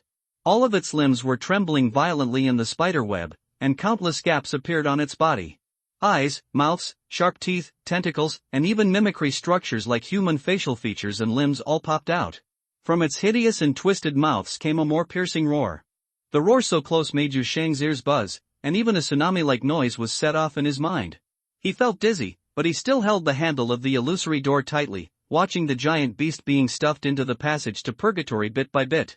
However, at this moment, he heard a series of disturbing cracking sounds. Yu Shang suddenly raised his head and looked in the direction where the cracking sound came from. It was not Irene's silk thread that broke. The little puppet tried its best this time, and the chain did not fall off at all. What broke was the flesh and twisted limbs on the monster's body. It began to break free from the spider web in the air little by little, tearing its body into pieces, bloody and blurred. It seemed to have no sense of pain at all. Those limbs that were severely bound were even directly torn off from its body, and then new limbs grew out of the flesh and blood, clinging to the nearby rocks, speeding up the escape. It almost became a mass of amorphous, flowing flesh and blood, which quickly deformed and leaked in the gaps of the spider silk. It was adapting to Irene's spider web, and it was learning a new physiological structure. "I can't be trapped anymore." Irene screamed from not far away, "My body can't hold on anymore. Think of a way, Yu Shang." Yu Shang turned his head and saw fine cracks quickly appearing on Irene's arms and cheeks, and the body of the puppet was gradually falling apart. Fuck! He couldn't help but curse inwardly, so he had to hold the door with one hand and try to catch the monster that was about to escape with the other hand. However, in the next second, he suddenly heard the whistling wind in his ears, mixed with a wolf howl. Wolf howl? Yu Shang looked up in astonishment and saw shadows suddenly passing through the night sky. Wolf-like silhouettes took shape from the shadows. The wolves howled and ran in the air, and then they bumped into the monster one after another, or tore its flesh and blood, slowing down its deformation and creeping process. Then, Yu Shang heard a loud shout from behind. The voice was dull and powerful. "I'll help you." The next moment, he saw a figure nearly 2 meters tall rushing from behind like a gust of wind, kicking in the air, hitting the monster like a boulder, making a dull sound. The body of the flesh and blood monster fell uncontrollably towards the gate, and the crazy struggle, creeping and roaring could no longer delay the process. The strong man who kicked over leaped in the air, turned around, landed gracefully, and turned to look at Yu Shang. Fortunately, I hurried, he saw Yu Shang's face. The expression on the strong man's face instantly became stunned, and shock filled his eyes. The whole person was like being struck by lightning. He was filled with sadness that he was tricked by his stupid leader and had to be transferred from one front to another. Yu Shang didn't know why the expression of the strong man in front of him suddenly became so rich after seeing him, and he didn't have the energy to think about it, because he found that the flesh and blood beast was struggling again. Even though half of its body had been pushed into the gate and burned to charcoal, the remaining half of its body was still stuck on the edge of the gate, and began to regenerate rapidly. Some inexplicable connection made Yu Shang feel anger and hatred. In those trembling eyes, glimmers of original emotions and thoughts began to emerge. The unknown strong man also felt the movement beside him, looked up hurriedly, and suddenly exclaimed, "Oops! This thing can still resist." Then came the scream from Irene, "It's broken." The doll's arms were covered with cracks, and the dark silk threads were broken every inch in the blink of an eye. The spider web let out a series of sharp explosions before breaking and dissipating in an instant. The beast is free. However, just when Yu Shang felt that the situation was over and was about to call others to run away, a dazzling blue fire suddenly burst out from the corner of his eye. Huli, who had been hiding behind the nearby wall, had the courage to run out at some point. She looked fiercely at the monster struggling in front of the gate. He was lying on the ground like a beast, with his silver fox tail in the night sky. Spreading out, large tracts of blue spiritual fire burned rapidly at the end of each tail. A low roar came from the demon fox girl's throat. Almost at the same time, dark spikes and bone fragments emerged from her limbs, pinning her to the ground. When Yu Shang saw this, he shouted anxiously, "Don't worry about this." However, before he could finish shouting, he saw the crawling beaver take a step forward, break the cone-like restraints, and then suddenly adjust its posture. The fox fire exploded, and a dazzling flash suddenly cut through the darkness. Blue flames spurted out from behind the silver cone, rushing like a rocket toward the flesh and blood beast that was struggling to escape from the door. Yu Shang didn't even have time to see clearly what it was, and saw a violent flash of light erupting from the back of the giant beast. Even if the ensuing explosion was deliberately restricted by Huli, Yu Shang, who was so close, felt that he was almost the bones were shattered by the explosion and the monster directly hit by the silver-white cone lost its balance on the spot. The flesh and blood beast, which was already on the verge of reaching its limit, staggered twice and finally fell completely into the door. In the roar that quickly moved away, Yu Sheng suddenly released his control on the door. The illusory door disappeared in the blink of an eye. The ruins of the ruined temple fell silent. This sudden silence was even a bit unreal. Erin sat down directly on the ground, unable to lift her broken arms. A girl in red riding on the back of a phantom wolf walked over from the ruins with a look of astonishment on her face. Next to the girl was an ordinary-looking young man with black hair. The young man saw Yu Sheng from a distance, and suddenly his expression was startled, as if he had recalled something, and his brows gradually furrowed. The nearly 2-meter-tall strong man stared in the direction where the door disappeared, seemingly lost in astonishment and thinking. Yu Sheng did not bother to say hello to these temporary comrades who appeared out of nowhere, but immediately turned back to look in Hu Li's direction. The demon fox girl was struggling to get up from the ground. The fox fire behind her was obviously much dimmed, but she was still there. Yu Sheng was stunned. So what was that flew over just now? Not a headbutt? Then he noticed that the tail behind Hu Li seemed to be missing. Yu Sheng, so what did this girl launch just now? Can TM be used like this? Yu Sheng's shock was beyond words. After realizing that the silver-white cone that flew out with blue fire just now was actually the tail of a beaver, he was completely confused. This confusion even suppressed him for a moment. The excitement of defeating a powerful enemy has passed. He doesn't understand the magic in magic, but his instinct tells him that no matter what kind of magic it is, it should not include the 9-tailed fox can launch its tail as a missile. Hu Li didn't know what was behind the wonderful expression on her benefactor's face for a moment. She just struggled to get up. The wounds pierced by black bone spurs on her body had completely disappeared at some point. She stumbled and ran towards Yu Sheng, said with eagerness on his face, "My benefactor." Yu Sheng quickly stretched out his hand to help the demon fox girl who could no longer stand. "You should rest for a while first." Hu Li interrupted Yu Sheng eagerly, "We can't rest, my benefactor, it's not over yet." Yu Sheng was suddenly startled. "It's not over yet." Almost as soon as Hu Li finished speaking, Yu Sheng realized what the other party meant by "it's not over yet." He heard one after another chaotic roars coming from the dense forest, and heard the terrifying and hollow sound of winds suddenly echoing in the valley. The sinister atmosphere that permeated the entire foreign land did not disappear with the death of the giant flesh and blood beast just now. Instead of decreasing, it suddenly became several times stronger. A thick, almost stagnant sense of malice and gaze rushed in from all directions, as if something had been awakened and was falling into rage. "What the hell is this?" Yu Sheng looked at the fox girl, who seemed to know something, and asked quickly. "I don't know, but it has appeared before," Hu Li said with a look of panic on his face as he hid behind Yu Sheng. "The Immortal, this is what happened on the day he died. Something woke up, and the Immortal took the rest with him. The people went outside and never came back, and later only the bodies were found." The demon fox girl trembled slightly and lowered her head. "Mom and Dad, they hid me in a hole and didn't let me look outside. I didn't know what it was. When I got out, everyone was already dead." Yu Sheng quickly understood the situation from Hu Li's confusing and incomplete narrative. The truly terrifying thing in this valley is not the flesh and blood beast. In other words, it was not only the giant beast of flesh and blood, something more powerful was sleeping in the depths of darkness, but from the time he and Irene entered the valley, that thing was probably gradually waking up. Yu Sheng gritted his teeth, waited quickly, and immediately ran to Irene, who was not far away. "We can't continue fighting," Yu Sheng said quickly. "There is something more evil in this valley. The second option is to retreat first, and I will open the door." "How are you? Can you still move?" Erin tried to stand up with her hands on the ground, but as soon as she exerted her strength, she heard a slight clicking sound. Her arms were broken at the elbows, and the broken parts fell to the ground. "Got a smash?" "No, and the legs are also damaged. I'm afraid they will break if I try to stand up." The little doll raised its arms in frustration. "I'm just saying that the thing you made is not strong. You have sand mixed in the clay." To be honest, Yu Sheng was really shocked when he saw Irene's arms broken. After all, he had never dealt with a living doll before, and he didn't know how serious this situation was, but when he heard Irene's complaint made him instantly relieved. "Can it still be repaired?" Erin nodded. "Yes, but I definitely have to go back." Yu Sheng breathed a sigh of relief. Seeing that Irene could no longer stand with her own strength, he untied the picture frame from behind the little doll, adjusted the rope buckle and put it behind his back.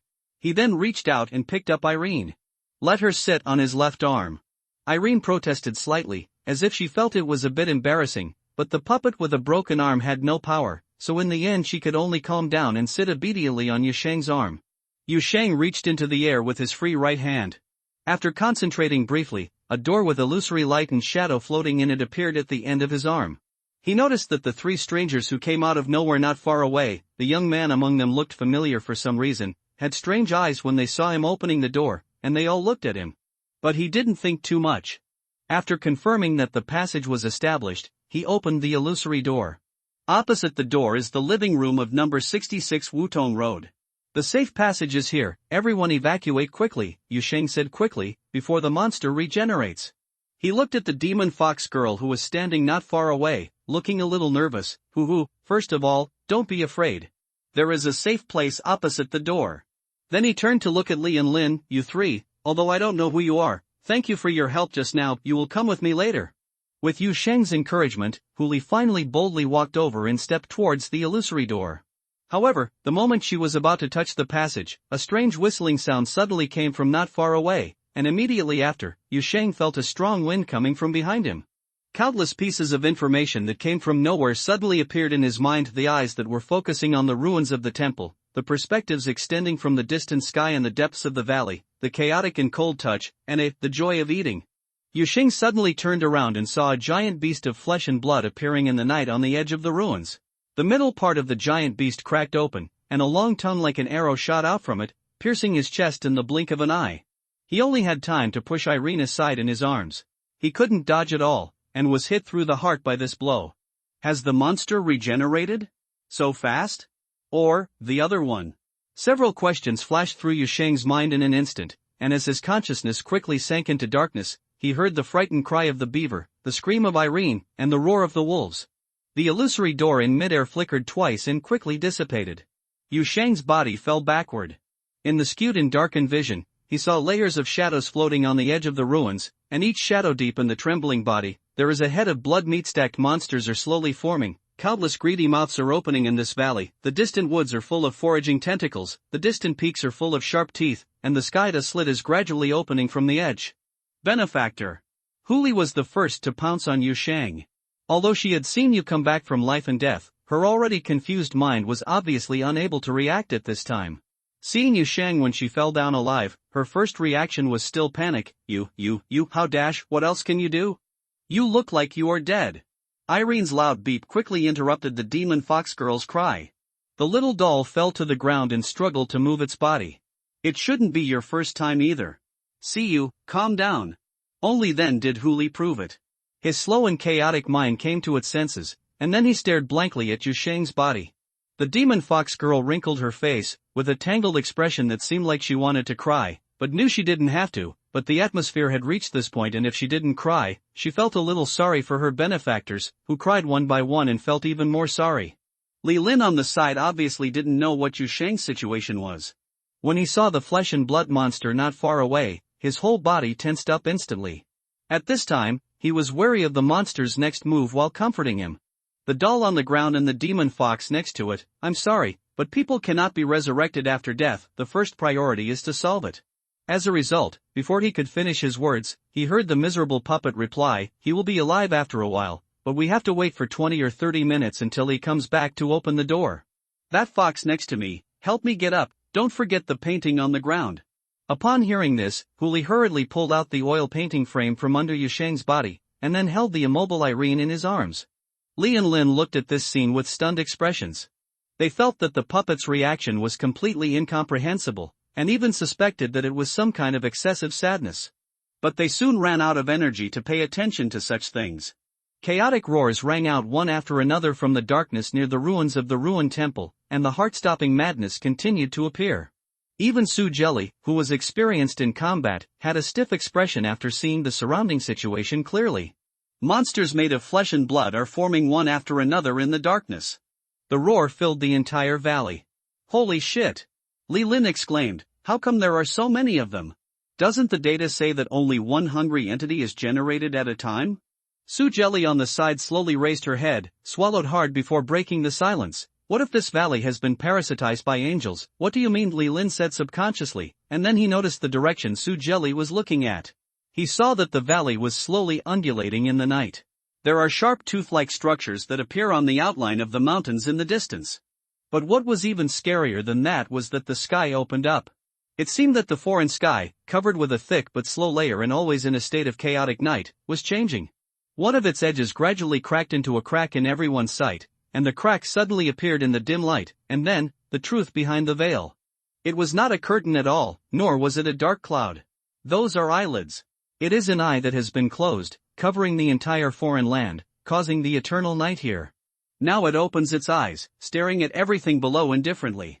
The hollow and sunken pupils are filled with chaotic lines and flickering light, as if it is carefully observing the prey in the valley, and those escaping faint lights. The light even dispelled the everlasting night in this foreign land to a certain extent. The light came one by one, give endless terror. The howling cold wind woke Li Lin up from his fear, and he heard muttering next to him. It was Su Jelly, a senior deep diver with more than 10 years of service experience, who softly whispered the term obscure angel. The moment he heard those 4 words, Li Lin felt that his blood was running cold. One moment he felt sorry for Yu Sheng, who died in a sneak attack by a monster, and the next moment he felt that he might not survive longer than the other person. How could it be? There is never any mention of a dark angel parasitic in this place in the information, Li Lin murmured to himself. Under the indifferent gaze from the sky, he felt that something was going on in his mind. More and more noisy noises emerged. How could, in the sleeping state, each dark angel has different characteristics? It's better to continue fighting with the angel cultists in the wasteland. Su Jelly couldn't help but spit out the fragrance. He couldn't figure out how well he was doing his job. On the way back, I performed a relaxing tracking mission at the junction, but the situation suddenly took a turn for the worse. Everything was so unexpected for him. He suddenly fell into a foreign land, and suddenly saw the door-opening weirdo whom he had met once before on the wasteland planet, and saw a half-meter-tall doll standing next to him. And one who looked as if he had been exiled before the demon fox of the century could even say a few words. The mysterious, door-opening monster died suddenly and neatly in front of him. The puppet's reaction was also outrageous, and then there were more hungry entities, and there were still more hungry entities in the sky. A hidden angel appears. His entire life's imagination cannot even imagine what happened today. The uneasy roars of the wolves came from all around, and the wolves made of shadows were patrolling around. The gaze of the indifferent eye from the sky made these strange creatures feel great pressure and even fear. However, the one riding on one of the wolves' Little Red Riding Hood frowned. It's strange, why don't those monsters come over? Erin, who was being held by Huli, was stunned when she heard this, and then noticed something was wrong. The giant flesh and blood beasts gathered around the ruins of the ruined temple are still roaring and patrolling in chaos, but the strange thing is that a while has passed from just now to now, but not a single monster has taken a step forward, not a single monster has started to move attack. The indifferent one eye floating in the sky was just observing quietly, and seemed to have no intention of taking further action. I think we'd better run away at this moment. Li Lin broke the silence. Don't think about why these monsters are in a daze. Little Red Riding Hood interrupted Li Lin and said calmly, where are you running? The indifferent single eye in the sky is watching every inch of the valley, and this entire foreign land is changing as if it has come alive. Under the gaze of that eye, the thought of running away will instantly be eliminated. There is nowhere to escape. Kuji's despair shattered him. But at this moment, Irene seemed to remember something and raised her head in Huli's arms. You just said that a similar situation had happened before? It was the same on the day the Immortal died. Your parents hid you in a cave. Inside? Huli was stunned for a moment and nodded hurriedly. Where is the hole? Huli finally reacted, hugged Irene and turned around to leave. I remember. It's near the back mountain, I'll take you there. But suddenly, she stopped again and looked at Yu Sheng's body on the ground hesitantly. My benefactor has not closed his eyes yet, and he looks quite aimless. My benefactor, what should I do with my benefactor? The demon fox girl asked at a loss. Although she knew about Yu Sheng's resurrection from death, she didn't know many details because the time they spent last time together was limited, and Yu Sheng didn't have time to explain much to her. Just leave it here and don't worry about it, Eileen said immediately. She had communicated with Yu Sheng a lot and obviously knew more information than the fox.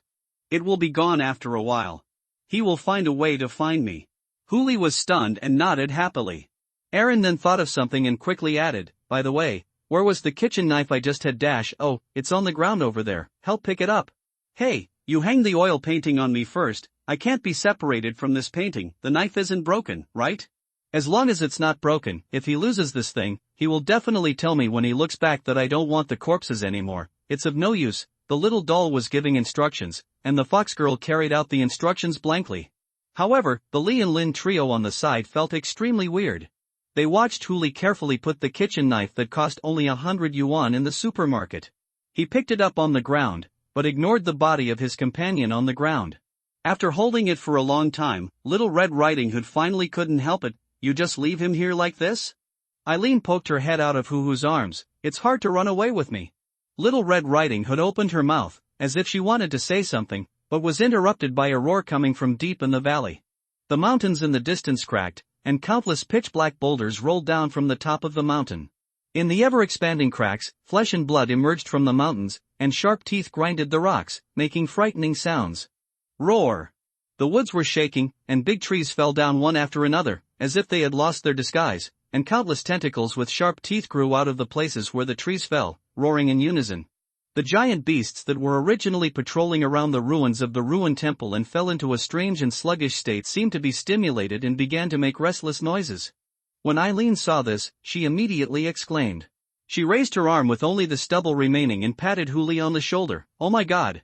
It's not advisable to stay for a long time. We are leaving first. Do you want to follow me over there?" After Irene finished speaking, Huli had already turned around and rushed to the back of the ruined temple with Irene in his arms, running towards a gap at the bottom of the valley. Li Lin and the other two looked at each other. Although they were full of questions, there was only one choice left at this time. They quickly caught up with the fox that had already run away and ran towards a shelter. Little Red Riding Hood looked back for the last time and looked in the direction where Yusheng fell. She gritted her teeth, and a wolf in the wolf pack broke away from the team and rushed towards the remains of Yusheng. However, the wolf just ran a few steps and stopped as if it had forgotten its mission. Then it wandered in place for 2 seconds, turned around and returned to the wolf pack next to Little Red Riding Hood. Little Red Riding Hood did not look back, but just drove the wolf pack to run all the way, while guarding the others in the team, and keeping up with the footsteps of the silver-haired fox demon in front. She had already forgotten the pool of blood that she had left behind. And around the ruins of the ruined temple, those restless flesh and blood beasts gradually calmed down at some point. These entities derived from hunger seemed to be in a state of confusion. They stood between the ruins, their deformed eyes scanning around, their ugly limbs swinging aimlessly in the air, their huge mouths opened, and vague dreamlike gurgling came from their mouths full of sharp teeth. Suddenly, a clear word "smells good" was mixed in the vague gurgling of those flesh and blood beasts. A will was speaking through their mouths. "Smells good. We should eat." The beasts shook their bodies, and the eyes that were originally scanning around gradually stopped turning blindly. One by one, their eyes stabilized and their eyes fell on each other. Eating, but not because of hunger. That which devours everything, above all else eating, yes, we should eat at this moment. Then, there is cold tranquility and the eternal benevolence, because it devours everything after all, it is the ultimate fairness and the end. The first flesh and blood monster moved. It staggered to the side of another entity. Without any fancy attacking moves, it just opened the largest mouth on its body and bit down greedily. The bitten one did not dodge, nor even wail. As if it did not realize that it was being devoured by its own kind, the monster just swayed its body and walked, with a kind hanging on its body that was gnawing on it, and walked towards another entity closest to it. None of the entity's hunger tried to chase the prey that had already escaped, as if at a certain moment just now, their nature had changed. Absorbing the power of hunger became an unimportant thing, and the noble eating became their only mission. In the center of the ruins of the ruined temple, the last bit of blood left after the death was slowly seeping into the soil. Where the bloodstains spread, the color of the soil was gradually changing, slowly, but gradually accelerating, unstoppable. However, the indifferent giant eye floating in the sky seemed to have no concern for the changes on the surface. It just hung high in the sky, and there was no emotion or thought sign in the huge eyeball that could be understood by humans. It continued to observe the valley. Because its scale was too large, it was impossible to determine where its focus of vision was from the perspective of the surface. If the vision of the transcendent mortal really had a focus. But Yusheng felt this focus, because this focus of vision was now on him. After floating in the darkness for a while, some indescribable sense of connection woke him up. At first, he thought he had been resurrected, but soon he realized that he was still in a death state, but this time the death seemed different from before. He found that he had an extra perspective in the darkness. At first, this perspective confused him very much, because the weird observation angle and multiple overlapping information made his mind confused, but gradually he realized one thing. He was responding to the gaze from the sky with the eyes of this foreign land, and he established a connection with the valley. In a way of perception that he could not fully understand, Yu Sheng felt that he was connected to the valley. His consciousness flowed between the rocks and soil, and walked through the depths of the creeping and undulating woods. The water and wind here were submerged, and then, through countless pairs of deformed and twisted eyes, the sky above the valley was observed. The huge eye that could cover the entire sky stared at the earth calmly and indifferently, with no change from beginning to end, just like a detached observer observing the things in the blood. But Yu Sheng could feel that the eye had noticed him. The moment he had just established a connection with the valley, the gaze of that eye accurately fell on his body. That eye was confused and curious. Although it did not show any emotions or eye changes, Yu Sheng almost directly read these thoughts. Some kind of huge thought was vibrating in this space. Every thought he had set off a storm here, but ordinary people could not perceive these roars echoing in the foreign land. Even Yu Sheng, with the help of the perception of the entire foreign land, could only vaguely feel that there was something behind the eyeball. Thinking activities. But the strange thing is that Yu Sheng didn't feel the slightest hostility from that eye. There was no kindness at all. Then after a while, he found that the focus of his eyeballs had shifted away from himself, or in other words, it was no longer looking at the entire valley, but focused its gaze on a certain place in the valley. The eyeball slowly scanned the ground, seeming to be tracking and looking for something. Yu Sheng's consciousness gradually diffused, and in the next few minutes, he gradually understood something. The entire valley was moving, and some kind of weird and terrifying vitality turned this entire foreign land into a hungry living creature. Li Lin watched helplessly as rows of sharp teeth grew on the ridge in the distance. Between the sharp teeth were terrifying tearing trenches. Those rows of sharp teeth rolled and undulated like waves, and thunderous sounds erupted from their depths. Roar! He also saw that the entire forest in another part of the valley came to life, with black tentacles replacing the original trees there. They spread along the rocky beach at the bottom of the valley, flooding everything along the way like a swarm of predatory insects. And all of this, under the cold gaze of the huge eyeball in the sky, is strange and terrifying, like a nightmare. Little Red Riding Hood's wolves howled around, constantly biting off and forcing back the tentacles, eye stalks, and tongues that grew out of the soil. However, no matter how hard the wolves tried, the team's foothold was still shrinking. The young Secret Service operator couldn't help but feel a little desperate. He turned his head and looked ahead, and saw the girl with a lot of tails running at the front holding the doll. She was hunched over. Even if she was holding something in her arms, she was running. His movements are also extremely agile and swift, like a nimble beast in the mountains, and as a human, he can hardly catch up with the beast. But at this moment, Huli finally slowed down. She carried Irene, and Irene's kitchen knife, to a depression at the foot of the mountain, then stood on a big rock, stretched her neck and looked around.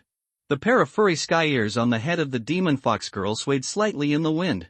Trembling, as if catching the wind and grass around her, she shrugged her nose vigorously and finally focused her gaze in a certain direction.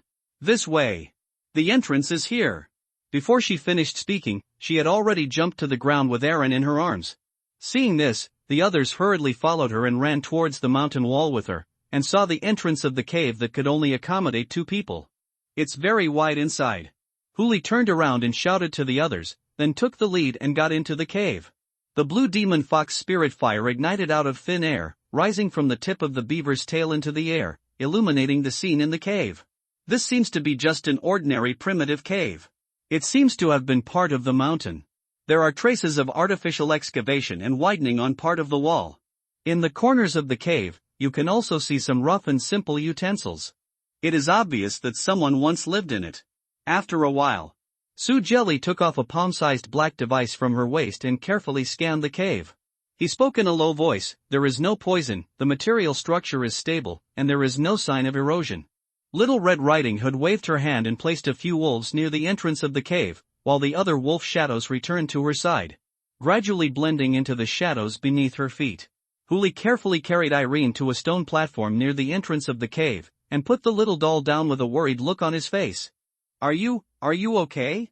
She raised her hand and pointed at Aaron's broken arm and her right leg, which was not in good condition. Judging from her appearance, Irene's current state is simply miserable, second only to her benefactor who died just now.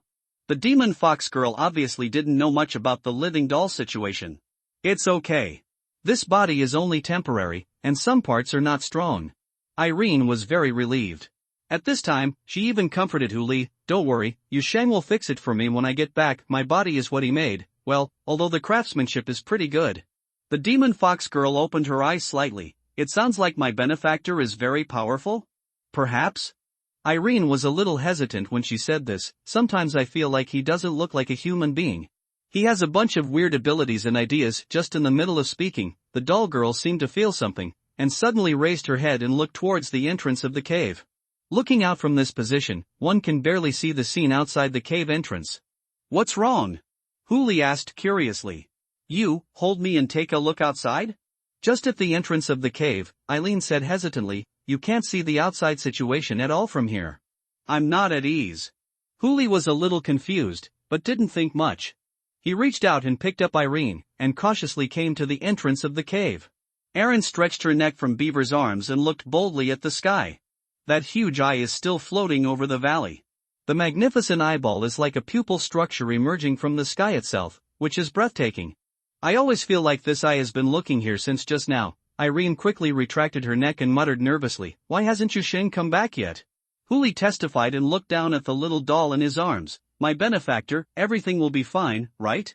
He must be fine. Erin lowered her voice, looked back at the 3 temporary comrades in the cave, and whispered to Huli, don't mention Yu's life and death to them later. They should have forgotten the relevant events by this time. Huli tilted his head and twitched his big furry ears twice, not sure if he understood. Lilin curiously raised his head and glanced at the demon fox and the puppet hiding near the entrance of the cave. He frowned slightly. He didn't know if it was an illusion. He always felt that he had overlooked something when he followed the 2 people all the way here. One very important thing disappeared from his mind unconsciously. He looked at Sue Jelly and Little Red Riding Hood nearby, but didn't see any strange color on their faces. Sue Jelly was carefully searching and exploring the situation deep in the cave at this time, while Little Red Riding Hood was sitting on a stone bench with her arms folded, staring at the shadow wolves standing guard near the entrance of the cave. Her red coat was torn in the previous battle in the woods. One sleeve was torn to pieces, and now her entire right arm was exposed. The arm was now covered with fine bloody lines, as if the flesh and blood had been torn apart and now only barely reassembled. Gathering and joining together have become what they were originally. The blue fox fire burned quietly in the upper part of the cave, casting Little Red Riding Hood's shadow on the ground. The shadow was swaying, and occasionally twisted and deformed suddenly for a moment, becoming like the wolves that emerged from the shadow. The whistling and strange sounds in the valley kept coming from outside, making the silence in the cave seem even more oppressive. Heavy. Lilin stood up and walked towards Huli and Irene, who were guarding the entrance of the cave. He felt that he should at least introduce himself at this time. But just when he was halfway there, a strange sound made him stop suddenly. It was an irregular friction sound, like the noise produced by the collision and friction of sharp teeth. Immediately afterwards, his spiritual intuition suddenly jumped. Sue Jelly, who was inspecting the depths of the cave, and Little Red Riding Hood, who was sitting on the stone bench and trying to calm down, also subconsciously raised their heads. The smell in the valley changed.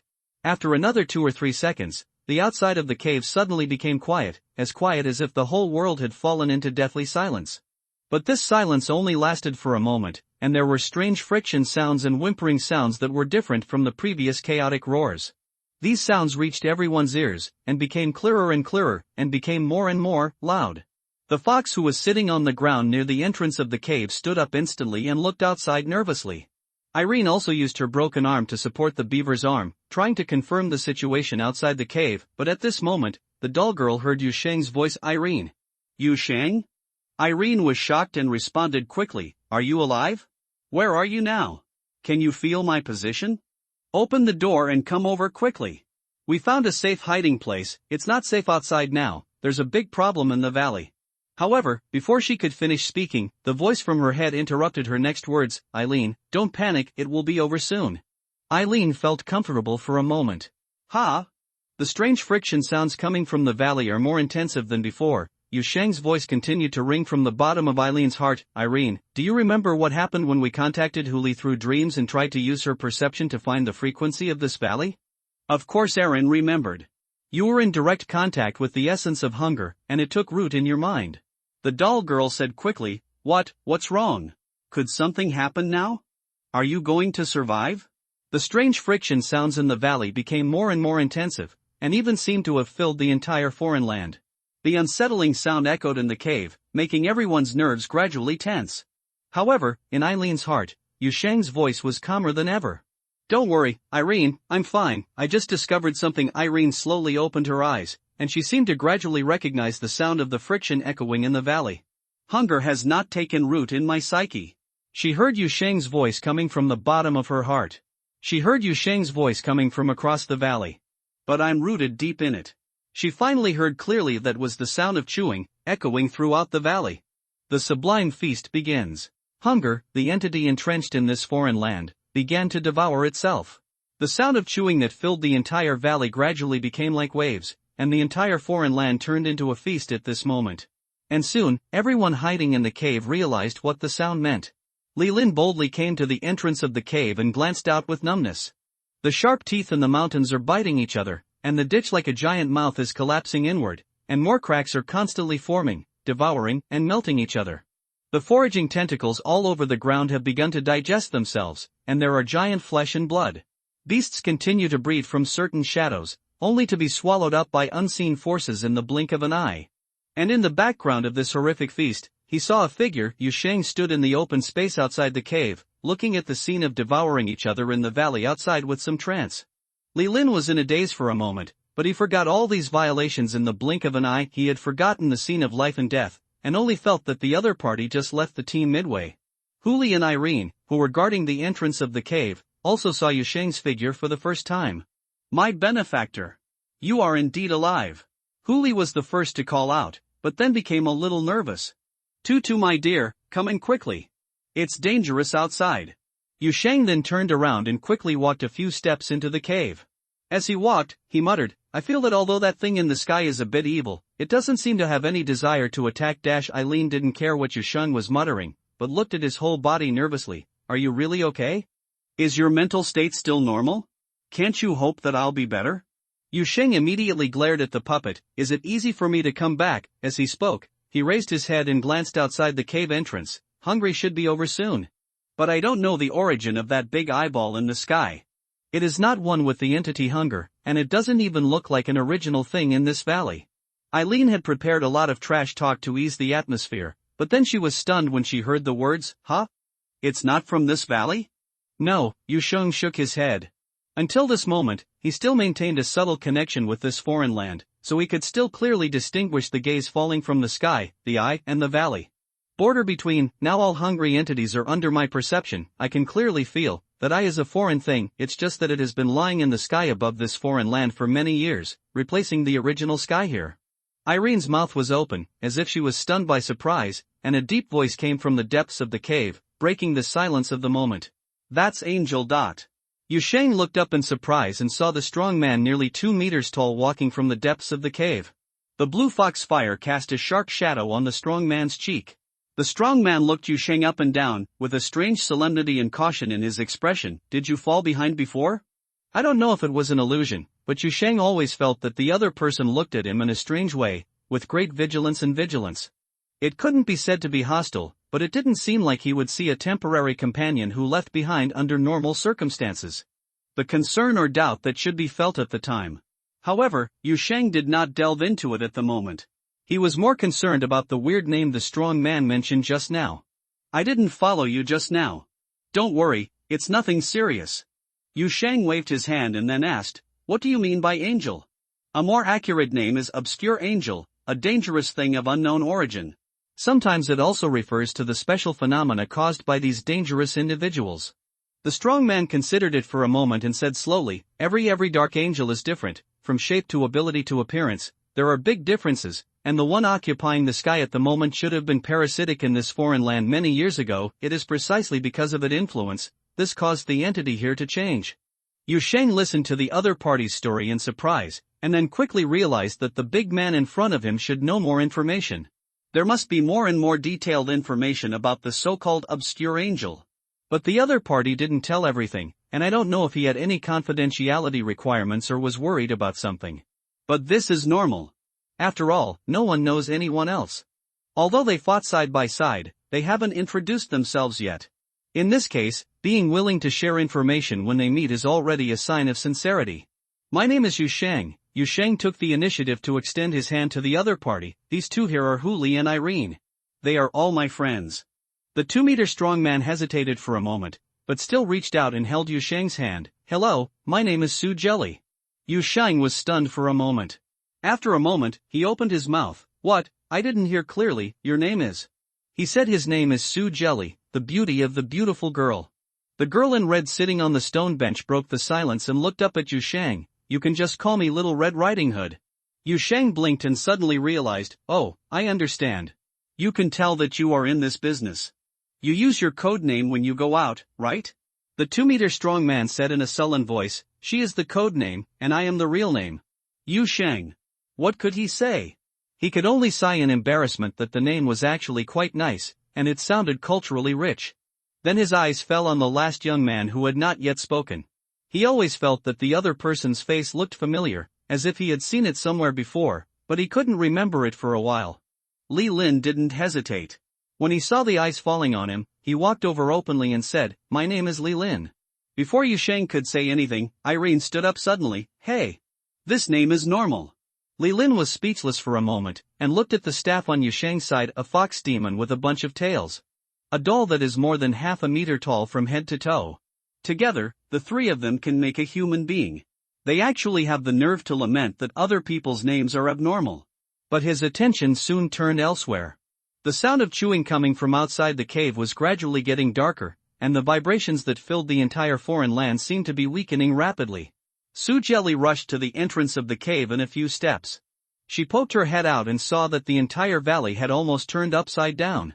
It's as if everything from the distant mountains to the nearby valleys has been forcibly chewed away. Only countless scaly rocks and bare soil are left on the mountains. The woods in the distance have disappeared, and the earth under the hillside has disappeared. There are ravines and ravines. He suddenly turned around and looked at Yu Shang, who was standing next to Huli. "Did you do this?" Su Jelly seemed a little hesitant when she asked this question. He knew that it sounded a bit outrageous, because the weird and terrifying scene in the valley did not look like something that humans could do no matter how they looked at it. However, his intuition told him, all this is related to Yu Shang's brief leaving the team just now. So, Yu Shang responded happily. He was in a good mood now, and a sense of satisfaction that he was finally filled his heart. He nodded happily, although it took a lot of effort. Li Lin also saw the scene in the valley at this time. When he turned back to look at Yu Shang, the confusion on his face could not be added. How is this possible? Yu Shang thought about it and found it difficult to explain to outsiders what exactly happened. He was eaten by hunger, but his appetite was far greater than hunger. A human being, mentally polluted an entity, so the hungry entity who ate dirty things ate itself due to the appetite? This is not a question of whether it is easy to explain, but a question of who is the villain even after the explanation. What's more, he doesn't want the unfamiliar people in front of him to know too much about himself. With luck, I found the weakness of the entity, Yu Shang said casually. I don't know exactly what happened, but it seems to have triggered a chain reaction of the entity in this valley devouring itself. He sounded perfunctory, and he was deliberately perfunctory. Li Lin immediately understood that some things were other people's secrets. Immediately afterwards, Irene's whirring noise interrupted Li Lin and Su Jelly's doubts. Hey! Is that thing in the sky slowly floating upward? When Yu Shang heard this, he quickly came over and looked at the sky above the valley. He saw the huge eye that covered the entire valley rising slowly without making any sound. Just as the projection in the sky was gradually shrinking, in just 10 seconds, the giant eye was only 1/3 of its original size. It is moving away from this place very fast.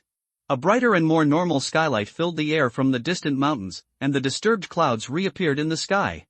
The eye soon turned into a palm-sized circle floating in the center of the sky. After a few breaths, the disk completely disappeared from everyone's sight. Run? Irene raised her head and looked up at the sky. She seemed a little overwhelmed for a moment, and then she turned to look at the 2-meter strong man. Li, not far away, that angel you were talking about. He ran away. What to do? Su Jelly just breathed a sigh of relief, and a smile appeared on her face after hearing the puppet's words. What else can we do? Let's celebrate. After celebrating, I'll go back and write a report. The huge eye left, silently, without revealing any secrets. The faces of the people in the cave seemed like they didn't know what to do for a moment. The pressure brought by that weird eyeball was so amazing that even if it disappeared now, everyone still had a trace of palpitations in their hearts, and incredible. Did you really just leave like that? Irene murmured to herself, looking very worried. Could it be that she just hid behind the clouds? But Yu Shang shook his head. It's really gone, at least it's no longer in this foreign land. He was sure of this, because he could clearly feel that the gaze that always enveloped the valley had indeed disappeared. Why? Aaron was still muttering, what on earth did that thing do? It hid here for so long, suddenly woke up and scared people, and affected the entities here, and now it suddenly left. What is this picture? Yusheng thought for a while, maybe I'm just resting here, and now I'll leave when I've rested enough. Irene was stunned for a while as she listened, and looked at Yusheng a little suspiciously. Yes, yes? This time it was Yusheng's turn to be surprised. Does she believe this? No one knows the purpose of the Dark Angels. Su Jelly's voice came from the side at this moment, interrupting the meaningless discussion between Yusheng and Irene. In fact, we are not sure at all whether they have their own this concept. The appearance of these things has always been random. Sometimes it takes a huge price to expel them, and sometimes they will leave soon by themselves. It is meaningless to analyze the actions of High Dark Angel. I feel lucky that I is not the kind of person with strong mobility. Yusheng groaned and touched his chin thoughtfully. At this moment, out of the corner of his eye, he noticed Li Lin, who was observing the situation outside at the entrance of the cave.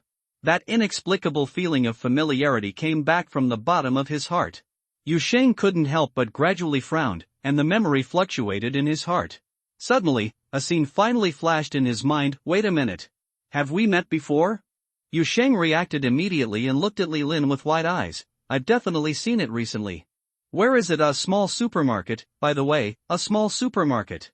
He took 2 steps forward and carefully looked up and down at Li Lin's face, which was so featureless among the crowd that he couldn't even remember it without trying hard to recall it. This time, it finally matched up with the memory in his mind. You bought a box of instant noodles, right? Li Lin twitched the corner of his mouth. He knew at that moment that Yusheng had recognized him, but he was not panicked or surprised at all, because he had also recognized Yusheng when they first met in the ruins of the ruined temple. This face. Although he only passed by him once in a small supermarket, as a professionally trained Secret Service agent, his memory and observation skills are still far better than ordinary people. It's only a matter of time before they recognize each other. Seeing the other party's reaction, Yusheng immediately thought of many things. He gradually understood it and glanced at Su Jelly, who was looking aside, and Little Red Riding Hood, who was resting not far away. Where are you from? Yusheng asked, frowning slightly. Let me introduce myself again. Li Lin sighed, then stood up straight and pointed at himself. Li Lin, an operator of the 2nd Operations Brigade of the Secret Service under the Junction Council. Su Jelly also walked over, adjusted her posture, and said in a low voice, 2nd Operations Brigade Affiliated Special Warfare Group, Senior Deep Diver, Su Jelly. Oh, this is really my real name. Yusheng opened his mouth and was stunned for a long time. He turned his head and looked at Little Red Riding Hood, who looked like a high school student. So you are also one of those special agents? I'm not. Little Red Riding Hood crossed her arms, raised her head and pointed at Su Jelly with her chin. I'm a child laborer they hired. Yusheng was stunned and looked at Su Jelly. Does your organization still employ child labor? What kind of job are you doing? Su Jelly glared at Little Red Riding Hood. Working during the holidays. Can you just say a work-study program? Yusheng felt that his head was confused. His first reaction was that all the high school students here in the border area were so hardcore. The content of the holiday work-study program turned out to be that he went to a foreign land to fight monsters. His second reaction was that he looked at the professionals that Aaron mentioned, but the painting style of these professionals was different from what he imagined. As for the third reaction, so you are here for me? Yusheng looked at the 3 professionals in front of him and felt that he finally understood a lot of things. You followed me to this foreign land just to find me? He didn't expect that as soon as he said these words, Su Jelly and Li Lin would sigh in unison. Even Little Red Riding Hood sighed and lowered her head, covering her face instead of covering her arms. Su Jelly took out a cigarette from her pocket, lit it with a sad face, and smoked down a third of it. If we could, we wouldn't want to. This was not our original plan. Yusheng? He felt that the strong man in front of him was not very happy, so he didn't dare to ask more questions after thinking about it. Fortunately, things here have finally been resolved. There are still many questions left, but they can all be studied after everyone safely returns to the present world. Irene returned to Yusheng from Huli's arms. Yusheng carefully held the miserable little doll and was the first to walk out of the cave where he was hiding. It's completely quiet. Irene sat on Yusheng's shoulders, holding Yusheng's head with her broken arms, looking towards the depths of the valley with a look of surprise and disbelief on her face. A mess. Yeah, it's a mess, but at least the hungry entity has disappeared. Yusheng nodded, looking at the valley that had been gnawed down to a layer of ground. By the way, will that thing appear again in the future? Yes, as long as the foreign land still exists, the entity will appear again, and the foreign land will never disappear. Even if you bomb it 10,000 times, it will return to its original state. Irene held Yu Sheng's head, he said softly, it's just that, this time it will probably take a long time. It's time to leave this place. Yu Changchang took a long breath. Now that the hungry entity has temporarily disappeared, the air in the valley seems to have become a lot fresher. The cold wind is blowing from the distance, and there are bright lights. The skylight disc player dispersed the eternal night here. Although he saw a fragmented scene in front of him, he still felt relaxed in his heart. Huli, how do you feel now? The demon fox girl had been following Yu Sheng closely, and then she immediately raised her head. I'm fine, I'm not cold, I'm not hungry anymore, I was very full just now. Huli said and laughed happily. It was the first time he smiled so unburdened and sunny. Yu Sheng also smiled back and reached out to his side, then let's go home. However, just when he was about to open a door to go home, Huli took a step forward without warning. He gently pulled on his sleeve. Yu Sheng stopped in confusion and looked at the demon fox girl in front of him. Are you worried about the food left in the ruins of the ruined temple? Most of it was caused by the hungry entity, and you still want to get it back? Huli nodded slightly, but then shook his head. My dear friend, I want to go somewhere. She spoke hesitantly, as if she was worried that her demands were too much, and that what she wanted to do was too willful, and she looked very torn. Yu Sheng looked at the hesitant fox girl and didn't understand what she wanted to do at first, but suddenly, he recalled a scene he had seen deep in Huhu's dream. After a moment of silence and consideration, Yu Sheng nodded. I understand, is it in that forest? Huli looked up in surprise and looked into Yu Sheng's eyes. Then she nodded slightly. Li Lin and the others didn't understand the reason and cast questioning glances at Yu Sheng, but Yu Sheng did not explain in detail. He just waved his hands to them. Don't worry, I will have a way to send everyone back in a while, but wait a moment, I want to accompany Huli to a place. If you are worried, come with me. 3. Then let's go together. Su Jelly nodded first. This girl seems to have been here for a long time. There should be some things to settle before leaving. I understand. The group left the back mountain, bypassing the ruined temple that was even more dilapidated than before, with almost only a few ruins remaining. They then passed through the rocky beach at the bottom of the valley full of ravines and fissures, and finally arrived at the former small forest. The woods have long since disappeared, and those dark mutated plants have been devoured in the previous feast. Now there is only a dark wasteland left here, which is dotted with large and small deep pits and suspicious black debris. Is it here? Yu Sheng glanced at Huli walking beside him and asked in a low voice. Well, Huli nodded slowly, Mom and Dad, right here. Only then did Irene finally understand what Yu Sheng was doing by following Huli here. The little doll's eyes widened. She recalled the scene deep in Huli's dream, recalled those bewitchments, those memories that were difficult to distinguish between true and false, and those cold and hungry phantoms. For some reason, she felt there was an uneasiness, and the large and small pits that could be seen everywhere made this uneasiness grow rapidly. But maybe we can't find it. She couldn't help but say, speaking loudly on purpose, a piece of the ground has been chewed off. Maybe it has been eaten by those tentacles that emerged from the ground. Give dash dot. But Huhu only shook his head, interrupting Irene. No, I buried them very deep, she said firmly. My parents asked me to bury them deeper, so I buried them very deep. Huli firmly told everyone that she would bury her parents underground in the woods, and that they would be buried very deep. Even if there were large and small holes and ravines everywhere on the ground, the place where she was buried would not be the same. It must still be there. Now she started digging. With the power of the demon fox, without being affected by hunger, she could dig very quickly even with bare hands. The soft soil was continuously thrown out of the pit. Yu Sheng and Irene stood aside and watched the scene quietly. Not far away were the Li and Lin trio, who although they did not understand the situation, now had a vague understanding of what was going on. Irene sat on Yu Sheng's shoulder, watching Huli digging in the soil below, and couldn't help but say again, what about that? Why don't we come back next time? It's been a while, maybe the hungry entity will be there again. It will pop up again soon, and you will have to fight again when the time comes. No, I can feel it when it appears. I have been here for many years. Huli raised his head in the pit. There is nothing in this pit. It should be in dash, beside. Writing this, I hope readers will remember our domain name network ssss.ss. With that said, the demon fox girl climbed out of the big pit, stood in the middle of the wasteland to judge the direction, and soon came to the nearby ground to continue digging hard. Irene opened her mouth, as if she wanted to say something more, but Yu Sheng patted her arm gently. Stop talking and let her dig. If she doesn't find it, she will be trapped in this place forever even if she gets out.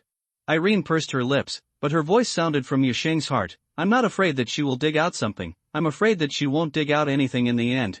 I know. Yusheng also replied from the bottom of his heart. And you dash, but I'm sure she'll dig it. Aaron was silent for a moment, but you have also seen her previous mental state. When the influence of hunger was at its most severe, she could hardly think completely, and in view of the scene deep in the dream. Yusheng just shook his head. Then he walked forward and came to Huli. Do you need my help? Huli dug down quickly while shaking his head persistently. No, I'll dig it myself. It's here that I saw the strip of cloth buried before, just a little further down. Yusheng nodded and took 2 steps back. Okay, then I'll wait for you nearby. Then he took Eileen and retreated to a place where he could not see the situation at the bottom of the pit, quietly waiting for the demon fox girl to complete what she wanted to do. Yusheng himself didn't know how long he had been waiting. He waited calmly and patiently, but gradually he felt that every second that passed was as long as a year, and he couldn't help but want to see what was in the big pit. However, he felt as if his legs were gradually growing together with the ground beneath his feet. He didn't know if Aaron on his shoulders had the same feeling, but he could feel that the body of the little doll had been a little bit weird since just now. Tight. I will repair your body first when we get back. Yusheng broke the silence and tried to divert Irene's attention.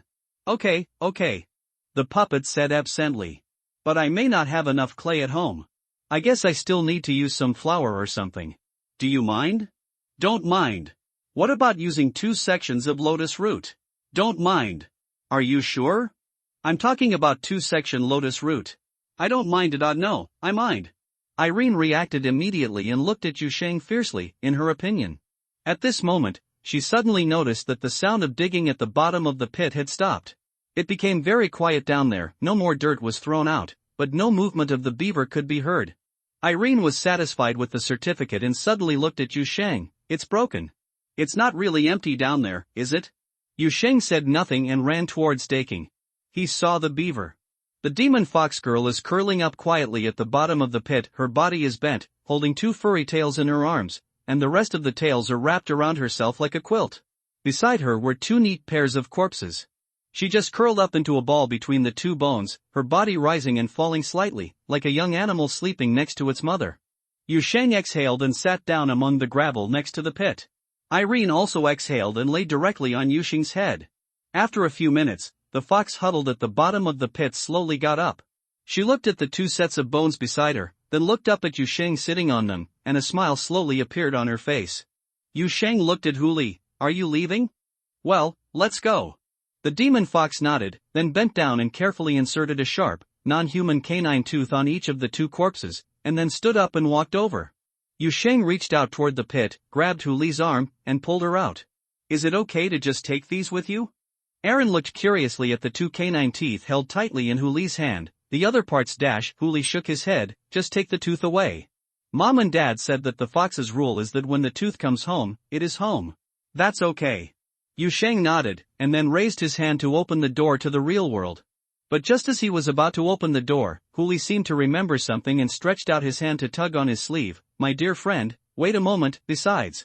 Yusheng didn't wait for the other party to finish speaking before he reacted and patted his head. By the way, I almost forgot something. Please wait for me for a while. As soon as he finished speaking, he opened another door and ducked in, leaving the 3 Li and Lin people not far away stunned. But he didn't leave for long. After only 10 seconds, another door appeared out of thin air at the same place.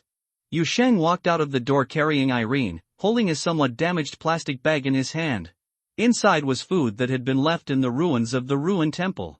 Some of them have been destroyed by those monsters. I brought back all the ones that were intact. A happier smile appeared on Huli's face. She immediately reached out to take the plastic bag, and then carefully counted the contents inside, counting it twice before she felt relieved. Okay, I really haven't missed anything now. Let's go home. Yusheng also laughed, then he reached out his hand to the air beside him and pulled it casually. A door leading to number 66 Wutong Road appeared out of thin air and opened. The center of the shaking phantom was the familiar living room. Li Lin, you guys, hurry up and come together. Go back.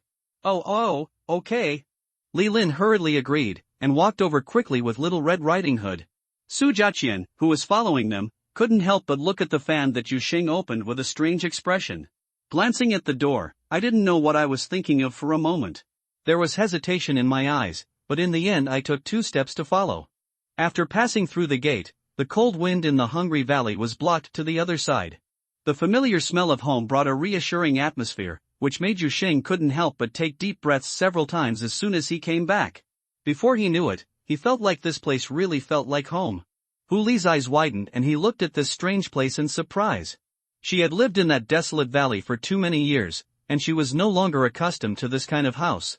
The intact enclosed roof and bright lights made her somewhat at a loss. After being stunned for several seconds, she put down the food she was carrying, and then sat directly on the floor beside her.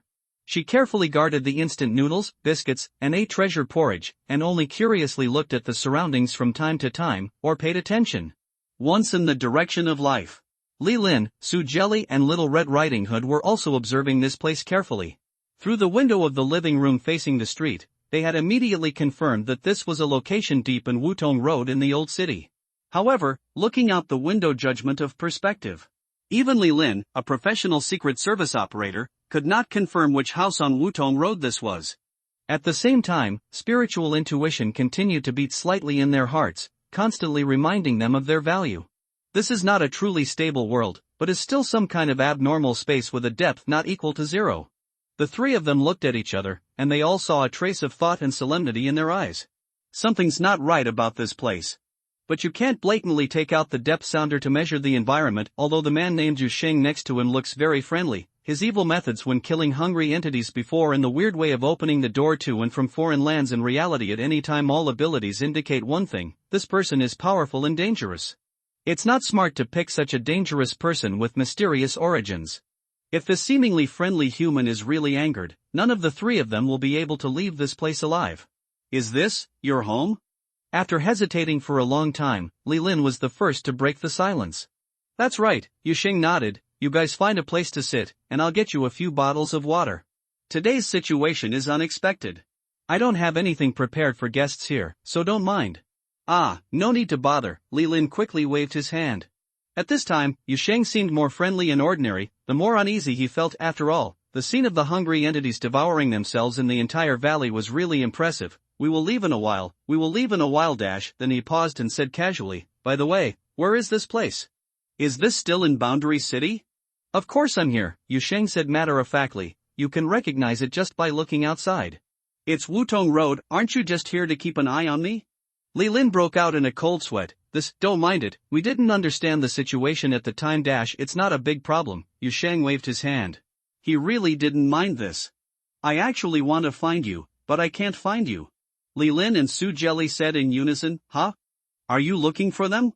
Little Red Riding Hood reacted immediately and pointed at Su Jelly and Li Lin. I'm just a dozen holiday workers.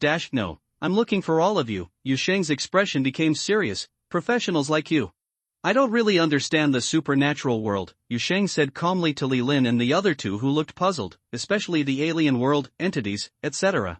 In fact, I don't know much about things outside the Boundary City. So I have been looking for professionals like you. I hope you can answer many of my questions. Li Lin and Su Jelly looked at each other. After hearing what Yu Sheng said, they looked very wrong. Little Red Riding Hood couldn't help but look Yu Sheng up and down several times. You mean you have never been in contact with alien worlds and entities before? You have only recently started dealing with things in this area? I have been living a peaceful and ordinary life for the past 20 years, Yu Sheng spread his hands and told the truth. I have only recently started to encounter those messy things. I am a complete novice in this area. As soon as he finished speaking, Su Jelly's expression on the side began to become a little tense. He just started to contact the alien world recently, right? Then he can beat up hungry entities with a danger level of more than 3, and he can also open a door to a wasteland planet millions of light years away. He goes in and out of the alien world like going home. What kind of newbie is this? Is he still a human? He exchanged glances with Li Lin beside him. The 2 of them thought about countless things in an instant.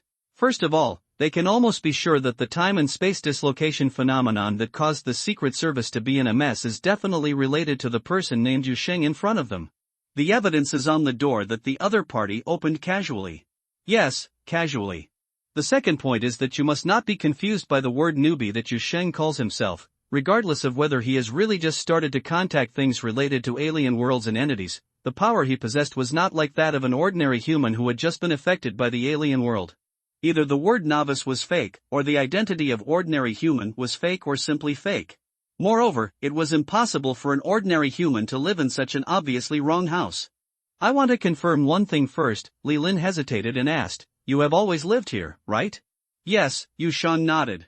He didn't intend to tell outsiders that he came here from another boundary city, so he simply admitted that he had always lived in this house.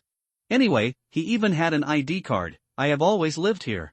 Li Lin, then you know this house. I know, it's an alien world, Yu Sheng said before the other party finished speaking, with a frank and innocent face. I just found out recently, and there was no problem living here before. Li Lin was a little speechless again. What do you mean you just found out recently? What do you mean you have never had any problems living here before? Can ordinary people be like this? Then again, how come the Secret Service Bureau has never found such a strange place in this old city for so many years? Well, can I see your ID? Li Lin asked cautiously after holding it in for a long time, and then quickly dug into his pocket and took out a small black book, unfolding it in front of Yu Sheng. This is my duty card. Yu Sheng took a look at the small book the other party took out, and saw Li Lin's photo, name and job information printed on it, as well as numbers and identification codes that he couldn't understand. Anyway, he couldn't understand it, and he had never seen what other Secret Service Bureau certificates looked like, but it was a formal working attitude. So he took out his ID card very happily and handed it to the other party. Li Lin took the certificate, and he and Su Jelly quickly glanced at the information on it. The eyes of the two of them stayed on the address column on the certificate at the same time, staring blankly at the number 66 Wutong Road in black letters on a white background. Any questions? Yu Sheng asked curiously when he saw the two of them in a daze. Li Lin woke up in shock and slowly handed his ID card back to Yu Sheng. He seemed to be hesitating about something. After hesitating for several times, he said, do you know that there is no number 66 on Wutong Road? Yu Sheng. He now knew why none of the locksmiths he had found before could come to his house smoothly. We need to go back to the bureau first. Su Jelly broke the silence. Your situation is a little special. We need to report to the higher-ups and then contact the archives department to figure out what's going on. Yu Sheng was stunned. Leaving now? Then I still have a lot of questions. We will leave our contact information, and we will come to have a formal contact with you in the near future, Su Jelly said. For humans who have recently come into contact with foreign lands and have changed, the Secret Service has a set of formal contact and registration procedures. Please rest assured that all your doubts will be answered in the formal contact later. As he spoke, he took out a small card and handed it to Yu Sheng. Here is my phone number. Okay. Yu Sheng thought about it. His biggest goal was to get in touch with the professionals who specialized in solving foreign problems in the border area. As for his many problems, it was obviously not something that could be solved immediately by chatting with two people. This would have to be put aside for later contact and understanding. So he nodded happily and took the business card handed over by the other party.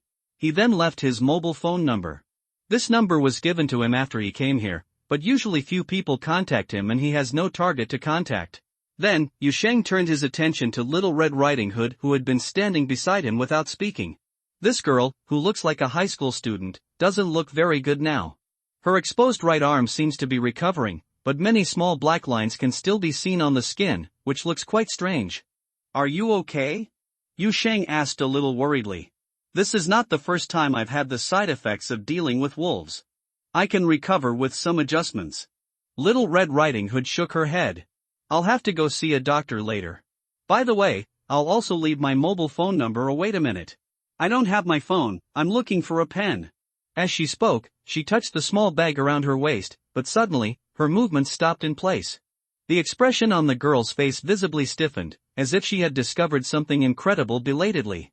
Yu Sheng was startled when he saw the other party's appearance. What's wrong? Su Jelly next to her side, her homework was torn up by the entity. Little Red Riding had turned her neck stiffly and saw expressions of sympathy on Su Jelly and Li Lin's faces. We saw it from the beginning. But you didn't pay attention at the time, Li Lin whispered. We didn't mention it, we just wanted to make you happy for a while. When did you see me happy? Ah. When I was chased like a dog by a monster in the woods? The girl in red was in a bad state. The calmness and maturity she had felt all the way were gone in an instant. All I could do was go crazy. I've been studying for 3 days. I've been studying for 3 days of math papers. Yu Sheng was watching in a daze, and he began to feel more and more that the mental outlook and daily life of these professionals were different from what he had imagined before. But in this atmosphere, he was too embarrassed to speak, mainly because the girl in front of me looks really sad. But no matter what, in the end, Little Red Riding Hood still left him his mobile phone number.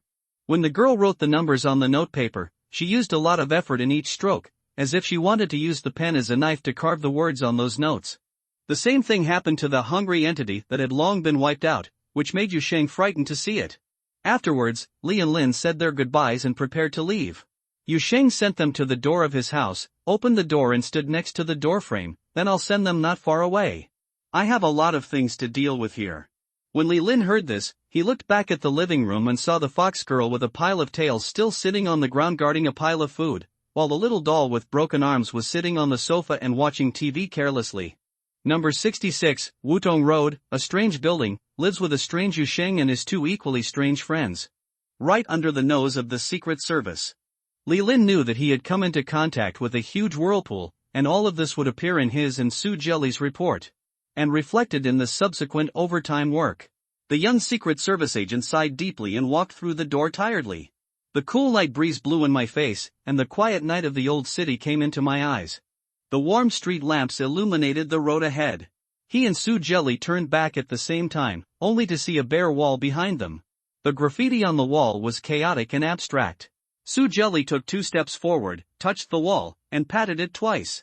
It doesn't seem to be here, the senior deep diver said softly. This is just an entrance, and it will only be opened by invitation.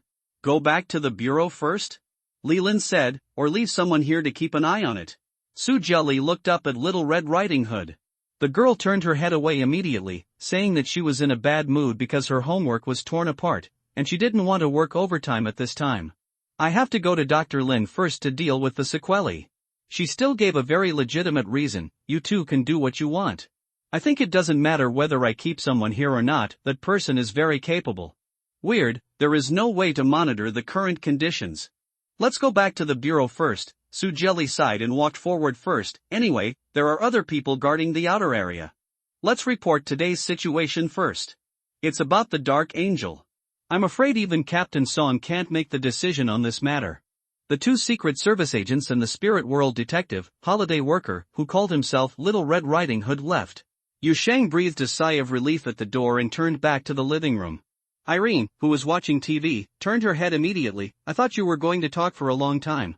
Don't you have a lot of things to ask them? I mainly want to get in touch with them. Anyway, Huli has been brought out now, so there is no rush for other things. Yu Sheng said casually, and his eyes fell on the coffee table. The fox girl who was sitting on the ground guarding a pile of food felt the gaze, raised her head and smiled happily at Yu Sheng. My benefactor. You have to take a shower, mainly to change clothes. Yu Sheng looked at the miserable Huli and said with concern. This unfortunate fox has been trapped in a foreign land for many years. She was even a child when she was first trapped. I don't know which dead person her clothes were taken from. You can see at a glance that they are not fitting. And now they are almost like a pile of rags. Her body is dirty and covered with mud. Although there is water in the foreign land, she should have the opportunity to wash her body, but after all, she lives in the wilderness, far away from civilized society, and her tail is now sticky. Huli lowered her head and looked at herself. She was probably used to her appearance, and she didn't even think about what would happen after leaving the valley one day. At this time, hearing Yu Sheng's words, some long-lost memories and common sense returned to her mind little by little. She was stunned for a long time, just like she had become familiar with speaking again recently, and finally began to get out of the state of beast in her mind. Yes, she needs to clean her body and change her clothes. The cave of the benefactor is so clean that she can't get it dirty. She nodded vigorously. Yu Sheng looked at Irene again. The 2 arms of the little doll were still broken, and it actually looked quite miserable, but she herself seemed to be completely unmoved, still watching TV without a care in the world, and even a stupid variety show made her so happy. Yu Sheng couldn't bear it. Should I fix your arm first? Take the fox to take a bath first. She won't use the things in the bathroom. Irene waved her arms nonchalantly. I'm not in a hurry here, I can fix it later. Okay, I'll come and help you as soon as possible. Yu Sheng nodded, and stretched out his hand to Huli. Come with me. Huli stood up, but looked at the food on the ground hesitantly, as if he didn't dare to leave them for a moment. Yu Sheng smiled when he saw this. Don't worry, the food won't grow legs and run away. Come back after taking a bath and eat it. Irene is here to help watch it. However, Huli was still hesitant. She looked at the doll watching TV on the sofa with concern, and suddenly bent down to grab 2 cans of treasure porridge and 2 packs of biscuits from the plastic bag, stuffed them into her tail, and then turned to Yusheng. Yusheng still had a smile on his face, and he stood there in a daze, not realizing what had happened. After 2 or 3 seconds, he turned his head stiffly and looked at the big tail behind Huli. Where did you hide it? Huli took out biscuits and treasure porridge from his tail, handed them to Yusheng, and immediately stuffed them back into his tail, then blinked at Yusheng. Yusheng was shocked. Can it be used like this? Yeah. The fox girl nodded, still looking as if she didn't know what had happened, but it was natural. Yusheng then remembered something. Did you send out a tail before? It has grown back. Yusheng, dash? He had a lot of question marks on his forehead. A fox, is it like this? However, no one could answer his question, and Irene didn't know another fox like Huli. Yusheng shook his head with a stern face, temporarily put aside the question marks on his forehead, dragged the fox girl and came to the bathroom on the first floor. This is a water heater, you don't have to worry about it for now. Anyway, the hot water comes out from here. This valve controls the hot and cold. The left side is hot water, the right side is cold water. Pull up the water of the bathtub here is used in the same way. The valve is here. This bottle contains shower gel for washing the body. You can use the sponge next to it to rub out bubbles, don't squeeze too much. This bottle contains hair washing. It should also be used to wash the tail. Yusheng carefully and patiently introduced the things in the bathroom to Huli, speaking very slowly to make sure that the fox girl understood and nodded before introducing the next thing. But even so, he suspected that Huli would still be in a hurry when taking a bath. Anyway, you just need to know how to use the water. You can soak in the bathtub for a while. The towels and bath towels are hung next to the mirror cabinet. Remember to dry your body before coming out to avoid catching a cold. Huli nodded vigorously. Yeah. Before you take a bath, remember to take out the things you just hid in your tail. Forget it, you can do it yourself. Anyway, they are all packaged. Yeah. I don't have any clothes for girls here. I'll get you a set of mine later. You can wear it for now. I'll go to the mall to buy you new ones tomorrow. Yeah. Huli seemed to have no choice but to nod continuously. She nodded to everything Yusheng said. Yusheng was quite worried. At this moment, he suddenly envied Irene's broad-mindedness. After explaining some more things and letting Huli try to turn on the shower for taking a bath, he finally felt relieved. Then he brought a set of his own loose pajamas and put them at the door, and then turned around. Leave the bathroom and return to the living room. Erin was struggling to climb onto the sofa with her broken arm. Yusheng, what are you doing? Lu Tailang fell off the sofa just now, Erin explained awkwardly while crawling. Hey, don't just watch from the side, come and help me get up. Yusheng took 2 steps forward and picked up Irene in her picture frame. Okay, stop watching TV, I'll go and repair your body. Irene was stunned when she heard this. Where is the fox? I'm taking a shower in the bathroom, Yusheng said casually. I taught her how to use those things. Is she okay? She just got over the effects of hunger, and her brain hasn't recovered yet, right? Irene hung on Yusheng's arm and glanced in the direction of the bathroom with some suspicion. She won't blow up the bathroom, right? When Yusheng heard this, he hesitated for a moment and looked towards the bathroom with uneasiness. Now he could hear the sound of running water there. Probably not, unless she suddenly washed up in the middle of washing. Shoot the tail out. Forget it, don't think so much. Eileen waved her arms and soon felt relieved. She's not stupid anyway. She has been surviving in the wilderness for so long, and she will definitely adapt to the environment very quickly. Put my arm on first, it's really inconvenient now, it's hard to change the channel. Yusheng said and led Irene up the stairs. When he came to the attic, turned on the light, Yusheng untied the picture frame from Irene's back, and then carefully placed the little doll on the big table. You don't have to be so cautious. I'm not made of ceramics. Irene was amused by Yusheng's careful movements.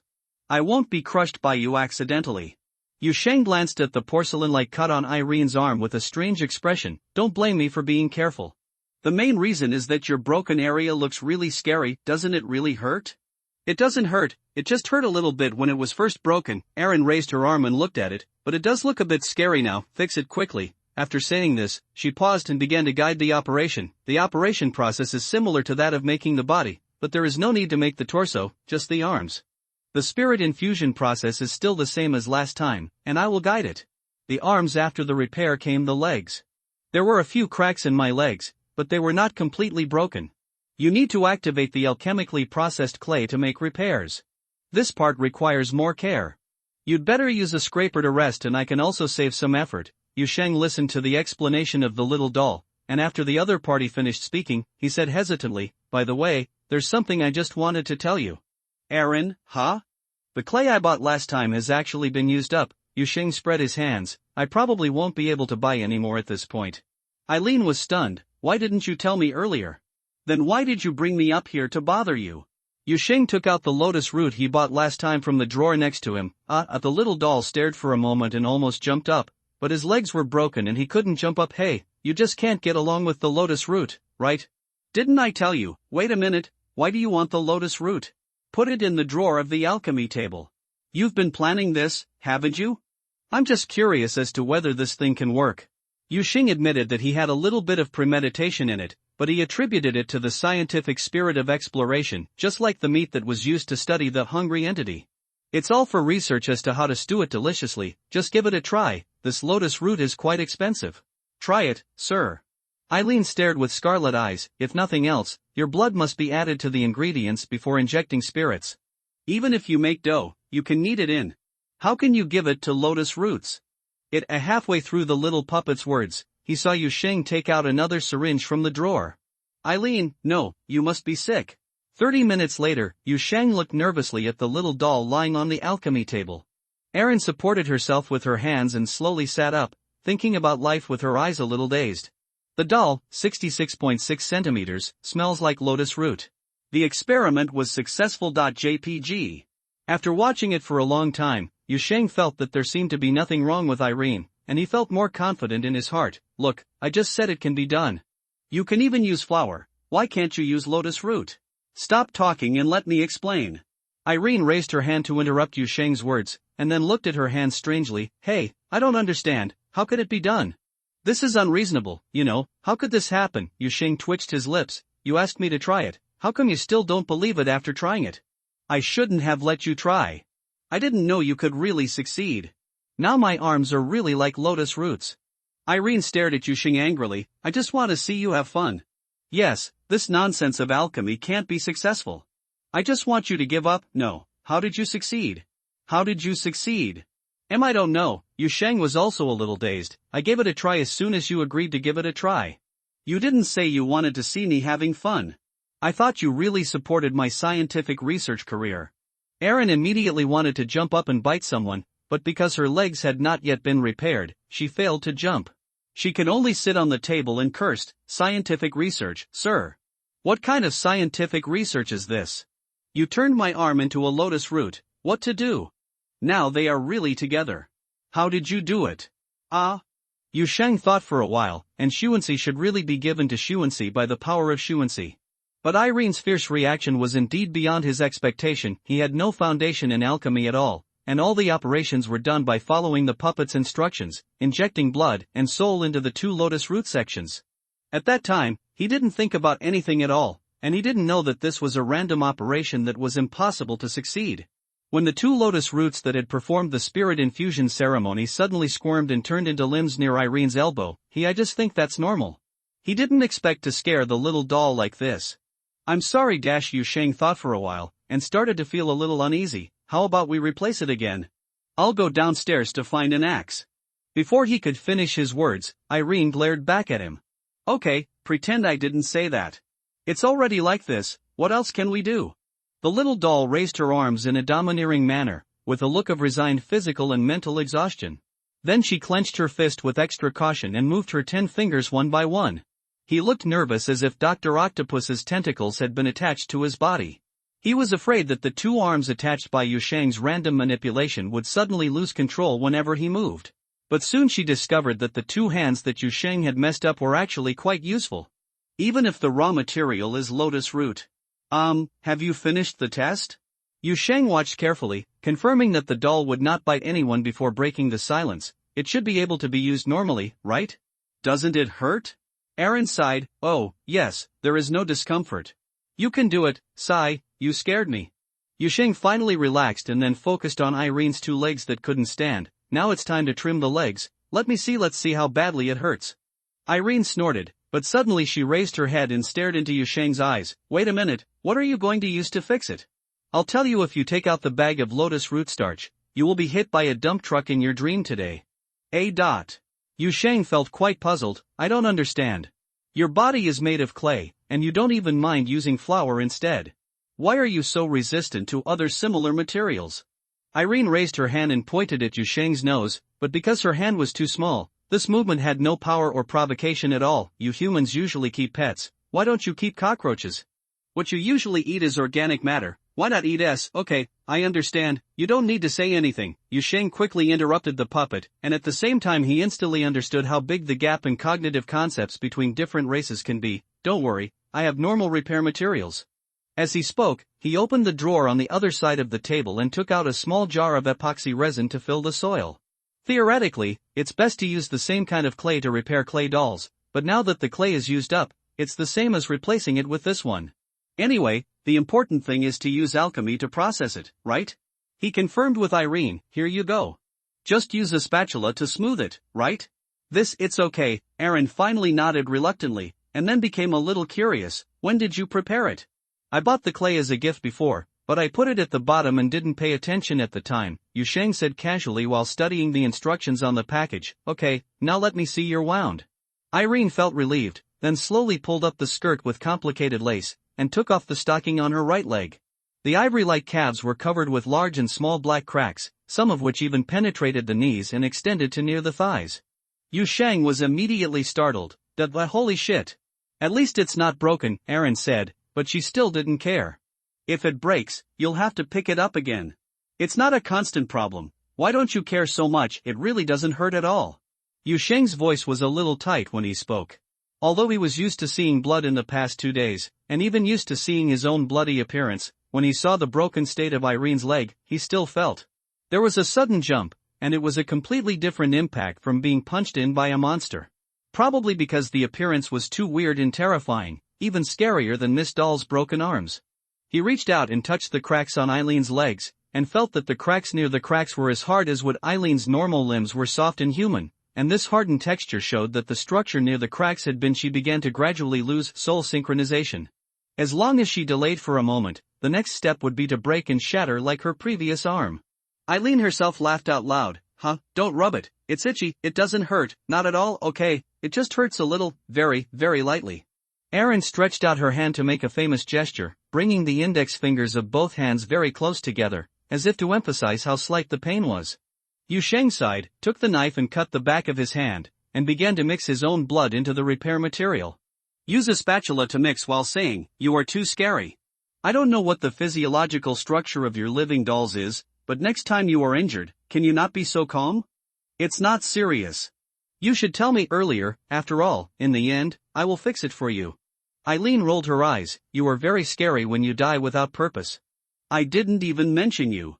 Yu Sheng curled his lips, completed the subsequent material processing process, and carefully applied the repair soil to Irene's wound with a scraper. Hey Itchy, Barrett, don't move. Oh. Erin was quiet for a while, and then she probably felt that the process of waiting for the repair was boring, so she couldn't help but burst into laughter. The 2 Secret Service agents I saw today, I actually wanted to chat with them. Let's see if they can contact the sisters in Alice's cabin. Although I can't remember the specific situation of this Secret Service, I think it is the official agency of Boundary City. They should have communication with Alice's cabin. Then why didn't you say anything? Yu Sheng said without raising his head, still repairing it carefully with his hands. The scraper smeared soil to fill the cracks on the doll's legs. The repair material mixed with blood made a slight hissing sound as soon as it was applied, and then melted into black mud and mist, gradually merging with the doll's skin. Together, the flesh-like texture and elasticity are restored. I don't know, I suddenly felt a little panicked, said Eileen.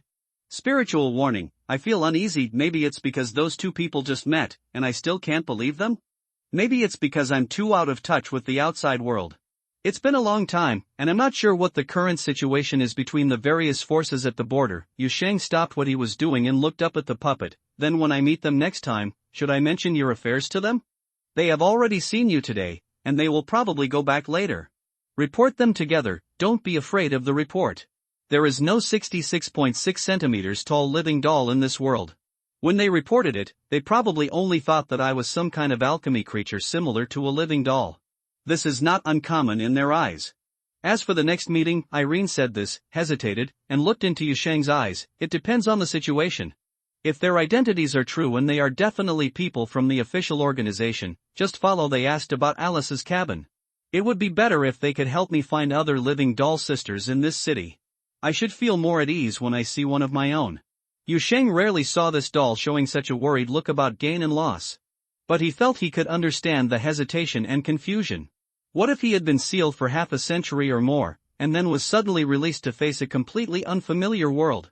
He would not know what the things he was once familiar with had become, nor would he know the current world order and power structure. Then asking for help from other forces will indeed become a matter that must be cautious. Yusheng exhaled slightly, put down the scraper in his hand, and gently reset Irene's knee joint. Try to stand up. Erin lowered her head and looked at her right leg that had recovered completely. She first carefully turned the joint left and right, then put on her socks and stood up little by little while holding Yusheng's hand. Are the two legs the same length? The little doll raised its head and looked directly at Yusheng. I didn't guide the reshaping this time, I just carried out spiritual injection and fusion. Please help me take a look. Yusheng rolled his eyes. It must be the same length, so I trimmed the surface for you without cutting it off and pinching it again. Eileen breathed a sigh of relief and took a few steps back and forth on the table with her short legs. A smile finally appeared on her face. I can run around again. Yusheng, your skills are pretty good this time. Maybe you are very good at it. Do you have a talent for making puppets? Thank you for the compliment, Yusheng replied casually, and then saw Irene, who had regained her mobility, pick up the picture frame again, jump from the table to the empty chair next to her, and then jump from the chair again. He crawled backwards to the ground and began to run around in circles in the attic space. In the past, every time Irene was running around, Yusheng would feel that it was too noisy, especially since she always bumped into various things and made a mess in the house. But for some reason, when he saw Irene running around this time, he didn't feel it. Instead of that kind of irritability, I just felt an inexplicable sense of accomplishment gradually rising in my heart. What a talent for making puppets! Yusheng muttered, looking down at the scraper in his hand and the almost empty earth-filling jar. For a moment, he was not sure whether Irene was a compliment or a sincere compliment. He wasn't sure if he had the talent to make puppets, but he suddenly thought of the lotus root that he had randomly manipulated in the previous 2 sessions and successfully injected spirit into it. It seemed that Eileen had completely forgotten about this incident. At this moment, a burst of footsteps coming from the direction of the stairs interrupted Yusheng's random thoughts, and also interrupted Irene, who was running up and down the attic. Yusheng turned around and saw a pair of big fluffy white ears emerging from the stairs, and then Huli was looking around with a nervous and curious face. The demon fox girl was wearing pajamas that were a little too wide, and her silver white hair was still a little wet. She probably found this place by following the smell. When she saw Yusheng and Irene were there, a look of emotion immediately appeared on her face. Happy smile. Ah! My benefactor, and Irene, you are all here. Then she noticed that Irene's hands and feet had been healed, and she was very surprised. Irene, your hands have grown back? Yusheng fixed it for me. Irene happily raised her hands to show to Hu, and then jumped on the spot. The leg is also repaired. My benefactor, the immortal magic is very powerful. Huli stared blankly at the fully recovered puppet, then turned to look at Yusheng with respect on his face. He can access the underworld, he can shape the body and restore the yang. He also knows how to make puppets. Yusheng thought for a while, and the netherworld passage that the fox mentioned was probably his ability to open the door, and she seemed to regard Irene as a puppet he had made. The next second, Eileen reacted and jumped up and started making a fuss. What is a puppet? I'm a living doll from Alice's cabin. Do you understand, the blessed one? You wild fox don't understand, don't talk nonsense. Huli listened blankly to the noise of the little doll, then lowered his head. Oh, I don't understand, I won't talk nonsense. Irene stopped abruptly in the middle of her quarrel. She was a little confused. She was used to bickering with Yusheng. This was the first time she met such an honest and arrogant person who wouldn't mess around with her. She suddenly lost all plans in her mind. Just stay where you are. And then, Yusheng suddenly discovered something. He looked behind Huli a little mistakenly. Oh, where is your tail? Erin also reacted and belatedly noticed that the tail behind the beaver was gone. I put it away. Huli laughed and turned slightly. Then he heard a buzz sound like a sword being unsheathed. A flash of light suddenly appeared behind the fox girl, and a large, furry and fluffy body appeared. The tail suddenly bloomed. The door is very narrow, and it always hits things, so it is closed. Aaron, who was standing next to her, said "Oh, Mom," and was instantly thrown away by the large piece of tail that suddenly appeared, rolling and crawling on the ground for several meters. Huli suddenly exclaimed, ran over and hurriedly pulled up Irene, who was cursing on the ground. Yusheng looked at the sight in shock, but his first reaction was to breathe a sigh of relief. "I was shocked, I thought you had launched your tail." Then he asked another weird question: "Why does the tail make a buzz sound when it comes out?" Huli thought for a while, "It can also be bang." Irene, who had just been dragged up and was about to continue swearing, was stunned when she heard this, and looked at Huli blankly. Did you dub it yourself?" "Before the fox shows its tail, it must make a sound to remind people around to avoid it," the fox girl said matter-of-factly. She spoke much more fluently now than when they first met, but there were still some strange pauses. "But you did not escape." Irene immediately jumped. "How did I know these weird rules? Where did you come from as a fox?" Huli thought about it carefully, then shook his head in frustration, his ears also turned down. "I don't remember." This time, it was Eileen's turn to have a dull expression, and the little doll turned away unnaturally. "Don't take it seriously, I just said it casually." Yusheng came to Huli, thought carefully for a moment and then said seriously, "Don't be too depressed. It's not necessarily that I won't be able to go back, maybe I'll find a home in the future." Huli's ears suddenly stood up in excitement. "My benefactor's netherworld path, can you send me back? His door can go anywhere, and sometimes he can even get into someone's alchemy furnace if he opens it." Eileen put her hands on her hips and looked as if that was her ability. "Maybe. Then the door to your hometown will be opened." Speaking of this, she seemed to suddenly think of something, and turned to look at Yusheng. "Hey, do you want to go to the alchemy furnace last time? There are immortals and so on there. What if it is Huli's hometown? Or have you heard of it?" "That's okay, after all, it feels like it's all a system." Yusheng looked troubled when he heard this. "Just like the situation last time, I'm afraid the other side will come directly." "Oh, that's true. If I were on the other side of the door, I would kill you too." Huli listened to the exchange between Yusheng and Aileen, looking back and forth between the two with a confused look on his face. Yusheng coughed twice when he saw this, and said a little stiffly, "We are discussing who to ask about your origins. Don't worry, I will help you find it slowly." "My dear friend, don't worry too much," Huli understood this time, but just shook his head slightly. "If you can find it, that's better." "It doesn't matter if you can't find it. Anyway, I don't remember what my hometown looks like. I don't know anyone when I go back." As she spoke, she reached out and dug into her tail, finding the two sharp canine teeth, with a soft and slightly comforting smile on her face. "We have found our parents. It's okay not to go back." "It's okay if you think so," Yusheng breathed out softly and nodded to the demon fox girl. "Then what are your plans for the future? Have you thought about what will happen in the future?" Huli looked a little confused. After hearing Yusheng's words, she was stunned for a long time before she shook her head dully. I don't know," she whispered, her tone as uneasy as a cub leaving the nest for the first time.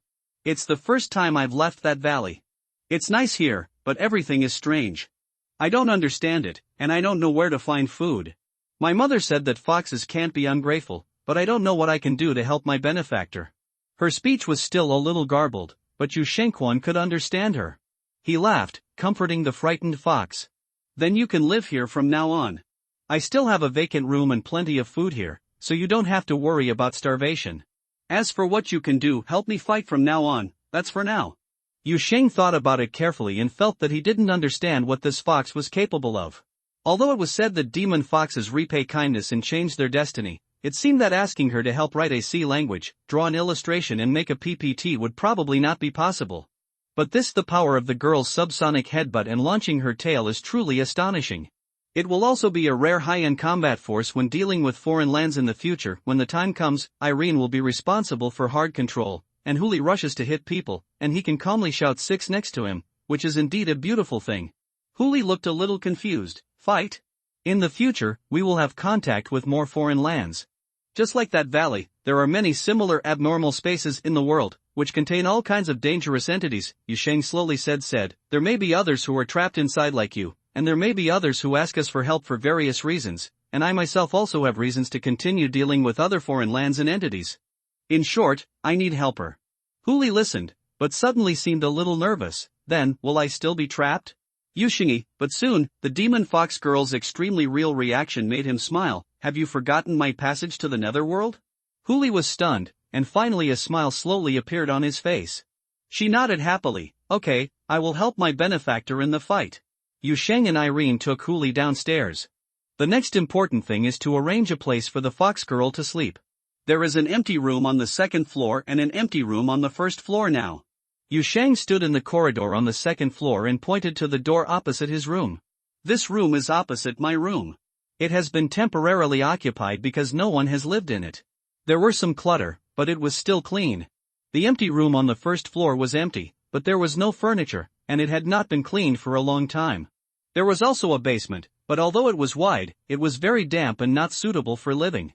Whatever my benefactor arranges is fine, Huli said with a nod, then casually took out a biscuit from his tail, put it in his mouth and nibbled on it. No matter what, it's better than in the valley. Yu Sheng's eyes couldn't help but fall on the fox girl's big fluffy tail. He still can't figure out how the girl hid things in it. Just like he couldn't figure out how the beaver's tails got out of her clothes, it seemed like those tails went directly through her clothes like phantoms, and there was no need to make a hole in her pants, but those tails sweeping around, I would bump into things around me from time to time, and they were obviously solid structures. All I can say is that the demon fox is really magical. What is that room for? At this time, Huli seemed to have suddenly discovered something again, raising his finger and pointing to the door at the end of the corridor and asked. That's over there. Theoretically it's Irene's room. Yu Sheng glanced in the direction of the other person's finger, with a slightly strange expression, but there's a little problem with that room now. Small question? Huli took out another half-pack of instant noodles from his tail and asked curiously while stuffing the noodles into his mouth and chewing them. The situation in the room is not very stable after opening the door. I have to observe it for a while, Yu Sheng said. He finally couldn't help but twitching at the corners of his eyes when he saw Huli constantly pulling things out of his tail. How much stuff did you put in it? After I took a shower, I passed by the living room and put in all the food that my benefactor gave me. Huli held the instant noodles with a satisfied smile on his face. I didn't touch the other things. Then she looked at the room at the end of the corridor and sighed seriously. My benefactor's cave, it's amazing. Yu Sheng stared blankly at the pile of beaver tails, thinking that this girl was much more magical than his cave. How did she stuff that big bag of things in? Could this thing be the pocket of that fat man with round hands and blue hands?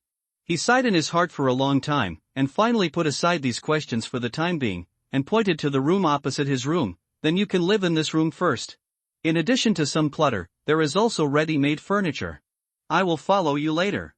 I'll just move all the messy stuff to the basement together and I'll find you a set of clean bedding. Huli immediately nodded happily. Okay. Eileen, who was next to her, also joined in the fun. Okay. Moving things around, I like to clean them up. Don't just join in the fun. Yu Sheng lowered his head and glanced at the little doll. It's not even taller than a box.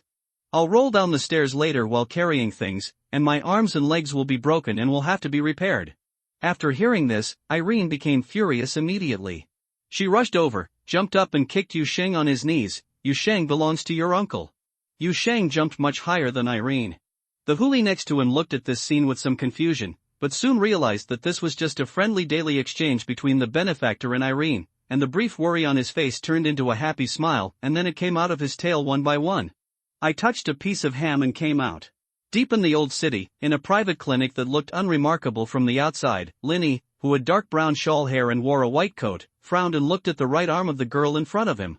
Little Red Riding Hood was sitting opposite Dr. Lin wearing a sleeveless t-shirt, resting her arms on the table. The dark red coat with one sleeve missing was hanging on a hanger near the door. Dr. Lin, is the situation serious? Seeing that the doctor opposite had not spoken for a long time, Little Red Riding Hood finally couldn't help but ask. It's not serious this time, but your problem is very serious. Linny raised his head, with a bit of annoyance in his eyes. How many times has this happened? Your injury has never been broken. If this continues, you will suffer from the sequelae of alienation. There will be almost no break, and there will be no time for physical and mental recovery. It's okay this time, but there will definitely be a big problem at some point in the future. I know, but the situation was really urgent at the time and there was really nothing we could do. Little Red Riding Hood's eyes were a little dodged. We were being chased by an entity with a danger level of level 3 or above. It was also prone to mental pollution. It's a miracle that he came out alive and intact. Linny took a deep look at the girl in front of him, but said nothing. He just took a sharp scalpel from the side and slashed it on his arm without hesitation. The next moment, a cut appeared out of thin air at the same position on Little Red Riding Hood's right arm.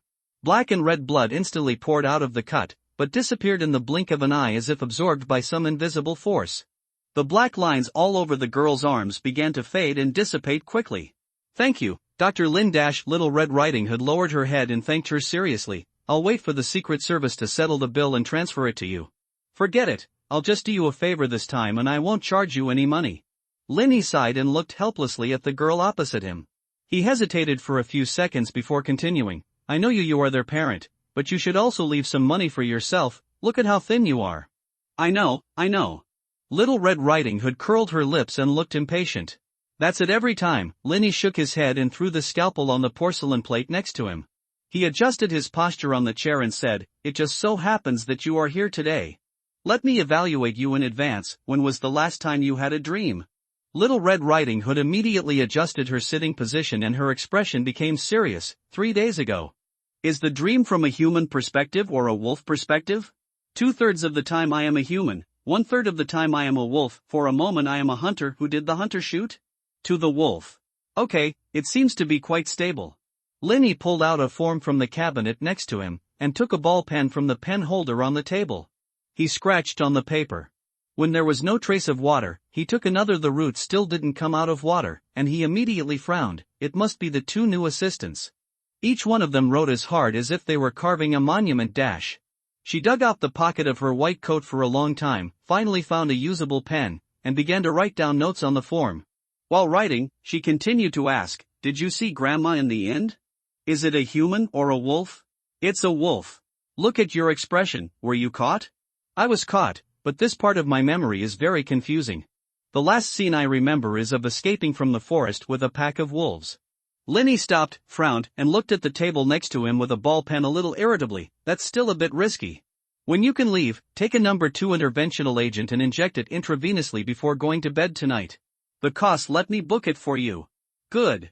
Next, Linny asked several questions in succession, and Little Red Riding Hood answered them honestly. This is an assessment she has to conduct every month. Every member of Fairy Tale, including her, needs to conduct this kind of evaluation regularly. In the border area, there are actually many doctors who can conduct this kind of assessment and provide corresponding treatment, but Dr. Lin is the one she is most familiar with. The long questionnaire survey was finally over. Dr. Lin wrote a conclusion of temporarily stable to be observed at the end of the form and took a long breath. Little Red Riding Hood saw the conclusion at the end of the form. Although the girl tried hard to look calm, she still showed a relieved smile. You know how to worry, right? Lin Yicheng glanced at Little Red Riding Hood. If you are so cowardly, then protect yourself and don't act like another Little Red Riding Hood. She suddenly stopped talking.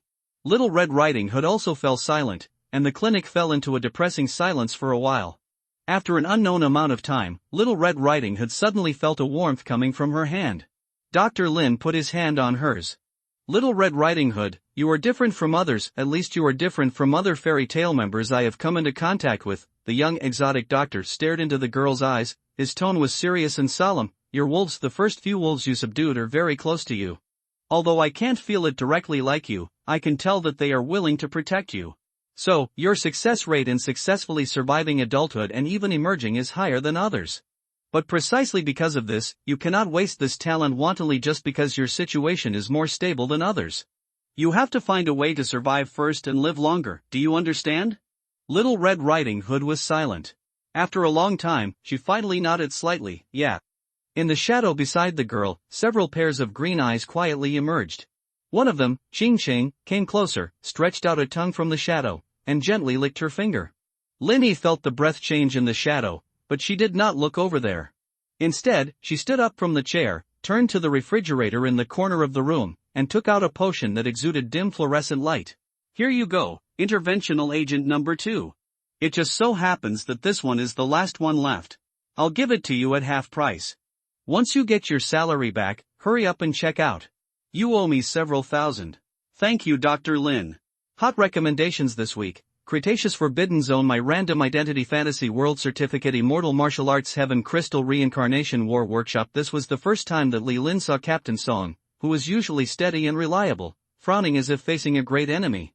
So, the last dark angel in the form of an eyeball left the foreign land where it parasitized silently, without trying to pollute or control anyone, and without leaving any subbodies? Song Chang listened to the reports of the two Secret Service agents in front of him, and after a long silence, he spoke. Did you hear anything like high-dimensional whispers in your mind during the whole process? No, Su Jelly shook her head, her voice low, but that thing must have noticed us.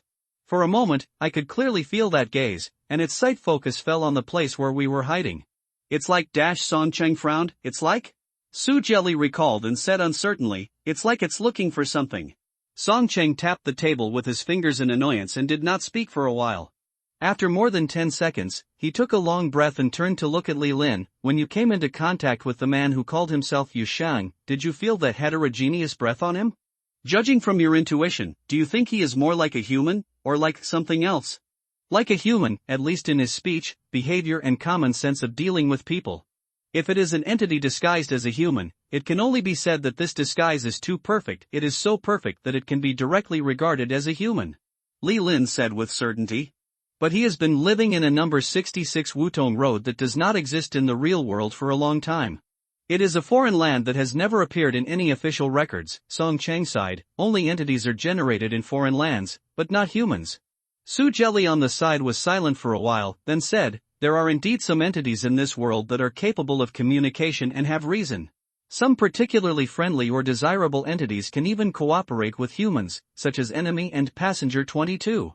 They even look like they have certain human characteristics but it is still a completely different concept from the Yu Sheng you mentioned in terms of anthropomorphism. Song Chung shook his head and looked at Su Jelly. Can you confirm that he is the door opener you saw on ME9? It can be confirmed, but he didn't recognize me at all. Su Jelly nodded. I was wearing a full set of power armor and mental shields at the time, and it seems that his perception ability cannot penetrate the above equipment. Limited perception, high personality traits, the ability to open the gate at will, can fight against the hungry entity that was greatly strengthened by the Dark Angel, but the specific killing process at that time is a mystery. It seems to be deliberately concealing its fighting method. Song Chang slowly summarized the intelligence he had obtained so far, thinking and saying, and there is one more thing. Very friendly to humans. Li Lin said on the side. Yes, very friendly to humans, and even willing to take the initiative to contact the agents of the Secret Service. Song Chang nodded slightly, as if he wanted to say something, but a burst of footsteps suddenly came from the corridor outside the door, interrupting his next words. There was a knock on the door, and then a short girl with short hair pushed the door and walked in, holding a folder in her hand. Captain Song, the archives department has sent the information.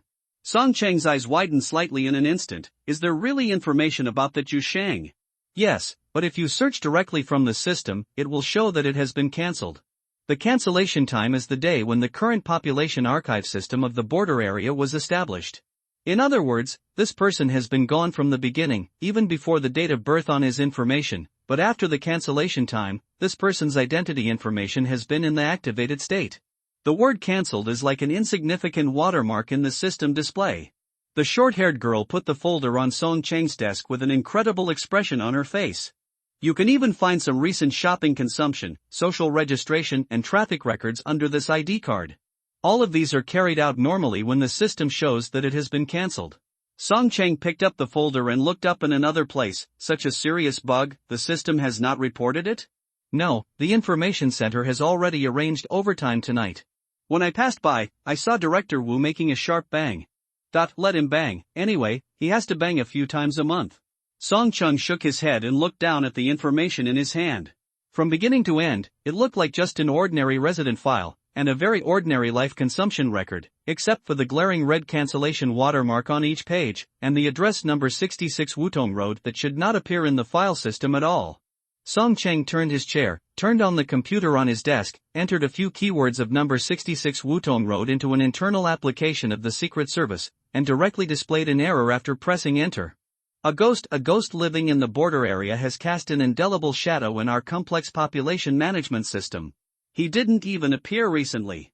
According to Yu Sheng's own words, he has lived in this city for more than 20 years. This is also consistent with the records and the information, Song Chang muttered softly, with a bad expression on his face. Of course, this was mainly related to his recent frequent overtime work. No one noticed, not even the director's clear eyes saw him. Until now, he has taken the initiative to contact us. Li Lin and Su Jelly looked at each other, and both saw a hint of solemnity in each other's eyes. Fortunately, this ghost has no interest in causing destruction. and even thinks that he is an ordinary person. At this moment, Song Cheng's Ziguan noticed another column in the information. Writer? He raised his eyebrows strangely. This ghost still has a job? Freelance writer, contributing to some small magazines and media accounts, writing some thriller stories or third-rate scripts, but he is not famous, and he has written almost nothing recently. Song Cheng thought for a while, is it a street rusher? The short-haired girl looked serious. If you can support yourself, it doesn't count as a fight. What does he write like? There's a short story at the end of the file that I found in a magazine from last year. I thought you might be interested. Song Cheng immediately turned to the end of the document and glanced at it quickly. The short-haired girl looked at Captain Song with vague expectation. How do you feel? Song Cheng was silent for a moment, with a troubled expression on his face. I don't quite understand the preferences of young people today. After saying that, he immediately coughed twice, closed the folder calmly, and said with a straight expression, but anyway, this is a line that deserves attention. Arrange for people to collect the information written by this Yu Sheng everything, doing psychological profiling and personality analysis, and also keeping an eye on his future, a creative situation. After saying this, he paused and added, a suspicious entity that considers itself to be a human being not only thinks like a human being, but can even create like a human being. His works will definitely reveal his inner truer nature. Ways of thinking and emotions. This kind of thing has never happened before. It must be taken seriously but not noticed by him. Copy that, Captain Song. The short-haired girl left the office with the information, and Song Cheng's eyes returned to Su Jelly and Li Lin. Concerning the creation of space rifts at the junction, have you asked each other what the situation is? When Li Lin heard this, he looked at Su Jelly next to him with a little embarrassment. Seeing that the other party had no intention of speaking, he had to bite the bullet and said, I forgot to ask.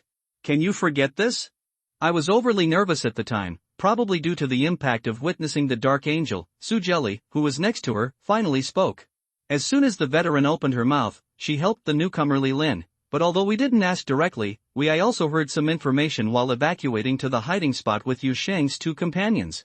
You mean that doll and that demon fox? Yes, according to the situation mentioned in their conversation, the so-called space rift seems to be just dash. Yu Sheng is trying to open a door in order to rescue the demon fox trapped in a foreign land. Song Cheng stared at Qing Ching. Is it just this? That should be it.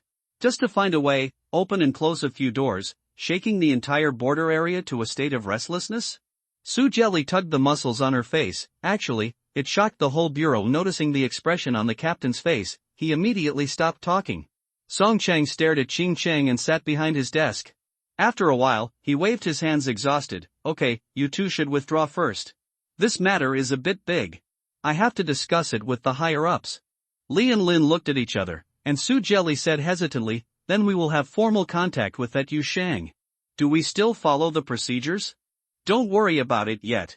This matter will most likely have to go through the director. Song Cheng sighed. If that Yu Sheng was really an ordinary person, I would have sent the two of you there directly, but the situation is not that simple now. Go back and rest first. Don't forget to go to the treatment room first, complete the examination and fill out the form before leaving. I will give you 3 days off starting tomorrow. The leadership's encouragement in Big Pie may not be able to soothe the physical and mental exhaustion caused by working overtime in a foreign country, but paid leave certainly can. The two unlucky operators walked out of the office with smiles on their faces, leaving Song Cheng sitting behind the desk and taking a long breath, continuing to look at the computer screen with a frown on his face. At this moment, he noticed that an icon in the corner of the screen suddenly started to flash, and the next second, a video window suddenly appeared on the screen. A young woman wearing a white skirt and a gray single ponytail appeared on the screen. Her light gray pupils, which seemed to have lost their color, looked into Song Cheng's eyes across the screen. Are you done? A bigger leader is coming. Director. Song Cheng sat up straight in an instant, his expression a little tense. You haven't gotten off work yet? I'm working overtime today, Bailey Ching said calmly, her voice as devoid of fluctuations as her faded eyes. I saw the information just sent from the archives department, and I'd like to hear your opinion. About that Yu Sheng? Song Cheng frowned slightly and shook his head after pondering for a moment. I think we can't make any judgment now. We need to have a formal contact with the other party to evaluate what kind of person he is. Individual. But the difficulty lies in whether to contact based on the standard of person or the standard of entity. According to people. Bailey Ching said without hesitation. Song Cheng had some surprise on his face. Because his self-perception is that of a human being, Bailey Ching said calmly and patiently, then whether he is a human being or not, we must ensure that he still thinks so in the future. Keep the target's self-awareness, right? Song Chang was thoughtful, seeming to understand the director's thoughts. Do you think, once the individual's self-awareness deviates, there may be many consequences? Serious consequences? It's still unclear what the target's abilities are and what impact he will have on the future of the border area. But if one more person is on the human side, there will be less one on the non-human side. They are naturally friendly to humans. It's not common to see an alien entity like this, especially since he has been living in the borderland for a long time. We have to consider this a blessing. Song Chang nodded immediately. Okay, I understand what you mean, director, then I will arrange a contact plan with Yu Shang. I will go in person. Bailey Ching on the screen nodded slightly, and then said, as for the latest Dark Angel, the council is already aware of it, and it is now basically certain that it is new. Song Chang's pupils shrank instantly. Is it on the daily record? He subconsciously sat forward, his expression extremely solemn. Where are the records of other forces? I have inquired with the Algrade Astrology Association and the Academy, and the huge eye-shaped dark angel that can cover the sky mentioned in the report has never appeared in their official records. The Bamosa Hidden Earth Society has also. There is no reply, but if it is not even in the Academy's records, then the Bamosa people should not be there either. Bailey Ching shook her head, although it is not ruled out that there are still some small forces that have come into contact with the Dark Angel, but the possibility is not high. Song Chang's brows were furrowed to the point of being twisted into knots, and he looked quite anxious. This is not good. A new angel without any data records ran away without having time to collect any information, and it was still so large, he muttered, it can cover the Night Valley. The entire sky above. Judging from the official information of Night Valley, this thing may have parasitized in that foreign land a long time ago.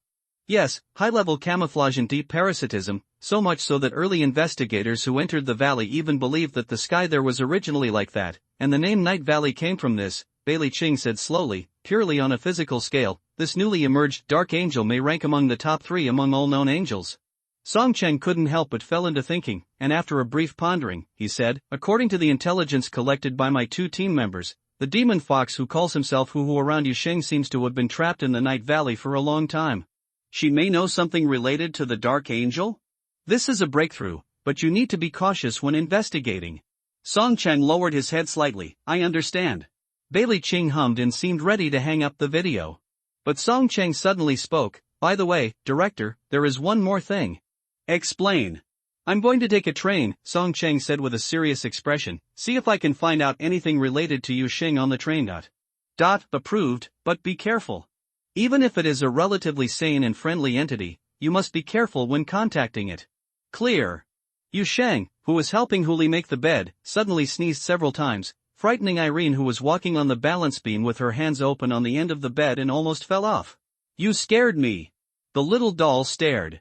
The nose is itchy. Yu Sheng rubbed his nose, grabbed Irene, and threw it on the bed. Don't just watch, come and help. Sit down in the middle of the bed one by one, and I'll untie the sheets.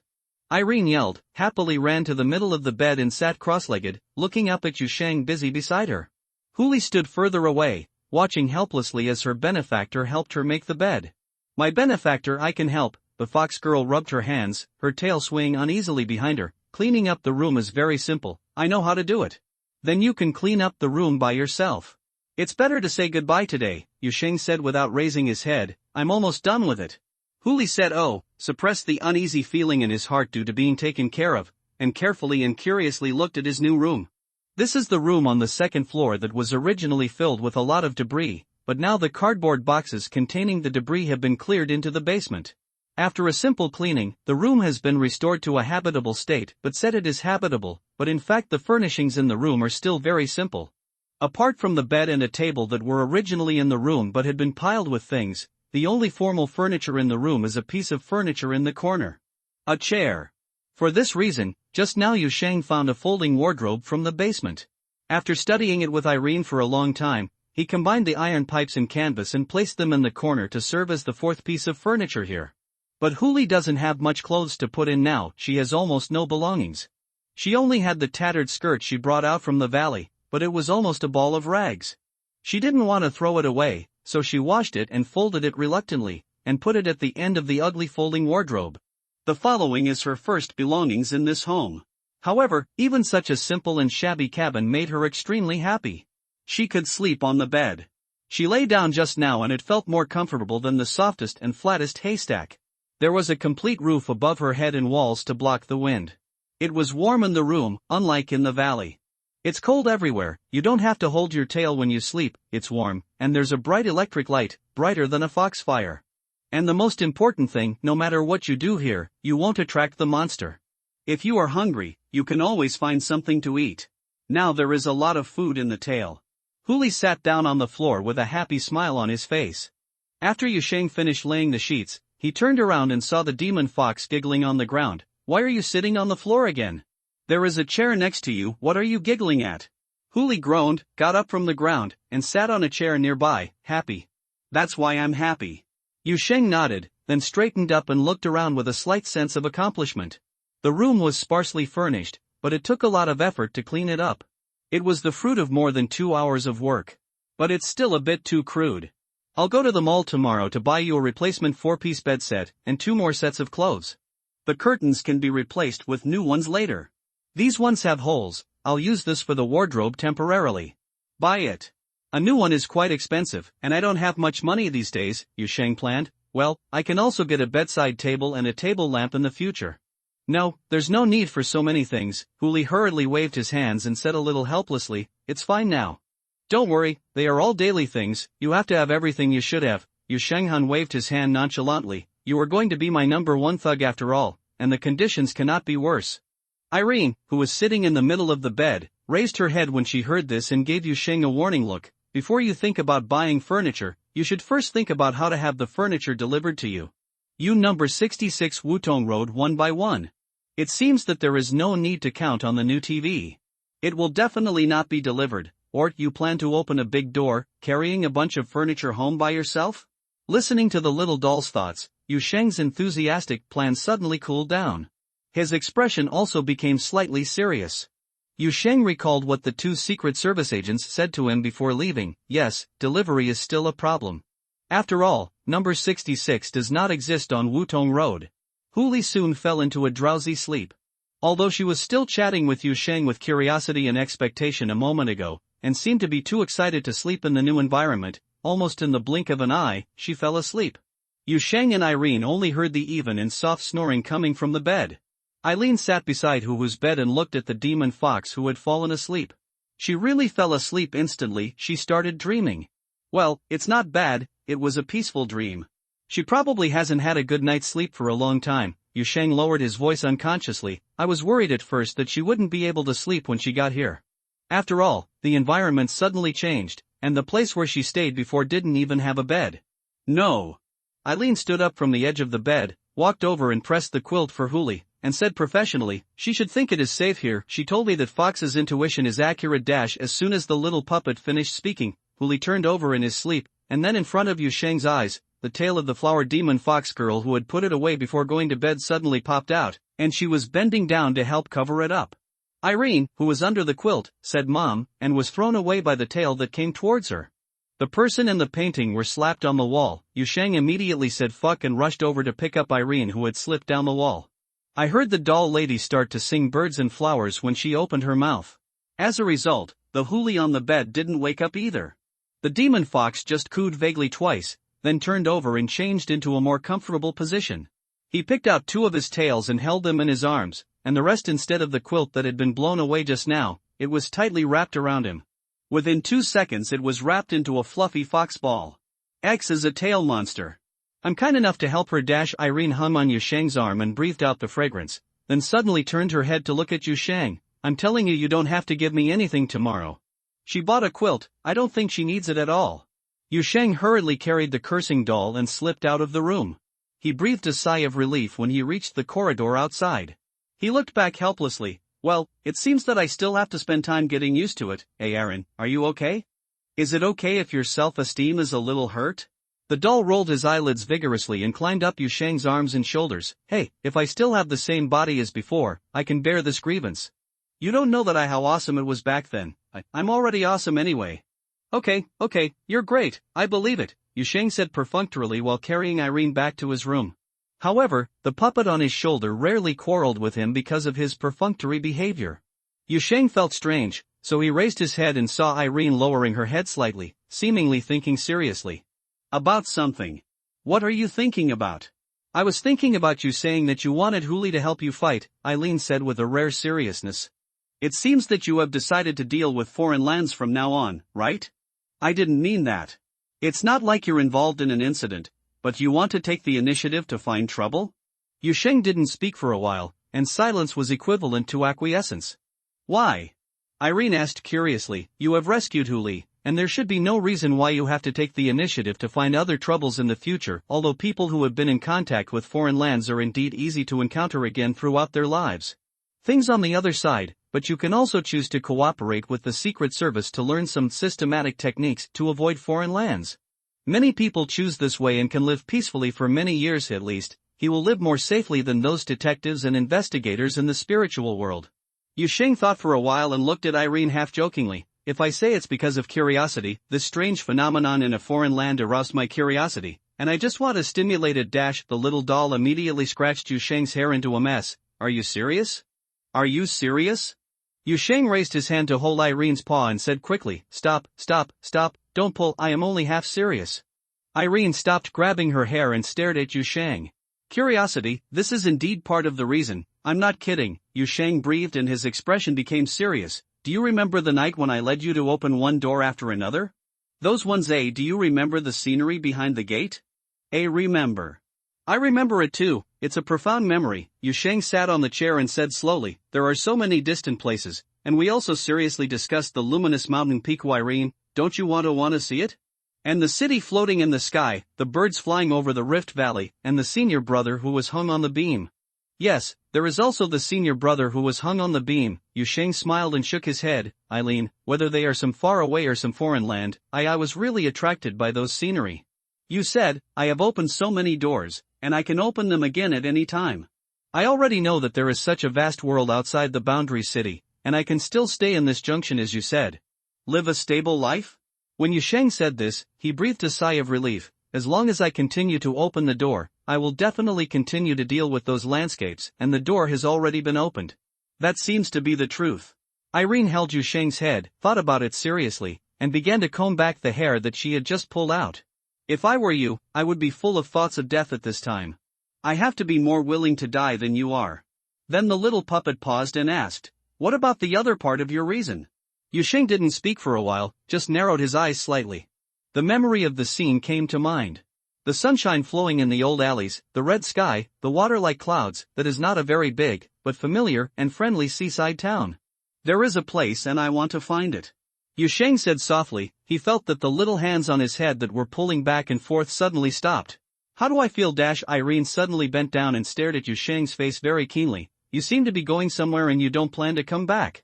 Yu Sheng opened his eyes and saw those scarlet pupils staring directly at him. The doll's gaze made people feel a little weak. Well, I just want to find that place, go there, have a look, and come back.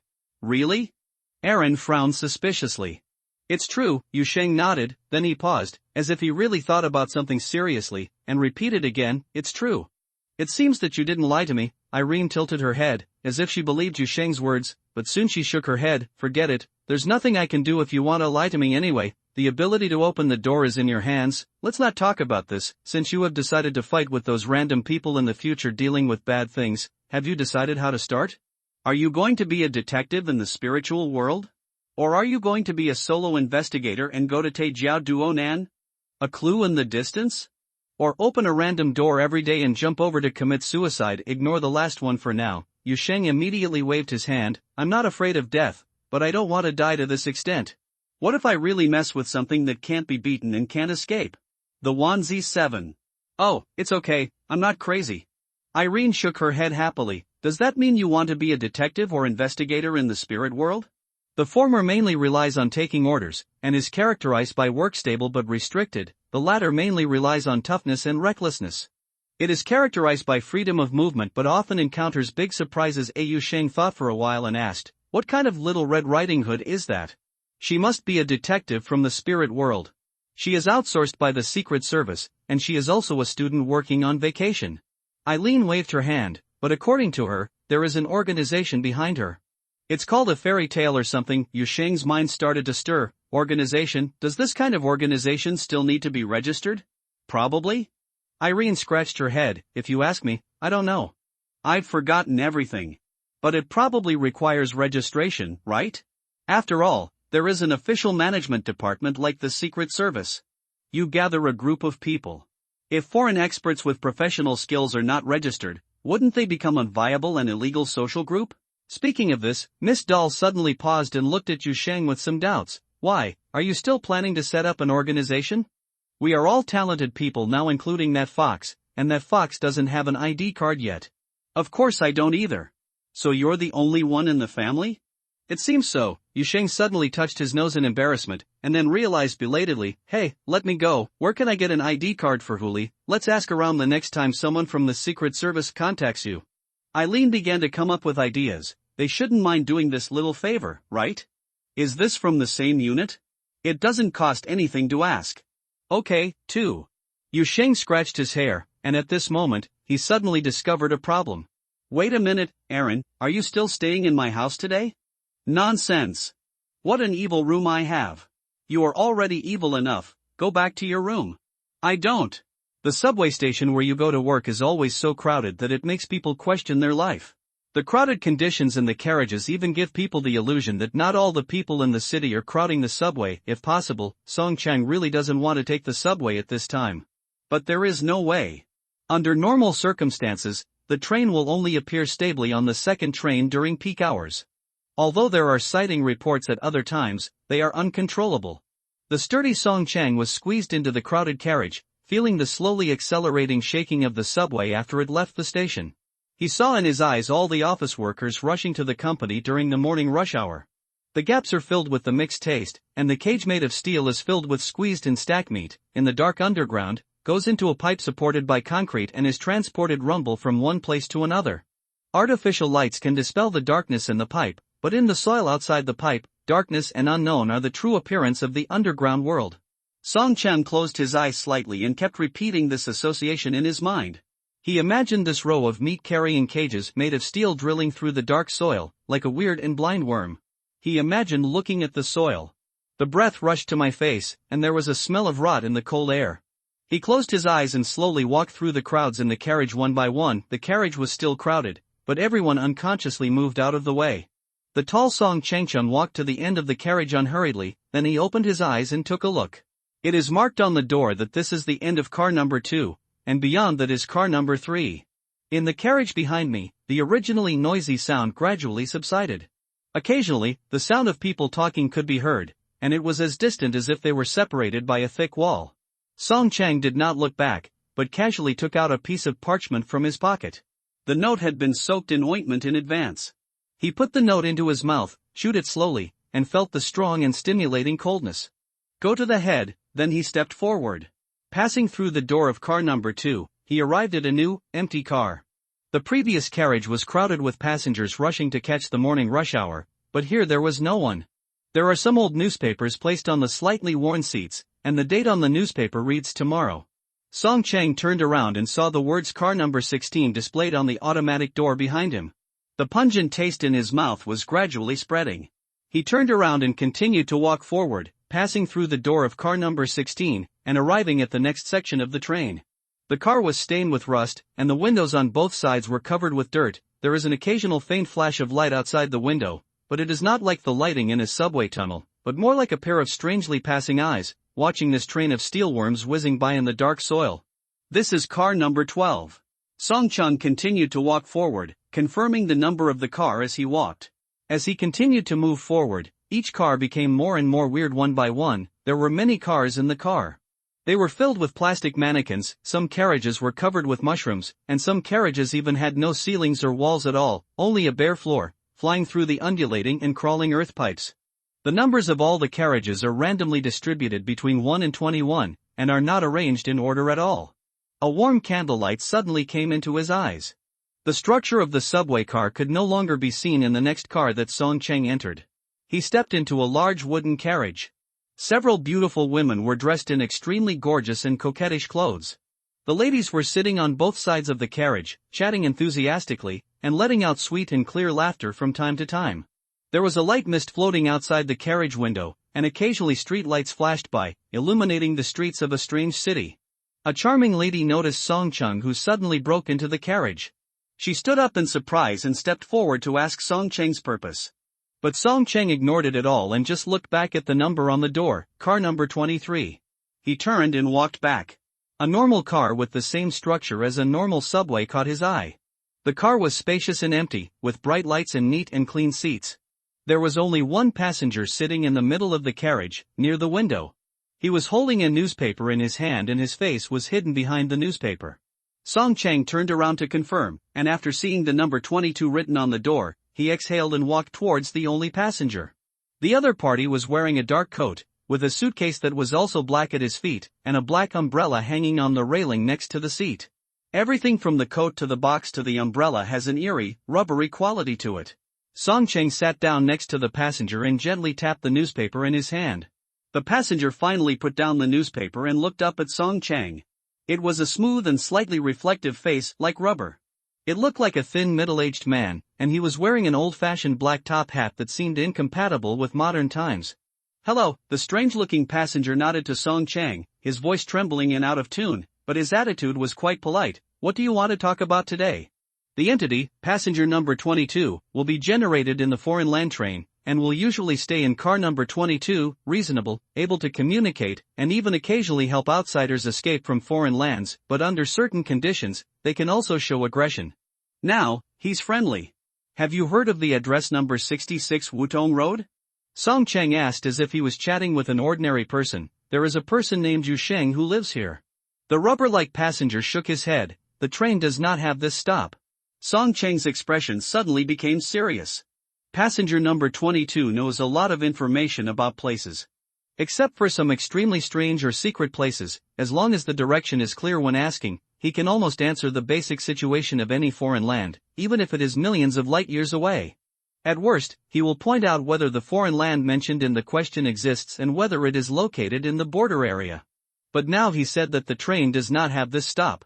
In fact, this train does not go anywhere, but what passenger number 22 said, "The train does not have this stop," means that he does not know the information of a certain place. Since the intelligence of passenger number 22 was included in the files of the Secret Service, there are no more than one hand of such answers. After a moment of silence, Song Chang asked again, "What about the person Yu Sheng? Have you heard of this name during your travels? If it's information about people, you can ask the storyteller. He knows a lot about people.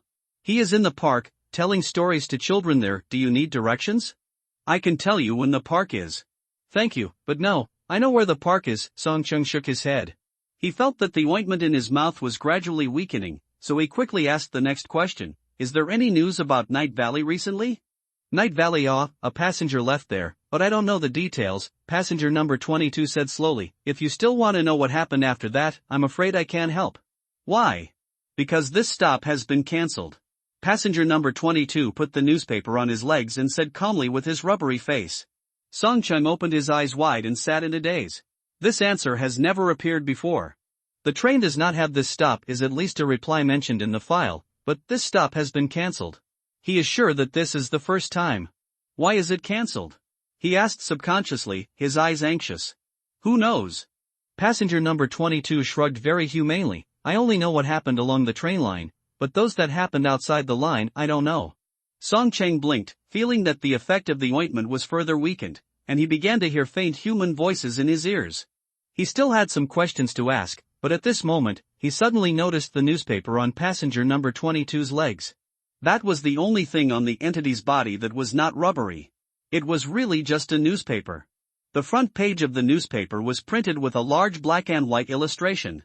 In this era when even the cheapest roadside tabloids are printed in color, the black and white illustration looks particularly retro, and the picture itself is also blurry, abstract, and distorted. It does not look like a real photo taken on the spot, but more like a crude graffiti painted on the canvas by a clumsy painter based on hearsay. A desolate valley, a huge eye is floating above the valley, slowly moving away. Below the illustration is the headline of the news, "After the feast. We are about to arrive at the station." The voice of passenger number 22 suddenly came from the side, awakening Song Chang from his distraction. Song Chang suddenly raised his head and saw that passenger number 22 was staring at him. This rational entity had reached out and picked up the umbrella hanging on the handrail. As he stood up, he asked casually, "What's the weather now?" Song Chang immediately gathered his thoughts in his mind and observed the entity in front of him very carefully.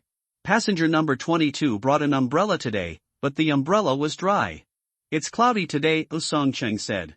But at this moment, he suddenly noticed a trace of water on the suitcase of passenger number 22, as if invisible rain had just fallen on the suitcase. But the rain has started to fall, Song Chang immediately added. It's the right decision to bring an umbrella when going out. Indeed, passenger number 22 smiled, and his rubber face made a slight tearing and rubbing sound. Have a nice trip, and be careful when getting off the train. Have a nice trip. Song Chang exhaled, smiled, and nodded. Noisy sounds came from all around, and the heat of human bodies filled the crowded carriage. The sturdy Song Chang squeezed in the crowded carriage, feeling the slow deceleration of the subway as it entered the station. When Yu Sheng woke up, he saw Irene sleeping in a corner at the end of the bed, with her picture frame on the bedside table beside it, leaning against the wall. Yu Sheng sighed. He finally failed to drive this doll out last night. The main reason was that every time he had to carry her to the door, this guy would make a big fuss, which was really annoying. Rensheng is in pain. Sighing deeply again and noticing that Irene showed no signs of waking up, Yu Sheng stretched out his feet to pick her up twice. Get up. If you don't get up, I will take away your painting frame and let you go back to the painting to sleep. Eileen, who was sprawled at the end of the bed, finally moved, slowly climbed up, and looked at Yu Sheng with sleepy eyes and a messy head of hair. Good morning, hey Dash, get up early. It's almost noon. Yu Sheng resisted the urge to take the unlucky doll down. Do you know how many times you rolled in bed last night? You said you are a doll and you just need to sleep. It's weird enough, how can the sleeping position be so dishonest? I don't know, yawned Erin rubbed her eyes and muttered as she stretched, don't be so opinionated, I'm so beautiful, and you're still not happy to sleep in the same room with you Writing this, I hope readers will remember our domain name networka, a with circumflex, 1/2, superscript to a, 1/4. Yu Sheng looked at this little guy who was only 66.6 centimeters tall with a cold sweat on his forehead. He felt his temples twitching. You are not a big person but have a big face. Do you know what you are talking about? Irene didn't care at all. She crawled up to Yu Sheng with disheveled hair, lowered her head forward. Terry said confidently, brush my hair. The veins on Yu Sheng's forehead jumped. He rolled over from the bed and ran to the bathroom, took a comb and threw it on the bed. No matter, comb it yourself. Erin grabbed the comb as big as her head with both hands and rolled her eyes. Do you think I can comb it myself? I can't even hold this thing with one hand. Why don't you give it to me specially? Get a comb that the doll can use. Then there was a series of nonsense like I usually have to grab my hair when my hair is messy, I can only sleep on a chair on the first day, no one cares about the feelings of a doll, etc. It stopped, and the listener felt like his ears were filled with sparks. I really owed you in my last life. Yu Sheng finally couldn't bear it anymore. He came over and took away the comb from Irene's hand, then carried her and put it on the bedside table next to her. Sit here and don't move. Eileen immediately laughed triumphantly, and while sitting on the bedside table, she muttered, you made this body, so it's normal to take care of the after-sales service. Yu Sheng combed Miss Doll's hair angrily and said, is this how after-sales is used? It's not a big problem, please be gentle and don't let it fall off. The doll's hair is very precious. Yu Sheng let out another long sigh, and after a long time, he straightened out Irene's messy hair due to sleeping, then hung the picture frame leaning on the wall on the doll, turned around and went to wash up. Hey, Yu Sheng! What's for breakfast? Irene's voice came from outside the bathroom after a while. Yu Sheng's mouth was already full of toothpaste foam at this time, and he responded vaguely, I'll order some noodles later, take a bite and then go out. Oh, there was a sound outside the bathroom door, and then the doll finally became quiet. But Yu Sheng always felt that Irene's temporary silence must be planning for greater excitement. He felt that his spiritual intuition was pounding. Although it may sound a little weird for your spiritual intuition to be thrumming in this situation. After Yu Sheng finished washing, he wiped his face and looked up at himself in the mirror in front of the sink. He was in good spirits, looked good, and even had a little unconscious smile. It seemed that he hadn't seen himself so energetic in the mirror for a long time, and he felt a little dazed for a moment. He still remembered that not long ago, he was living a cowardly and restless life in this huge and frightening city. During those 2 months, he slept in tension and depression every day, spending his days after a restless night of dreams. I woke up exhausted and washed my face every few days. What I saw in the mirror was always listless. However, now, he only saw an energetic young man, with a little expectation for the future in his eyes. It didn't look like he had been carried away by a doll with a dishonest sleeping posture all night. This really changes my mentality, Yu Sheng couldn't help laughing and whispered to himself. Then I heard Irene's ghostly cry outside the door, "Yu Yisheng. You are not our felon. I'm looking for a beaver to catch you." The smile on Yisheng's face froze for a moment. He turned around and opened the door, and saw Irene standing energetically on the floor outside the door with the picture frame on her back, making a fool of herself. "You've been in there for more than half an hour," the puppet said, raising its head. Yisheng walked straight past the guy and opened the bedroom door, ready to see if the fox was awake. As a result, he was startled as soon as he opened the door. Huli was standing at the door, leaning forward like a thief, looking like hesitating whether to come in or not. Huli was also startled by Yisheng's sudden opening of the door. She was really startled. The big ball of tails behind her exploded with a bang, like a screen in the corridor. Even the two big ears on the head straightened up instantly. After 2 or 3 seconds, the furry demon fox slowly relaxed and looked at Yisheng with some confusion. "My benefactor." Yisheng was curious. "What are you doing?" "I woke up, but I didn't know what to do, so I came and waited, but I didn't know if you were awake yet, so I didn't dare to knock on the door." Huli immediately explained nervously, and then said worriedly looking at Yisheng, "My dear, are you okay? Where did you fall?" "I didn't fall anywhere." "You don't usually listen to Irene's nonsense." Yisheng suddenly glared, then frowned, and looked Huli up and down. "You've been waiting at the door like this? This will be your home from now on. You don't have to be so nervous. When you have nothing to do, you can watch TV or something." "Oh, I will teach you how to use the electrical appliances at home when I have time," Yisheng said casually. Then he turned and walked towards the stairs. "Let's go downstairs to eat first. I'll cook some noodles for a meal and take you shopping today." As soon as he heard the word eat, Huli's eyes lit up visibly, and he almost jumped for joy and followed Yusheng's footsteps. But as soon as Yusheng took 2 steps, he stopped again and turned to look at the demon fox, with a look on his face that he was hesitant to speak. Huli tilted his head. "Benefactor?" I suddenly remembered something. Yusheng's eyes fell on Huli's head. "Your tail can be retracted, but what about your ears? You may be more attractive when you walk outside like this. Notice." Listening to what Yusheng said, Huli seemed a little confused. She had never stepped out of the house since arriving here, so she had no idea what the outside world was like, and she couldn't imagine what she would do if she walked outside like this. Wrong. But since it was her benefactor who said it, she believed it. The demon fox girl rubbed her hands, raised her hands, took off the ears on the top of her head and stuffed them into her tail, and then hid her tail. There was silence. Yusheng remained in the same posture as he was talking a second ago, and his whole body seemed to be petrified in the corridor. Until Irene's scream suddenly broke the silence.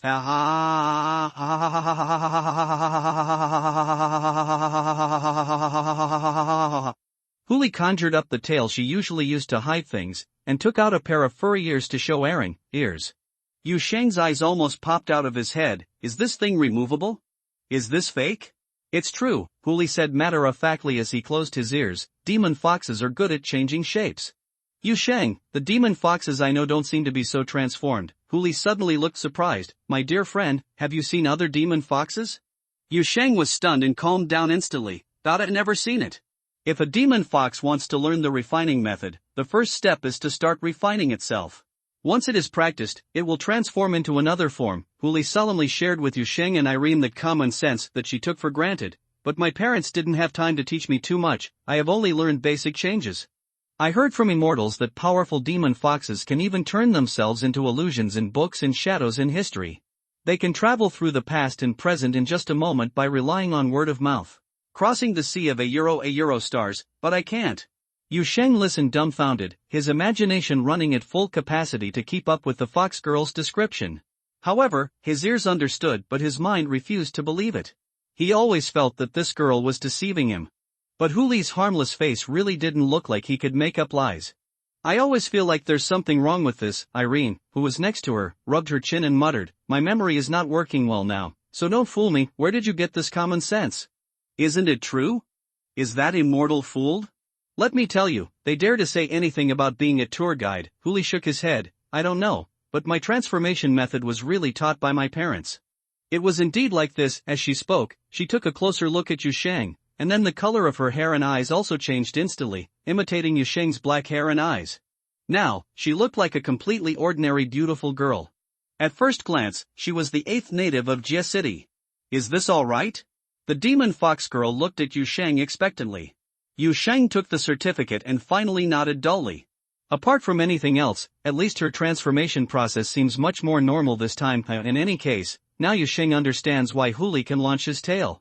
He doesn't know how other demon foxes in this world do it, but it is obvious that Huli used super beast weapons when he passed on the road. Now, the demon fox girl was sitting across the dining table, clumsily grabbing a pair of chopsticks and quickly pulling the food in the bowl into her mouth. It's just the simplest noodles, with some vegetable leaves and sliced a euro ham added, as well as 2 fried eggs. Search TWKAN on Google. Huli ate it as if it were the most exquisite delicacy in the world. It didn't look good at all, but he enjoyed it to the extreme. Strictly speaking, this was the first hot meal she had eaten in these years. The biscuits and instant noodles that Yusheng had brought her before were also very good, but sitting at a safe dining table like this, eating hot food from a bowl of steaming food is a completely different feeling. Eat slowly, there's not enough left in the pot. Yusheng looked at Huli, who had almost finished a bowl in the blink of an eye, with some distress, and touched her hand lightly. That's not how chopsticks are used, you look at me. Huli raised his eyes from the edge of the bowl, glanced at Yusheng's right hand, and then awkwardly adjusted his grip on the chopsticks while chewing the fried egg. She learns quickly. My dear, did I eat too fast? After finishing the bowl of noodles, Huli raised her head in embarrassment. She saw that Yusheng had only eaten half of the noodles in his bowl, and next to Eileen, there was also a bowl in front of her, and the contents inside were not touched at all. I always feel that if I don't eat quickly, you never know when it will be gone. It's okay. You'll adjust over time. Anyway, with your physique, eating a few big meals won't affect your health. Yusheng couldn't help laughing. If it's not enough, I'll serve you some more. Aha! Before Yusheng got up, Irene, who was sitting on the table, spoke. Let her eat my bowl first. The little puppet used both hands to push the bowl in front of him to Huli. Huli said thank you and didn't ask why he had to put a piece of food in front of a puppet that couldn't eat when eating. He lowered his head and started eating quickly. After finishing the meal, Yusheng found that almost all the dishes and chopsticks used by Huli did not need to be washed. They were licked by her so much that a human figure could be seen. After cleaning up the kitchen, Yusheng changed into clothes for going out. He also found a pair of his own clothes and jacket for Huli. To be honest, they didn't fit very well. Yusheng was much taller than the fox girl, and his clothes were always baggy no matter how he adjusted them. You can make do with pajamas in a few sizes, but it's not so easy to put together clothes for going out. In the end, Yusheng had to use many hidden pins and makeshift needlework to make his clothes fit stably on Huhu's body without looking too inconsistent. But even so, it would definitely be quite weird for a girl who was over 1.6 meters tall to walk outside in men's clothing that is obviously not suitable, but fortunately, Huli's appearance makes up for this problem. Facts have proved that if you have a good-looking face, you can really do whatever you want, and the demon fox's face is indeed good-looking, which makes her look like a pretty girl with a bit of a bad taste in clothes when she walks outside. While Yusheng was busy adjusting Huli's clothes, Irene sat cross-legged on top of the shoe cabinet next to her.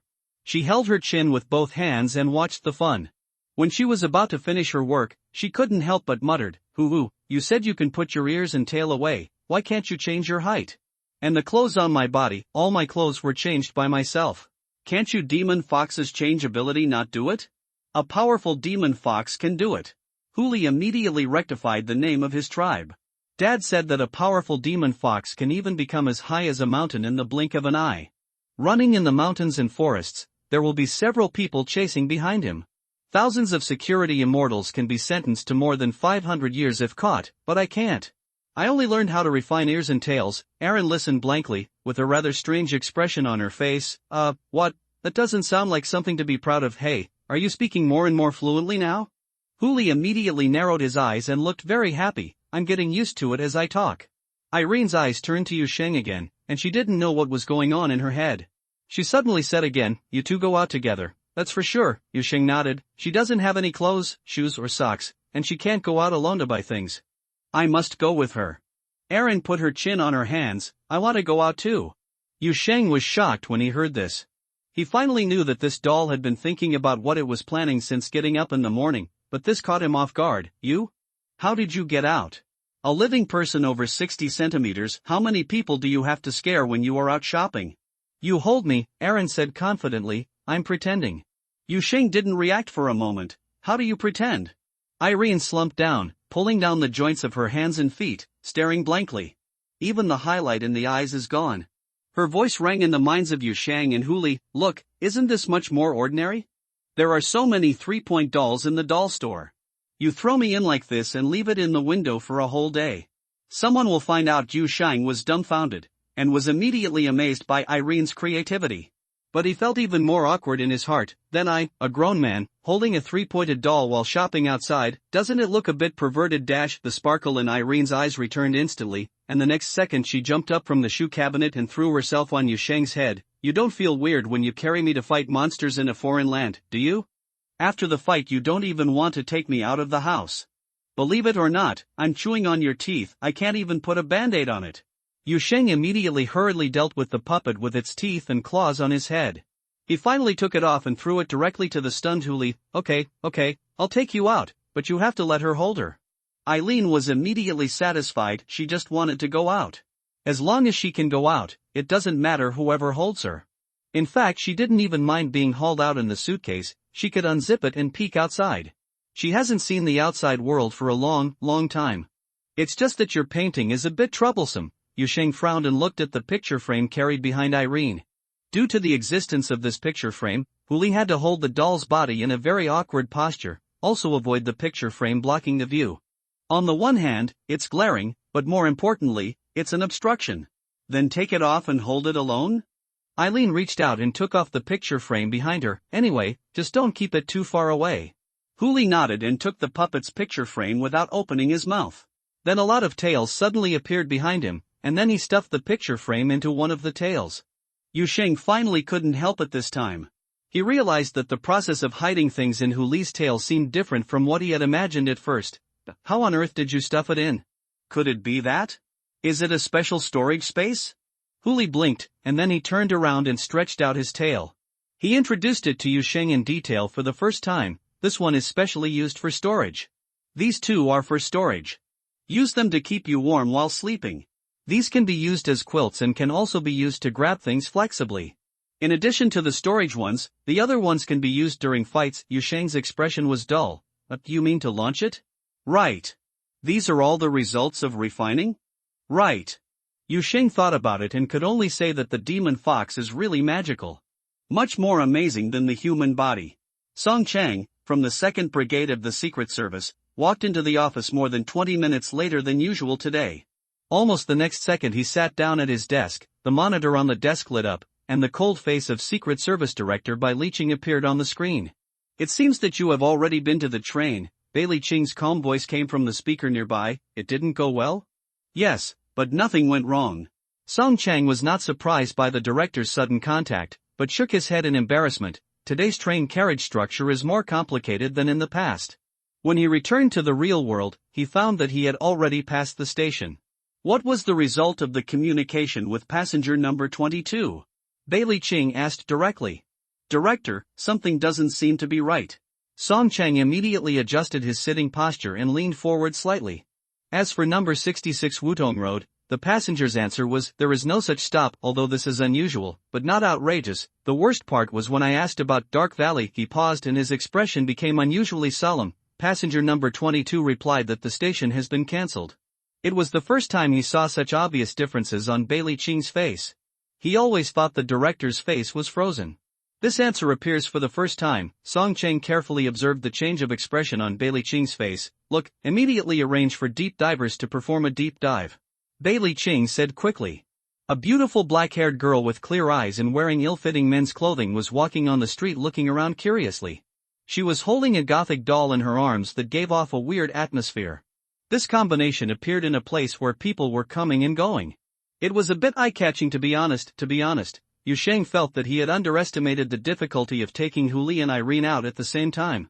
He had lost count of how many curious eyes he had glanced at along the way.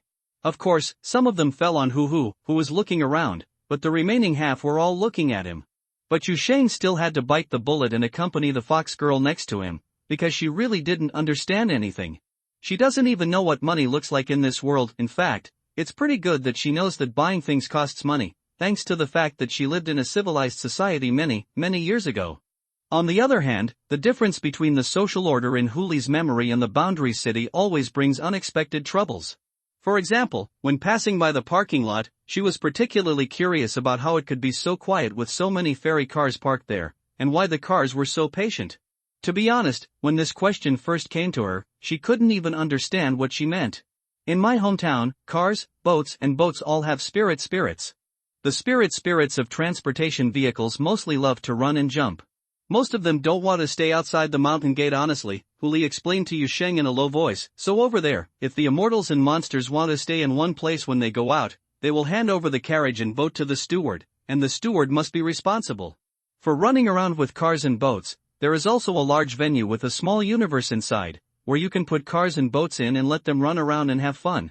That is called a self-service parking lot. As she said that, she raised her hand and pointed at a car on the side of the road that looked like it was driven by a novice driver and could not park in a parking space for a long time. This is very dull. In our place, it will be laughed at by children's fools.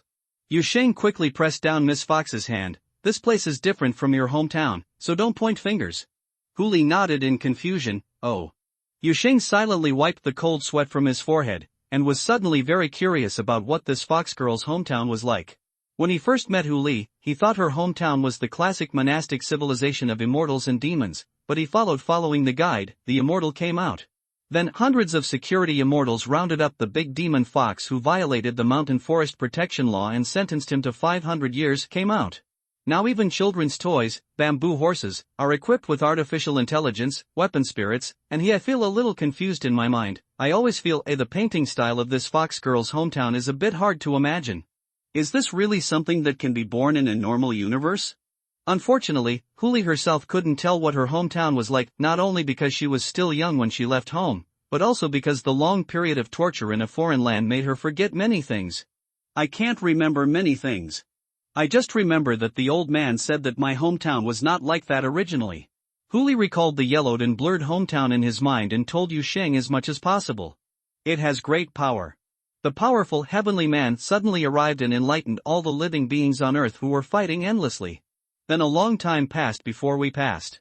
In the days when I was with the people in the sky, stars fly hundreds of millions of miles away in a moment. I still remember the old man saying that the stars in the sky change their positions every few years, which is what the people in the sky are adjusting. My daddy also works on the waterway. His job is to push out things that break into the waterway and then issue tickets to them. Speaking of this, Miss Fox became a little excited. My father can drive a very big shinsua, which is bigger than a building. He said it was called a star boat. The weapon spirit of the star boat is even more powerful. All it takes is a person lying in a pool of the star boat to give orders to the weapon spirit, and the thing can fly.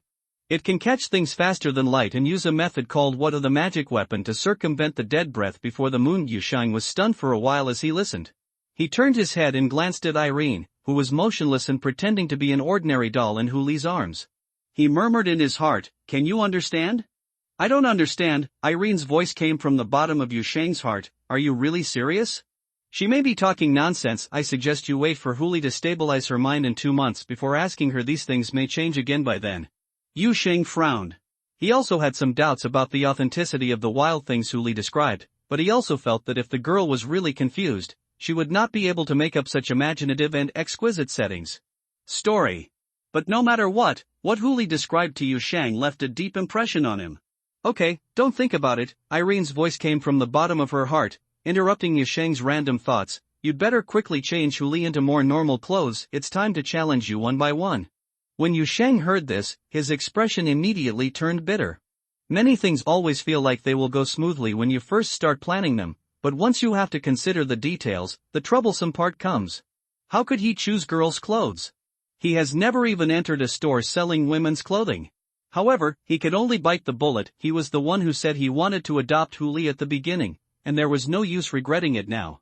But just when Yusheng led Huli into the mall with a decisive attitude as if he was about to sacrifice himself, a familiar figure suddenly flashed from the corner of their eyes. It was a short-haired girl who looked a bit petite, about 17 or 18 years old, with pursed lips, and a kind of silence and maturity that was slightly inconsistent with her age. Yusheng didn't recognize the other person at first, he just felt a little familiar. After 2 or 3 seconds, he realized where this sense of familiarity came from. It's the girl who calls herself Little Red Riding Hood. She is not wearing the dark red dress today. Instead, he changed into a brightly colored coat, making him unrecognizable at first glance. Yusheng knew immediately that he had found his savior. At almost the same time, Little Red Riding Hood walking on the other side of the road also noticed the eyes falling on her, and she immediately raised her head. For a brief moment, her eyes were like an alert wolf. But the wolf-like eyes were fleeting, even short enough for no one to notice. She saw Yu Sheng's appearance clearly, with a slightly surprised look on her face. Little Red Riding Hood quickly walked through the traffic and looked at Yu Sheng with a hint of surprise. After looking up and down for several seconds, she said, "You want to buy something too? Is it weird that I go out to buy something?" "Ah, I'm sorry, I just felt it was a coincidence." Little Red Riding Hood realized that her words were a bit inappropriate, and immediately lowered her head to apologize. However, the confusion in her eyes did not diminish at all because she already knew that Yu Sheng lived in a place named Wutong, in the foreign land of number 66 Road. The moment she left that foreign land, she guessed that this human who called himself Yu Sheng might have a worrying number of people, and his extremely realistic human words and deeds were likely to be some kind of mimicry. She really didn't expect that she could actually see this person who had lived in a foreign land for a long time on the street running out to buy something. Is it possible that this guy can still eat human food? Little Red Riding Hood couldn't help but have such an outrageous, she thought, idea pop up in her mind. Then she noticed Huli standing next to her, and the doll in Huli's arms. Little Red Riding Hood frowned slightly and took a moment to recognize Huli's face. Then she raised her finger and pointed at Eileen, who was motionless, even her eyes had lost their brightness. Is it dead? Yu Sheng saw Irene's eyes almost regain their luster. The little doll moved slightly in Huli's arms, and then he heard the fierce singing of birds and the fragrance of flowers from the other party in his mind. She just died. She was originally the earth flew into the sky and exploded 800 times. She's %IN hashtag. Scold her back. She's scolding you. Yu Sheng raised his finger and pointed at Irene, who still didn't dare to move, and said to Little Red Riding Hood calmly, "It's hard to hear, I'm a cultural person, I can't even say it out loud." 17 Erin's scolding suddenly became even worse. Little Red Riding Hood couldn't hear it either. But she could imagine it. "You guys are quite creative," she couldn't help but look Erin up and down several times. "You can actually use this method to bring her out in a fair and just way. Looking at your battle, it's... Want to buy clothes for her, referring to Huli?" "You're right." Yu Sheng spread his hands, directly blocking the commotion that was still continuing on Eileen's side. "I was just worried, but I didn't expect to see you one by one. Can you help me?" "I can probably guess what I need to help with." Little Red Riding Hood reacted in less than 2 seconds. His eyes swept over Huli's obviously ill-fitting outfit, and a smile appeared on his face. It's definitely something I've never experienced before." Yu Sheng's eyes lit up. "You agree?" Little Red Riding Hood looked unconcerned. "Of course, it's easy, but you have to do me a favor later." Regarding the help that Little Red Riding Hood wanted, Yu Sheng guessed several possibilities, most of which were related to the supernatural field. After all, although the other party looked like a girl of 17 or 18 years old, she was also a professional spiritual detective. Whatever she wants to do should be professional. To be honest, Yu Sheng is looking forward to it. After all, he himself has to deal with foreign lands. It is not a bad thing if he can treat this help as gaining experience with a little senior. He was just a little nervous. He didn't know if what Little Red Riding Hood wanted to do could be done by himself. If it was too difficult, he would have to find a way to fool him without losing face. Then he sat in a roadside cafe and stared at what the girl took out in a daze. "It is to help high school girls copy math papers." What a big book. Yu Sheng looked at the math paper in front of him and then looked up at the short-haired girl opposite him. He looked back and forth several times. It was really difficult to fully express his confusion. If it weren't for the answer at the back of the paper, this thing would be worse than before. Fighting with monsters in a foreign land is much more difficult. After all, no matter how hard you beat the entity to death, it can still drag you away.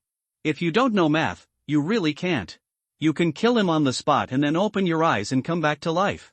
Still not. Huli hugged Irene and stood watching, not understanding what was happening. Writing this, I hope readers will remember our domain name network a plus or minus.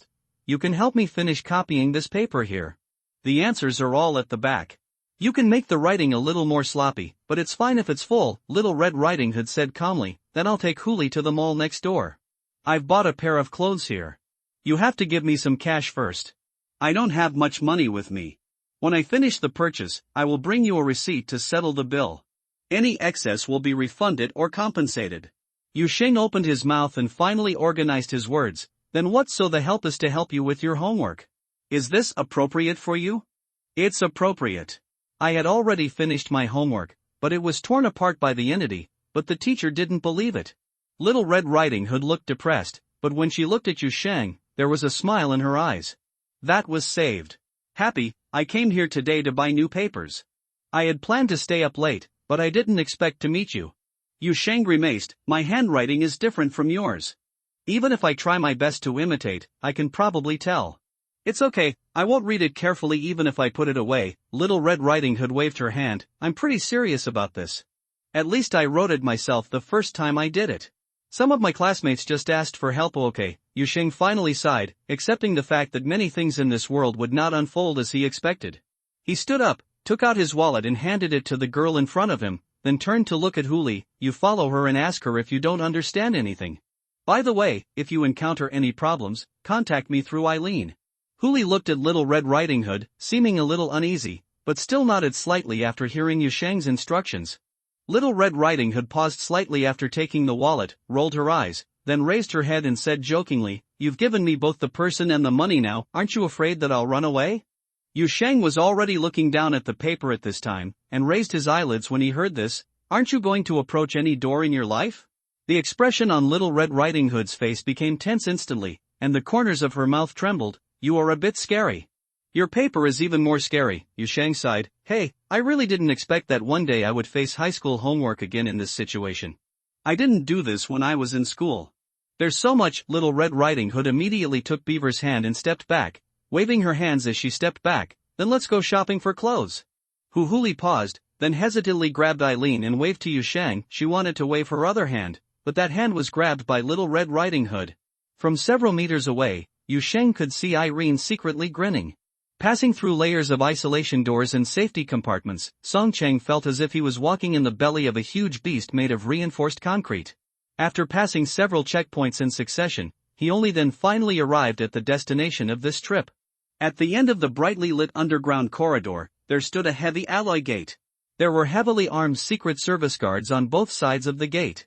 The gate was engraved with dense and complex patterns that were dizzying at a glance. The light sign above emits a reassuring green light, with the words Deep Diving Zone D2 Diveport on it. Song Cheng took out his identification card and swiped it on the card reader marked Customs Verification next to the gate. As the gate opened, the situation on the other side came into his eyes.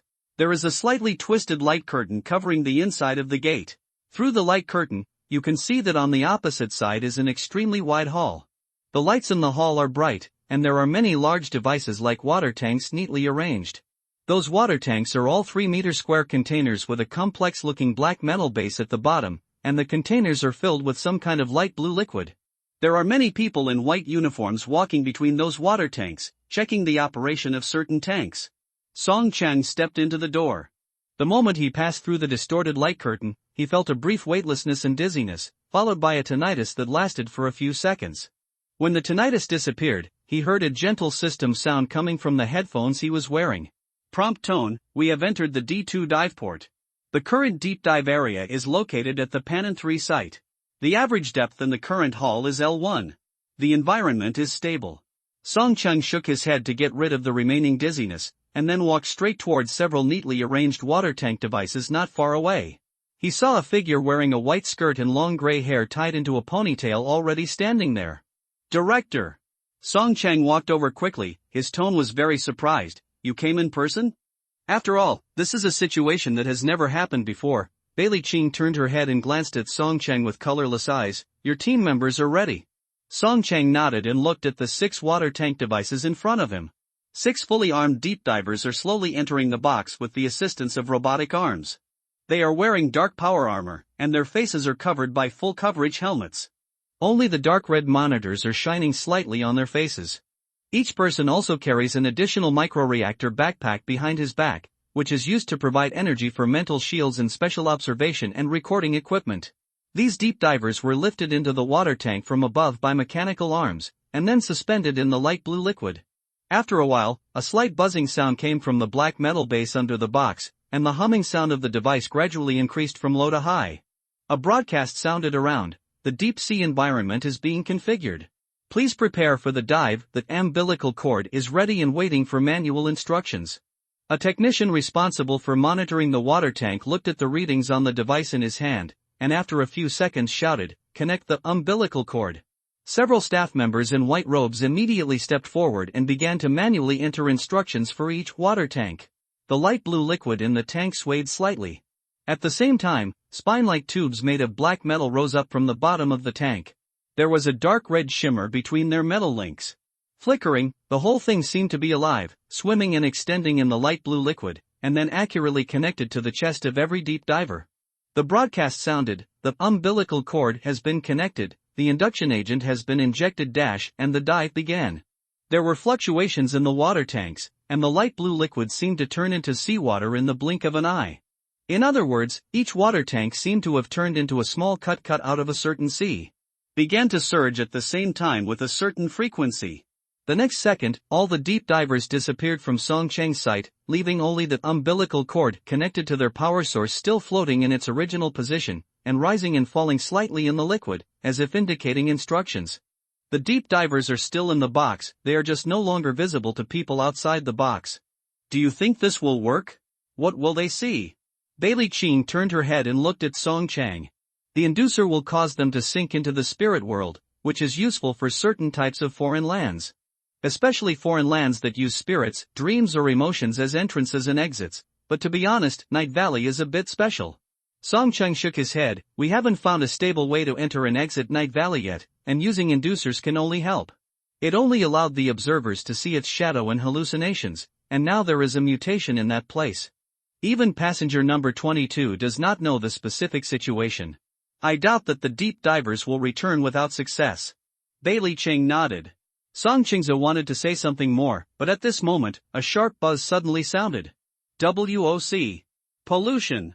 A technician jumped up almost instantly and rushed to the emergency stop button next to him like a gust of wind. Pull back. The emergency stop button was suddenly clicked, and a harsh noise sounded from the bottom of each water tank.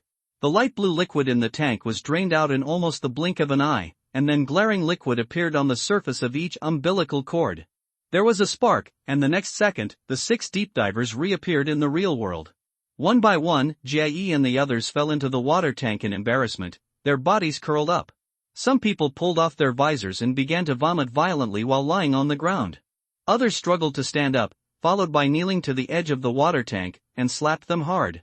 The reinforced polymer box seems to want to say something loudly to the people outside. Song Chang and Bailey Qing walked over immediately. Let's get to the end of the channel. The deep diver who struggled to stand up shouted loudly. Through the safety barrier of the water tank, his voice sounded distorted, the end of the channel. A beam of light. There is no night in the valley, no. There are only math questions at the end of the passage. They are all really big questions. In the Secret Service, deep divers are combat elites who have undergone strict selection and rigorous training, and have gone through many tests to stand out from ordinary operators. They are always sent to the most dangerous places, facing challenges that are extremely difficult and even beyond human reason. They know how to survive in the deadly environment of alien planets, know how to chase crazy angel cultists in lawless areas, and they can even enter foreign lands and confront the most dangerous entities, or go deep into nightmares to rescue those fallen souls in the treacherous labyrinth intertwined by spirit and consciousness. Deep dive from the peaceful world, and dive into the dark dimension beneath reason. That's their job. But there are always things in this world that human intelligence cannot understand and fight against. Even the most elite deep divers will encounter failure sometimes, and often do so. But the current situation is still beyond Song Cheng's work experience, and even seems to be beyond the director's expectations. The 6 deep divers were immediately transferred from the water tank to the outside. Their power armors had automatically performed emergency rescue procedures the moment they returned to the real dimension. The injection system built into the armor injected a large dose of sanity blockers. And protective drugs were injected into the body, allowing them to quickly enter a calm state. Then the support staff came forward to check each person's pollution status, and at the same time confirm whether their consciousness had returned to the material world with the body, and whether there was anything else. Something followed their consciousness and returned calm. Song Chang and Bailey Qing stood aside, watching this scene with furrowed brows. Math problem? After being solemn for a long time, Song Ching finally couldn't help but break the silence. How can a math problem hit your brain like this? Bailey Qing shook her head gently. The professors of Terra's Academy can indeed attack their opponents by injecting excessive amounts of knowledge into ordinary people's brains instantly, but it will not have this effect, and our deep divers have been professionally trained to attack knowledge-based attacks. They are inherently adaptable. In addition to possessing a considerable degree of learning ability, their brains can actively sleep when faced with knowledge infusion that exceeds their processing capabilities. Song Chung frowned. You mean, the math problem that the deep diver mentioned before he passed out might just be some kind of concrete impression they saw during the dive?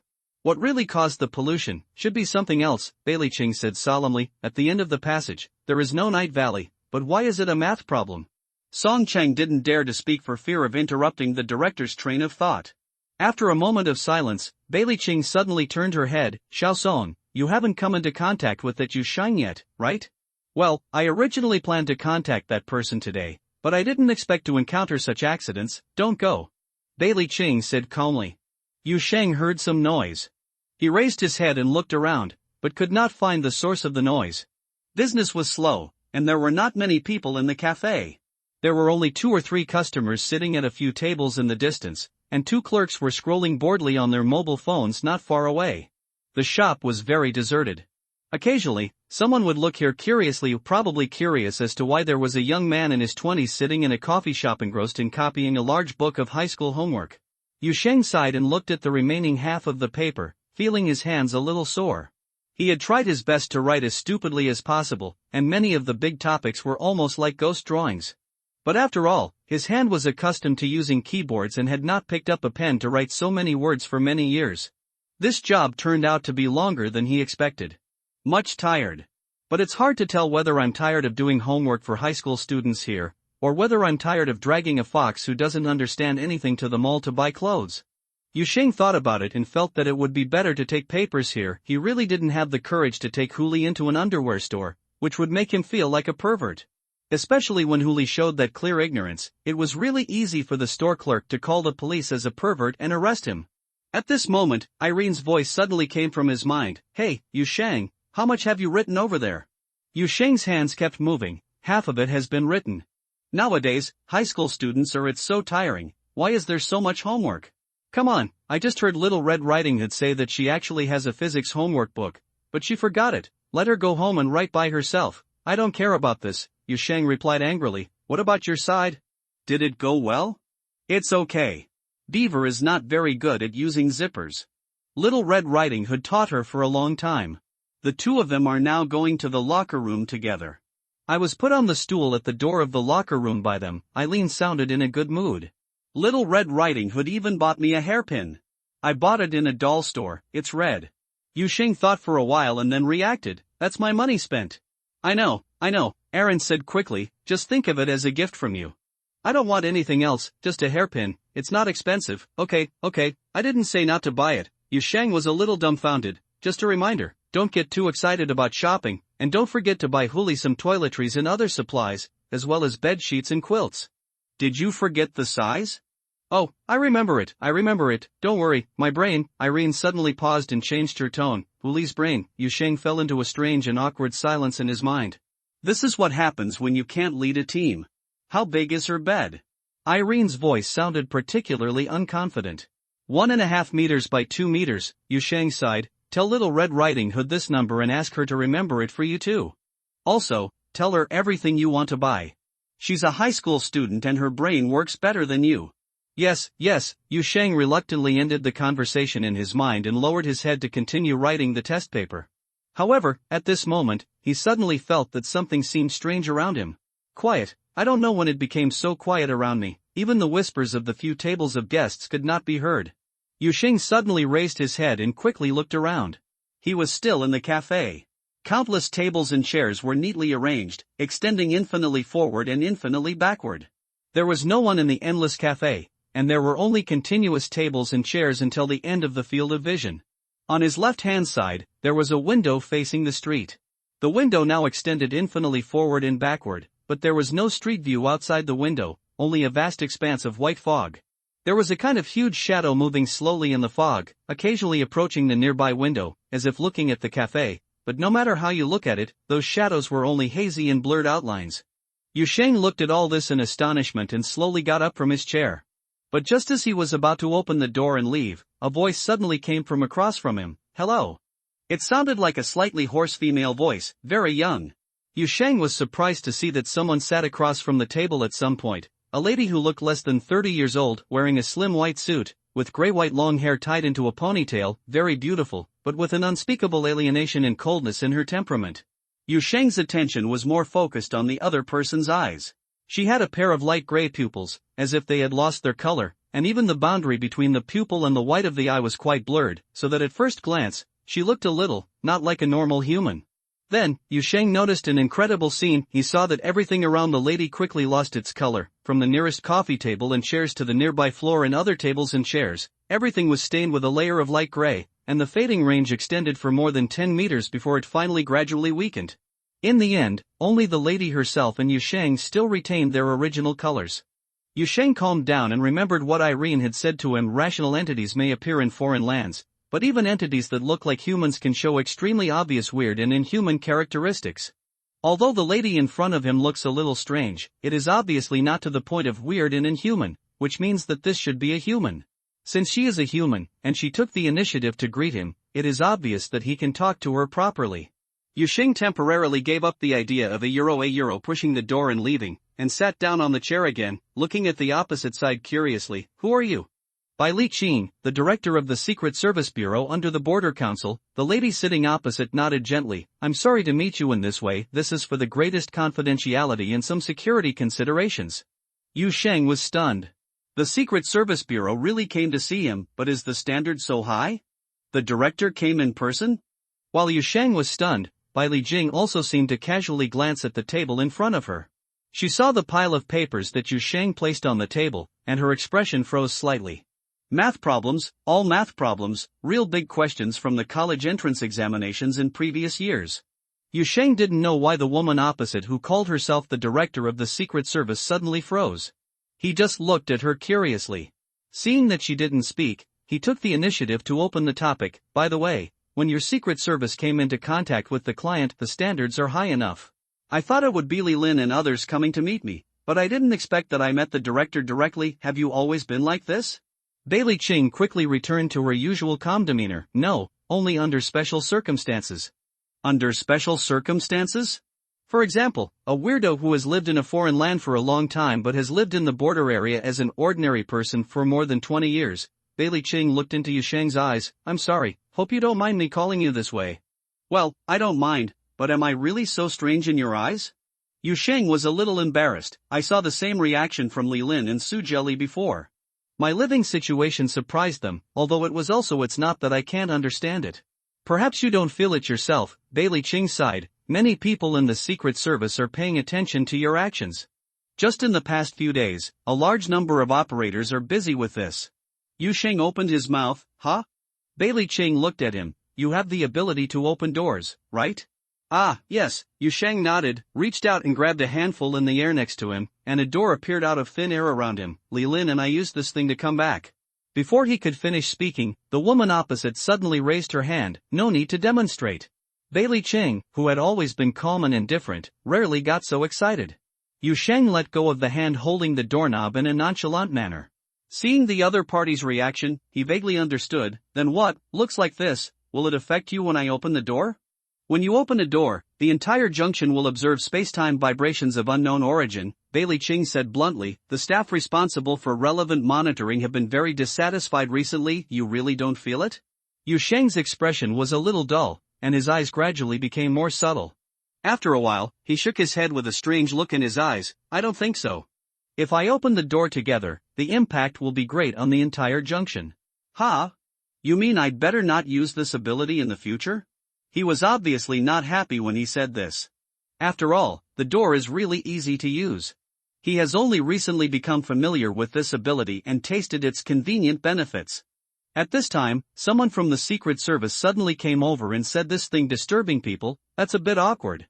But looking at the attitude of the female director in front of me, it seems that the degree of disturbing the people by opening the door is, indeed, not small, which is a bit embarrassing. Of course, Bai Li Qing noticed Yu Sheng's emotions. After thinking for a moment, she shook her head. I just want to make a suggestion. I hope you can try to control the frequency of opening the door in the future. At least, don't do it like before. Open hundreds of cracks overnight, or at least report it in advance. After all, this is you. Ability, and it itself does not actually cause substantial damage to the border area.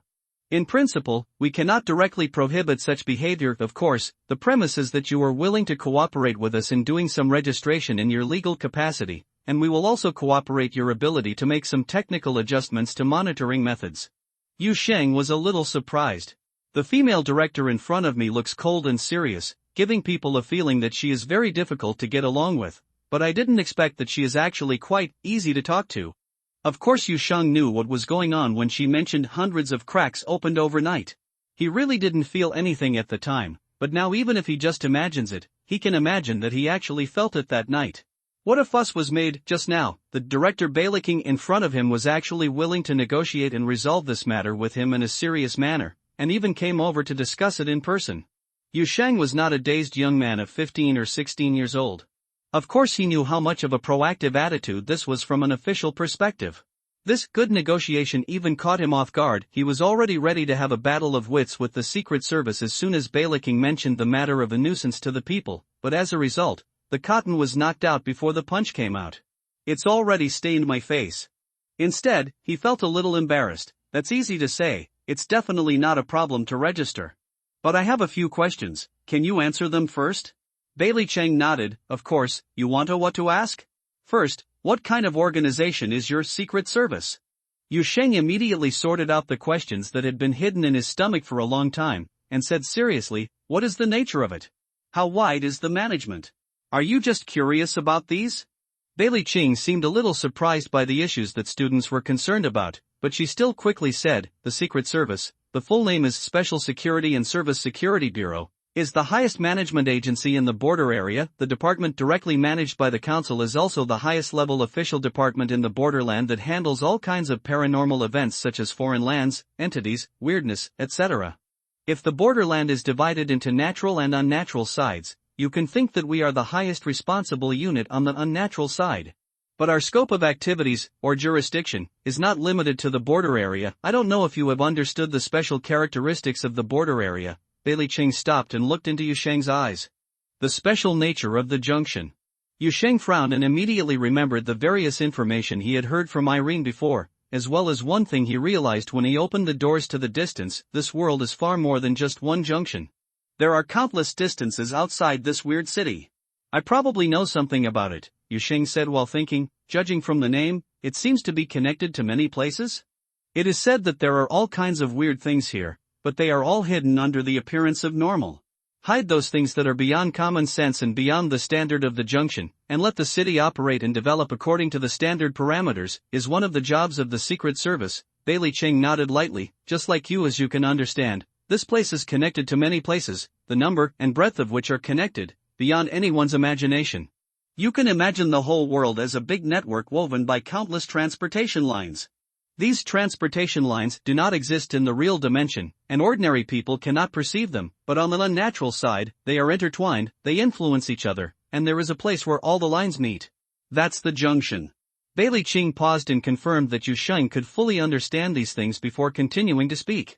The job of the Secret Service is, first, to maintain the boundary between natural and unnatural within the border area and ensure order on the unnatural side. Second, it is to deal with those who come from the traffic network. All the threats that are spreading towards this intersection point, whether they come from just a short distance away or from deep space 36 billion light-years away. Yu Sheng's eyes widened, and it took him a few seconds before he said, isn't the distance between the two of them a bit too big?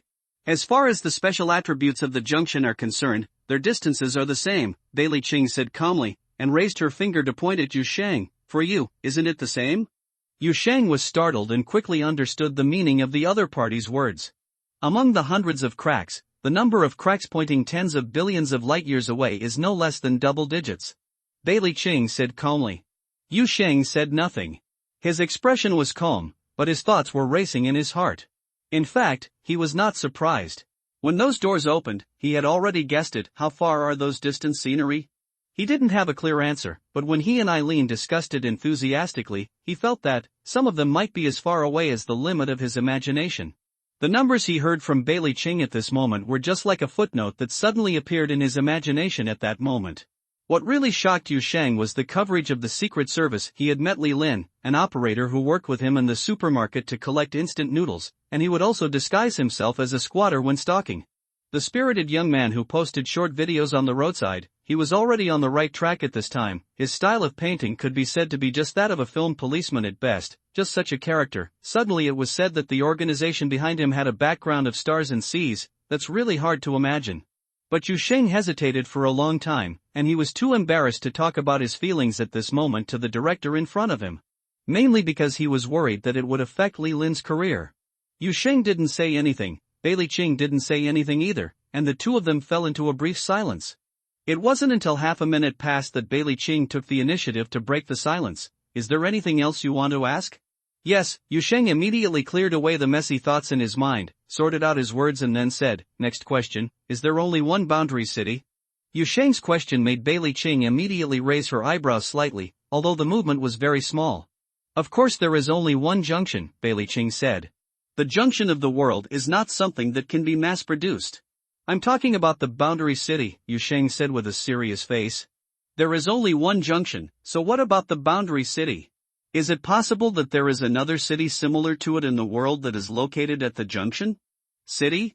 He paused, looked into Bailey Qing's eyes, and said slowly, they are very similar, but not that similar. They all have the same name. There are some places with the same name, but they are not as extraordinary as here, but just an ordinary place. If this world has an observable scale of tens of billions of light years or even wider, is it possible that such a city that matches my description could exist within such a huge range? I don't know if it was Yu Sheng's illusion, but when she heard this, the expression on Bailey Qing's face became strangely serious. The director was silent for several seconds before he spoke carefully. As for your conjecture, let me call it a conjecture, scholars actually have a hypothesis. This hypothesis is this: if the space scale and time scale of the entire universe are infinite, or at least in a statistical sense, they are nearly infinite within the scope of human imagination and assumptions, then it is possible that there will be two identical or highly similar objects in the universe. Location: two planets with highly similar parameters, two similar mountain peaks, or even two very similar histories. The probability of such a mirror image appearing may not be high, but under sufficient time and space scales, never zero. Yu Sheng thought for a moment and nodded slightly. I seem to have heard similar theories. Then let me tell you a limitation of this hypothesis, that is the non-public part of it, Bailey Qing said. That is, even if the hypothesis is established, even if any place an event in the universe is possible in infinite time, there are mirrors in space, except for two places where there are no mirrors. The first is a planet called Terra. It is located deep in the stars and is far away from here, but there are some secret connections to the junction. The second is this junction. In other words, there will not be a second boundary city in this world, because this city is the main component of the junction, and the junction itself does not have a mirror. Even in the space of the universe, boundless, infinite time, from the past to the future, there will only be this junction, this boundary city. Yu Sheng opened his eyes slightly and didn't speak for a long time. Look at your reaction. Bailey Qing adjusted her sitting position. You are almost sure that there is another boundary city in this world? Have you even seen it? Yu Sheng forced to suppress the turbulent thoughts in his heart. He took a deep breath and slowly tapped the table in front of him with his fingers. Yes, I have seen it. It is a small seaside town. It only takes 30 minutes to drive from the southernmost edge of the city to the northernmost edge. There is nothing exotic there, and there is no secret service. People live a very ordinary life. Life, sunshine. The sunshine is always nice, soft, not dazzling to the eyes, and the sunset is also very beautiful. Yu Sheng described the scenes in his memory to the woman in front of him. He did not hide this. Under the premise that the other party already knew the truth about number 66 Wutong Road, and that he was specifically responsible for managing affairs related to foreign lands, this director seemed to be the most likely person he could contact now. You can help your own people. Bailey Qing listened to these descriptions quietly. Her colorless eyes seemed to always be able to hide her truest emotional fluctuations. No one could tell what she was thinking when she heard these descriptions. Only after Yu Sheng finished speaking, she suddenly said, "Can I take a look?" Yu Sheng was startled. See? How do you see it? The woman opposite stretched out her hand and pressed it on his temple. Along with the cold touch, there was also a moment of trance. This is my ability. If you don't mind, just open your imagination to me temporarily. Of course, if you are worried, I will definitely not force it. Bailey Qing said seriously. Yu Sheng frowned, and after quickly weighing it, he nodded lightly. Closing his eyes slightly, he imagined what his hometown, another boundary city, looked like in his memories. The ordinary seaside town appeared in his mind, and then he felt as if there was another pair of eyes watching the imaginary scenery along with his memories. After a while, Yusheng opened his eyes. He found that Bailey Qing opposite her still had her eyes closed, and behind her, the infinitely extending cafe was silently collapsing from far to near. Those neatly arranged and endlessly repeated tables and chairs were quickly swallowed up by the darkness, and the collapsed it is as if the architectural structure has dropped into an invisible abyss. Yusheng was stunned for a moment and didn't know what was going on. Hey! This place has collapsed. Hey, wake up! He was just halfway through speaking when Bailey Qing finally opened her eyes. It doesn't matter. It's just a little after effect of activating the ability. As he spoke, the collapsed building, tables and chairs in the distance quietly returned to their original state. Yusheng suddenly felt a little embarrassed, and smiled twice. Oh, your ability is quite cool. Bailey Qing didn't speak, just rubbed her forehead gently, as if thinking about something. Have you seen it all? Yusheng asked curiously. What about that? Do you think? I saw it. It was exactly what you said. A peaceful seaside town, with the shadow of this city in many places. Bailey Qing interrupted Yusheng's words. For some reason, when she spoke there was some hesitation, but this hesitation was quickly covered up. I now believe that you have indeed seen such a boundary city, but I am curious, why are you obsessed with this place? For some personal reasons, I want to find it, Yusheng said seriously, but according to your words, a theory is a theory after all. Bailey Qing shook her head. Her attitude was suddenly not as certain as at first, but her words had a lot more room for twists and turns. In fact, I still don't think there is a third party in the world. The two are at the junction of two places, but it's not completely impossible if a certain place happens to be somewhat similar in architecture and layout to this city. Yusheng looked at the woman in front of him suspiciously. Really? Who knows? Bailey Qing breathed out. Some scholars have said that our universe is still very young, and some new physical laws have not even had time to be born. Therefore, all cognitions about this world based on the human perspective may be wrong, or will be overturned one day in the future. I now believe that the boundary city you let me see is real. It's just that, it's not even included in the files of the junction. Then if one day you find it, you will be the first to know. Bailey Qing nodded seriously. Yusheng thanked him. But he didn't believe it too much, because intuitively, he always felt that the woman in front of him was not so sincere in this matter. He didn't know where this feeling came from, but he decided not to continue on the topic. I have another question. Yusheng quickly changed the topic. I'm asking for a friend of mine.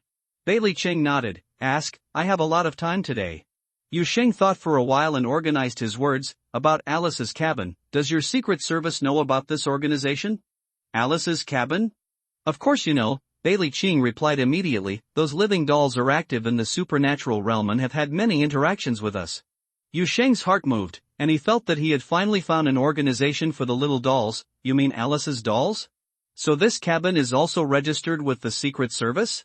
No, you made a mistake. Bailey Qing shook her head. Alice's house is not something registered with the Secret Service. It is an independent force located outside the border area. Although they are very low-key, but their influence is actually no less than that of the Secret Service. Yusheng. There is not only the junction as a special place in this world, nor is there only one big organization like the Secret Service.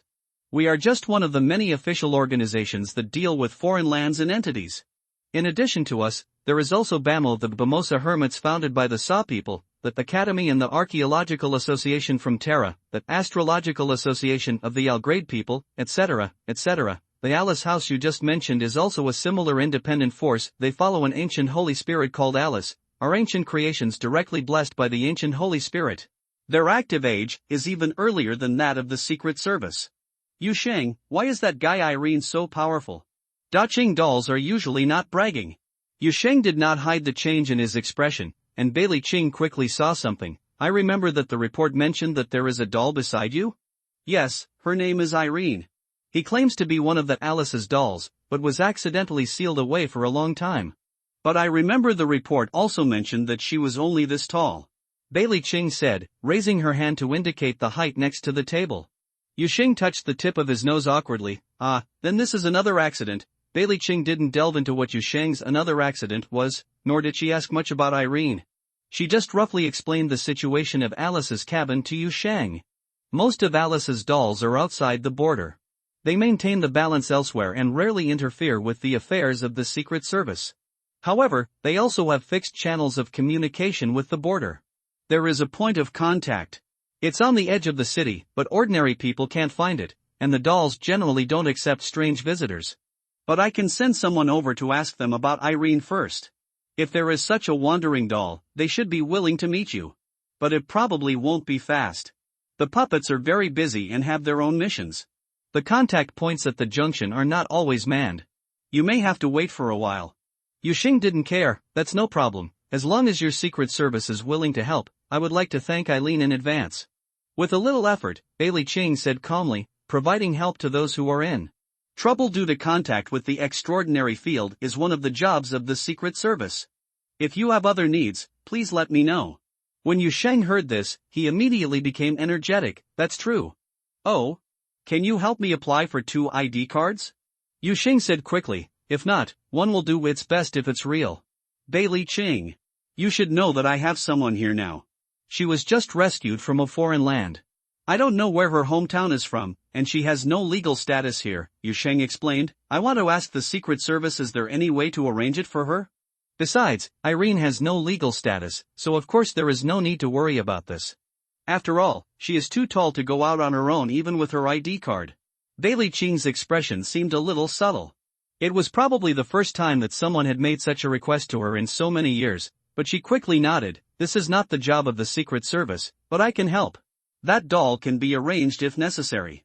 Of course, as you said, she can probably only hold the certificate as a collection, but maybe it can be used in some situations? When Yusheng heard this, he thanked her repeatedly. Now he was really sure that this young-looking female director was really easy to talk to and would really help with anything. So he brought up another thing. Then there is another thing, which is also about the person I rescued from a foreign land recently. I want to ask. Can the Secret Service help find her hometown? Since you're in charge of such a large area, you should be much better informed than I am. You can tell me about her situation first. Bailey Ching did not refuse. The details mentioned in the report are very few.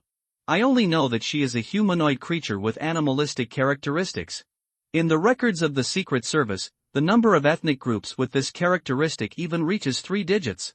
I'll go, there are so many. Yusheng was surprised when he heard this, but he quickly came to his senses and began to recall Hu Li's previous descriptions of his hometown. She said she came from a place where immortals and demons came from. Judging from her description, the level of civilization in that place was probably extremely high. She also mentioned a group of people called heavenly people, saying that they enlightened the people living on the earth. Yusheng recounted it in as much detail as possible, including the messy details, but considering Hu Li's state of mind when he was telling this, he finally added a few words of reminder. What I said can only be used as a reference. She seemed to have been a child when she left home, and because she had been trapped for so long, her memory and thinking were a little confused. There must be some misremembering or exaggeration in the story. I understand. Bailey Ching nodded hesitantly after listening to Yusheng's words. Although there was no expression on her face, her hesitant attitude still showed that her mood was a little subtle at this time. Indeed, you told these sound a bit fanciful, and I'm not sure if I can find anything that matches these characteristics in the Secret Service's files. She said it tactfully, but Yusheng had already heard what she meant. I'm afraid there are no corresponding records in the Secret Service. Try your best. There's nothing you can do if you really can't find it. Yusheng sighed. She actually doesn't have a family anymore, and she doesn't have much attachment to her hometown. Helping her find her hometown is actually just a thought of mine. You seem to be very enthusiastic. Bailey Ching suddenly sighed. Probably? Yusheng felt a little embarrassed. My enthusiasm will end up causing trouble for you. The Secret Service has always dealt with trouble.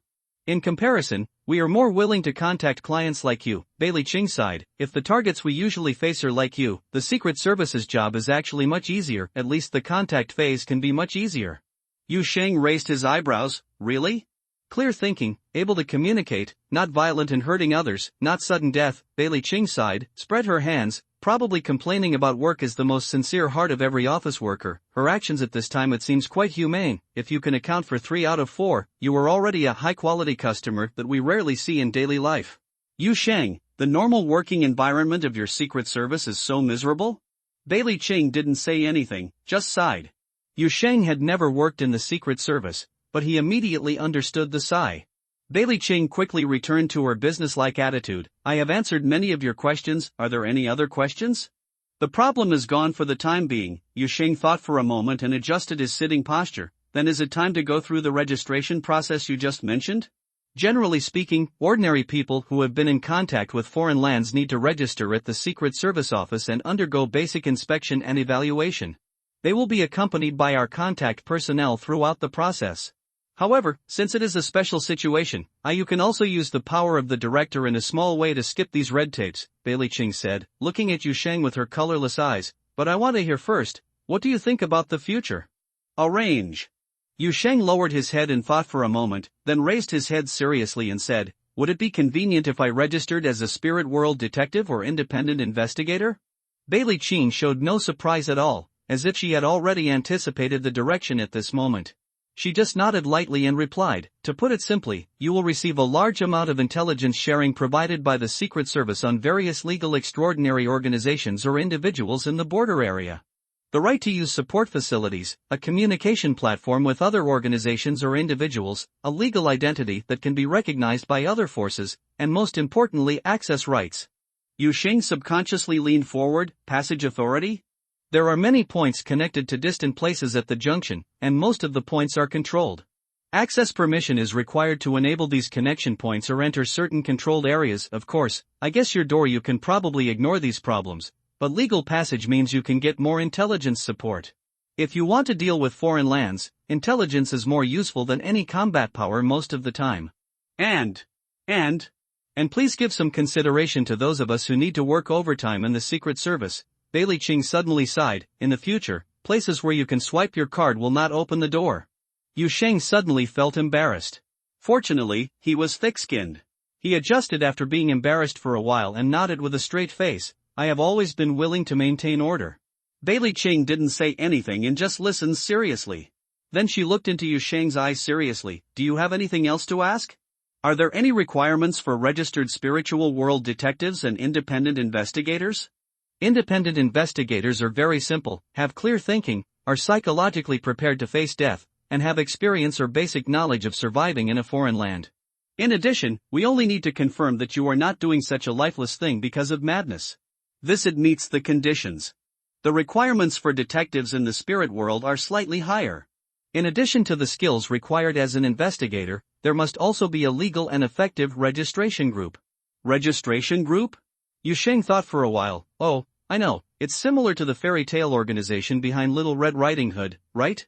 It's understandable, Bailey Ching nodded. So if most people who survive from foreign lands want to continue to deal with the extraordinary world, they will first start as independent investigators. Finding an organization willing to accept newbies it's very difficult. After all, in many dangerous foreign lands, a bad newcomer brings even greater danger than encountering an entity. Of course, there are exceptions, such as a group of people encountering foreign lands at the same time and surviving collectively, although this situation is rare. Rare. Are there any registration restrictions for this kind of organization? Yu Sheng asked curiously. At least 2 members who meet the qualifications of investigators, at least 1 member who has experience in confronting entities, a stable contact location and contact method, and the name must not contain words or special punctuation marks that violate public order and good customs. In addition, it is legal statements such as operation and not endangering the order and security of the border area, nothing else. Yu Sheng listened in a daze. That's it? No other requirements? A smile seemed to appear on Bailey Ching's face.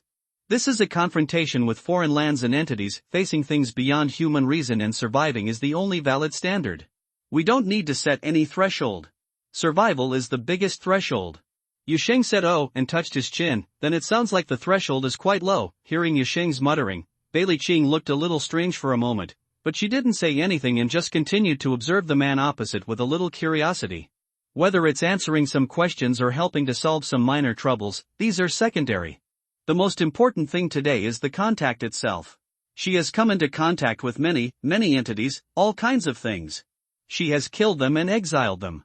She has also talked to and even cooperated with weird things that have reason. She has deceived them and been tricked by them. They deceived, but no entity, not even remotely human, had ever spoken to her about these things as they did now. The person sitting in front of her even looked like he was interested in becoming a spirit detective or investigator. Putting aside the thoughts in her mind for the time being, Bailey Ching broke the silence. So, you want to, can I register as a group? Yu Sheng looked at Bailey Ching with a little expectancy. I'm not alone here, there are 2 of us. Network you mean the doll named Irene, and the demon fox you brought out from a foreign land? Bailey Ching suddenly frowned when she said this, but they don't have legal status in the border area yet. Then apply for ID cards for them first? Yusheng thought for a while, and then said, to apply for ID cards for them, they don't need to have jobs first and then they need to register for work. ID card, and then it got stuck? Bailey Ching was obviously startled this time. Of course not, why are you so worried? Oh, that's fine, Yusheng smiled sarcastically, I'm overthinking it. I will arrange it. Bailey Ching didn't think too much. She just silently added having a certain sense of humor to Yusheng's observation report in her heart. Then she raised her wrist and took a look. Watch, it's almost time. You want to leave? Yusheng stood up subconsciously. Then someone will come to you soon to handle the necessary registration procedures for you and your two friends. Bailey Ching stood up. You just need to fill in a few forms. Keep your phone open for the next 2 days. Yusheng, oh. Bailey Ching nodded, but before leaving, she seemed to suddenly remember something. By the way, there is one more thing. What?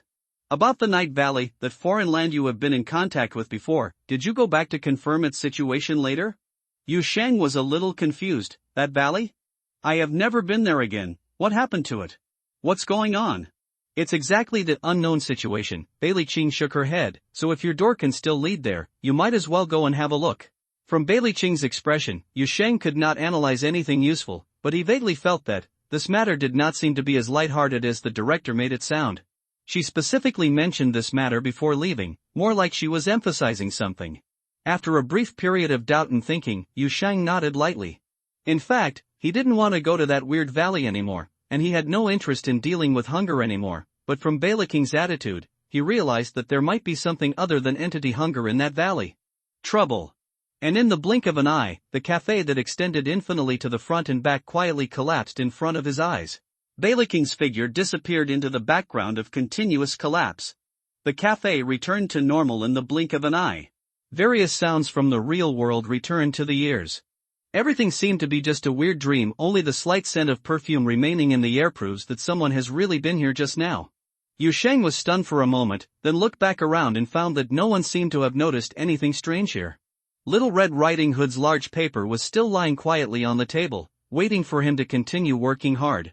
It's really easy to come and go. Yusheng shook his head, muttered something casually, then sat down again and prepared to continue doing homework for the high school students. But this time he couldn't calm down. Many things I talked to that Secret Service director were spinning around in my mind like an uncontrolled whirlpool. A lot of brand new knowledge about the world was stirring, mixed with many concerns about the future and the distance. Expectation and imagination. He felt that he had not felt this kind of expectation in his heart for many years, but also a little nervous about tomorrow. In addition, there is something Bailey Ching mentioned specifically before leaving Night Valley. What happened to that valley? At this moment, a voice suddenly came from not far away, interrupting Yusheng's thoughts. We're back. Little Red Riding Hood's voice sounded very happy. Yusheng, how much have you written? Yusheng immediately raised his head after hearing the sound, and at the first glance he saw the black-haired girl standing next to Little Red Riding Hood. That's who wearing new clothes. The weather has turned cold, so Little Red Riding Hood bought her a warm white coat and cotton skirt. The clothes themselves were actually very simple, but unexpectedly suited Hoo. The collar of the top was made of plush material that served as both decoration and wind protection. It is reminiscent of the beaver's own furry ears and tail, both are the same silver-white color, with a hint of femininity and elegance. The fox girl stood there with some restraint, her expression looked a bit dazed. She seemed to be still not used to the feeling of wearing well-fitting clothes. Maybe she had been walking around in a place full of strangers for a long time, and she still hadn't relaxed yet. It wasn't until Yusheng waved to her that she suddenly blinked as if awakened and ran over quickly carrying several large shopping bags. Seeing Yusheng, Huli stood across the table a little nervously, finally remembering to call Yusheng by his name in a place with many strangers. New clothes, very suitable. Yes, it's very beautiful. Yusheng laughed. He could feel that the girl was happy, but his eyes fell on the other person's skirt again. The temperature has dropped in the past 2 days. Isn't this body cold? I'm wearing long johns underneath, Little Red Riding Hood said as she sat directly next to Yusheng and looked towards the table. Let me see how many you wrote. Well, it doesn't seem to be much. Something unexpected happened just now and it took a long time. Yusheng touched his nose awkwardly. and then looked at Huli and Little Red Riding Hood curiously. Wait a minute, where is Irene? Oh, here. Huli reacted instantly and reached out to lift a large shopping bag on the ground to show Yu Sheng. There were too many things bought in the middle, and I couldn't hold her, so I just put them in the bag. When Yu Sheng looked around, he saw the little doll lying in the shopping bag. Irene was lying on a pile of clothes with eyes that had lost their brightness. The whole bag was filled with the doll's resentment. The resentful one's handbag has almost become a curse. Are you okay? Yu Sheng raised his head and asked in his mind.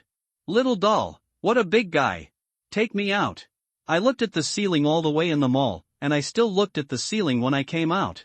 In the middle, Little Red Riding Hood also put the unfinished drinks into the bag. Also put the snacks I bought into the bag. In the middle I even fell to the bottom of the bag and they didn't even notice. I protested all the way, but this stupid fox was so dizzy that he ignored me. Yu Sheng quickly reached out and took out the resentful doll lady from the shopping bag and placed it on the chair next to her, feeling comforted in his heart.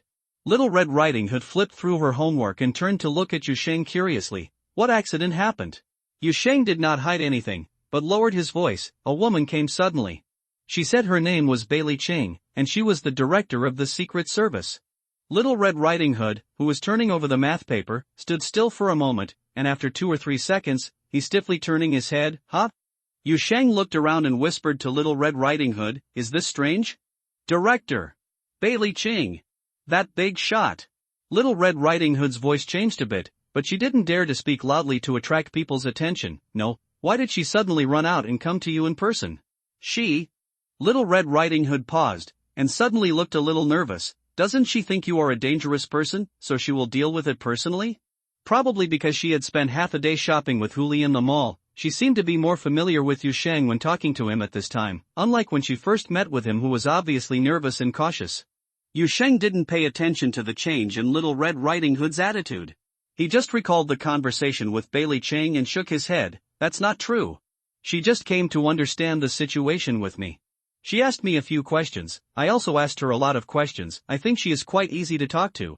Little Red Riding Hood looked dull, doubting her hearing. Yabaliking? Easy to talk to? The combination of these two words is really novel. In a certain office at the Secret Service headquarters, with a burst of collapse and distortion of light and shadow, a pale humanoid silhouette suddenly appeared behind the desk. Then the pale silhouette quickly took shape, was given a light color, and turned into 100 colors. Li Qing's figure. She sat quietly behind the table, motionless for a long time, seemingly lost in thought. After an unknown amount of time, she suddenly raised her head and reached out to press a button on the table. Inform Song Cheng of the 2nd Brigade and Luo Zhang of the Confidential Management Office to come to my office immediately. After a while, there were 2 more people in Bailey King's office. One is Song Chang, who is burly, and the other has gray hair and looks to be in his 50s. The latter wore a pair of narrow-rimmed glasses, was short and slightly overweight, and looked like an ordinary office leader who had begun to retire. Bailey Ching raised her head and glanced at the 2 people who came to her office, and nodded slightly. They came very quickly. Have you gone to see that person named Yu Sheng? Song Chang was the first to speak. Looking at you like this, what did you find? I have communicated with him a lot, and it is far from the process of my prediction. Yu Sheng may be the most special unnatural individual I have ever come into contact with, but before discussing in detail, I want to let you see at first the same thing. Bailey Ching said, turning her eyes to the gray-haired man, the head of the Confidential Management Office. Luo Zhang, close the door. Luo Zhang nodded immediately, turned around, and closed the office door. As he closed the door, an invisible oppression instantly spread throughout the room, as if a breeze was blowing around. Wherever the breeze passed, even the dust floating in the air seemed to freeze for an instant. When Song Chang saw this formation, he couldn't help but feel nervous. He thought it's bitter and cancelled his plan to get off work on time this afternoon. Bailey Ching stood up silently after completing the closure of the office and came to the floor-to-ceiling window on the side. This window is very large, and there is always a light layer of fog outside the window. However, there is an ever-changing scenery in the fog, and the scenery is obviously not the scenery that should be found in Boundary City. Sometimes it is undulating mountains, and sometimes it is continuous, endless forest, but most of the time it is a calm lake without any fluctuations. In the distance of the lake, there is a small house standing quietly, wrapped in mist, as hazy as a dream. As Bailey Ching came to the window, the flowing mist outside the window quickly became still, and the ever-changing scenery in the mist slowly faded away. Song Chang and Luo Zhang looked at the fog with serious expressions. After a few seconds of stasis, something else began to appear in the fog. Buildings, scattered roofs, a strange city, and the gradually spreading red glow. What is this? Song Chang asked subconsciously. This is what Yu Sheng showed me. He said it was another boundary city, Bailey Ching said softly, her colorless eyes calmly staring at the mist outside the window, which was stored in her memory. The scenes in the film are constantly appearing and restoring in the fog. He is obsessed with this place and has seen this place before. A layer of astonishment suddenly appeared in Luo Zhang's eyes. He took off his narrow-rimmed eyes and wiped them on his shirt, then stared at the floating light and shadow outside the window. Another boundary city? Yes, another one, and I vaguely sensed his emotions, and he seemed to think, this is what boundary city should be like, normal. Song Chang and Luo Zhang both fell silent in shock. They looked at the so-called normal scenery outside the window with a little uneasiness. Buildings so dark that only their edges are left or lined up on the ground, and there are towering weird spears standing in the distance, outlining a spectacular outline. The fog is filled, and the roofs and towers are like tombstones arranged in the mist. There is a red glow passing through the fog, giving the entire sky a strange and dim texture, and the sunlight. The blood-colored sunshine flows like water in the city, rolling up vortices between the buildings, and pouring down from the roofs mixed with the rays of light, constantly flowing and dripping on the eaves, dripping, pattering. Bailey Qing's words sounded a little ethereal when they came to Song Chang and Luo Zhang's ears. He said that this is a quiet seaside town with beautiful sunsets. The red glow will splash in the sky like water, along though the roof is flowing. It sounds like a very poetic description. Song Chang said softly. Yes, I thought so when I first heard it. Bailey Qing shook her head slightly, until I discovered that it was realistic. This can't be a place that exists in reality, Luo Zhang said with a serious expression. He had gotten rid of the uneasiness and tension caused by witnessing abnormalities and quickly regained his composure. There may be many places in the universe. It's a planet with weird scenery, but this scene doesn't look like a natural landscape no matter how you look at it. The light and shadow around those buildings are also. There are sunshine whose existence forms violate the laws of physics. They seem to be melting. If I have to say it, it's a bit like the graphics card driver crashing when playing games, and there is a problem with the picture rendering. Song Chang also touched his chin to analyze, and finally added, I saw that my daughter had this problem when playing games. This situation. This should be some kind of foreign land, Luo Zhang said cautiously.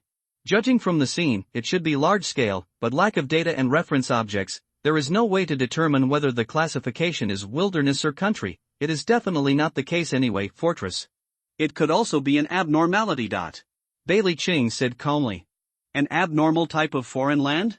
Luo Zhang was a little surprised. He frowned, like a fairy tale or a heroic epic?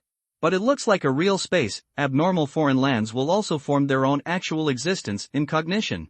What I saw was just the scene outlined in Yu Sheng's mind, so I cannot rule out that the essence of this scene is just a memory or story. Bailey Qing shook her head. The key now is that no matter what the nature of this foreign land is, Yu Sheng thinks it is another boundary city. Song Chang and Luo Zhang fell silent at the same time, and the atmosphere in the office seemed particularly solemn. There are countless foreign lands in this world, and those foreign lands that are connected to or even overlap with the border areas are as numerous as stars.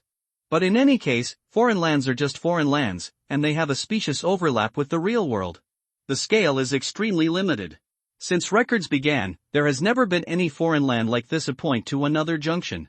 Song Chang stood in front of the floor-to-ceiling window, staring at the city outside the window that was washed and soaked in red light. To be fair, those dark city silhouettes were not very similar to the boundary city under his feet, at least he couldn't tell. He didn't understand why the person named Yu Sheng thought this was another city. Boundary city, but he knows one thing, depending on the perspective of observation, the world in your eyes will also be different. The starry sky in the eyes of the L-grade people is full of magnificent and orderly connections and patterns. The world in the eyes of the Bamosa people is illuminated by light and magnetic field at the same time. The Jipulo people can observe the outline of the electric field, and the ancient Sinjin people would embrace time and meditation and even predict the future briefly. Humans are one of the races with the narrowest vision in the world. In the eyes of those gifted ethnic groups, humans are both deaf and blind, so that the infinite information in this huge world only has less than 1% of the intelligence it is effective for humans, but at the same time, as long as it is assisted by suitable equipment or methods, the human mind can process almost all knowledge. For dangerous information that exceeds perception, humans can withstand, and the adaptability is also ridiculously high. For this reason, humans are the innate investigator body recognized by all races in this world. The world in his eyes is different from what we see. Song Chang suddenly said. Yes, Bailey Ching did not deny it, but just added, but he can also survive in our world, and except for being a little awkward, he has adapted well. Having both human and non-human perspectives? In other words, two cognitive systems? Luo Zheng frowned slightly and said in thought, you have been in contact with him. Do you think he is an entity or a human being? More like human beings, at least that's what he thinks now. Bailey Ching turned her head and reached out to gently knock on the glass of the floor-to-ceiling window. As her words fell, the landscape outside the window suddenly collapsed, shrank, and then it has returned to its previous calm state of mist, mountains and water alternately appearing. I think it's best not to destroy this current situation before we can determine what number 66 Wutong Road and Yusheng are. I understand. Songcheng took a breath and nodded solemnly. Then, next, the 2nd Brigade will allocate some manpower and energy to deal with matters related to number 66 Wutong Road and Yusheng. The first thing is to help him do some registration. Register? The two people around him need legal status, Bailey Ching said unhurriedly. Secondly, he himself seems to be interested in registering as a spirit world detective. Song Chang, huh? He said that he wanted to maintain order at the border and confront foreign lands and entities. Song Chang, huh? I know what you're saying. Bailey Ching raised her eyelids and glanced at Song Chang. The Secret Service has always dealt with outrageous things. Let's arrange it. Pick a smart and reliable person to take charge of this. One thing, I think the two mentioned in the last report are quite good. Song Cheng's expression was subtle. I just gave them 3 days off. Bailey Ching thought for a while. Yes, in this case, you need to rest. Just look at the arrangements. Don't delay for too long. Can you two see the house in front of me? Standing in front of the gate of number 66 Wutong Road, Yusheng raised his finger and pointed at the old building in front of him, and said to Huli beside him and Irene, who was held in Huli's arms. Yes, Huli nodded naturally. It's right in front of you. You can see it when you go out, and you can see it when you come back. Yusheng nodded and looked at Little Red Riding Hood, who was coming with him. Can you see it? Little Red Riding Hood opened her eyes wide and looked at the empty space in front of her and a low wall at the end of the clearing. Then she turned to look at Hu and Eileen suspiciously. Can you two really see it? It seems that you can't see it. Yusheng understood the situation as soon as he saw it. Even if I sent an invitation to you, you can't see it standing here. Little Red Riding Hood spread her hands. Yusheng began to think. He is very curious about many things now, about himself, about foreign lands, the Secret Service, and the Night Valley, including of course the weird mansion he has been living in for the past 2 months. With a little necessary research spirit, he invited Little Red Riding Hood when he went home today, wanting to test how weird the non-existent number 66 Wutong Road was. Now he has preliminary test results. Huli and Eileen can see number 66 Sycamore Road, but Little Red Riding Hood cannot. Even if she is invited by the owner of the house, she cannot observe its existence. Yusheng thought briefly and found the biggest difference between Beaver, Irene and Little Red Riding Hood. So, it should be a question of blood? He raised his head thoughtfully, his eyes switching between Little Red Riding Hood, Beaver, and Irene. Huli and Eileen both received his blood, which established a subtle connection between him and them. It was through this connection that the two of them were able to detect him. Resurrection from the dead. Little Red Riding Hood has never had this experience. This is the most likely reason that Yusheng can think of now. Little Red Riding Hood didn't notice the change in Yusheng's expression. She was looking around curiously at this time. The sunset was gradually setting, and in the shadows of the buildings on the roadside, the outlines of wolves appeared and disappeared. The wolves paid attention to the movements of the entire block, acting as the girl's eyes and ears. She discovered one thing: from the moment she entered Wutong Road, the closer she got to this open space in the depths, the fewer pedestrians around her. And when she came to the open space where number 66 Wutong Road was located, the surrounding people were. There were no passers-by at all. It was as if there was an invisible dispersing force preventing ordinary people from approaching this mansion. However, even her wolves were unable to detect how this power worked. The environment of this entire neighborhood was so clean, as clean as a vacuum under the vision of the extraordinary power. At this moment, Little Red Riding Hood suddenly noticed the gaze falling on her. She immediately turned her head to look, only to see Yusheng looking here seriously. The girl suddenly felt a little awkward. What's the matter? Then she saw Yusheng stretched out his hand directly. Want a bite? Little Red Riding Hood, huh? Blood. Irene and Huli have both been exposed to my blood, and some changes have occurred since then, and now they can still see number 66 Wutong Road, Yuxing explained seriously, so I thought about it. I wonder if you want to try it too, just as an experiment. Little Red Riding Hood's expression became visibly weird, and she even took half a step back. Her eyes were like those of a wolf dog with explosive hair. After confirming that Yuxing was really just out of pure research spirit, she softened a little, but she still had a look on her face. Rejection? No. It won't hurt your stomach. Yuxing actually expected the other party's reaction. After all, he invited others to take a bite of him. This thing sounded a bit sudden, but he still wanted to try again. You don't want to. What does number 66 Wutong Road look like from the outside? I'm not a cat, why should I be so curious? Little Red Riding Hood took another half step back and turned to look at Huli and Eileen. Why does he think that one thing is all the same? Aaron, who was in Huli's arms, moved slightly to make sure there was no one around. She finally had a chance to speak. He's just like this. He comes up with ideas as soon as they come up. What's the research spirit? You ignore him. How do you say this? Yuxing was dissatisfied. Am I so serious? Irene didn't say anything, just quietly exuding the fragrance of lotus root in Huli's arms. Yuxing, forget it if you don't like it. After 2 or 3 seconds of awkward silence, Yuxing smiled dryly and waved to Little Red Riding Hood, then walked to the door of the house. But as soon as he opened the lock and was about to open the door and go in, he thought of something again and turned to the side. Stepping aside, he called to the fox girl who was following behind him, "Come here and see if you can open this door." "Ah? Okay." Huli was stunned for a moment, but nodded, stepped forward and grabbed the handle of the door. With a click, the unlocked entrance door was easily pushed open. But in Little Red Riding Hood's eyes, a door appeared out of thin air in the open space, suspended near the low wall with many abstract graffiti. "Okay, at least this will make it easier for you and Irene to come out and go in. You don't have to ask me to open the door." Yuxing was relieved when he saw this. After learning that number 66 Wutong Road is a building that outsiders cannot observe or enter, after his foreign land, he produced many worries about details include but are not limited to the inability to deliver food to his door, the inability to deliver home appliances, the inability to leave an address when shopping online, and the inability for the 2 residents at home to come and go freely, etc. But now he is relieved, at least one of the troubles is gone. "Come on, come in and sit down," Yuxing said with a smile on his face and stretched out his hand to Little Red Riding Hood. "I'll cook later and have dinner at home as a thank you for spending the whole day shopping with Huli and Irene." "It's nothing, you already helped me write half of my homework," Little Red Riding Hood said, but she still accepted the invitation and walked into this mansion that did not exist in the real world. Yuxing turned on the light in the living room. The bright light and disc player dispersed the dimness of the evening and quickly warmed up the deserted atmosphere in the room. Lamp toward the kitchen. Then he quickly packed up the things he had bought, took out the ingredients for that night from the shopping bag, told Little Red Riding Hood to find a place to sit, and turned around to leave. Little Red Riding Hood looked around cautiously with a hint of uneasiness and curiosity.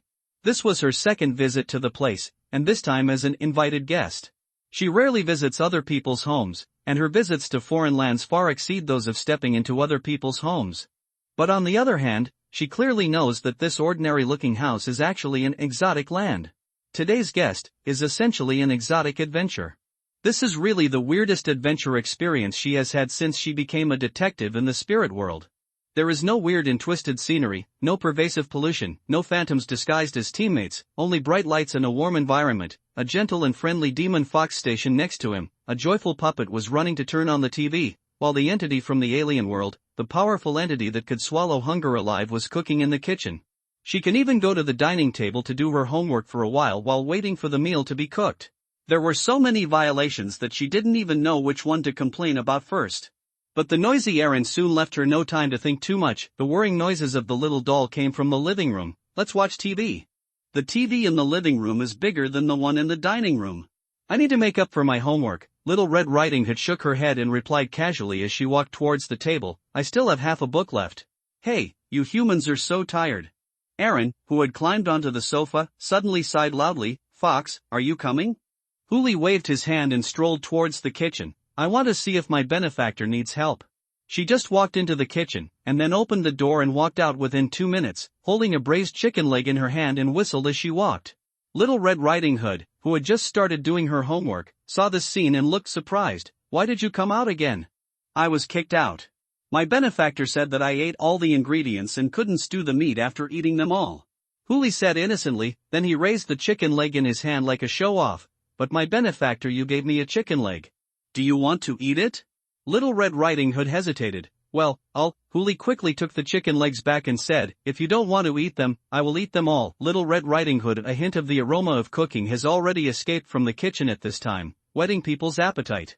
Little Red Riding Hood thought for a while, reached into her bag, took out her cell phone, and dialed a number. It's me. I won't go back for dinner tonight. I'll eat at a friend's house. Hey, I'm a new acquaintance. It's safe and sound. I'll tell you when I get back. I'll definitely be home before 10 o'clock. After hanging up the phone, Little Red Riding Hood turned her head. He saw Huli staring directly at him, and at the same time, he didn't stop whistling the drumstick. You can't eat this. Little Red Riding Hood subconsciously covered her phone. She didn't know why she said such a thing. Huli didn't pay attention to this, and just asked curiously, were you in contact with your family just now? Yes. Are they your parents? Little Red Riding Hood's expression was a little unnatural. Well, my parents died early, it was because of other people in the family. Oh, Huli nodded. Little Red Riding Hood didn't know what the fox girl was thinking about these few seconds, but she suddenly handed over the chicken drumstick that was almost finished. Would you like to take a bite? Can take a small bite. Little Red Riding Hood. She felt that it was still difficult for her to understand these weird people living in a foreign land. Little Red Riding Hood knew that the people living in a strange city must be weird, but she found that she still underestimated how strange the family of three here was, especially when they started to eat. A doll that did not need to eat sat directly on the dining table upright, with a set of special bowls and chopsticks placed in front of it, which looked like a memorial. A demon fox with a bunch of tails will constantly take out all kinds of snacks from its tail when eating. The diet is extremely chaotic, including but not limited to flatbread rolls, steamed buns, peppers with bananas, whatever. They all stuff it into their mouths. But the strangest thing is Yusheng, he actually eats human food. Incredible.jpg Yusheng noticed that Little Red Riding Hood was a little dazed and thought it was the girl's first time as a guest. He greeted her warmly, eat food, eat food. Let me tell you, I am quite confident in my cooking skills. Networka.z just in the middle of speaking, he suddenly remembered something, pointed to a plate of food on the table and added, by the way, you'd better not eat this. Little Red Riding Hood was stunned for a moment, and saw that it was just a plate that looked like ordinary fried pork with chili peppers, with a puzzled look on his face. Why? This is made of exotic native products. I'm not sure if ordinary people can eat them, Yusheng explained casually. Anyway, Irene and Huli are quite resistant. Little Red Riding Hood looked a little dumbfounded. Exotic souvenirs? It's the real thing, the meat cut off from the hungry body. I like this, but most people don't eat this, Yusheng said calmly, and did not forget to add to himself after he finished speaking, I still have quite a lot of common sense in this regard. Then he saw the girl across the table froze, as if she was petrified. After a few seconds, Little Red Riding Hood's eyes suddenly blinked, and she looked at Irene sitting on the table with a stiff expression. What a niche language, first time, huh? Irene reached out and patted Little Red Riding Hood's arm, looking like someone who had come before. I had the same reaction as you when I heard it for the first time, don't doubt it, it's just that thing. You have all seen how the entities in that valley were eliminated with us, so don't make such a fuss, this is still cooked and eaten. This is suitable for eating when cooked. Yusheng nodded and put a chopstick of fried meat slices into his mouth. I tried sashimi, but it didn't work, it was too woody. Little Red Riding Hood immediately looked at the rest of the dishes on the table with a horrified look on her face, and suddenly began to regret why she accepted Yusheng's invitation today. She originally just wanted to have the opportunity to get in touch with this strange person in the strange Wutong Road 66. No, maybe she could get some new information related to this foreign land, and she could sell it to the Secret Service for a good price later. But now she realized one thing, if an entity appears to be harmless to humans and animals, then it must be very evil in other places. If a foreign land seems to be particularly safe, then it must have very creative spiritual pollution. Little Red Riding Hood swallowed nervously, looking at Yusheng who was feasting, and suddenly wanted to ask, after you finish eating this, you shouldn't eat me anymore, right? But after hesitating for a long time, she still didn't have the nerve to say it. You don't like it? Yusheng felt a little strange when he saw the girl opposite him not moving his chopsticks for a long time. Well, I'm a bit heavier, but you can try this plate of vegetables, it's still okay. Little Red Riding Hood was stared at by this gaze. She could neither shake her head nor dare to hide. After holding it in for a long time, she could only hesitantly stretch out her chopsticks and take a bite. She silently said in her mind, This stuff is edible while swallowing it as if swallowing medicine. Swallow it and discover to your surprise it tastes delicious. Just a normal stir-fry. Is your benefactor good at your craftsmanship? Huli next to him laughed happily. Little Red Riding Hood nodded with a subtle expression. Seeing the way Beaver kept eating, and thinking that Beaver hadn't stopped eating since he entered the door, he finally couldn't help but be a little curious. You eat so much, won't you be full? No, Huli's tail waved behind him. Eat more, reserve some tail, and help your benefactor fight when the time comes. Little Red Riding Hood. What a mess! She suddenly began to wonder if there was something wrong with her ability to understand. She even felt that there seemed to be a worldview that was completely different from the normal world at number 66 Wutong Road. Things looked normal and words sounded normal. Why is there so much evil in everything? At this moment, Yu Sheng's voice sounded from the side again, interrupting Little Red Riding Hood's random thoughts. By the way, I invite you to come to my house today. In fact, there are some things I want to consult with you. Little Red Riding Hood took a moment to react, and looked at Yu Sheng with confused eyes. Yu Sheng didn't know why the other party reacted like this, so he didn't think much and asked directly, how does a spiritual detective like you usually work? In other words, is there anything I need to pay attention to when being a detective in the spirit world? Normal work? Most of the time, I am outsourced by the Secret Service. Sometimes I also get help from other organizations or individuals, but the latter is unstable, Little Red Riding Hood said casually. Most of the main commissions of detectives in the spirit world actually come from the Secret Service Bureau, or a subcontracting unit under the Secret Service. After all, it is an official organization. They are well informed, and many commissions will be summarized directly by them. Look at this. As she spoke, she took out her mobile phone, operated it a few times, and then showed it to Yu Sheng. Yu Sheng looked curiously and saw a large number of chat interfaces on the screen of his mobile phone. Most of the chat avatars bear a unified logo and a note from the Secret Service. This is a specialized platform built by the Secret Service. It can be used by detectives from the spirit world and independent investigators. It is usually used by everyone to exchange information, chat, and gossip. Public commissions will also be on this platform. The official name is Border Communications, but many people directly call it DD work. Yu Sheng listened to the other party's description in surprise and wanted to take another look at the content on the screen, but Little Red Riding Hood had already put the phone back. Logically speaking, this should not be shown to others and should be kept secret from ordinary people. But although you are not a detective or investigator in the spiritual world, you are not an ordinary person either, so I will show it to you. As for those who work in our profession, we should pay attention to it. What? Little Red Riding Hood paused after saying this, with a hint of ridicule in her expression. Everyone has their own working habits. If there is a common framework, there are only two. First, don't destroy the boundary. Secondly, try to live as much as possible. If you really can't do the second point, try to die in a shallower place and don't make it too difficult for the body collector. She suddenly felt confused again and looked into Yu Sheng's eyes curiously. Why are you asking this all of a sudden? Yu Sheng said calmly, oh, we may be traveling together soon, Little Red Riding Hood. After dinner, Little Red Riding Hood left. Why did I feel that she had a weird expression when she left? Eileen sat on the table and muttered as she watched Yu Sheng clearing the dishes. It seemed like she was in a trance. It's normal for high school students to be under a lot of pressure, not to mention they have to work during holidays. The screen of the mobile phone she uses is cracked, so her daily living conditions may not be very good. Yu Sheng wiped the table and said casually, so I just thought of asking her to come over to my house to have a meal and just relax. Really? Eileen looked a little doubtful. Why did I feel that she was more nervous when she left than when she came? That's your misconception. Yu Sheng waved his hand. You believe in my judgment, only humans understand humans, not to mention that I am also from high school. It will definitely be good to invite her to my home more often if I have the opportunity in the future. That's right. That's right. Yes, yes. While he was talking, Yu Sheng had already cleared the dining table. After handing the dishes to Huli, who volunteered to help with the dishes, he took a long breath and prepared to do some serious work. I'm going to open the door. Irene, who was climbing down from the dining table to run to the living room to watch TV, turned around and said, where are you going? Go and take a look at that valley again. Aaron immediately fell off the table leg, and the person and the painting fell to the ground with a splat. You've finished eating the meat in the refrigerator, haven't you? The little doll got up in embarrassment and looked at Yu Sheng in horror. Are you going to restock? No, Yu Sheng quickly waved his hand. It's the director who came to see me today. What she said made me a little concerned. As he said that, he told Bailey Ching what he specifically mentioned to him before leaving. Aaron. Miss Doll frowned and listened. It can't be a trap. Are you going to go to the mines or something?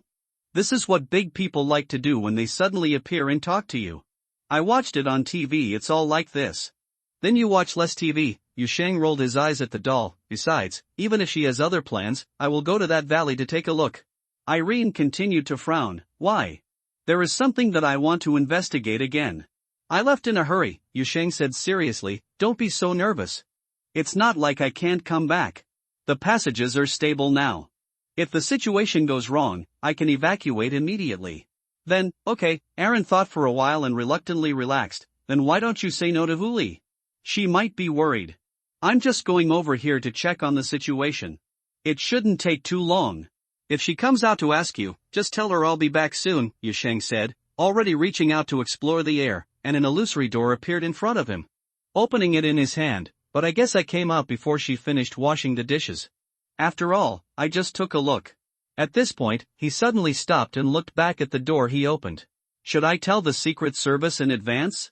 You didn't even think about it until the fucking door was opened?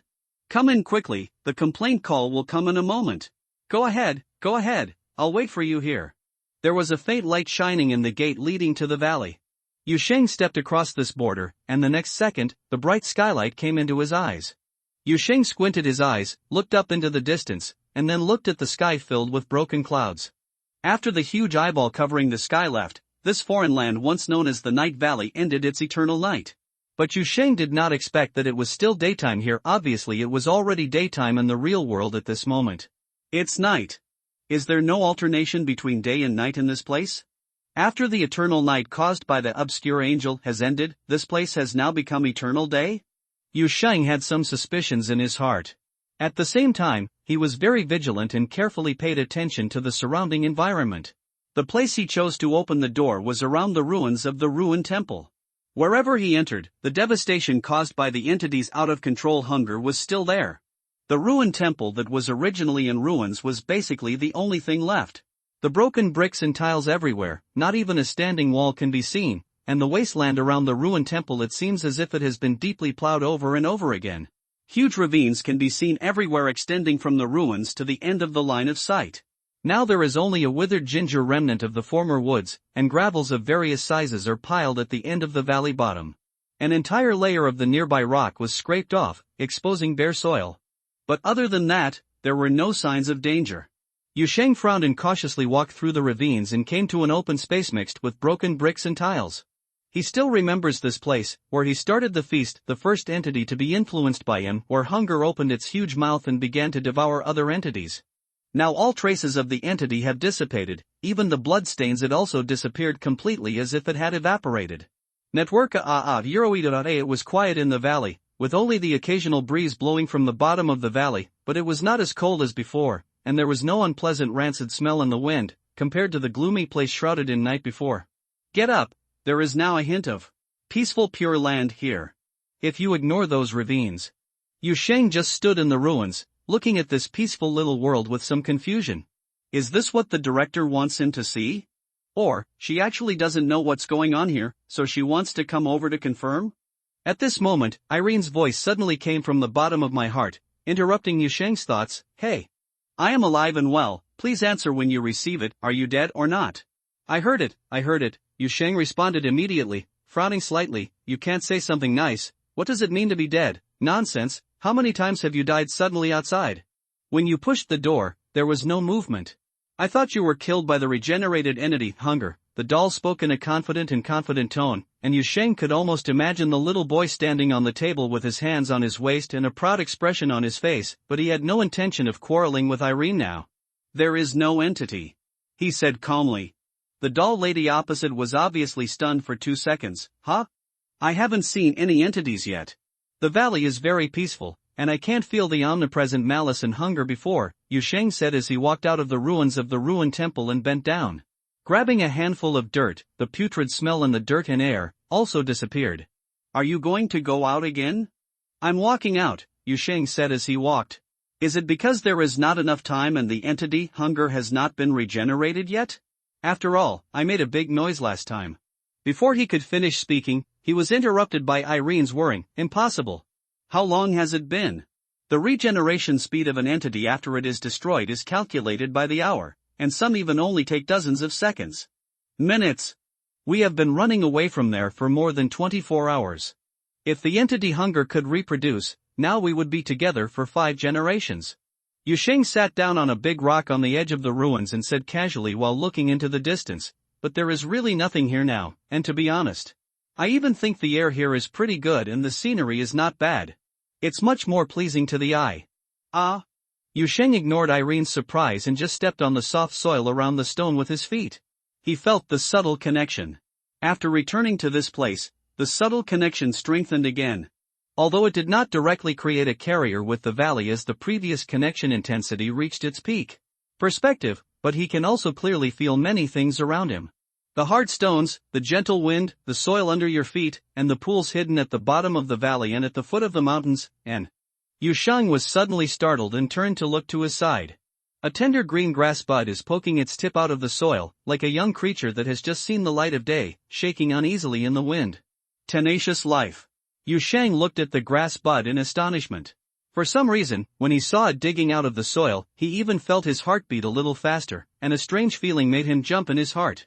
Now, this touch may be due to his connection with the valley at this moment, or it may be some more emotional reasons. He subconsciously stretched out his hand towards the soil. Then the soil began to wriggle. The deep gullies began to close, and tiny sprouts broke out of the soil. Life was growing, like rebirth after death. Yusheng stared at this scene in a daze, and finally couldn't help but exclaimed, "Fuck?" Irene screamed instantly, "Ah? What? What? What did you suddenly scream? Are you injured?" Yusheng stood up suddenly and opened the illusory door. "It's hard to explain, you and Huli better come and see." The next second, his figure returned to the living room and stared at Irene, who was standing on the chair. Huli is still washing dishes. Irene was stunned for a moment, raised her hand and pointed to the kitchen. "Do you want to call her now?" Yusheng nodded, but just as he was about to speak, he felt a series of vibrations in his pocket. He took out his mobile phone and saw several missed calls popping up on the screen in succession, 2 from Li Lin, 2 from Sujeli, and several from the same unfamiliar phone number. Yusheng's expression was a little strange at the moment. He was thinking about who to call back when he saw the strange phone number calling again. He answered the phone without waiting for the ringing sound and put it to his ear. A familiar female voice came into his ears. "It's me, Bailey Cheng." Yusheng's mouth twitched, and he thought as expected, and he couldn't hide his embarrassment. "Ahem, I just went out. Shouldn't I tell you?" "It doesn't matter, as long as we can confirm that it was the vibration caused by you opening the door." Bailey Cheng's slightly cold voice came from the listening card, and no emotional changes could be heard. "We will try to record more sample parameters and try to identify your features in time when the subsequent alarm sounds." The other party's indifferent attitude made Yusheng feel a little awkward.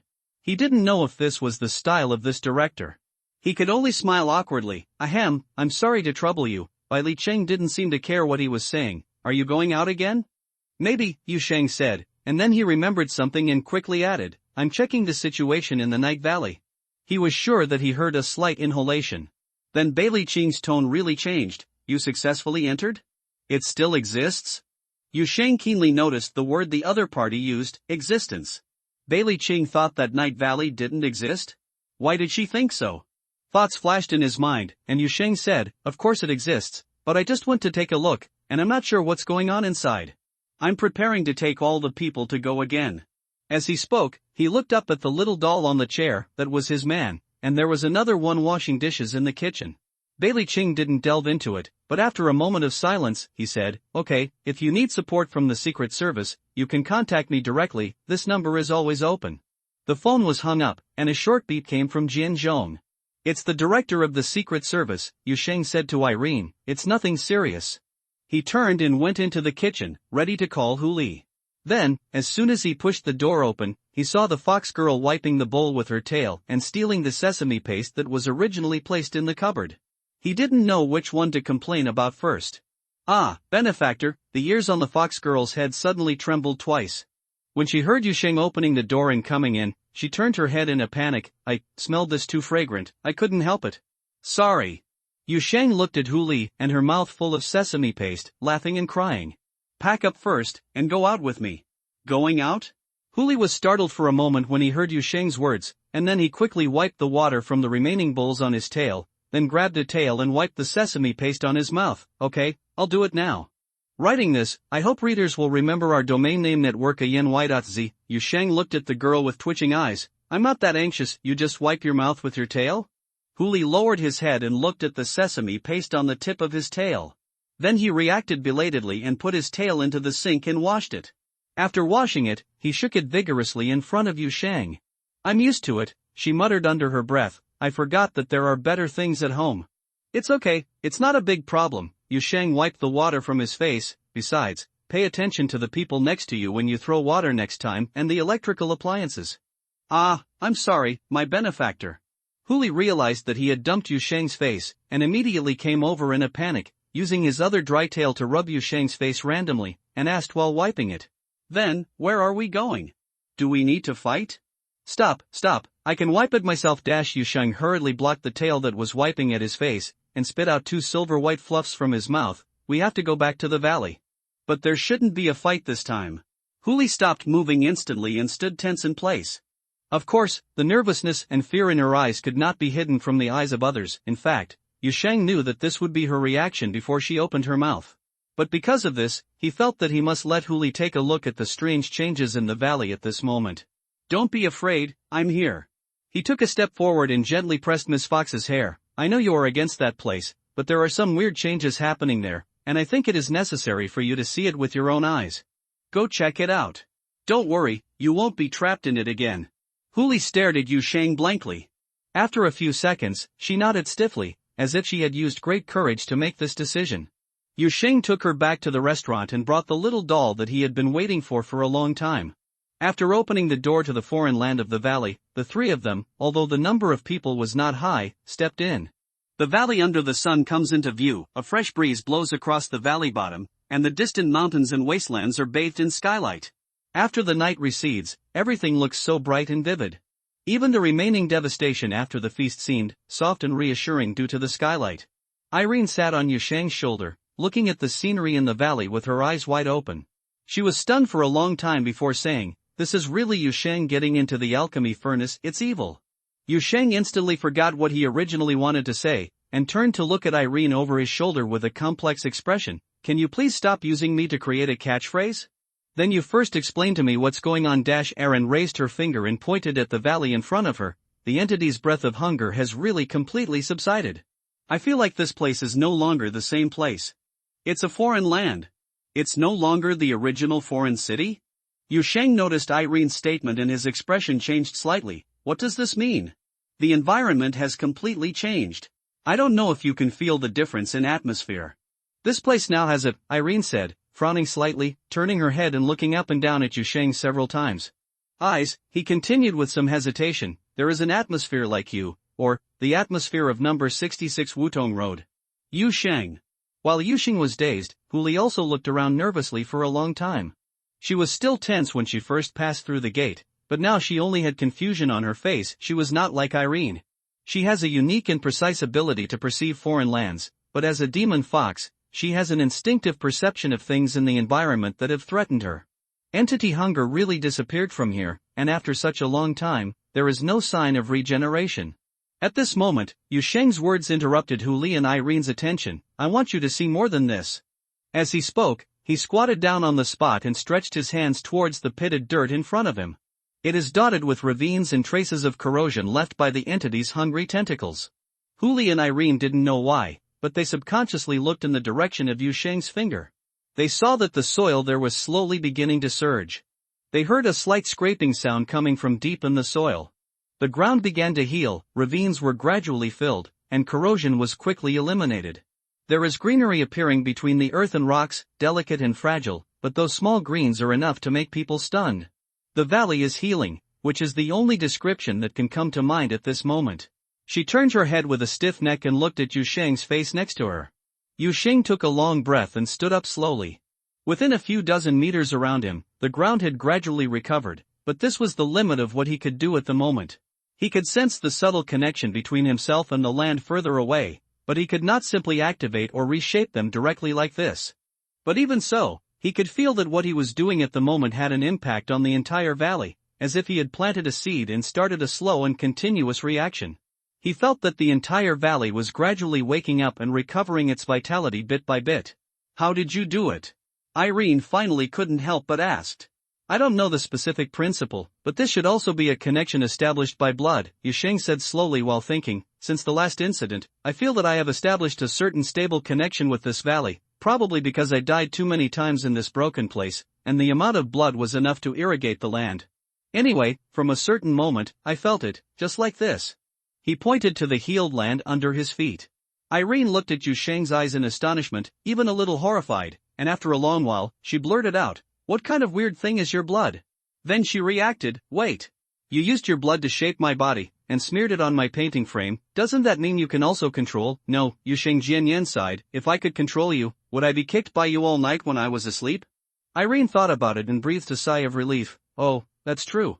Then she looked at Hu Li, who had never spoken. "Your family is a cultivator, you have a different opinion. What do you think?" Hu Li looked at Yusheng with admiration. "My benefactor, the immortal method is profound, and it can understand natural changes. You can be a garden greening immortal." Yusheng, he was not sure whether this fox girl was praising him, so he just took it as a compliment. "I shouldn't have expected you to have any opinion," Irene sighed after hearing Hu Li's answer, and poked Yusheng's head with her hand. "Anyway, the connection between you and the valley can be put aside for now. The most important thing now is the entity entrenched in this place. It hasn't regenerated for such a long time. I'm afraid it's really gone."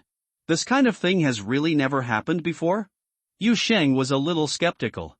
"Of course not, at least I haven't heard of it," Irene answered without hesitation. "The entity is an inevitable phenomenon in the operation of the alien world, not an independent individual that can be destroyed.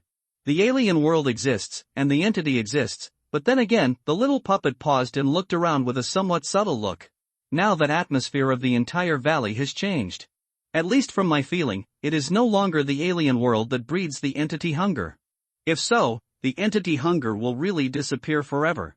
The puppet lady frowned, as if she had found a logical explanation, but she couldn't believe it rationally. Hu Li on the side didn't understand what Irene was struggling with. She just understood one thing, that monster seemed to never come back. She reached out and tugged at Yusheng's sleeve. "In the future, will that monster come out to hurt people again?"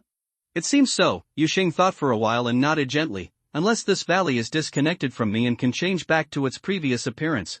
Hearing this answer, Hu Li stared at Yusheng blankly, not knowing what she was thinking for a moment. Then she suddenly rushed over and hugged Yusheng tightly. The strength was so great that Yusheng's body, which was many times stronger than that of an ordinary person, creaked instantly. Not only that, she even wrapped a lot of her tail around him. "My benefactor, that's great. That's great." Yusheng never expected this. The air in his lungs was almost squeezed out at this moment. Not to mention whether the embrace of the demon fox was warm or not, he felt like he was wrapped by 7 or 8 hydraulic pliers from all directions. "Relax, relax, I'm dying." "Tail," Hu Li finally reacted and quickly let go, jumping to the side in shock. "Ah. Sorry, benefactor, I got excited." Yusheng survived the disaster, holding his knees with both hands and panting hard. It took him a long time to wave his hands. How come your tail is so strong?" "You scared me too." Irene also protested hard. "Your tail came over and almost swept me down." Hu Li apologized hard, her ears almost touching her scalp. But it can be seen that she is still very happy. It was a kind of complete and relieved joy that even exceeded her when she escaped from the foreign land. Yusheng finally caught his breath, and repaired several minor bone fractures on his body. He raised his hand and pressed Hu Li's hair to reassure the girl, then stood up and looked into the distance. Irene noticed Yusheng's movements and expression changes in an instant. The little doll immediately said to Hu Li, "I think he's going to have another idea. Do you want to walk further away?" Yusheng really said, "What do you think is outside this valley? What lies outside the valley?" Yusheng felt that this was a natural curiosity. The rolling mountain stood quietly in his sight. It did not seem to be too towering to climb, and the sky was no longer covered with any terrible barriers. Then people here should be curious about what the scenery will be like outside that mountain. "Have you ever tried to climb over that mountain before?" Yusheng asked Hu Li curiously. "I tried it a long time ago, when the Immortal was still there." Hu Li nodded immediately. "At that time, I was with a few adults, and we tried to cross it together, but we couldn't climb to the top of the mountain. Halfway up the climb, a terrible sound will come from the sky. If you climb any higher, you will start to lose strength and your eyes will. I also saw many horrible miasma shadows before." The Immortal also tried to turn fossils into puppets and let the stone puppets climb the mountain. As a result, they lost contact halfway up the mountain. The next day, the fragments of the stone puppets rolled down the mountain. Every time there was blood in a stone, and the adults who went to check on the situation came back and said that flesh and bones had begun to grow in the stone. There was a sound coming from the sky. It sounded like the influence of the dark angel that covered the sky before, Aaron muttered, but I don't know if that thing was intentional or just a passive effect. After all, so evil stuff, sometimes just existing is enough to have a big impact. Now that the dark angel is gone, we can try again. Yusheng looked at Irene and Huli with questioning eyes. What do you think? Huli nodded immediately. I listened to my benefactor. Eileen waved her hand. I'm free. Anyway, you always have ideas. You want to try so many evil things. I'm used to it. Okay, it's unanimously approved, so let's go. How to get there? Open the door?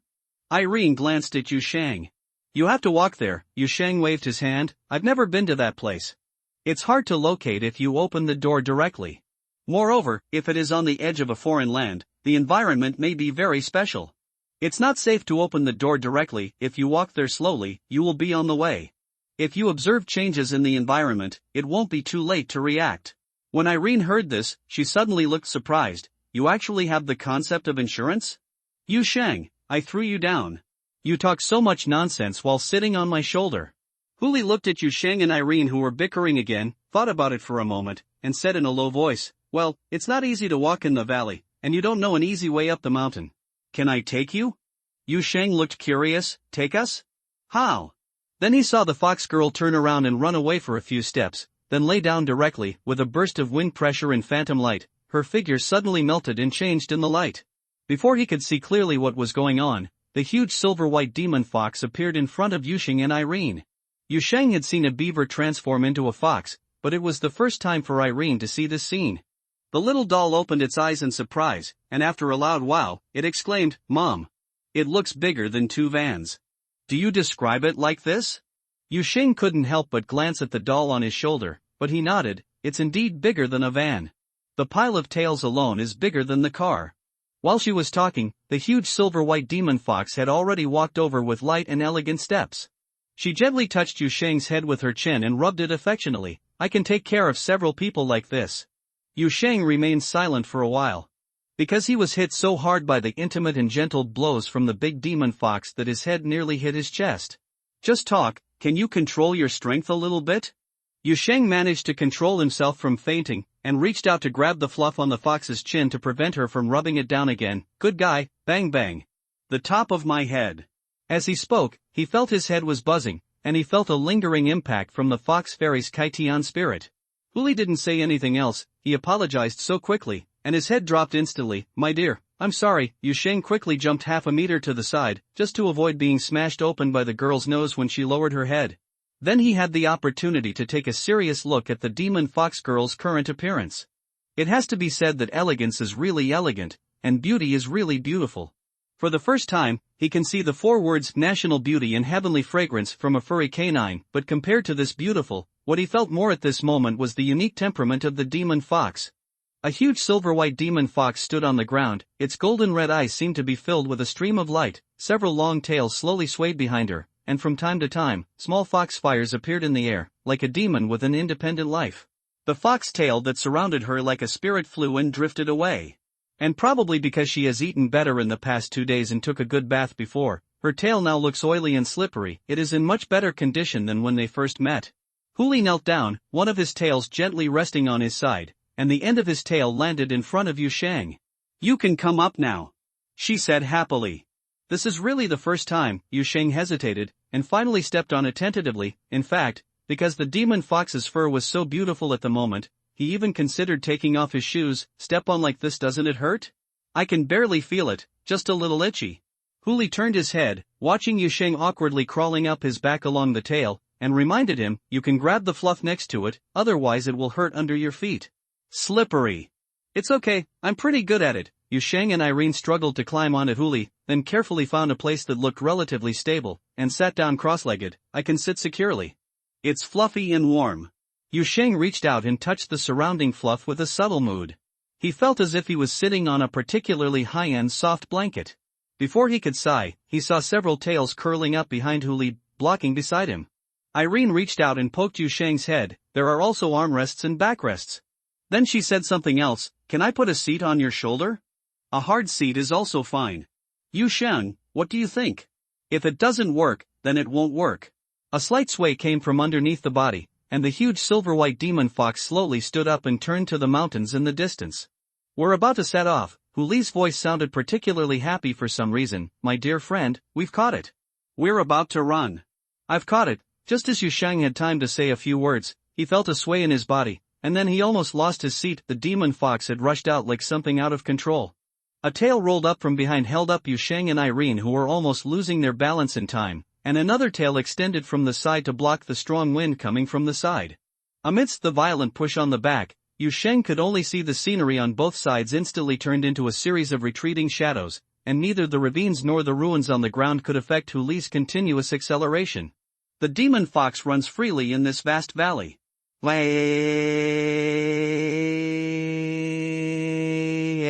Grabbing Yu Shang's head with all her strength while opening her mouth wide open against the strong wind blowing in from the gap in her tail. Even though the wind had weakened countless times, let's fly up quickly. I like running. Huli's voice came from the front, full of excitement. I haven't run like this for a long time. Yu Shang tightly grasped a big furry tail on his side with one hand, and supported the small puppet on his shoulder with one hand to prevent the already excited guy from falling out. Be careful. Don't hit the mountain. Mountains. There are mountains ahead. Good. Huli shouted happily and accelerated again towards the approaching hillside. There were even bright clusters of foxfires burning rapidly behind her. The flames condensed into clusters at the fox's tail, and what followed was a continuous and dense fire. The explosive explosion formed a cone-like wake in the violent combustion and eruption. When Yu Shang heard the noise, he quickly turned around, glanced through the gap in the fox's tail, and immediately exclaimed, "Fuck, the rocket boosts the fox." Then he felt a more violent push on his back and a violent vibration. Even with his current physical fitness, he almost fell down. Then, he found that Huli had rushed up the hillside. She didn't run up there.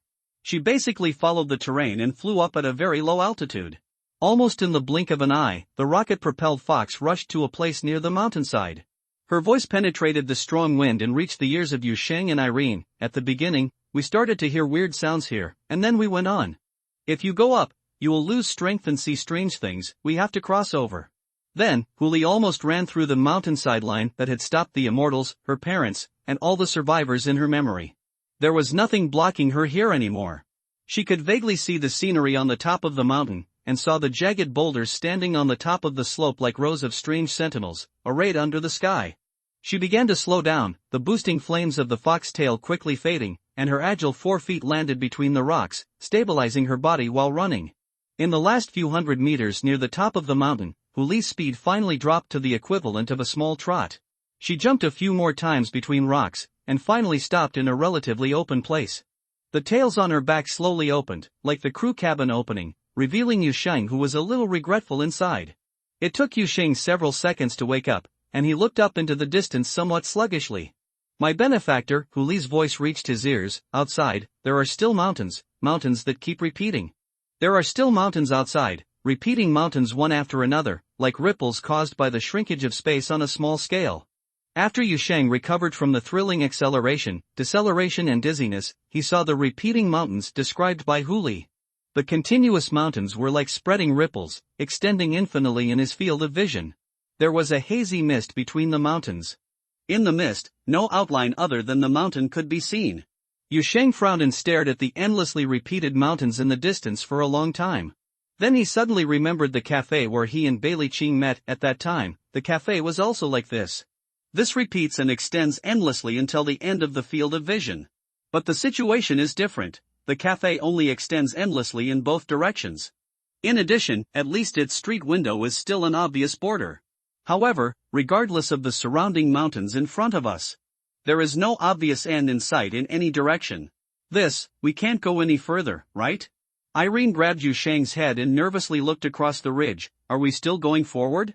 Yu Shang fell silent, and at the same time silently concentrated his energy, recalling the perspectives he had seen when he first established a connection with the valley, and sensing the surrounding environment. After a while, he suddenly bent down, picked up a small stone from the ground, and threw it far away. The stone flew into the air, but disappeared from everyone's eyes before landing. Ha! Eileen made a surprised sound when she saw this scene. Yu Sheng walked forward slowly and very cautiously came to the place where the stone disappeared. There seemed to be nothing in front of him, but there seemed to be an invisible border. He bent down again, picked up a pebble from the ground, and gently threw it forward. This time, he saw the disappearance process of the pebble more clearly. It passed through a boundary in an instant, and at the moment it disappeared, there were short and weak ripples in the air, just like the water surface. Yu Sheng raised his head and looked to the left and right along the ridgeline. He felt it. The mountains undulate and close again at the far end, and the invisible boundary shrouds the entire valley, up to the sky and down to the ground. After hesitating for a few seconds, Yu Sheng finally took a breath and continued walking forward. Hey, hey, hey! Really move forward. The little doll immediately shouted on his shoulder, I feel like this is a bit evil. Wouldn't it be? Before she finished speaking, Yu Sheng had already crossed the invisible boundary. As the slightly trembling ripples spread in the air, a brief feeling of weightlessness appeared and disappeared. Their eyes flashed, and they stood in the valley again. Somewhere in the center. I can't come back, Irene was still shouting habitually. After saying the last two words, she was stunned and looked around in disbelief. Ah, you're back? Then she saw a larger ripple appear next to her, and a huge silver-white demon fox passed through the air directly and appeared next to her and Yu Sheng. My benefactor. Huli searched nervously as soon as he came over. He was relieved when he saw Yu Sheng and Irene standing nearby, and carefully rubbed Yu Sheng's body with the tip of his tail. You guys suddenly disappeared, shocked me. The spaces closed at the boundary and points in one direction towards the center of the area. Yu Sheng thought for a long time and finally broke the silence. I just don't know if other foreign lands have this structure. Eileen listened in a daze, and then she realized after a while, in other words, you can't get to the outside no matter what? There is no outside at all. Yu Sheng shook his head. This valley is the only valid area in the entire space. The infinite mountains we just saw are actually due to the closure of the boundary space, and the shadows that are continuously superimposed in the curved space and time. If you look closely, you will find that they are actually infinite copies of the mountains surrounding the valley. Erin opened her eyes wide, and after a long time, she finally showed a look of realization. Wow. She didn't know whether she really understood or pretended to understand. Then after a while, Irene poked Yu Sheng's head. What should we do next? Yu Sheng turned his attention to the silver-white demon fox next to him. Since this place will no longer become a physical entity, but has become a stable place. Maybe we can bury your parents properly again, at least in a formal tomb. What do you think? The fox girl tilted her head, and after a moment, she nodded slightly.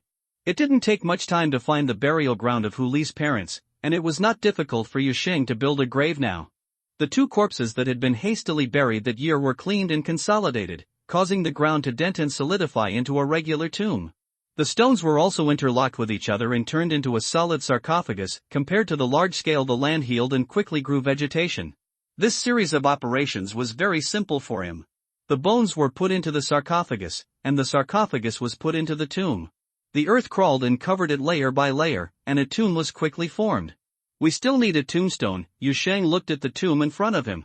After noticing that Huli's eyes were a little blank, he explained, put it in front of the tomb as a memorial. Huli nodded immediately. I'll get it. After the words fell, the silver-white demon fox turned and ran away. With a series of roars that tore through the air and a sound explosion, she disappeared from the sight of Yu Sheng and Irene in the blink of an eye.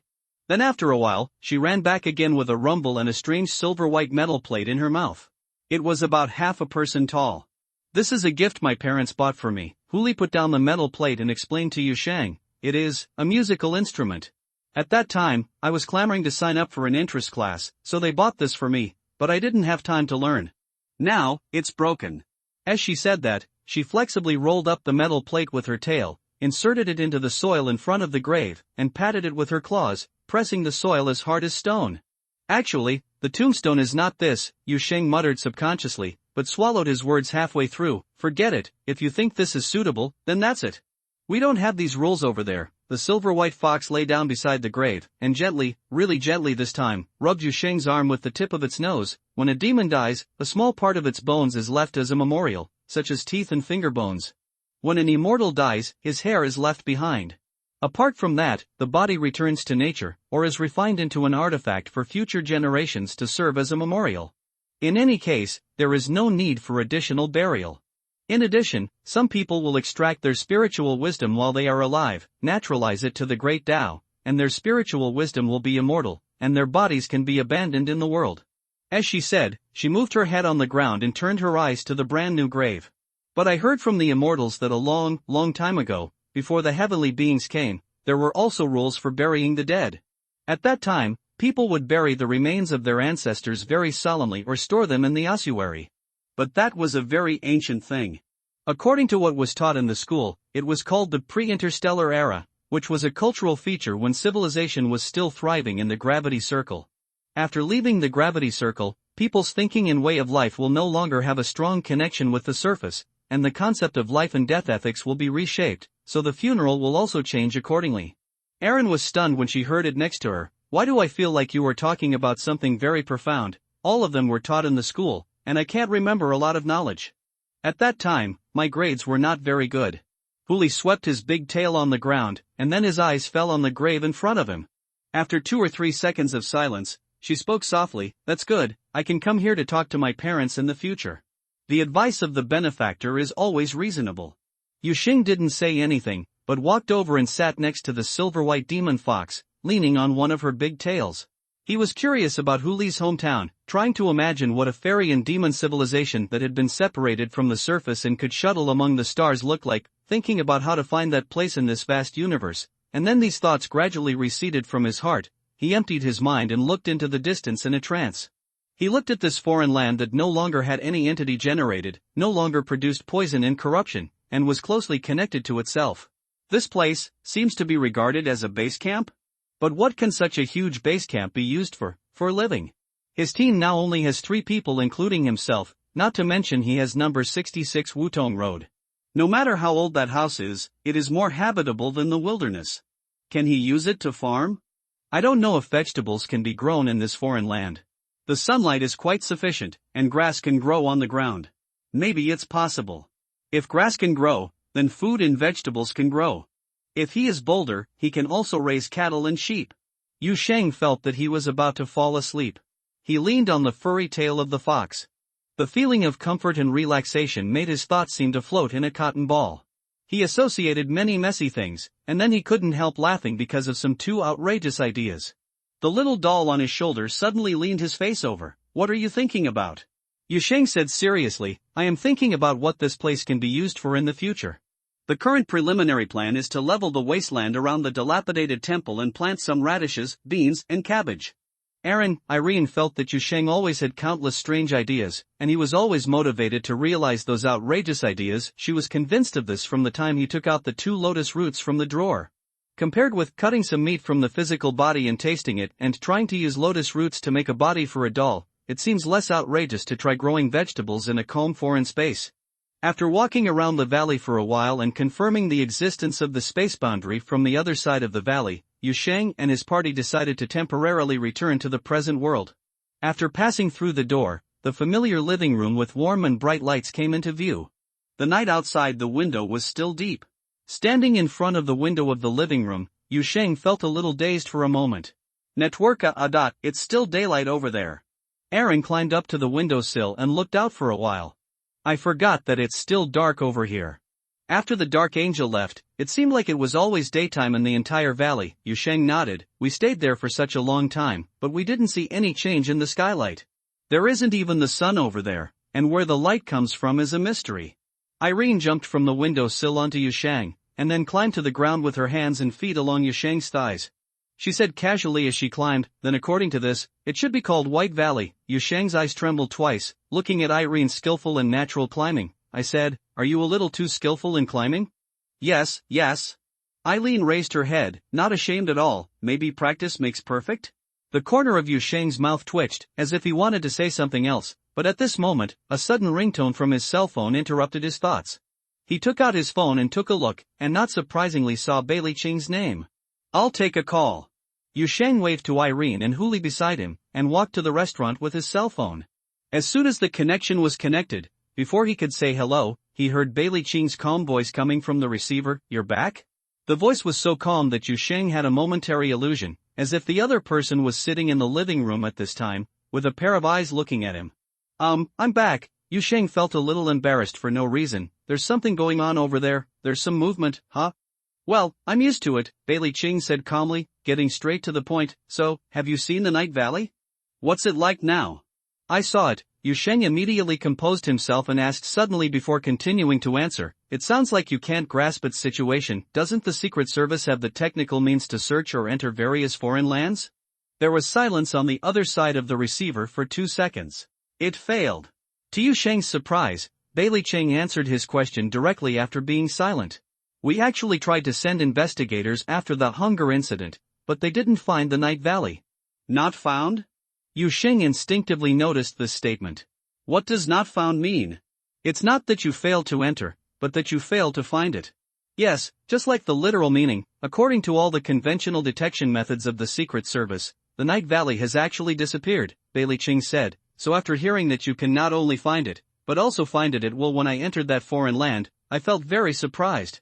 Yu Sheng thought about it and felt that he had never felt any unexpected emotions from the paralyzed woman, but he quite recognized Bailey King's frank attitude. Then I will also tell you what I discovered here. The situation, first of all, I think the place needs to be renamed. After that thing you call the obscure angel left, the entire valley has never seen night. I think this may be its original look like. Secondly, according to my observation, the entity hunger has disappeared and should be permanent. Yu Sheng was sure that he heard a distinct breath and a suppressed exclamation from the other side of the receiver. He felt the other party's surprise. The next second, Bailey Ching's slightly urgent voice reached his ears. I want to confirm that what you just said was disappear permanently? Do you understand the operating rules of entities in foreign realms? Don't get me wrong, I'm just asking. I know that if the foreign land continues, the entity will last forever, but the entity hunger is indeed gone, and according to my observation, the nature of the valley has also undergone some changes. I don't have the professional equipment like you here, but I think, from a broad definition, this foreign land of Night Valley should actually be considered to have disappeared. What is left there now is only a peaceful foreign space. Can you understand what I say? When Yu Sheng said this, he suddenly felt a little stuck. He didn't know how to describe the situation to the other party, but soon he heard Bailey Ching's voice coming from the receiver, an empty shell left after being eaten up. Yeah? Yu Sheng blinked. Not even he thought that there was such a precise expression. He actually concealed a lot of things, including the details of the feast that he caused, his connection with the valley, the various changes that his blood can cause, and the vitality that is gradually emerging in the valley at this moment. The information Bailey Ching could obtain basically came from the reports sent back by Li Lin and Su Jelly, but it was obvious. The Secret Service director has excellent acumen and judgment. About this empty shell, at this moment, Bailey Ching's voice came again. The Secret Service hopes to send someone to investigate on the spot. Of course, this requires your help and consent. Yu Sheng hesitated for a moment. In fact, he is not against or wary of the Secret Service. After all, at least so far, he has had no unpleasant experiences in contact with anyone from the Secret Service. It's just that people always have the instinct to keep secrets, and that valley, now the connection with him has become very strong. Of course, Bailey Ching noticed Yu Sheng's brief hesitation. You can think about it slowly. We won't force you. If you are willing to open the door, we can also accept your designation of investigators, the number of people to be investigated, the time limit, and the whole process will be supervised. Bailey Ching said patiently, although the tone is still distant and flat, but it sounds she seemed to be already trying to show her sincerity and friendliness. We just hope to collect some key data. After all, this has never happened before, the first foreign land and entity in history to be truly annihilated, presumably not. I need to emphasize that you can also understand what it means to those of us. The other party mentioned this, and Yu Sheng couldn't refuse directly. That's okay, I'll think about it in the next 2 days. Looking at Bailey Ching, who was standing in front of the window on the phone, Song Cheng couldn't help but whisper to the slightly bald and fat middle-aged man next to him, Hey, Director Wu, you said Director she was so easy to talk to before. You ask me? You usually deal with the director much more than I do. The middle-aged man called Director Wu lowered his voice. It's not like you don't know that our information center is usually a transparent department. During the summary meeting, there was a sense of presence. People in your operations department even called us cavemen in the computer room. Song Chang was immediately happy. Don't tell me, it's quite impressive. Director Wu glanced at him, and then carefully looked up at Bailey Jing, who was still on the phone. Then again, this is indeed the first time I have seen the director talking to someone so good-naturedly, and having the patience to talk for so long. Is that Yu Sheng really so important? It's not important, It's an evil sect, Song Chung shrugged. You all have been in this department for a long time, and you still haven't realized it deeply? Don't mention it. Song Chang twitched the corner of his mouth and was about to tease him a few more words, but suddenly he felt a thrill in his back and his whole body tensed up instantly. A calm and coercive gaze had fallen on him. Entity hunger is gone for good. Bailey King's plain words cleared away all the random thoughts in Song Chang's mind, and in an instant, only the word ha was left, echoing in his heart like a bell. He opened his mouth, but for a long time he couldn't think of what to say. When your two operators come back from vacation, arrange for them to have more contact with Yu Shang. Bailey Ching didn't pay attention to Song Chang's confusion and just continued. Yu Shang has human emotions and behavioral logic. His emotional reactions are very real. We need someone to establish a relatively solid trust and friendly relationship with him. Your two operators performed well. In addition, you will send someone there tomorrow. Go to number 66, Wutong Road, and send the registration form. Also pay attention to the candidate. Don't look for someone who is bitter when it comes to foreign lands and entities. Look for someone who is clever and likable. Song Chang finally reacted, yes, director. Bailey Ching nodded, and her eyes fell on the slightly bald and fat middle-aged man next to her. That was the head of the Secret Service Information Center. How is the situation over there? She asked. We have checked all possibilities. At least from the system level, there is no reason for such a vulnerability to occur. Director Wu quickly adjusted his posture. We also tried to delete the file of Yu Shang and then re-register, but all operations are invalid. Those entries seem to be floating in the database, not accepting any calls or modifications, and not generating any errors. To be honest, I want to call the police if the system doesn't call the police. It's better to call the police and ask the professors from the college to come and have a look. The incense and binary prayers they use to appease machine spirits are very suitable for dealing with this kind of evil problem, Song Chang said from the side. Last time, a transport truck from the 4th Brigade when Che was depressed, they cured him. I will contact Terra and ask them to send someone to take a look. Bailey Ching nodded lightly, but if the professors of the college can't do anything, this matter will end here. In short, from today on, do not continue to try to modify any data in the file system of Yu Shang. Yes, Director. In the morning, the sun is shining brightly and the sky is clear and cloudy. A boring urban variety show was playing on the TV in the living room. Irene was holding the remote control and watching it with gusto. Huli was licking the bowl in the restaurant and cleaning the table with a bunch of tails. Dishes and chopsticks on the table. Yu Shang put his laptop on the dining table and stared at it since he finished eating, focusing on it. Huli was very curious about what his benefactor was doing, but seeing how serious Yu Shang was, he didn't dare to disturb him. He only occasionally tilted his head to take a look while clearing the table. I opened my eyes, found that I couldn't understand, then turned around and continued to do other things. Just like this, until Huli ran to the kitchen to finish washing the dishes. Yu Shang was still staring at the screen very seriously, while Irene strolled over from the living room. She was not as polite as Huli, and when she saw Yu Shang staring at the computer and not knowing what he was doing, he immediately ran over, grabbed Yu Shang's pants and climbed up. Hey, what are you busy with? Let me see? Yu Shang took Irene by her collar and put her on the dining table. Don't make trouble, I want to write something. Write something? Irene was confused. Why? My job, I'm a writer. Yu Shang didn't even raise his head, he just glanced at the puppet from the corner of his eye. You don't think I'm a vagrant, do you? I have serious business. Eileen listened in a daze, and surprise gradually appeared on the little doll's face. She probably had never considered the complexity of having to work to survive or where the family's money would come from. Question, at this time he actually had an expression that looked like he was opening the door to a new world. Yu Shang didn't care what Irene's reaction was, and just continued. The expenses have been a bit high recently, and I have bought a lot of things at home, and I still owe them 2 manuscripts for more than half a month, so I have to make up for them quickly. Don't make trouble, just watch TV. Irene stayed with her mouth open for a long time, then she suddenly came to her senses, moved from the edge of the table to under Yu Shang's arm, and took a look. But you are obviously browsing the video website, Yu Shang said with a sullen face. This is the necessary preparation process before clearing up the idea. The little puppet raised his hand and pointed at the screen. But there is a forum page behind your video website. Yu Shang continued to work hard, but his eyes were a little embarrassed. It's also good to read other people's articles. You often see very creative ideas in this kind of forum. I think is it okay to get some inspiration? Erin raised her head, but you didn't even open a document. Where does all this nonsense come from? Yu Shang finally couldn't stand it any longer. He carried Irene and put her on the ground. Have you ever written anything? This thing is very professional. Before you start writing, the most important thing is thinking and accumulation. Irene stood next to the table leg with her waist bent and her head raised. She said confidently, "Then when will you start writing?" Yu Sheng blared and said, "I will start writing as soon as you stop making trouble." Miss Dull curled her lips, turned around and walked towards the living room, muttering as she walked, "Hey, that's a lot of procrastination words." Yu Sheng thought for a while. I felt that this little guy was right. Then he withdrew his gaze and continued to watch the video on the computer screen with his mind empty. He is a writer, of course. This is a more dignified statement. To put it bluntly, he is a second-rate writer. This can be regarded as one of the few things in common between the life in his hometown in his memory and the life in this border city. He has always been doing this, from that peaceful seaside town city, in this huge and unfamiliar city. The means of making a living have not changed much.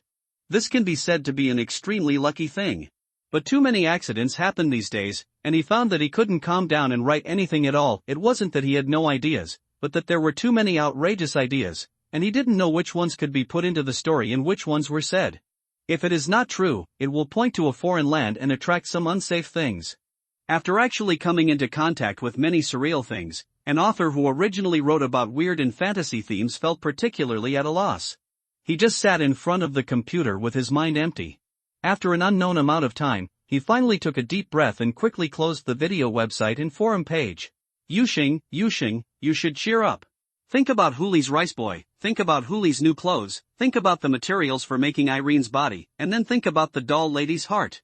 The new TV I miss. The one who wrote the code at the bottom has so much savings to cause trouble. If he doesn't write it down, he will really lose it. Let alone being a detective in the spirit world, now we have to find a way to feed the people in this house. So Yu Sheng patted his face vigorously, flicked the mouse and opened the game. I'm too tired to gather my thoughts. Let's relax by playing a game of human and computer games first. As a result, before he started, he felt someone hit his calf. Irene slipped from the living room again at some point, and bumped her head into his leg. Yu Sheng, you are playing a game. Oh. Hey, you have your business everywhere. Yu Sheng suddenly felt a little confused. He bent down and was about to drive the puppet away. But before he could raise his hand, he suddenly felt a vibration in his pocket, followed by the ringing of his cell phone. Then it rang. I took out my phone and looked at it, but it was an unfamiliar phone number. Yu Sheng hesitated for a moment, then answered the phone and put it to his ear. Hey, how are you? On the other side of Jian, a very young female voice with a little hesitation and panic. Hello. Are you Mr. Yu? I am sent by Director Bailey Ching. I am here to give you the registration form. Yu Sheng was startled when he heard this, but then he realized that it was something he had mentioned to the director before, and he almost forgot it. Yes, it's me. There is such a thing. Yu Sheng quickly stood up, put Irene's matter aside, and looked out the window while answering the phone. I'm at home. Where are you now? I should be next to your house, but I can't see your house. The voice on the phone sounded very nervous. The director told me to call you before I came, but I forgot, and only remembered it here. Wait a minute, I'll open the door for you. As Yu Sheng said this, he walked towards the door. Irene quickly called out behind him, Hey, who is it? Do I need to disguise myself? Huli also walked out a little nervously. Do you need to change? No, Yu Sheng waved his hand. I'm here to apply for your ID cards. Before he finished speaking, he had already arrived at the door. He looked out through the cat's eye on the door and saw a girl holding a mobile phone standing not far away outside, wearing a neat black suit, with short hair, looking around in the open space. She looked like a clean temporary worker who was sent out to work after being cheated by the leader. Yu Sheng casually pushed the door open. The short-haired girl who was looking around in the open space was startled, then turned her head and stared blankly at the gate that appeared out of thin air not far away, and Yu Sheng who was standing at the door. Mr. Yu. She reacted and hurried to the door in 3 or 2 steps, holding a briefcase in her hand. Hello, I am from the 2nd Brigade of the Special Service Bureau. You can just call me Run 11. Can I go in? I need to take a photo of the registrant later. Oh, by the way, this is my ID. Please take a look. As she spoke, the girl hurriedly took out a small black book from her pocket and unfolded it. Yu Sheng glanced at it and found that it was similar to the ID that Li Lin and Su Jelly had taken out before. In fact, he didn't need to check the authenticity of the other party's ID at all. After all, the only people who knew his mobile phone number and number 66 Wutong Road at the same time were the people from the Special Service Bureau and Little Red Riding Hood. Oh, and the 3 locksmiths before. Come in. Yu Sheng opened the door and felt a little strange. He didn't know if it was an illusion, but he always felt that the girl who called herself Ren 11 was particularly nervous, but not the kind of nervousness that Li Lin and Su Jelly felt when they first entered number 66 Wutong Road, but I can't tell anyway. Ran 11 entered the house, and Yu Sheng looked outside again, and found that a large area at the door was empty as always, so he closed the door casually. Eileen and Huli looked at the short-haired girl who suddenly appeared in the house curiously. Ran 11 also looked at the doll and the fox with curiosity. What's the process? Yu Sheng came over and saw the three people in the living room were in a daze, so he took the initiative to ask, should I register them first, or do my registration process first?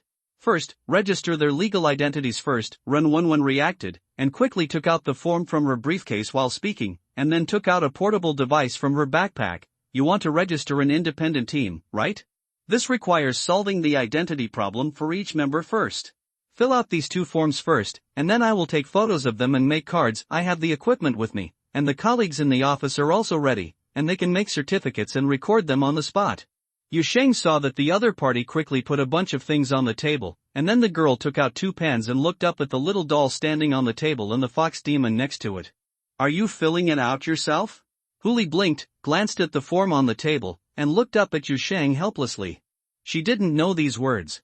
Yu Sheng sighed and took a step forward to take the pen. I'll fill it out for her. Registering the identities of two girls who are not sure whether they can be considered humans is a new thing for Sheng, but when he sat down in front of Huli's form, he realized that this kind of thing is new to him, only it is not strange at all in the eyes of the Secret Service. Because the first line of the form is like this: if the person filling in the form is a long-lived species, average lifespan of 1K or more, fill in the percentage in the age column directly, and fill in the average lifespan of the race after the blank. If the person filling in the race does not have the concept of gender, fill in the gender column black. If the person filling in the form cannot use a pen-like tool to write, or uses special secretions such as pheromones as the main identification feature, the staff will assist in sampling or filling in. Other special circumstances can be explained in the attached form and reviewed and signed by the staff. Followed by a series of disclaimers, the main content can be summarized in one sentence. The Secret Service knows that there are all kinds of strange things in this place. We have tried our best to consider everyone's strange life forms and racial taboos. If you still feel offended, go to the board of directors.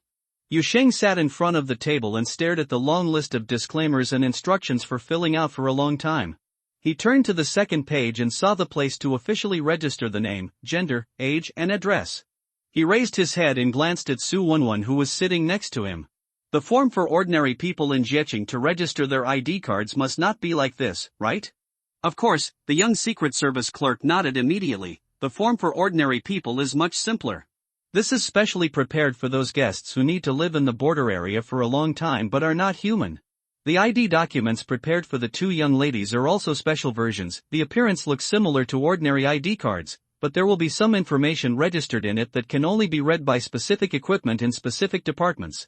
If you encounter any trouble in the future, this can also be regarded as a channel for help and preferential treatment for special residents. Do you often register this kind of business? Yu Sheng was a little curious. It is definitely much less than the number of files registered by ordinary residents, but there are thousands to 10,000 new files every year. Su Wenwen did not hide anything. In this place of the border, there will always be travelers from all over the world who apply for stay for various reasons. Yu Sheng listened very carefully, and gradually felt an inexplicable touch in his heart. The form in front of him with many strange contents suddenly made him feel a real sense of this bizarre border and the world outside of daily life. Aside, Irene had already grabbed the ballpoint pen that seemed particularly thick to her, and lay down beside the form to fill it out with great effort. This was a very difficult task for her, especially the pen was almost as long as her arm, and an A4 paper form was almost half her height, but she did not mean to ask for help this time, but wrote very seriously and hard, and even looked very interested. Yu Sheng also lowered his head and filled in the name of Huli very seriously on the form in front of him. Then he got stuck on the next item. Benefactor? The fox girl also noticed Yu Sheng's movements and asked curiously, "How old are you this year?" Yu Sheng looked at the fox girl in front of him with a strange expression, but he felt something was wrong as soon as he finished speaking. No, I have to ask what the average life expectancy of your race is." "Still wrong. Does your 1-year-old translate to 1 year in the border area?" Huli tilted her head, and her big silver-white furry ears trembled in the air, as if she didn't react. After 2 or 3 seconds, she hesitated and said, "About, more than 200 years old?" We become adults at the age of 180, but I don't know how long I can live.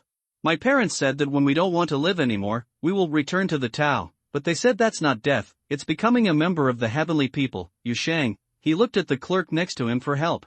Su Wenwen raised her hand and pointed to the age column, just fill in extremely long life.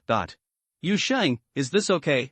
If you think this is not formal enough, just fill in don't know, Su Wenwen said seriously. There are many people who fill in this every year, because some races are extremely long-lived and have no clear concept of lifespan, and some races have a rapid cycle of life and death in a few years. Their age is not marked by year and month, but by generation, and they themselves can't figure it out.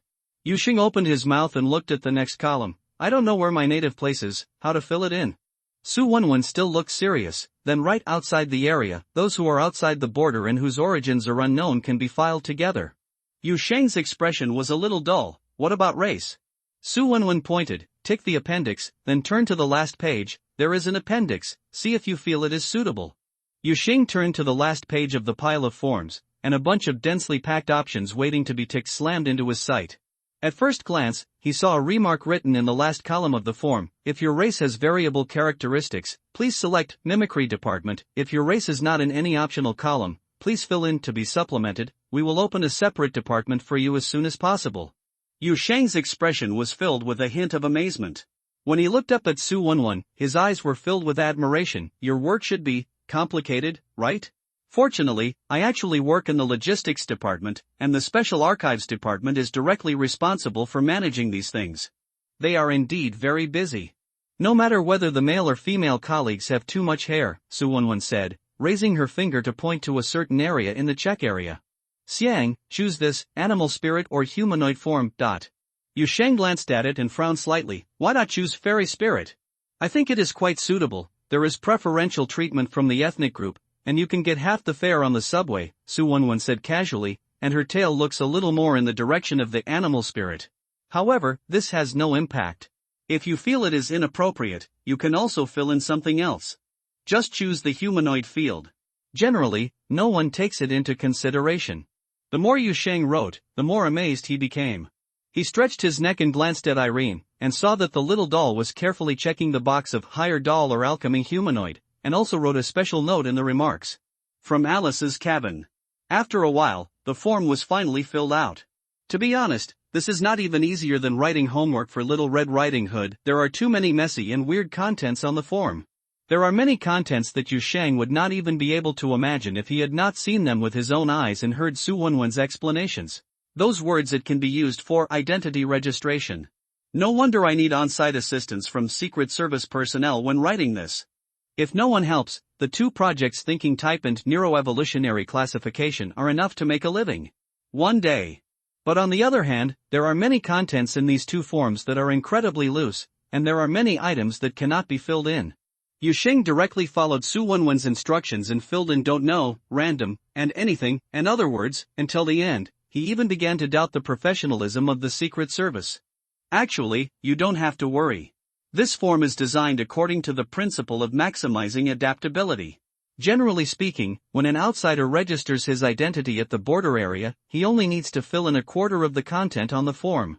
Enough to accurately describe his origin, purpose, and personal characteristics. Su Wenwen patiently answered Zhou Ming's doubts. We cannot expect that a registration form will have enough binding force on outsiders.